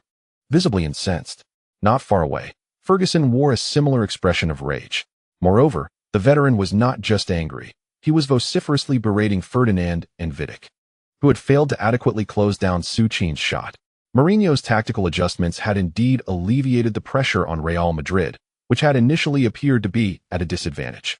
There was no denying Su Qin's formidable presence. While Manchester United fought fiercely on the ground, in the air, even two players could not intimidate him. Here it came again. Alonso sought out Su Qin, who had retreated to the heart of Manchester United's midfield. Valencia shadowed Cristiano Ronaldo, while Park Ji-sung tracked Kaká. Manchester United had altered their strategy. Since they could not contain Su Qin's aerial prowess, they resolved to block his passing lanes instead. At Old Trafford, observing that both Kaká and Ronaldo were closely marked, Su Qin contemplated his next move. Now, only Carrick stood in his path, confronting just Carrick. Honestly, Su Qin felt no pressure whatsoever. With a mere close mark, Carrick was easily pushed aside by Su Qin. With his back to the defender, Su Qin leapt high, skillfully bringing the ball down and pivoting. Just as Carrick gritted his teeth, attempting to close in on Su Qin once more, an effect long dormant, the indomitable striker, unexpectedly activated. Ding! The host has triggered the exclusive title effect of Indomitable Striker. Striker's Moment enhances the host's shooting accuracy by 20 and shooting power by 20 for 10 seconds. With the added benefit of Vieira's enhancement and this 20-point boost, Su Qin hesitated not a moment. From a full 40 meters out, he lifted his right leg high. Under Carrick's astonished gaze, Su Qin unleashed an explosive strike upon the ball. Boom! On the sidelines, in the stands, even in the commentary booth, everyone heard that thunderous sound resembling an explosion. And with that explosive resonance, the football beneath Su Qin's feet seemed to undergo an unfathomable transformation. As if it were on the verge of splitting apart. In an instant, it morphed into a streak of white light, soaring straight toward Manchester United's goal. At the forefront of the action, the veteran goalkeeper Edwin van der Sar, who had been intently observing the developments in the attacking zone, began to anticipate Su Qin's shot the moment he lifted his right leg. In the lead-up to the match, Van der Sar had reviewed numerous highlights of Su Qin's explosive strikes. He was well aware of Su Qin's almost extraordinary ability to unleash long-range shots. Thus, Van der Sar was thoroughly prepared as Su Qin took aim. Indeed, upon hearing the deafening crack, Van der Sar felt a surge of gratitude for his foresight. From a distance of nearly 40 meters, he remained confident. As he observed the ball's trajectory, Van der Sar commenced his movement. However, just as the football rocketed upward from Su Qin's powerful strike, Van der Sar felt a pang of alarm. The reason was simple. As an experienced player, he could discern the sheer velocity of the shot, realizing how utterly remarkable Su Qin's strike was. Without hesitation, Van der Sar launched himself toward the direction of Su Qin's shot with all his might. Unfortunately, despite his utmost effort, he was unable to block the phenomenal long-range effort that had completely shattered his understanding of the game. Old Trafford fell silent. The Manchester United anthem that had recently echoed through the air ceased abruptly. Over 70,000 fans stood in stunned silence, their mouths agape as they witnessed the unfolding drama on the pitch. 1 second, 2 seconds, 3 seconds. Finally, after 3 seconds, the referee's whistle shattered the tranquility. Beep. With a sharp blast of the whistle, the referee pointed towards the center circle, signaling that the goal was valid. Simultaneously, the Real Madrid fans in the away team's dugout erupted in a frenzy of cheers. They had been suppressed for far too long by the deafening chants of the Red Devils. Accustomed to witnessing their team dominate, the Real Madrid supporters were bewildered to find their team being overwhelmed by their opponents. And finally, in their moment of desperation, the player they trusted most, the enigmatic number 9, stepped forward. Magnificent. Brilliant. The ball has found the net. Oh my goodness. In the 21st minute of the match, Real Madrid finally equalized. Su Qin. It was once again Su Qin. Just when Real Madrid seemed dazed by Manchester United's relentless onslaught, Su Qin emerged once more, with a stunning strike, a phenomenal world-class shot. From a staggering distance of 40 meters, Su Qin executed an astonishing long-range blast. Oh my. This was undoubtedly a shot worthy of the Puskas Award. Cristiano Ronaldo was contained. Kaká was contained. And just when all the Real Madrid supporters were uncertain of whom to rely on, Su Qin stood tall again. Magnificent. An absolute masterpiece of a world-class goal. The on-site statistics have revealed that Su Qin's recent shot reached an astonishing speed of 224 km/h. Unbelievable. This has now become the fastest recorded goal speed in the history of world football. In 2006, during a match in the Portuguese Primeira Liga between Sporting Lisbon and Navala, Brazilian player Rony Heberson struck a ball at a maximum speed of 211 km/h, supported by high-tech measures and clear video evidence. The distance from the point of impact to the goal line was precisely 165 meters, and the time taken for the ball to cross the line was less than 0.28 seconds, achieving a remarkable speed of 211 km/h, thus setting a record in football. Now, nearly 5 years later, Su Qin has established a new benchmark. Once again, Su Qin has broken records. Wow, this is absolutely insane. Can he shoot like this? That's a distance of 40 meters. Indeed, Su Qin's long-range shots are not a rare occurrence. Even the Real Madrid team doctor has issued statements that Su Qin is still in his developmental phase. Now standing at 191 centimeters. How could his strength not increase? Honestly, looking at Su Qin now, I can't help but feel he seems almost otherworldly. Haha. Su Qin's nickname is already the Demon, and after this shot, that title is firmly established. By the way, this shot seems to be farther than Ronaldo's goal against the Turkish team. Not only is it farther, but the speed also appears significantly faster than Ronaldo's shot. Incredible. With this strike, there is essentially no one else in the current realm of football who can compare. The commentary booth seemed equally stunned by Su Qin's extraordinary long-range shot. As the referee's whistle sounded, Lao Huang, the head of Su Qin's fan club, leapt up, shouting in a frenzy. His words were almost incoherent with excitement. Meanwhile, on the sidelines, Lao Mu, the Real Madrid substitute coach, was running along the touchline in a fit of ecstasy. In those 20 minutes, the most uncomfortable was Mourinho. From the moment the first goal was conceded, he realized he had made a crucial error in judgment. However, Lao Mu remained composed, confident that his Su would rise to the occasion. And indeed, he did not have to wait long. Su Qin once again emerged as a pivotal figure. Lao Mu was running wild with joy, while Su Qin, after the referee's whistle, sprinted towards the stands of the away fans. At Old Trafford, Su Qin leapt high before the Real Madrid supporters, performing a magnificent turn as he descended. The crowd erupted in a resounding cheer. With this moment, Manchester United's previously seized advantage vanished under Su Qin's sudden and spectacular strike. Moreover, It was not only their advantage that dissipated. As time progressed, the entire Real Madrid team gradually adapted to Manchester United's fast-paced attacking style. Under Lau's command, Real Madrid compressed their formation into the defensive half. Indeed, Lau had resumed the defensive counterattack strategy he had long set aside. It is this tactical shift that has instilled a sense of trepidation in the Manchester United players, who have historically launched themselves into every offensive endeavor. Although Su Qin may lack in speed, the likes of Cristiano Ronaldo and Kaká are no slouches. Moreover, both Su Qin and Ronaldo are adept at striking from beyond the halfway line. Gradually, the fervent pressing style of Manchester United began to dissipate. Astonishingly, both teams commenced engaging in defensive counterattacks. In the 34th minute of the match, Manchester United seized upon a gap created by Marcelo's positional error on the left flank. Valencia delivered a superb cross. Rooney, making a penetrating run into the penalty area, leapt high to execute a powerful header. However, despite the exceptional quality of Rooney's attempt, Iker Casillas delivered a breathtaking save, showcasing his brilliance. Just as the ball appeared poised to cross the goal line, Casillas, with the tips of his left fingers, managed to deflect it away. Real Madrid narrowly escaped disaster.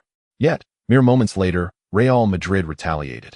Marcelo, who had recently almost cost his team a goal due to a lapse in position, executed a stunning 1-2 with Xabi Alonso before driving the ball into the right flank near Manchester United's baseline. Once again, he sent a beautifully crafted cross into the box. This time, however, Su Qin, under the relentless pressure of a desperate double team from Vidic and Ferdinand, managed to head the ball within the goal's vicinity, albeit feebly. Unsurprisingly, this lackluster effort was easily palmed away by Van der Sar, preventing any threat to the crossbar. Thus, the match evolved into a riveting exchange of attacks between Real Madrid and Manchester United, all while maintaining a semblance of defensive structure. The first half concluded with the score level at 1-1, with both team statistics astonishingly mirroring one another. Real Madrid recorded 7 attempts, 3 of which were on target, resulting in 1 goal. Meanwhile, Manchester United also mustered 6 shots, with 3 on target and 1 goal. A true stalemate. This Champions League semi-final, initially anticipated by commentators and analysts to be a one-sided affair, had transformed into a fiercely contested battle. In the away team's dressing room, as all players returned to their positions, the seasoned Mourinho promptly gathered around the tactical board to analyze the issues Real Madrid faced in the first half.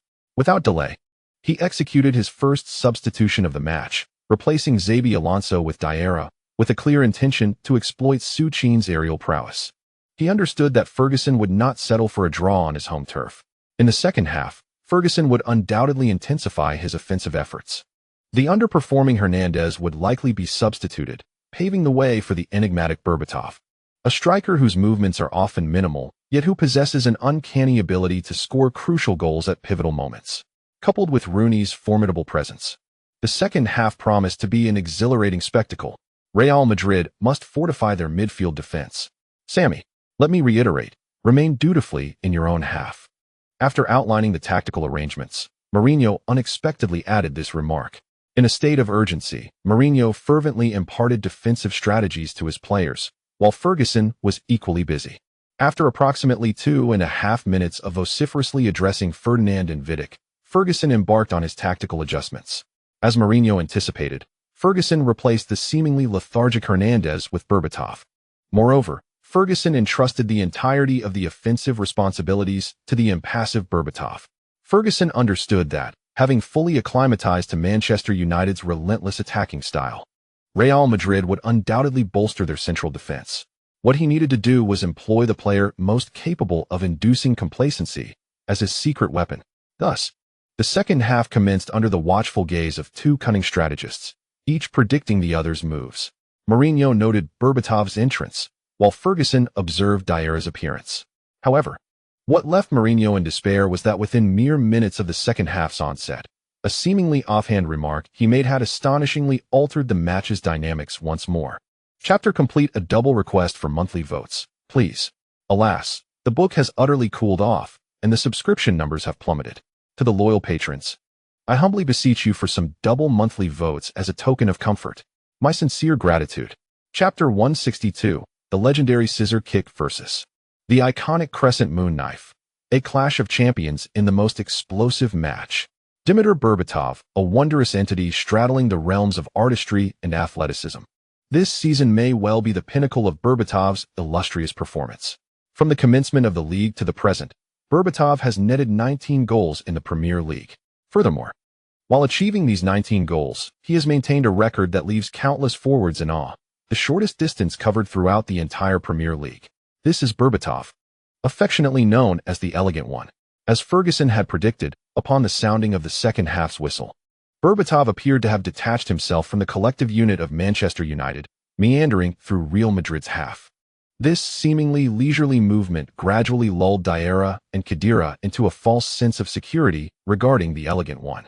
In the 51st minute of the match, after valiantly containing Su Qin's aerial prowess, Van der Sar launched the ball into Real Madrid's half with a powerful kick. In a contest for the header between Khedira and Rooney, it was evident that Rooney still possessed the same formidable impact of his youthful days. With his robust physique, Rooney surprisingly outmuscled Khedira to seize the first touch. Without a moment's hesitation, Rooney directed the ball towards the left flank where Giggs awaited. Upon receiving the pass, Giggs immediately unleashed his full momentum, charging decisively toward the heart of Real Madrid's defense. However, having already tasted defeat once, Ramos was unlikely to make the same mistake again. As Giggs initiated his movement, Ramos surged forward from the back line, poised to intercept Giggs just as he was about to make his play. To his surprise, Giggs executed a no-look pass, delivering the ball to the seemingly inactive Berbatov's feet. And then came Berbatov's signature touch. After deftly maneuvering around the approaching Diarra, he found himself at the edge of the penalty area.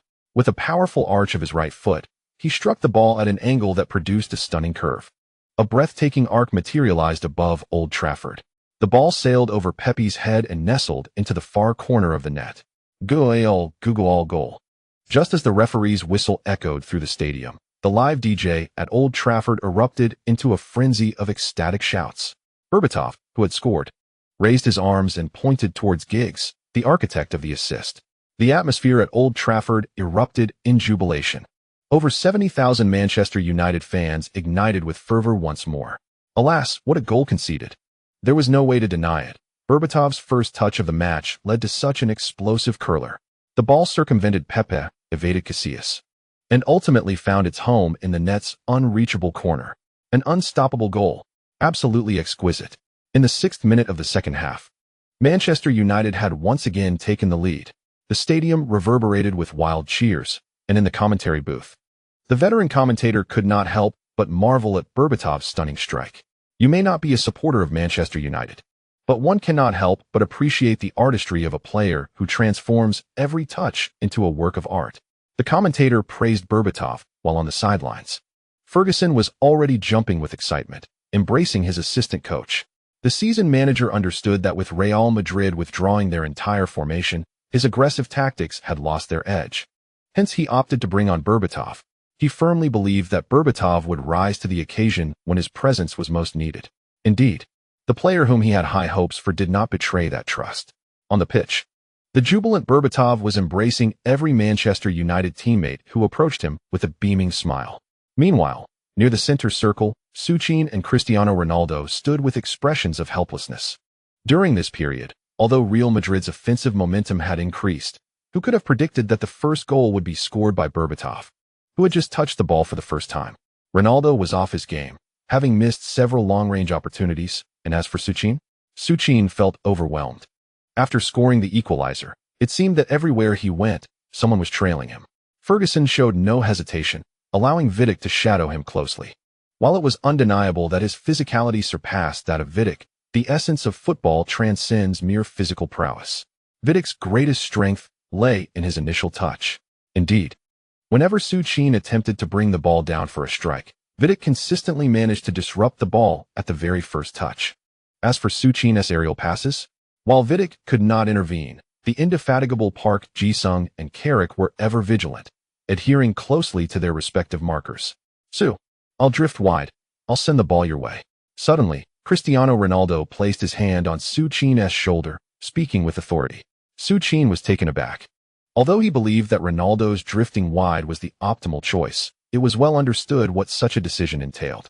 It meant urging Ronaldo to relinquish his pursuit of goals and focus solely on assisting, a sentiment even Mourinho had not dared to voice. All right, Cristiano. Upon meeting Ronaldo's resolute gaze, Su Qin understood. The figure before him was still the golden-winged Ronaldo, who regarded victory as the singular aim. I will deliver the ball promptly, Cristiano. You need only to run. Not just Ronaldo, but Kaká also affirmed this with conviction. The trio of CLS stood united against the backdrop of ecstatic Manchester United supporters celebrating wildly. In this moment, a monumental masterpiece, unforgettable to countless Real Madrid fans, was born. As the match resumed, the morale of Manchester United, previously waning, surged once more following their lead. Even Berbatov initiated pressing in Real Madrid's half. Admittedly, his pressing style resembled mere theatrics. However, it was still Berbatov, after all. If he was engaged, one could only imagine the fervor of the others, particularly Park Ji-sung in midfield. As the leading star of Asia, Park recognized his value within Manchester United and understood the significance of being chosen as a starter in such a pivotal match. From the moment the referee's whistle blew, he transformed into an indefatigable wolf, relentlessly pursuing the ball. No matter who possessed it in midfield, Park was always the first to pounce. Park continued his pursuit. Kaká received the ball effortlessly, executing a deft turn to evade Park. Yet, undeterred, Park quickly re-engaged and Marcelo advanced. With a diagonal pass, Kaká delivered the ball to Marcelo. Real Madrid launched an offensive down the flanks. Marcelo advanced swiftly, while the ever-active Ronaldo, noticing Carrick closing in, immediately made a reverse run. After shaking off Carrick, Ronaldo surged diagonally into the left flank. Marcelo, having penetrated deep into Manchester United's defensive territory, wasted no time. Upon spotting Ronaldo drifting wide, he executed a precise diagonal push, sending the ball to Ronaldo's feet. As he received the ball, the tireless Park and Valencia closed in around him, especially Park Ji-sung. As a former teammate of Cristiano Ronaldo, is acutely aware that Ronaldo's preferred move is to cut in and strike directly at goal. Consequently, Park has been vigilantly monitoring Ronaldo's inward runs. However, what Park did not anticipate this time was that Ronaldo had no intention of shooting at all. With a deft touch of his right foot, he pulled the ball back behind him and then, with a graceful flick of his heel, he directed the ball towards the flanks. A stylish backheel pass. The ball returned to the feet of Marcelo, who was making a run along the edge. Without a moment's hesitation, as the ball approached him, Marcelo sent it soaring into Manchester United's penalty area. Yet, in the very instant he delivered the pass, Marcelo, in frustration, stomped his foot onto the turf. Indeed, the suddenness of the pass caught him off guard. He had aimed for the near post where Su Qin stood, but the height of the ball seemed far beyond Su Qin's reach. Alas, the cross was too high. Marcelo's delivery not only incensed him, but even the commentator, Lao Huang, could not help but express his discontent. As for Sir Alex Ferguson, who had been closely observing the match's developments, upon witnessing the outrageous nature of Marcelo's pass, his previously anxious heart settled once more. However, just as everyone believed that Marcelo's cross would sail past the penalty area, thereby concluding Real Madrid's offensive thrust, an astonishing scene unfolded on the field. After Ronaldo signaled his intention to drift wide, Su Qin had no thought of leaving the penalty area, ever since Di Maria's injury. And with his partnership with Ronaldo as dual strikers, he had not occupied the position of a stationary center forward for quite some time.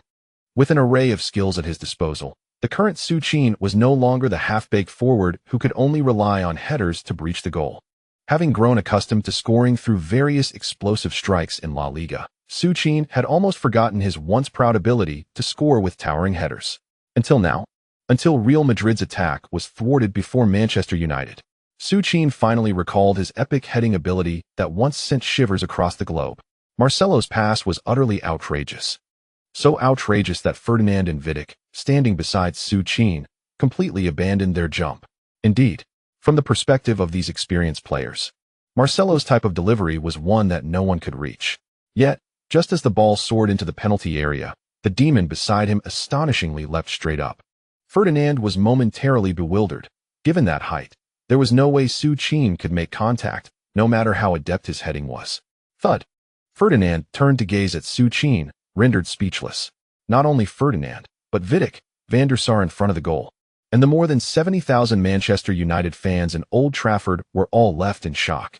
Everyone was taken aback by the scene before them. It was an unimaginable sight. A man standing at 6 feet 3 inches appeared to have sprouted wings in the theater of dreams, soaring over Ferdinand and Vidic's heads. Su Qin astonishingly received the football and executed a diving header reminiscent of a thunderous slam dunk. The ball soared unimpeded into the net, and the referee's whistle echoed through the stadium, signaling a valid goal with both hands pointed towards the center circle. Splendid. Magnificent. The ball has found its mark. Su Qin has scored again, achieving a brace. In the hallowed grounds of Old Trafford, Su Qin, with an extraordinary header, has leveled the score for Real Madrid. Unbelievable. While everyone believed Marcelo's cross had gone astray due to an error in technique, Su Qin demonstrated the prowess of a world-class striker with his explosive leap, leaving everyone in awe. Even formidable defenders like Ferdinand and Vidic could only watch as Su Qin powerfully directed the ball into the net above their heads. The live statistics have just emerged. Goodness. An astonishing height of 299 centimeters. A veritable new record has been set. In the realm of modern football, where data reigns supreme, Su Qin's previous header can undoubtedly be deemed a record-breaking achievement. After witnessing Su Qin's record-breaking long-range shot, Old Huang was once again treated to the marvel of Su Qin's incredible jumping ability. In one match, 2 records. How could Old Huang possibly contain his excitement? The familiar, hysterical celebration from teacher Huang commenced. Meanwhile, at Old Trafford, Su Qin, after scoring the equalizing goal, dashed to the sidelines, joined by Cristiano Ronaldo, Kaká, Marcelo, and Luka Modric, as all the Real Madrid players rushed over in unison. Damn, Su, you are an absolute beast. Indeed, I thought I had overhit my pass. I never expected you would actually score. Oh God, Su, from now on, let's avoid ground passes and just send the ball into the air. As the team celebrated, old Mourinho also raised his arms in jubilation. Naturally, amidst the excitement, there were those who felt dejected. The veteran on the Manchester United bench gazed in disbelief as Su Qin managed to score from what was clearly an errant cross, shaking his head in resignation.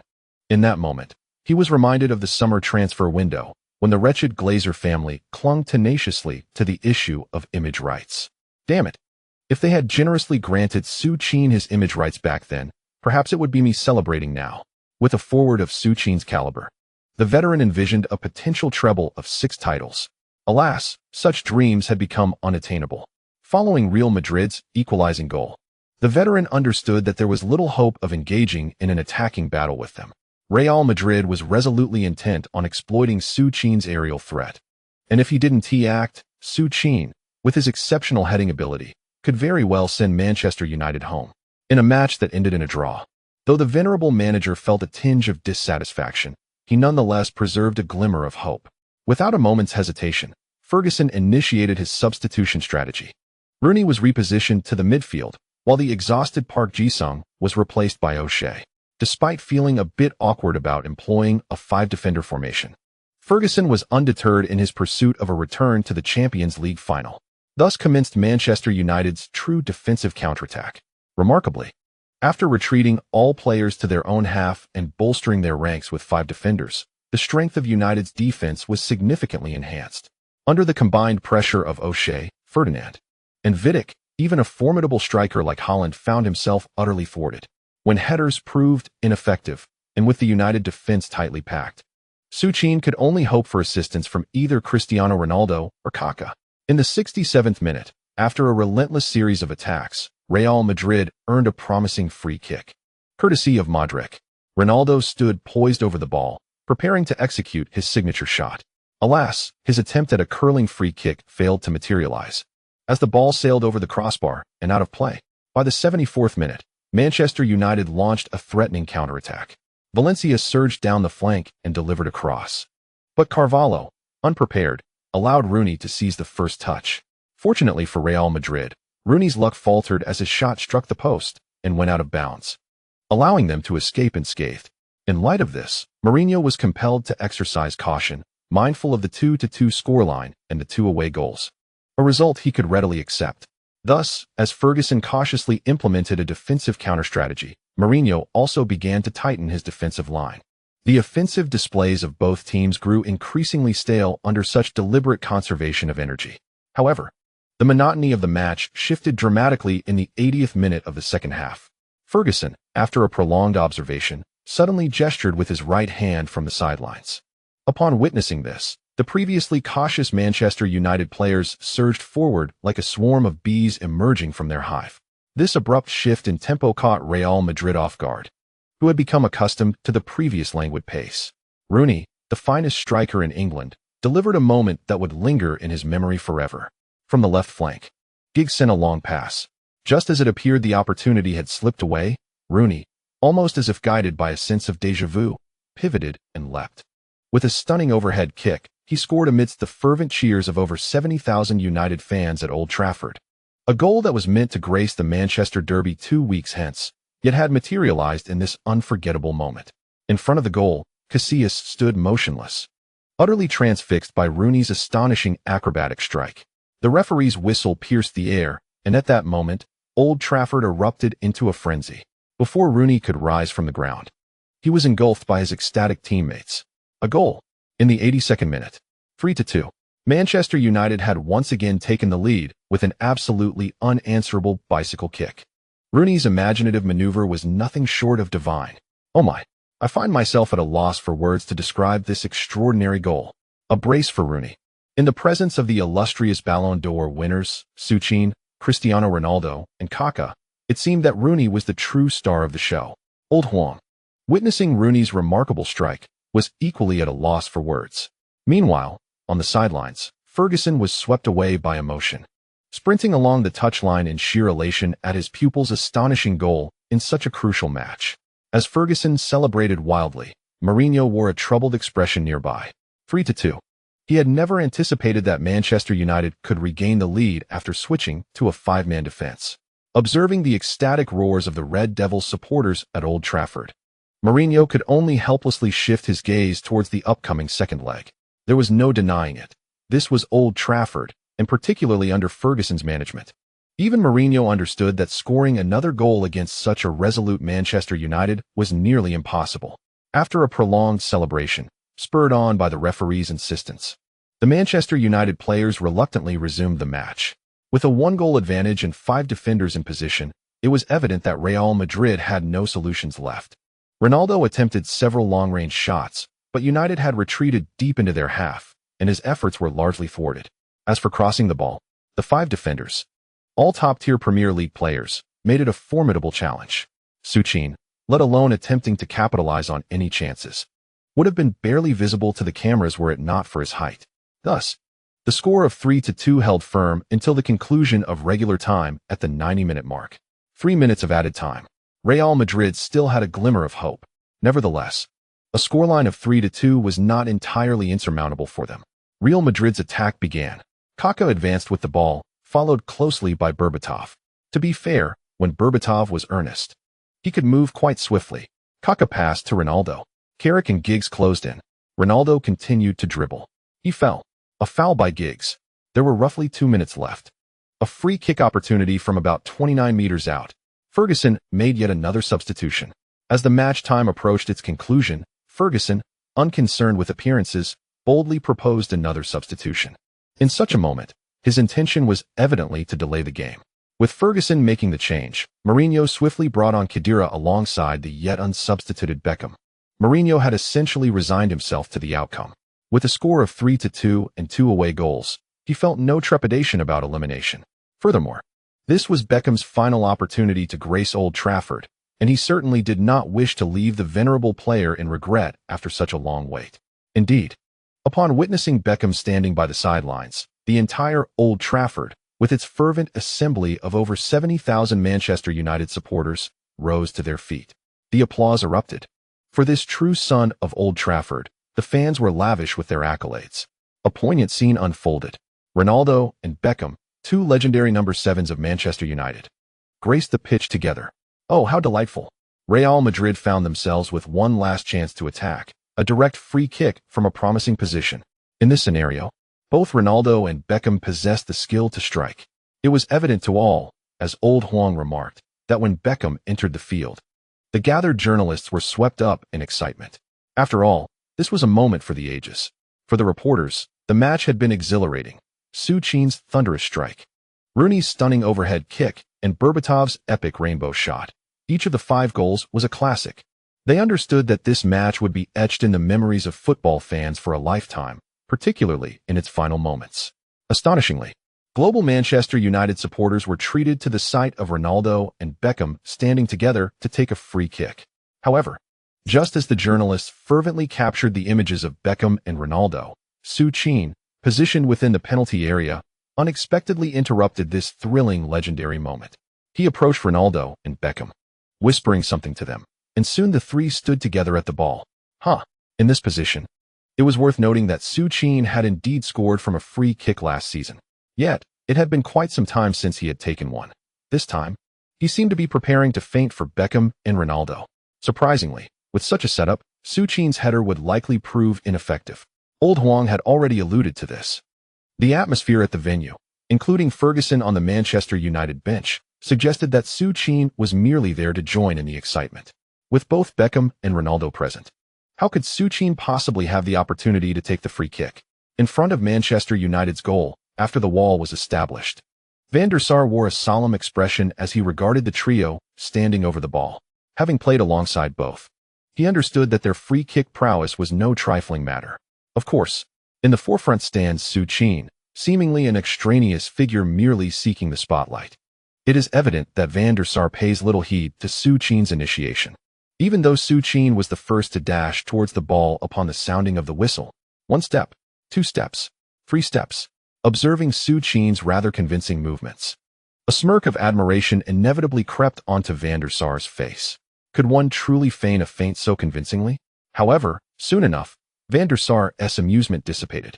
For who could have anticipated that the very Su Qin, whom everyone presumed was merely pretending, would actually take a shot at goal? In the split second he approached the ball, Su Qin's left leg struck the left side of the football with such force. It seemed as though he had embedded it into the turf itself. Immediately thereafter, his entire body began to tilt sharply to the left. The action mirrored Beckham's iconic bending free kick with uncanny precision. At that moment, Su Qin's right foot fiercely connected with the lower right portion of the ball. With a surge of power emanating from the arch of his foot, as it enveloped the football, he slightly lifted his foot arch. Bang! In an instant, propelled by the immense force of Su Qin's right foot, the ball soared as if it were about to explode.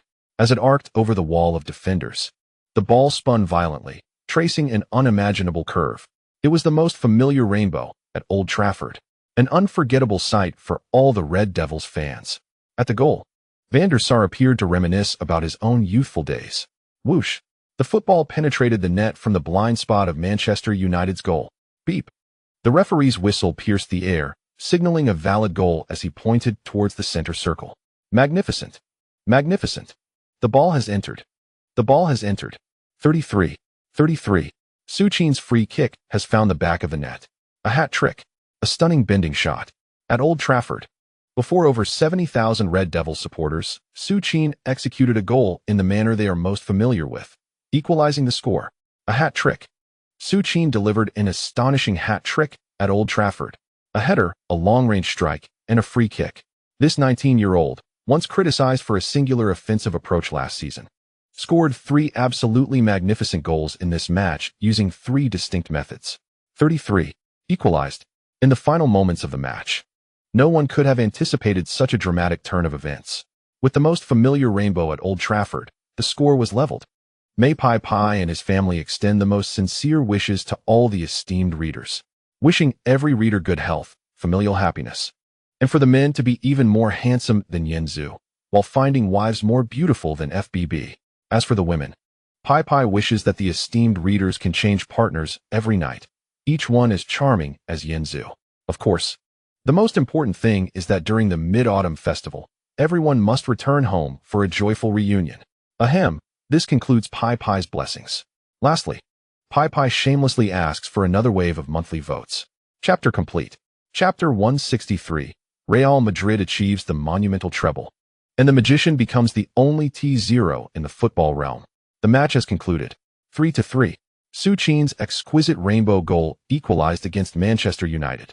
For Mourinho, a draw accompanied by 3 away goals means that as long as Real Madrid performs adequately at the Bernabeu in the next round, eliminating Manchester United and advancing to the finals should pose no challenge. Old Moo harbors no regrets. Yet on the other side, Sir Ferguson wears a face full of chagrin. His Manchester United was on the brink of victory. Who could have anticipated such a downfall at the last moment? Nevertheless, it is what it is. To compete with Real Madrid at this level, one must admit that the old gentleman has done remarkably well. After all, his current Manchester United squad is simply not on par with the mighty Real Madrid. With little exchange, following a handshake between Old Moo and Ferguson, they each retreated into the players' tunnel.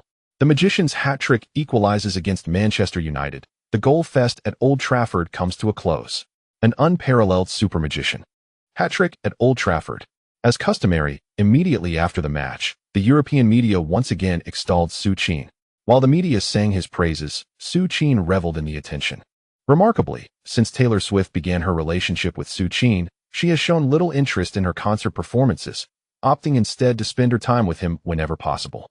In the initial days, they discreetly evaded the press, but after paparazzi captured an image of them entering a hotel together, Swift boldly shared a photo of herself and Su Qin lounging in bed on her Twitter account. Of course, once Swift made this public, countless fervent fans rushed to Su Qin's Twitter, extending warm greetings. To these ardent admirers, although Su Qin's fame seemingly matches that of their goddess, they couldn't overlook his rather dubious romantic history. From his earliest entanglement with Shakira to his current relationship with Swift, Su Qin certainly gives off a rather dubious impression.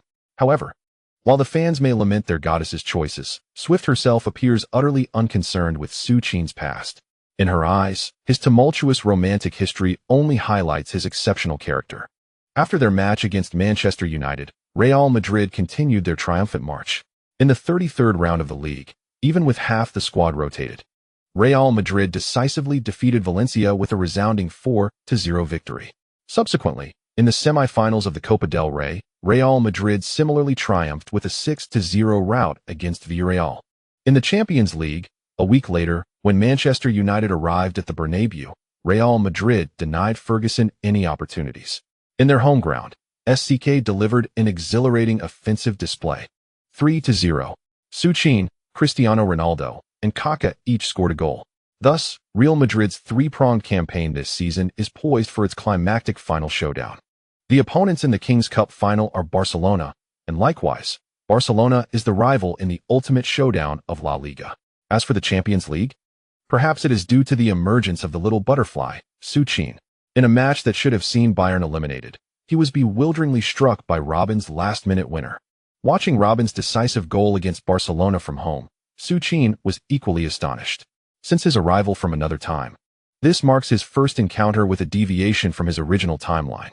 However, there is little to be done. Without Busquets, Barcelona's overall strength has indeed diminished quite noticeably.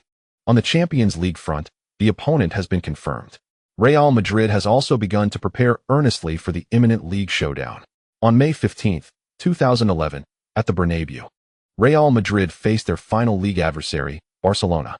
Currently, both Real Madrid and Barcelona sit atop the La Liga standings with 98 points each.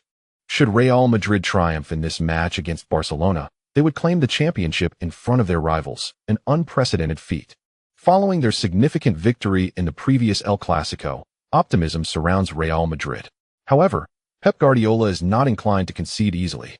Prior to the match, Guardiola asserted that his team would prevail against Real Madrid at the Bernabeu. Yet, aspirations do not always align with reality. As the match commenced, Su Qin ignited the atmosphere at the Bernabeu with a thunderous long-range strike from a staggering 37 meters. Iniesta, who had been diligently marking Su Qin, could only watch in disbelief as Su Qin seemed intent on shattering the very ball at his feet. This opening goal from Su Qin heralded the beginning of Real Madrid's onslaught. In the 13th minute, after 10 minutes of relentless attack from Real Madrid, Su Qin scored again with a monumental header, overpowering Piqué and emphatically driving the ball into the Barcelona net. Within mere minutes, Real Madrid led Barcelona 2-0.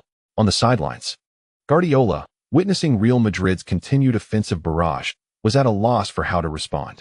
The absence of Busquets rendered Barcelona incapable of executing their once desperate tiki-taka style. Nevertheless, Barcelona was not without recourse. In the 25th minute, Messi finally emerged as a beacon of hope for the despairing Barcelona fans. In his familiar corridor, Messi executed a breathtaking solo run at the Bernabeu. Kaká, Modric, and Marcelo were unable to thwart Messi, who skillfully danced past them to the edge of the penalty area, ultimately curling a magnificent strike with his left foot to pull one back for Barcelona. After scoring, Messi refrained from celebrating. Instead, he ran straight to the goal, picked up the ball, and hastily returned to the center circle, clearly aiming to motivate his teammates. However, after Messi scored, it was not his teammates who were inspired, but rather Cristiano Ronaldo. Within less than 5 minutes of Messi's goal, Ronaldo found the net. Following a header assist from Su Qin, Ronaldo, in front of Mascherano, executed a powerful change of direction. After creating a shooting opportunity, he unleashed a breathtaking strike from a staggering distance of 27 meters from the Barcelona goal. The momentum that Barcelona had just begun to build dissipated instantly under Ronaldo's explosive shot. Thus, the first half concluded. During halftime, Mourinho did not impose any defensive tactics. In his own words, he intended to engage Barcelona in a full-throttle offensive battle at the Bernabeu, on home ground. In the second half, Mourinho truly lived up to his word, as Real Madrid launched a relentless offensive onslaught. With all players pushing forward, Barcelona found it exceedingly difficult to cope. Within the 45 minutes of the second half, Real Madrid scored 3 more goals.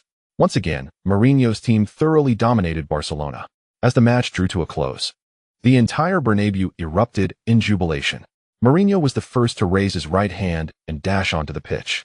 The DJ fittingly proclaimed the champions. Su Qin, Ronaldo, Kaká, and all the Real Madrid players embraced one another. When Mourinho arrived, they unceremoniously tackled him to the grass, initiating a celebratory pile-up. La Liga champions. Shortly thereafter, in the midweek following the final round of the league, Real Madrid faced Barcelona once more. This time, they continued their aggressive offensive play. At Sevilla's home ground, Real Madrid claimed their 3rd victory over Barcelona this year, securing the Copa del Rey trophy. On the podium, witnessing his exuberant teammates, Su Qin was filled with excitement. There was no other reason. Naturally, with 2 championships secured, he could add 2 more templates to his collection. Coupled with the Champions League, Su Qin wondered if the system would benevolently grant him a super template that would allow him to graduate this year. On May 25, 2011, with less than 4 days remaining until the Champions League final, the Real Madrid squad, having prepared extensively, arrived smoothly at London International Airport, escorted by a private jet. As the current favorites for the Champions League, Real Madrid's arrival naturally drew countless fans to welcome them. Su Qin, Su Qin, Su Qin. Having already secured the titles of top scorer in La Liga, top scorer in the Copa del Rey, and top scorer in the Champions League, Su Qin became the object of fervent admiration among all the fans. With 2 consecutive years of such extraordinary statistics, he had unequivocally transcended both Ronaldo and Messi, establishing himself as the sole T0 level player in contemporary football. Amidst the fervent shouts of the fans, Su Qin, naturally delighted, engaged in lively interaction with the fans. On one hand, Real Madrid faced no pressure. However, on the other, Bayern found themselves in a rather uncomfortable position. Despite successfully eliminating Barcelona and advancing to the Champions League final, Bayern's mainstay central defender, Badstuber, was destined to miss this decisive match due to a red card. Without Badstuber, even the most fervent Bayern supporters harbored doubts about their team's ability to contend with the formidable Real Madrid. Thus, after 4 days of preparation, the climactic showdown of the 2010 to 2011 football season commenced. Real Madrid, under the guidance of the seasoned Mourinho, deployed a classic 4-4-2 formation with Su Qin and Cristiano Ronaldo leading the front line. Conversely, Bayern seemed equally determined, opting for a 4-4-2 formation of their own. Su Qin's national teammate, Olic, and Muller spearheaded their attack, with Ribery and Robben flanking the sides. The midfield was anchored by the veteran captain Van Bommel and Schweinsteiger, while the defense comprised Contento on the left, De Michelis and Van Buyten in the center, and Lahm on the right. As the match kicked off, Real Madrid wasted no time and unleashed their aggressive attacking strategy. However, contrary to the expectations of their supporters, it was Bayern who struck first after a mere 10 minutes. Ribery executed a stunning solo run down the flank, and after evading Ramos, delivered a precise pass to the edge of the penalty area. Muller, arriving perfectly timed, dispatched a shot into the bottom corner. The scene at Wembley Stadium witnessed Bayern, despite being on the back foot, taking the lead. Following the goal, Muller exuberantly celebrated with a slide on his knees, even provocatively approaching the aging Mourinho. This infuriated Mourinho. After calling Su Qin and Ronaldo back, he initiated his retaliation. Indeed, Real Madrid resorted to a brazen long ball strategy reminiscent of their encounters with Manchester United. The invincible Su Qin in the penalty area equalized just 10 minutes after Muller's goal with a simple yet powerful header, assisted by Ronaldo. Following the goal, Su Qin displayed no exuberance in celebration, leisurely returning to the center circle. This was not arrogance, rather. It was a testament to Su Qin's current dominance in aerial duels within the box. Despite Bayern deploying 3 defenders to contain him, he managed to maintain his footing against Haaland and secured the first touch from Ronaldo's delivery.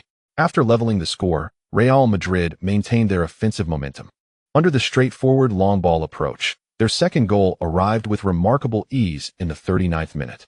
Once again, it was the familiar long pass targeting height. Su Qin won the initial header, redirecting the ball to the right flank, where Modric deftly received it. Without a moment's hesitation, the instant he received the pass, Modric deftly curled the ball with his right foot, creating a deadly arc. The football sailed past the near post, landing squarely on Cristiano Ronaldo's head at the far post. Another header. With all of Bayern's defensive forces drawn towards Su Qin, Ronaldo effortlessly utilized his header to put Real Madrid ahead. 21. 2 attacks, 2 headed goals. Observing the exuberant celebrations of the Real Madrid players, the Bayern players were indeed beginning to feel a sense of despair. To be frank, Bayern had executed their defense to perfection, yet Su Qin proved to be an insurmountable force. His extraordinary physical prowess, which defied all understanding, was simply beyond human capability to withstand. Deprived of aerial dominance, Bayern could only endure passively. In the second half, Real Madrid once again resorted to long passes, sending the ball to Su Qin's head. This time, Su Qin chose not to shoot. With a slight touch, the ball fell to Modric, who had made a diagonal run into the penalty area. Without waiting for the ball to settle, Modric unleashed a powerful strike. Bang! No miracle occurred. Modric's close-range thunderbolt found its way unimpeded into Bayern's net. 31. Boom. The stadium erupted. Following this goal, the Real Madrid fans in the stands began their premature celebrations. 41. This was the final outcome. After Modric scored the third goal, Su Qin triggered the effect of the resolute striker during a moment of receiving the ball. Without a second thought, Su Qin executed a Belgian stew turn and unleashed a powerful shot at the ball. At this point, it was already the 84th minute of the second half. With less than 6 minutes left and trailing by 3 goals, Bayern had finally given up. In the 92nd minute of the match, at last, as the referee noted the end of stoppage time, the whistle signaled the conclusion of the game. Champions. After clinching both La Liga and the Copa del Rey, Real Madrid had once again secured the Champions League title. Following the president's investment of 100 million to bring Su Qin to Real Madrid, the club was no longer the butt of jokes as a mere round of 16 team in the Champions League. Throughout the season, Real Madrid had swept through to achieve a treble. Moreover, Su Qin once again claimed the MVP title and the Golden Boot Award of the Champions League. Now, all that remained for Real Madrid was to await next year's Super Cup and Club World Cup to potentially match Guardiola's remarkable sextuple achievement. End of chapter. No loose ends. Clearly, cultivation is the best path, while those in business are utterly powerless, akin to lambs waiting for slaughter, unaware of their impending fate. The moment Song Xiaodong released Zhao Lin's collar, Zhao Lin collapsed onto the ground, his face swelling instantly, pointing at Song Xiaodong, unable to utter a word due to the pain. Given in Liang's current status and renown, even a simple outing could make headlines the following day. What astonishes the onlookers is not the vehicles themselves, but rather the figures that emerge from each car. Su Xiao and Murong Yen exchanged no words for them. This topic required no further discussion. What troubled them was the concern that such an outstanding television drama might be overshadowed due to the broadcasting resources of the television station. Suddenly, a series of violent explosions erupted, illuminating the sky with flames that painted the heavens a vivid crimson. This spectacle triggered a surge of exhilarating substances within the body, akin to the effects of stimulants, albeit produced internally, making the body more receptive, though the burden remained substantial. Everyone shook their heads. The judo uniforms for the judo club were all registered and collected from the logistics department, and there were no spare uniforms within the dojo. Before them, Ling Duanshang remarkably repelled the massive creature, Qing Hu Liehao, with a single punch. Yet, his physique did not resemble that of a robust cultivator. How could he contend with a demon cultivator of the same realm and maintain the upper hand? There were no signs of human life around the boundary lake. Extending her consciousness to the furthest reaches, Su Hanjin found no valuable objects. Thus, she chose not to waste any more time and stepped onto the Wuxin's sword, crossing the lake directly. Today, I, Gao Ju, am on leave. It seems I will have some time to rest. Coincidentally, Ting Ting is expecting and requires care, which presents me with an opportunity to tend to my family. I can spend some time at home with my wife, Gao Ju said with a smile. Patrick opened his mouth but refrained from issuing further commands, quietly observing the approaching mech, the Intelligence Angel Gundam, on the large display screen. I believe as long as Azrael and his backing, the Blue S, Bellflower, are present, war shall never cease, Colt remarked, drifting toward the exit. At that moment, a milky white light swiftly descended into Zhang Hao's hands. Upon receiving the message token, he furrowed his brow. This rookie was adept at intelligence analysis. Yet not a super soldier, merely a newly enlisted recruit. It was perplexing whether those high-ranking individuals were truly wise.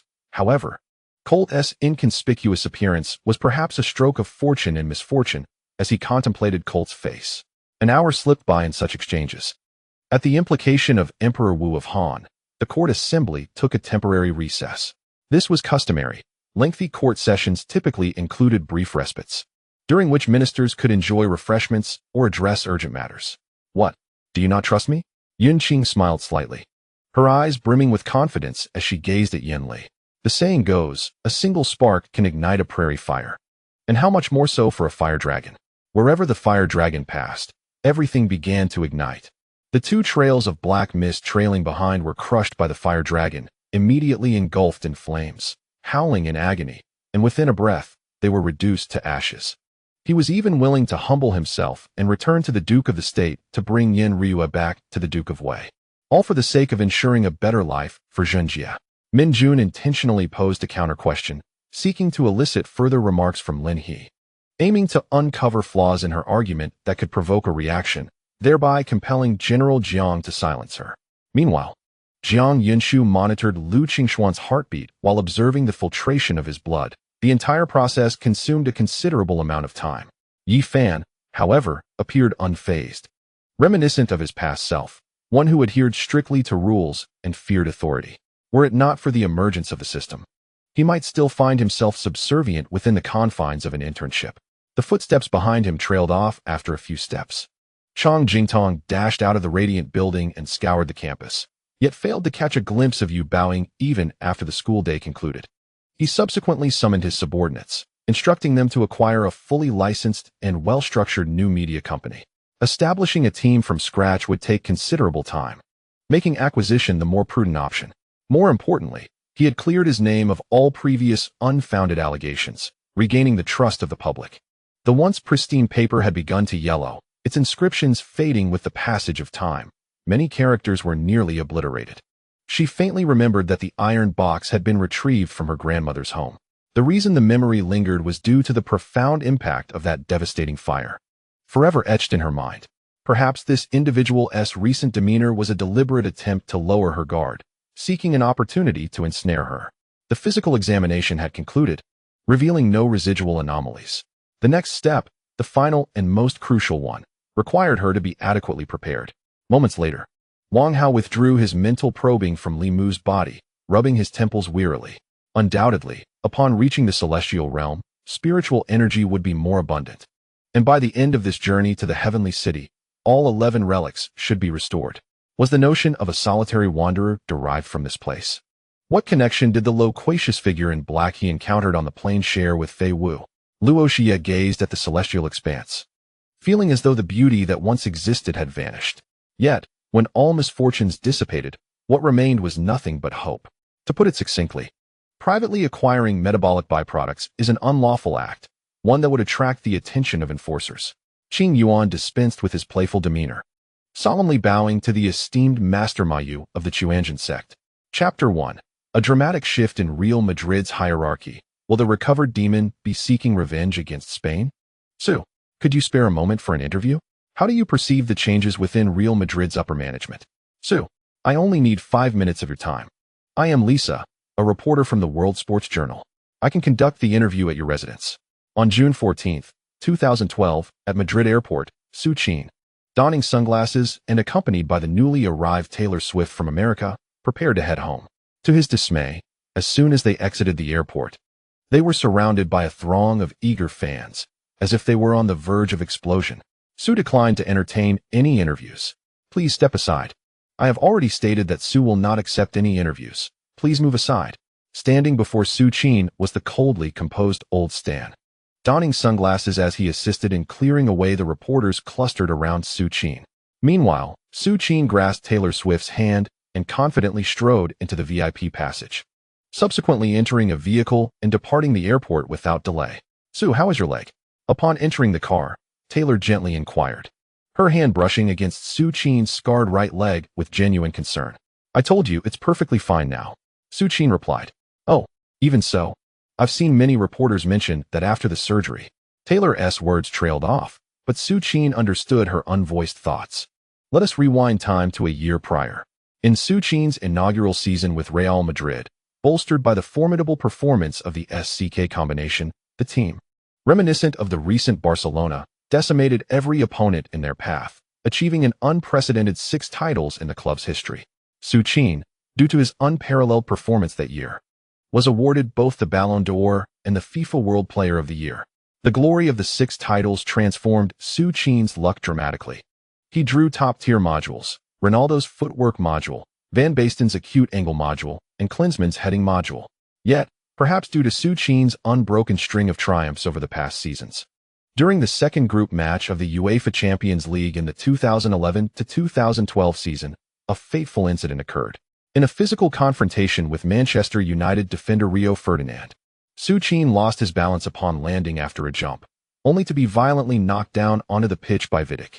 In that instant, a searing pain radiated from his left knee. Su Qin was injured.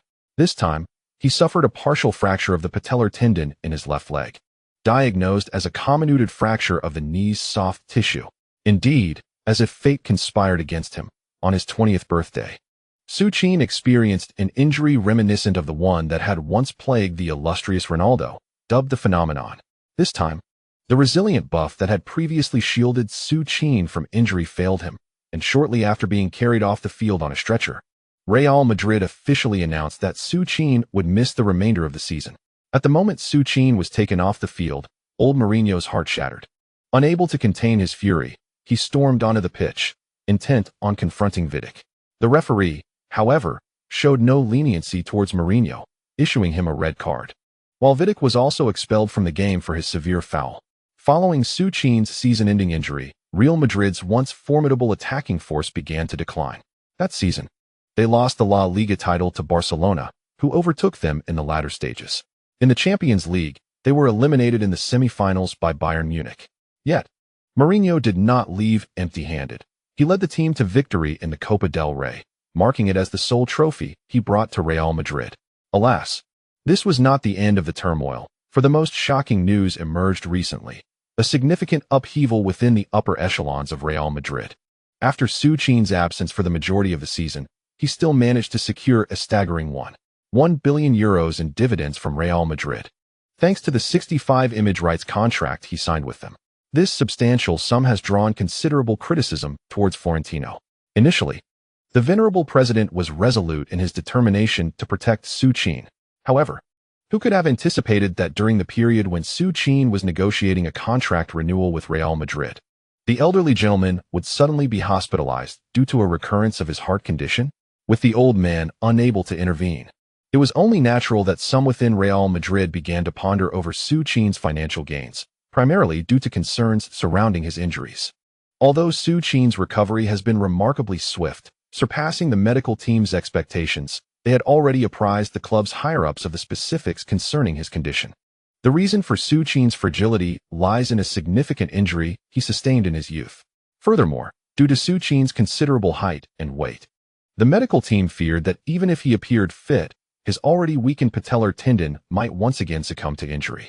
In summary, Su Qin has become a figure of extreme vulnerability. Were he in peak health, no one at Real Madrid would dare question his worth. However, The pressing issue is that Su Qin now feels as though his time is dwindling, making it unsurprising that some might speak out for financial reasons. Naturally, the contention surrounding Su Qin's image rights is exacerbated by the fact that he has been with Real Madrid for 2 years, and it is now time for discussions regarding a contract renewal. In light of these developments, Mourinho, Su Qin's mentor, has stepped forward to support him. According to Mourinho, should Real Madrid force Su Qin out over image rights, he would resign in protest. Yet, it is evident that Mourinho may have overestimated his standing among the club's hierarchy. Without the achievement of a sextuple, Real Madrid would not dare to let Mourinho leave. However, the current iteration of Real Madrid has already attained every honor available to them. With accolades in the past, their focus has now shifted solely to financial gain. Indeed, while Real Madrid operates as a member-based club, one must question whether the power truly lies with those who have merely paid a few €100 in membership fees. The so-called ideals of Western democracy and freedom are mere illusions, designed to obscure the truth. What are you thinking about? Taylor asked, her delicate hand softly caressing Su Qin's left leg as she lifted her gaze to meet his. Nothing, Taylor, he replied. When are you going to Ukraine? The European Championship is about to commence. The day after tomorrow. Yay, that means we have 2 more days together. Yes, 2 days is sufficient. Sufficient for what? Guess. Ugh, Taylor, we're in the car. Just focus on driving, Su. Thus, Su Qin and Mei spent 2 blissful days in their luxurious abode. However, the beauty of time is often disrupted by unwelcome events. Just a day before Su Qin was to join the national teams of Ukraine and Croatia, Raiola arrived at Su Qin's residence, his brow furrowed in concern. Su, what troubles you? Why does your expression seem so tense? It's about the contract renewal. Su Qin replied. What did Real Madrid have to say? Florentino is still recuperating. I called him, and he admitted his health is not at its best. But I know the truth. That old man is not genuinely unwell. Rather, he is seizing this opportunity to negotiate a lower contract for you. Mendes has already finalized Ronaldo's new contract with Real Madrid. Speaking of Ronaldo, Su Qin couldn't help but let out a sigh. With the glory of 6 championships, the once selfless Ronaldo who assisted me has seemingly transformed into a different person. Old Mourinho once said that Ronaldo and I were the dual cores of Real Madrid. Yet Ronaldo has always considered himself the sole core, with me merely as a supporting character. Before Su Qin's injury, Ronaldo had already displayed selfish shooting behavior on the field many times. Su Qin understood that even if he renewed his contract with Real Madrid, conflicts with Ronaldo were likely inevitable. The club was intent on diminishing his image rights, compounded by the Ronaldo situation. In an instant, Su Qin began contemplating leaving Real Madrid. During his first year at the club, he was filled with joy.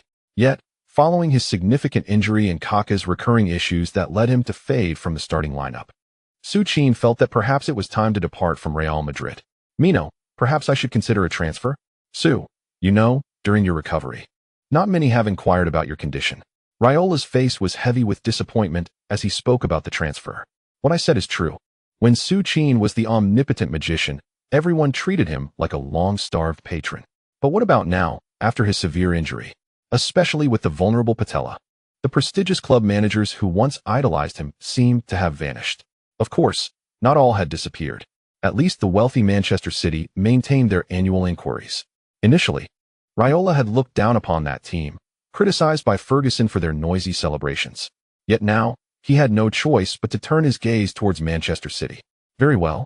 Let's discuss this after the European Championship. Su, keep pushing yourself, as long as you can showcase your past performances during the tournament. I believe Real Madrid will think twice before encroaching on your image rights. No, Mino, I no longer wish to remain here. Su Qin insisted. That's understandable, Su. I too feel that Real Madrid has been lacking in compassion. Just think about it. Even Raul was treated differently back in the day. Not to say you're inferior to Raul, of course. Cut it out, Mino. That's exactly the implication you're making. Ha. Enough with the jesting, Su. In all seriousness, you need not worry about these trivial matters. Focus solely on your training and recovery, and I shall resolve all your troubles. Thank you, Mino. For what? Damn it, Stinson. You old rascal, don't you dare touch my breakfast.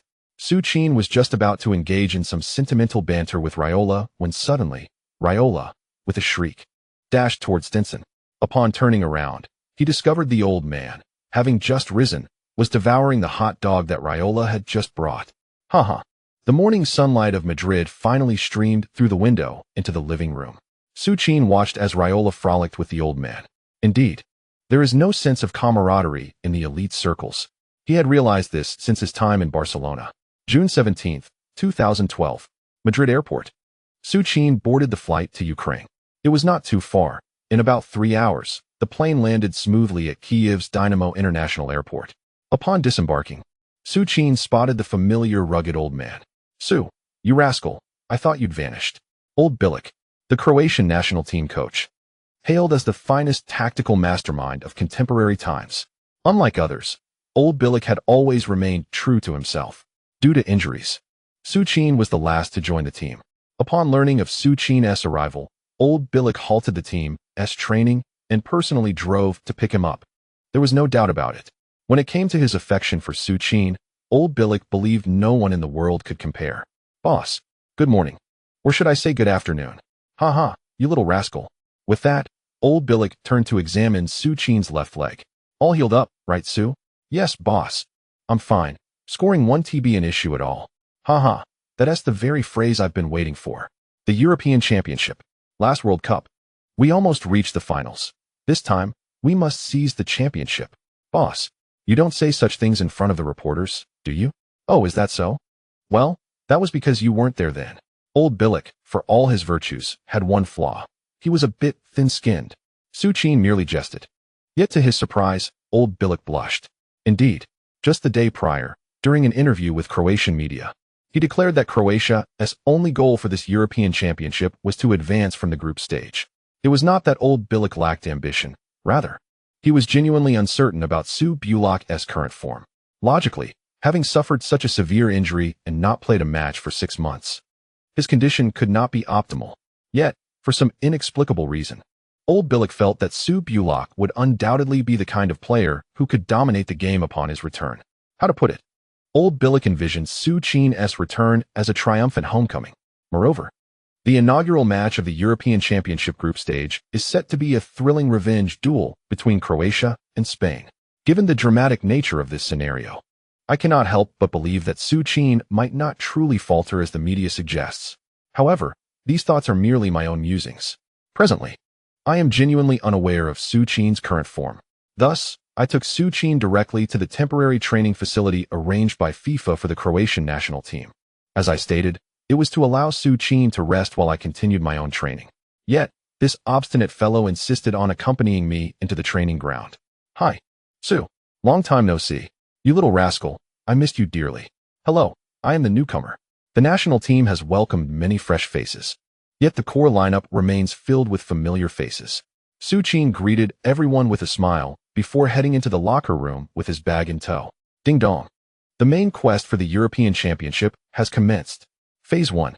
Revenge against Spain. Rewards will be calculated based on the level of vengeance achieved.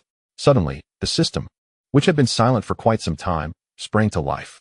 The main quest for the European Championship? What on earth is this nonsense? One must wonder. Could I not be granted an immunity to injuries for this task? End of this chapter. Chapter 2. The mysterious tycoon from the Premier League. Is he placing bets in advance? The European Championship, renowned as the most prestigious national team tournament aside from the coveted World Cup. It represents the aspiration of every European squad. Back on November 8, 2005, UEFA conducted a preliminary voting process among 5 bidding nations for the 2012 European Championship. Italy emerged first with 11 votes, while the joint bid from Croatia and Hungary secured second place with 9 votes. And the joint bid from Poland and Ukraine came in third with 7 votes. Greece garnered only 2 votes and, alongside Turkey, which received 6 votes, was eliminated, with 3 bidding organizations advancing from the preliminary selection. On April 18, 2007, during the final round of voting, Poland and Ukraine received 8 votes, Italy secured 4 votes, and Croatia and Hungary were left with a disheartening 0 votes, thereby granting Poland and Ukraine the rights to host the 2012 European Championship. As for why Croatia received a pitiful 0 votes, Su Qin was unaware. He only knew that on the very night he arrived at the temporary base in Croatia, all the leaders of the Croatian Football Association rushed to the training facility. The association leaders. This is a universal phenomenon. Upon arrival, They typically engage in bureaucratic pleasantries and offer encouragement to the players. However, unlike associations from populous nations, such as India, which often seek financial contributions from their players, the Croatian Football Association representatives arrived bearing financial incentives to hold a motivational meeting for the entire Croatian team. Although termed a motivational meeting, it was, in essence, a desperate attempt by the financially constrained Croatian Football Association to provide rewards to the World Cup bronze medalists, whom they have been supporting for nearly 2 years. In hopes that Bilic could guide the team through the treacherous Group C, Croatia finds itself in a state of economic hardship, with the entire team receiving a meager bonus of 10 million euros, a significant portion of which has been diverted by the Croatian Football Federation under various pretenses, leaving each player with a mere 100,000 or so. Nevertheless, amidst the presence of journalists, the ceremony was conducted with great pomp. Su Qin, the current star of Croatian football, has faced skepticism from various media outlets due to a severe injury. However, the Croatian Football Federation has shown no signs of underestimating him. In fact, the higher-ups within the federation have officially appointed Su Qin as the vice-captain of the national team. The concept of a 21-year-old vice-captain is remarkable. This designation implies that whenever the 31-year-old veteran captain is absent from the field, Su Qin will assume the role of on-field captain for Croatia. Traditionally, Luka Modric would be the first-choice successor, but it is undeniable that Su Qin's burgeoning fame and individual prowess have made him the face of the Croatian national team. On June 19, 2012, with less than 2 days remaining until the commencement of the European Championship, the Croatian squad, having arrived in the Polish city of Gdansk for their opening match, participated in an exclusive interview with Croatia Sports Channel, which had arrived in Poland ahead of them. During the interview, host Hwang Jinxiang specifically sought the opinion of veteran captain Darijo Srna regarding Su Qin's appointment as vice-captain. Srna, aware of Su Qin's mixed heritage and his significant reputation in China, lavished praise upon him in response to Hwang's inquiry. Su is undoubtedly one of the greatest strikers of the past century. On the World Cup stage, we achieved the best result in Croatia's history. And that was all thanks to Su Qin. Since that moment, the coach has been contemplating making Su the next captain of Croatia. The captaincy is not merely an honor. For Su Qin, it represents a profound responsibility. The entire Croatian strategy revolves around Su, built upon his capabilities. You are aware that Croatia has been placed in Group C, a veritable group of death. Our adversaries include not only the traditionally strong team Italy, but also the newly crowned World Cup champions, Spain, both formidable opponents. Progressing beyond Group C is no simple feat. And as for the concerns you just raised regarding Su Qin's condition post-injury, I have stated previously that Su has consistently been the strongest striker of the past century. Even after nearly 7 months away from the pitch, his return to form will not be hindered. Although Srna wished to share everything he observed during training, he restrained himself from divulging too much. After all, who could have anticipated that the player criticized by many for a significant injury would return to instill despair in defenders?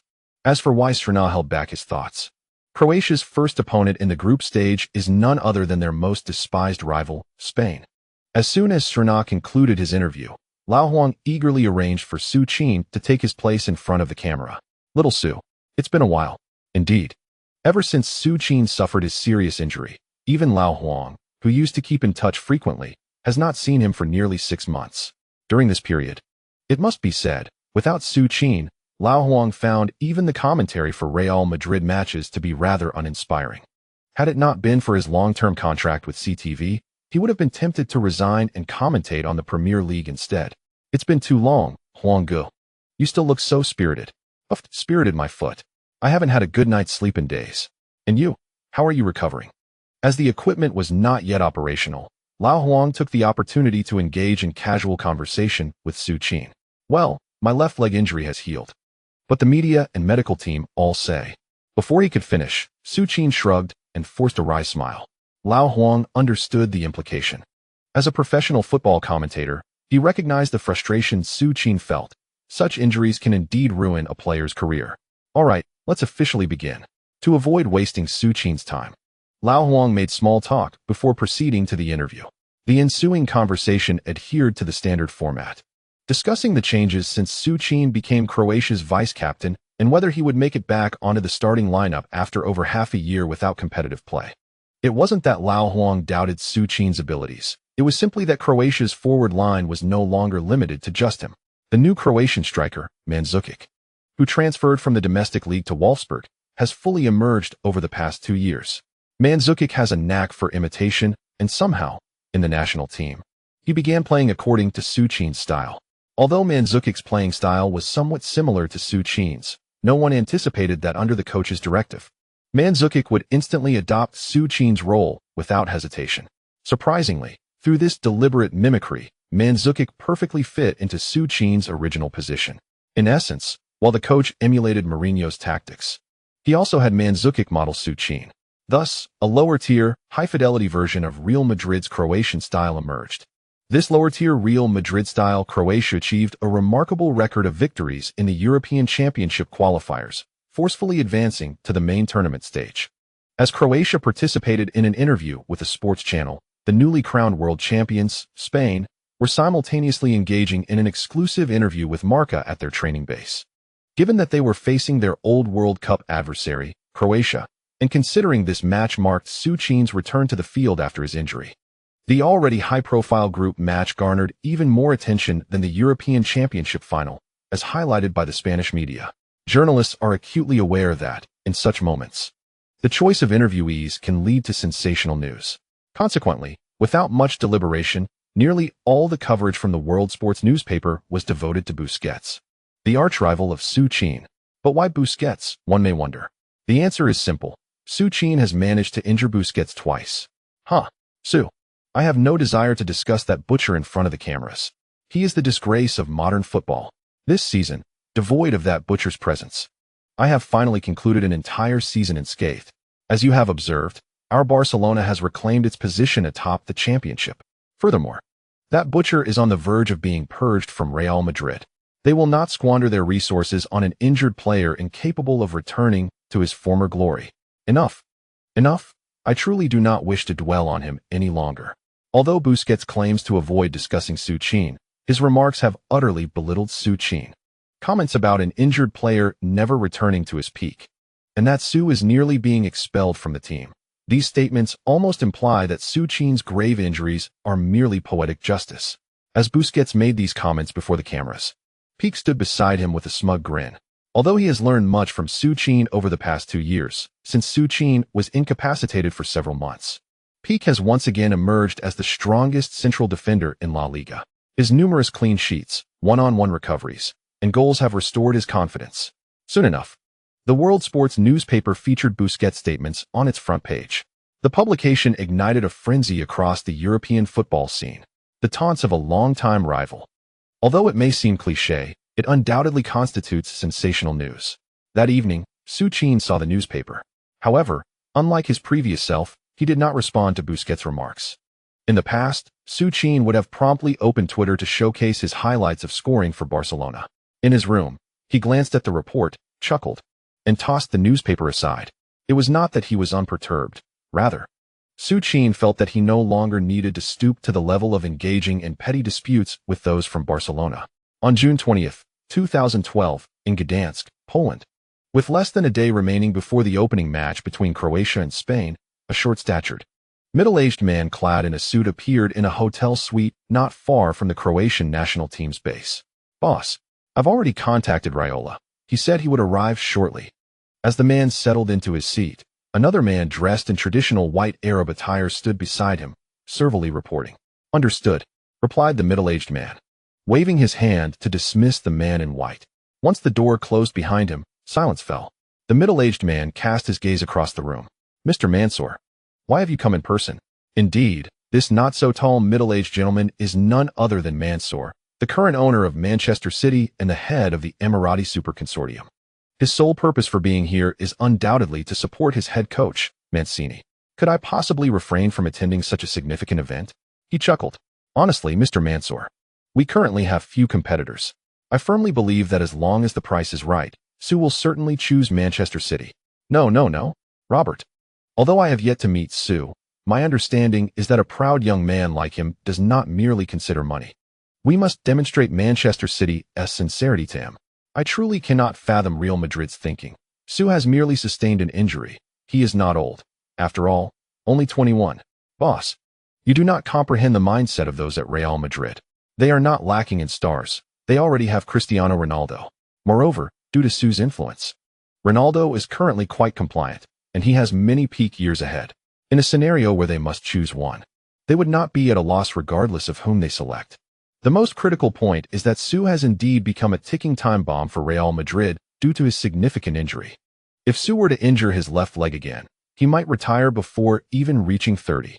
With this perspective, it becomes clear why Real Madrid is still meddling with Su's image rights at such a crucial moment in his contract renewal. Mancini's words were astute. Mansour understood why Real Madrid would choose to provoke a situation that could cause Su to turn against them at such a pivotal point. Simply put, it all boiled down to money. Well, for Real Madrid, money is indeed a concern. However, for Mansour, matters that can be resolved with money are hardly matters at all. He has invested an unfathomable amount into Manchester City, yet the club remains in a state of lethargy. While they might clinch a championship in the Premier League, in the Champions League, as soon as Manchester City reaches the knockout stage, they falter, failing to even reach the quarter-finals. Frankly, he has grown weary of waiting year after year. This time, with the minor conflict between Real Madrid and Su, coupled with Su's impending contract expiration, how could he let this once-in-a-lifetime opportunity slip away? Before long, Mansour and Mancini awaited their guest, the portly Raiola. Remarkably, unlike during the World Cup, when every top club was vying for Raiola, now, leading up to Su's first match post-injury, not a single elite club besides Manchester City had proposed an offer worthy of Su's talent. Raiola was no fool. He understood that the elite clubs were merely biding their time for Su's return to the field, when facing their arch-rivals, Spain. If Su could perform at least at 80 of his previous prowess, the elite clubs would undoubtedly frenzy over securing him. He was aware of all this, yet found himself powerless. After all, the injuries that have plagued Su Qin have left even Raiola himself in a state of constant anxiety. He fears that Su Qin may suddenly collapse once more, and if such a day were to come, Su Qin would undoubtedly be forever branded as fragile. Ha, Raiola. Ah, Mr. Mansour, you are here as well. I thought it was just Robert. Mino, you rascal. Finally, after a long wait, the three have convened. Following a round of discussions, Raiola found himself utterly astounded by Manchester City's undeniably fervent and unparalleled commitment. Chapter 3. The Croatian Revenge Battle. The Return of the Demon Su Qin. June 22, 2012. The long-awaited UEFA European Championship in Poland and Ukraine has finally commenced. In the opening match, the host nation Poland drew 1-1 with Greece, a team that once inspired a fairy tale of its own. In this match, Poland's pride, the Borussia Dortmund star Robert Lewandowski, secured the title of Player of the Match awarded by UEFA with a last-minute equalizer. In the recently concluded season, this 24-year-old talent made 34 appearances, scoring 22 goals and providing 8 assists, demonstrating exceptional form. Many media outlets have even begun to label Lewandowski as the foremost striker following the injury of the Demon. Indeed, achieving 22 Bundesliga goals in a single season is quite a remarkable feat for a forward. Of course, journalists were not foolish enough to compare Lewandowski to the pre-injury version of the Demon. What they referred to was a diminished version of the once mighty player.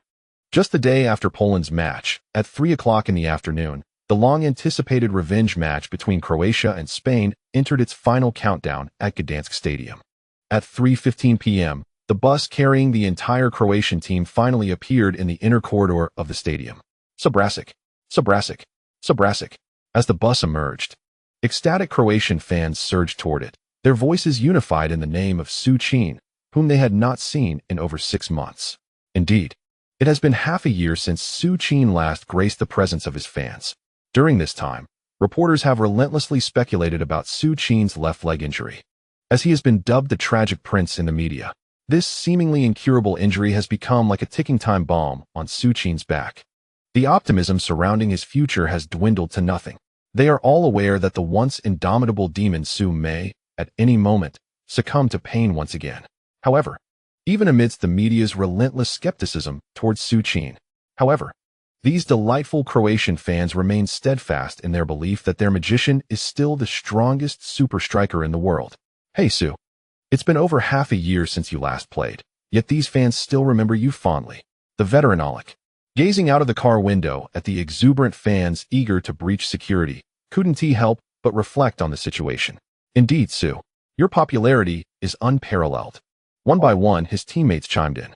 Meanwhile, Su Qin, seated at the front, offered no response, merely smiling and greeting the fans outside. Soon, the vehicle entered the interior of the Gdansk stadium. Once the car came to a halt, Bilic hurried off to the pre-match press conference. He was acutely aware of how much the media had sensationalized this match in recent times. Moreover, he knew those pesky journalists would be relentless with their inquiries. Sure enough, as soon as Bilic made his appearance, the reporters erupted in excitement, surging forward. If it weren't for the diligent security personnel on site, Bilic feared he might be overwhelmed before he even had a chance to speak. The fervent assault from the journalists startled him, while the Spanish national team coach, Del Bosque, found himself in an awkward position. Yes, Bilic was indeed the hottest tactical mastermind at present, but Del Bosque was a World Cup winning coach. How could he be satisfied with the reporters' singular focus on Bilic? Fortunately, the press conference format allowed for one question per person, so Del Bosque wasn't entirely sidelined. Mr. Del Bosque, what are your thoughts on Su Qin's return to the Croatian squad? However, to Del Bosque's surprise, the first question posed was about an opposing player. What the hell? Though somewhat exasperated, Del Bosque maintained his composure and began to respond. Two-time Ballon d'Or winner. Such a player, I believe, speaks for himself. Yet, the journalist continued, Mr. Del Bosque, you must be aware that Su has not participated in any matches for nearly 6 months due to a serious injury. Given this situation, do you still believe he can perform well? Hearing the follow-up question made Del Bosque's already graying head buzz with confusion. How was he to answer this? 6 months without formal competition. Even a deity would need time to readjust. While that was certainly true, Del Bosque dared not voice it. Who knew what condition Su Qin was truly in? If, during this match, the magician made a triumphant return, would he become the subject of ridicule? I have already answered one question. This is the second. With a sly smile, Del Bosque gently pushed the microphone away from him. Very well. As Bosque remained reticent, the journalists shifted their attention to the venerable Bilic, seated beside him. Mr. Bilic, do you believe that Su is the strongest? Absolutely. Whether before or after his injury. In my view, the strongest individual in this world will always be Su alone.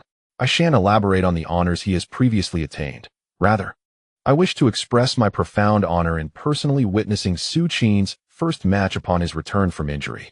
Among all the players I have encountered, none can compare to Su. He is truly phenomenal. One might say he is singular, be it his dominion within the penalty area or his scoring prowess. Even his assisting ability, he is the strongest in the world. When your team possesses Su Qin, failure is not an option. Indeed, in this match, Croatia shall not falter. For one reason alone, our Su Blazic has returned. The world's mightiest magician, Su, is back. Bilic spoke fervently, as if he had been holding back for an eternity.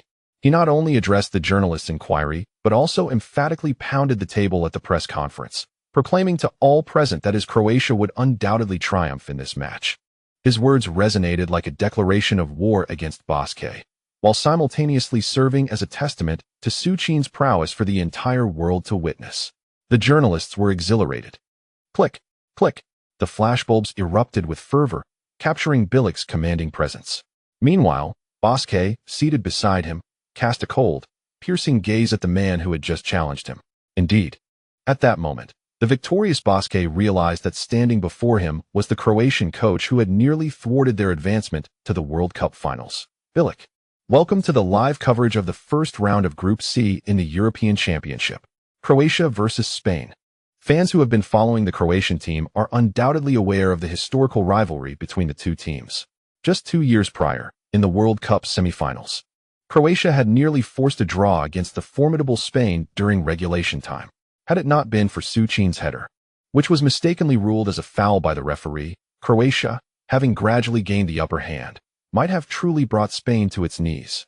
Of course, that is now but a memory. I am confident that Croatia shall not repeat the past today. Moreover, what heightens the anticipation for this match is Su Qin's long-awaited return to the starting lineup after nearly 6 months of absence due to injury. Previous reports from major European media outlets have seemingly cast doubt on Su Qin's future, as negotiations for his contract renewal with Real Madrid have been stalled due to his serious injury. For Su Qin's devoted fans, these past 6 months have undoubtedly been a period of great anguish.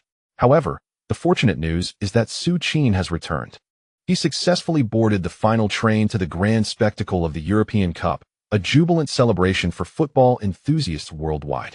Today, I firmly believe that the media will arrive at a definitive conclusion. Before the match commences, let us first introduce the newly assembled Croatian national team. Unlike the squad from 2 years ago, predominantly composed of players from the domestic league, this Croatian team has undergone a remarkable transformation over the past 2 years. In the 27-man roster announced by Bilic, we find a constellation of renowned stars, most of whom are currently plying their trade in Europe's elite leagues. In defense, we have the Spurs loanee to Bayer Leverkusen, Joel Luka, the captain of Shakhtar Donetsk, Cerna, and the left-back from Bayern Munich, Pjanic.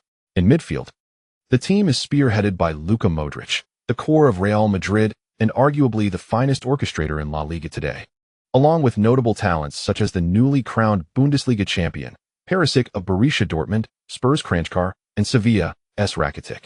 As for the forward line, Croatia boasts one of the most opulent attacking formations in the entire European Cup, with 2 Ballon d'Or winners, the illustrious Su Qin, alongside the well-established former Arsenal striker Eduardo and Bayern's Olic.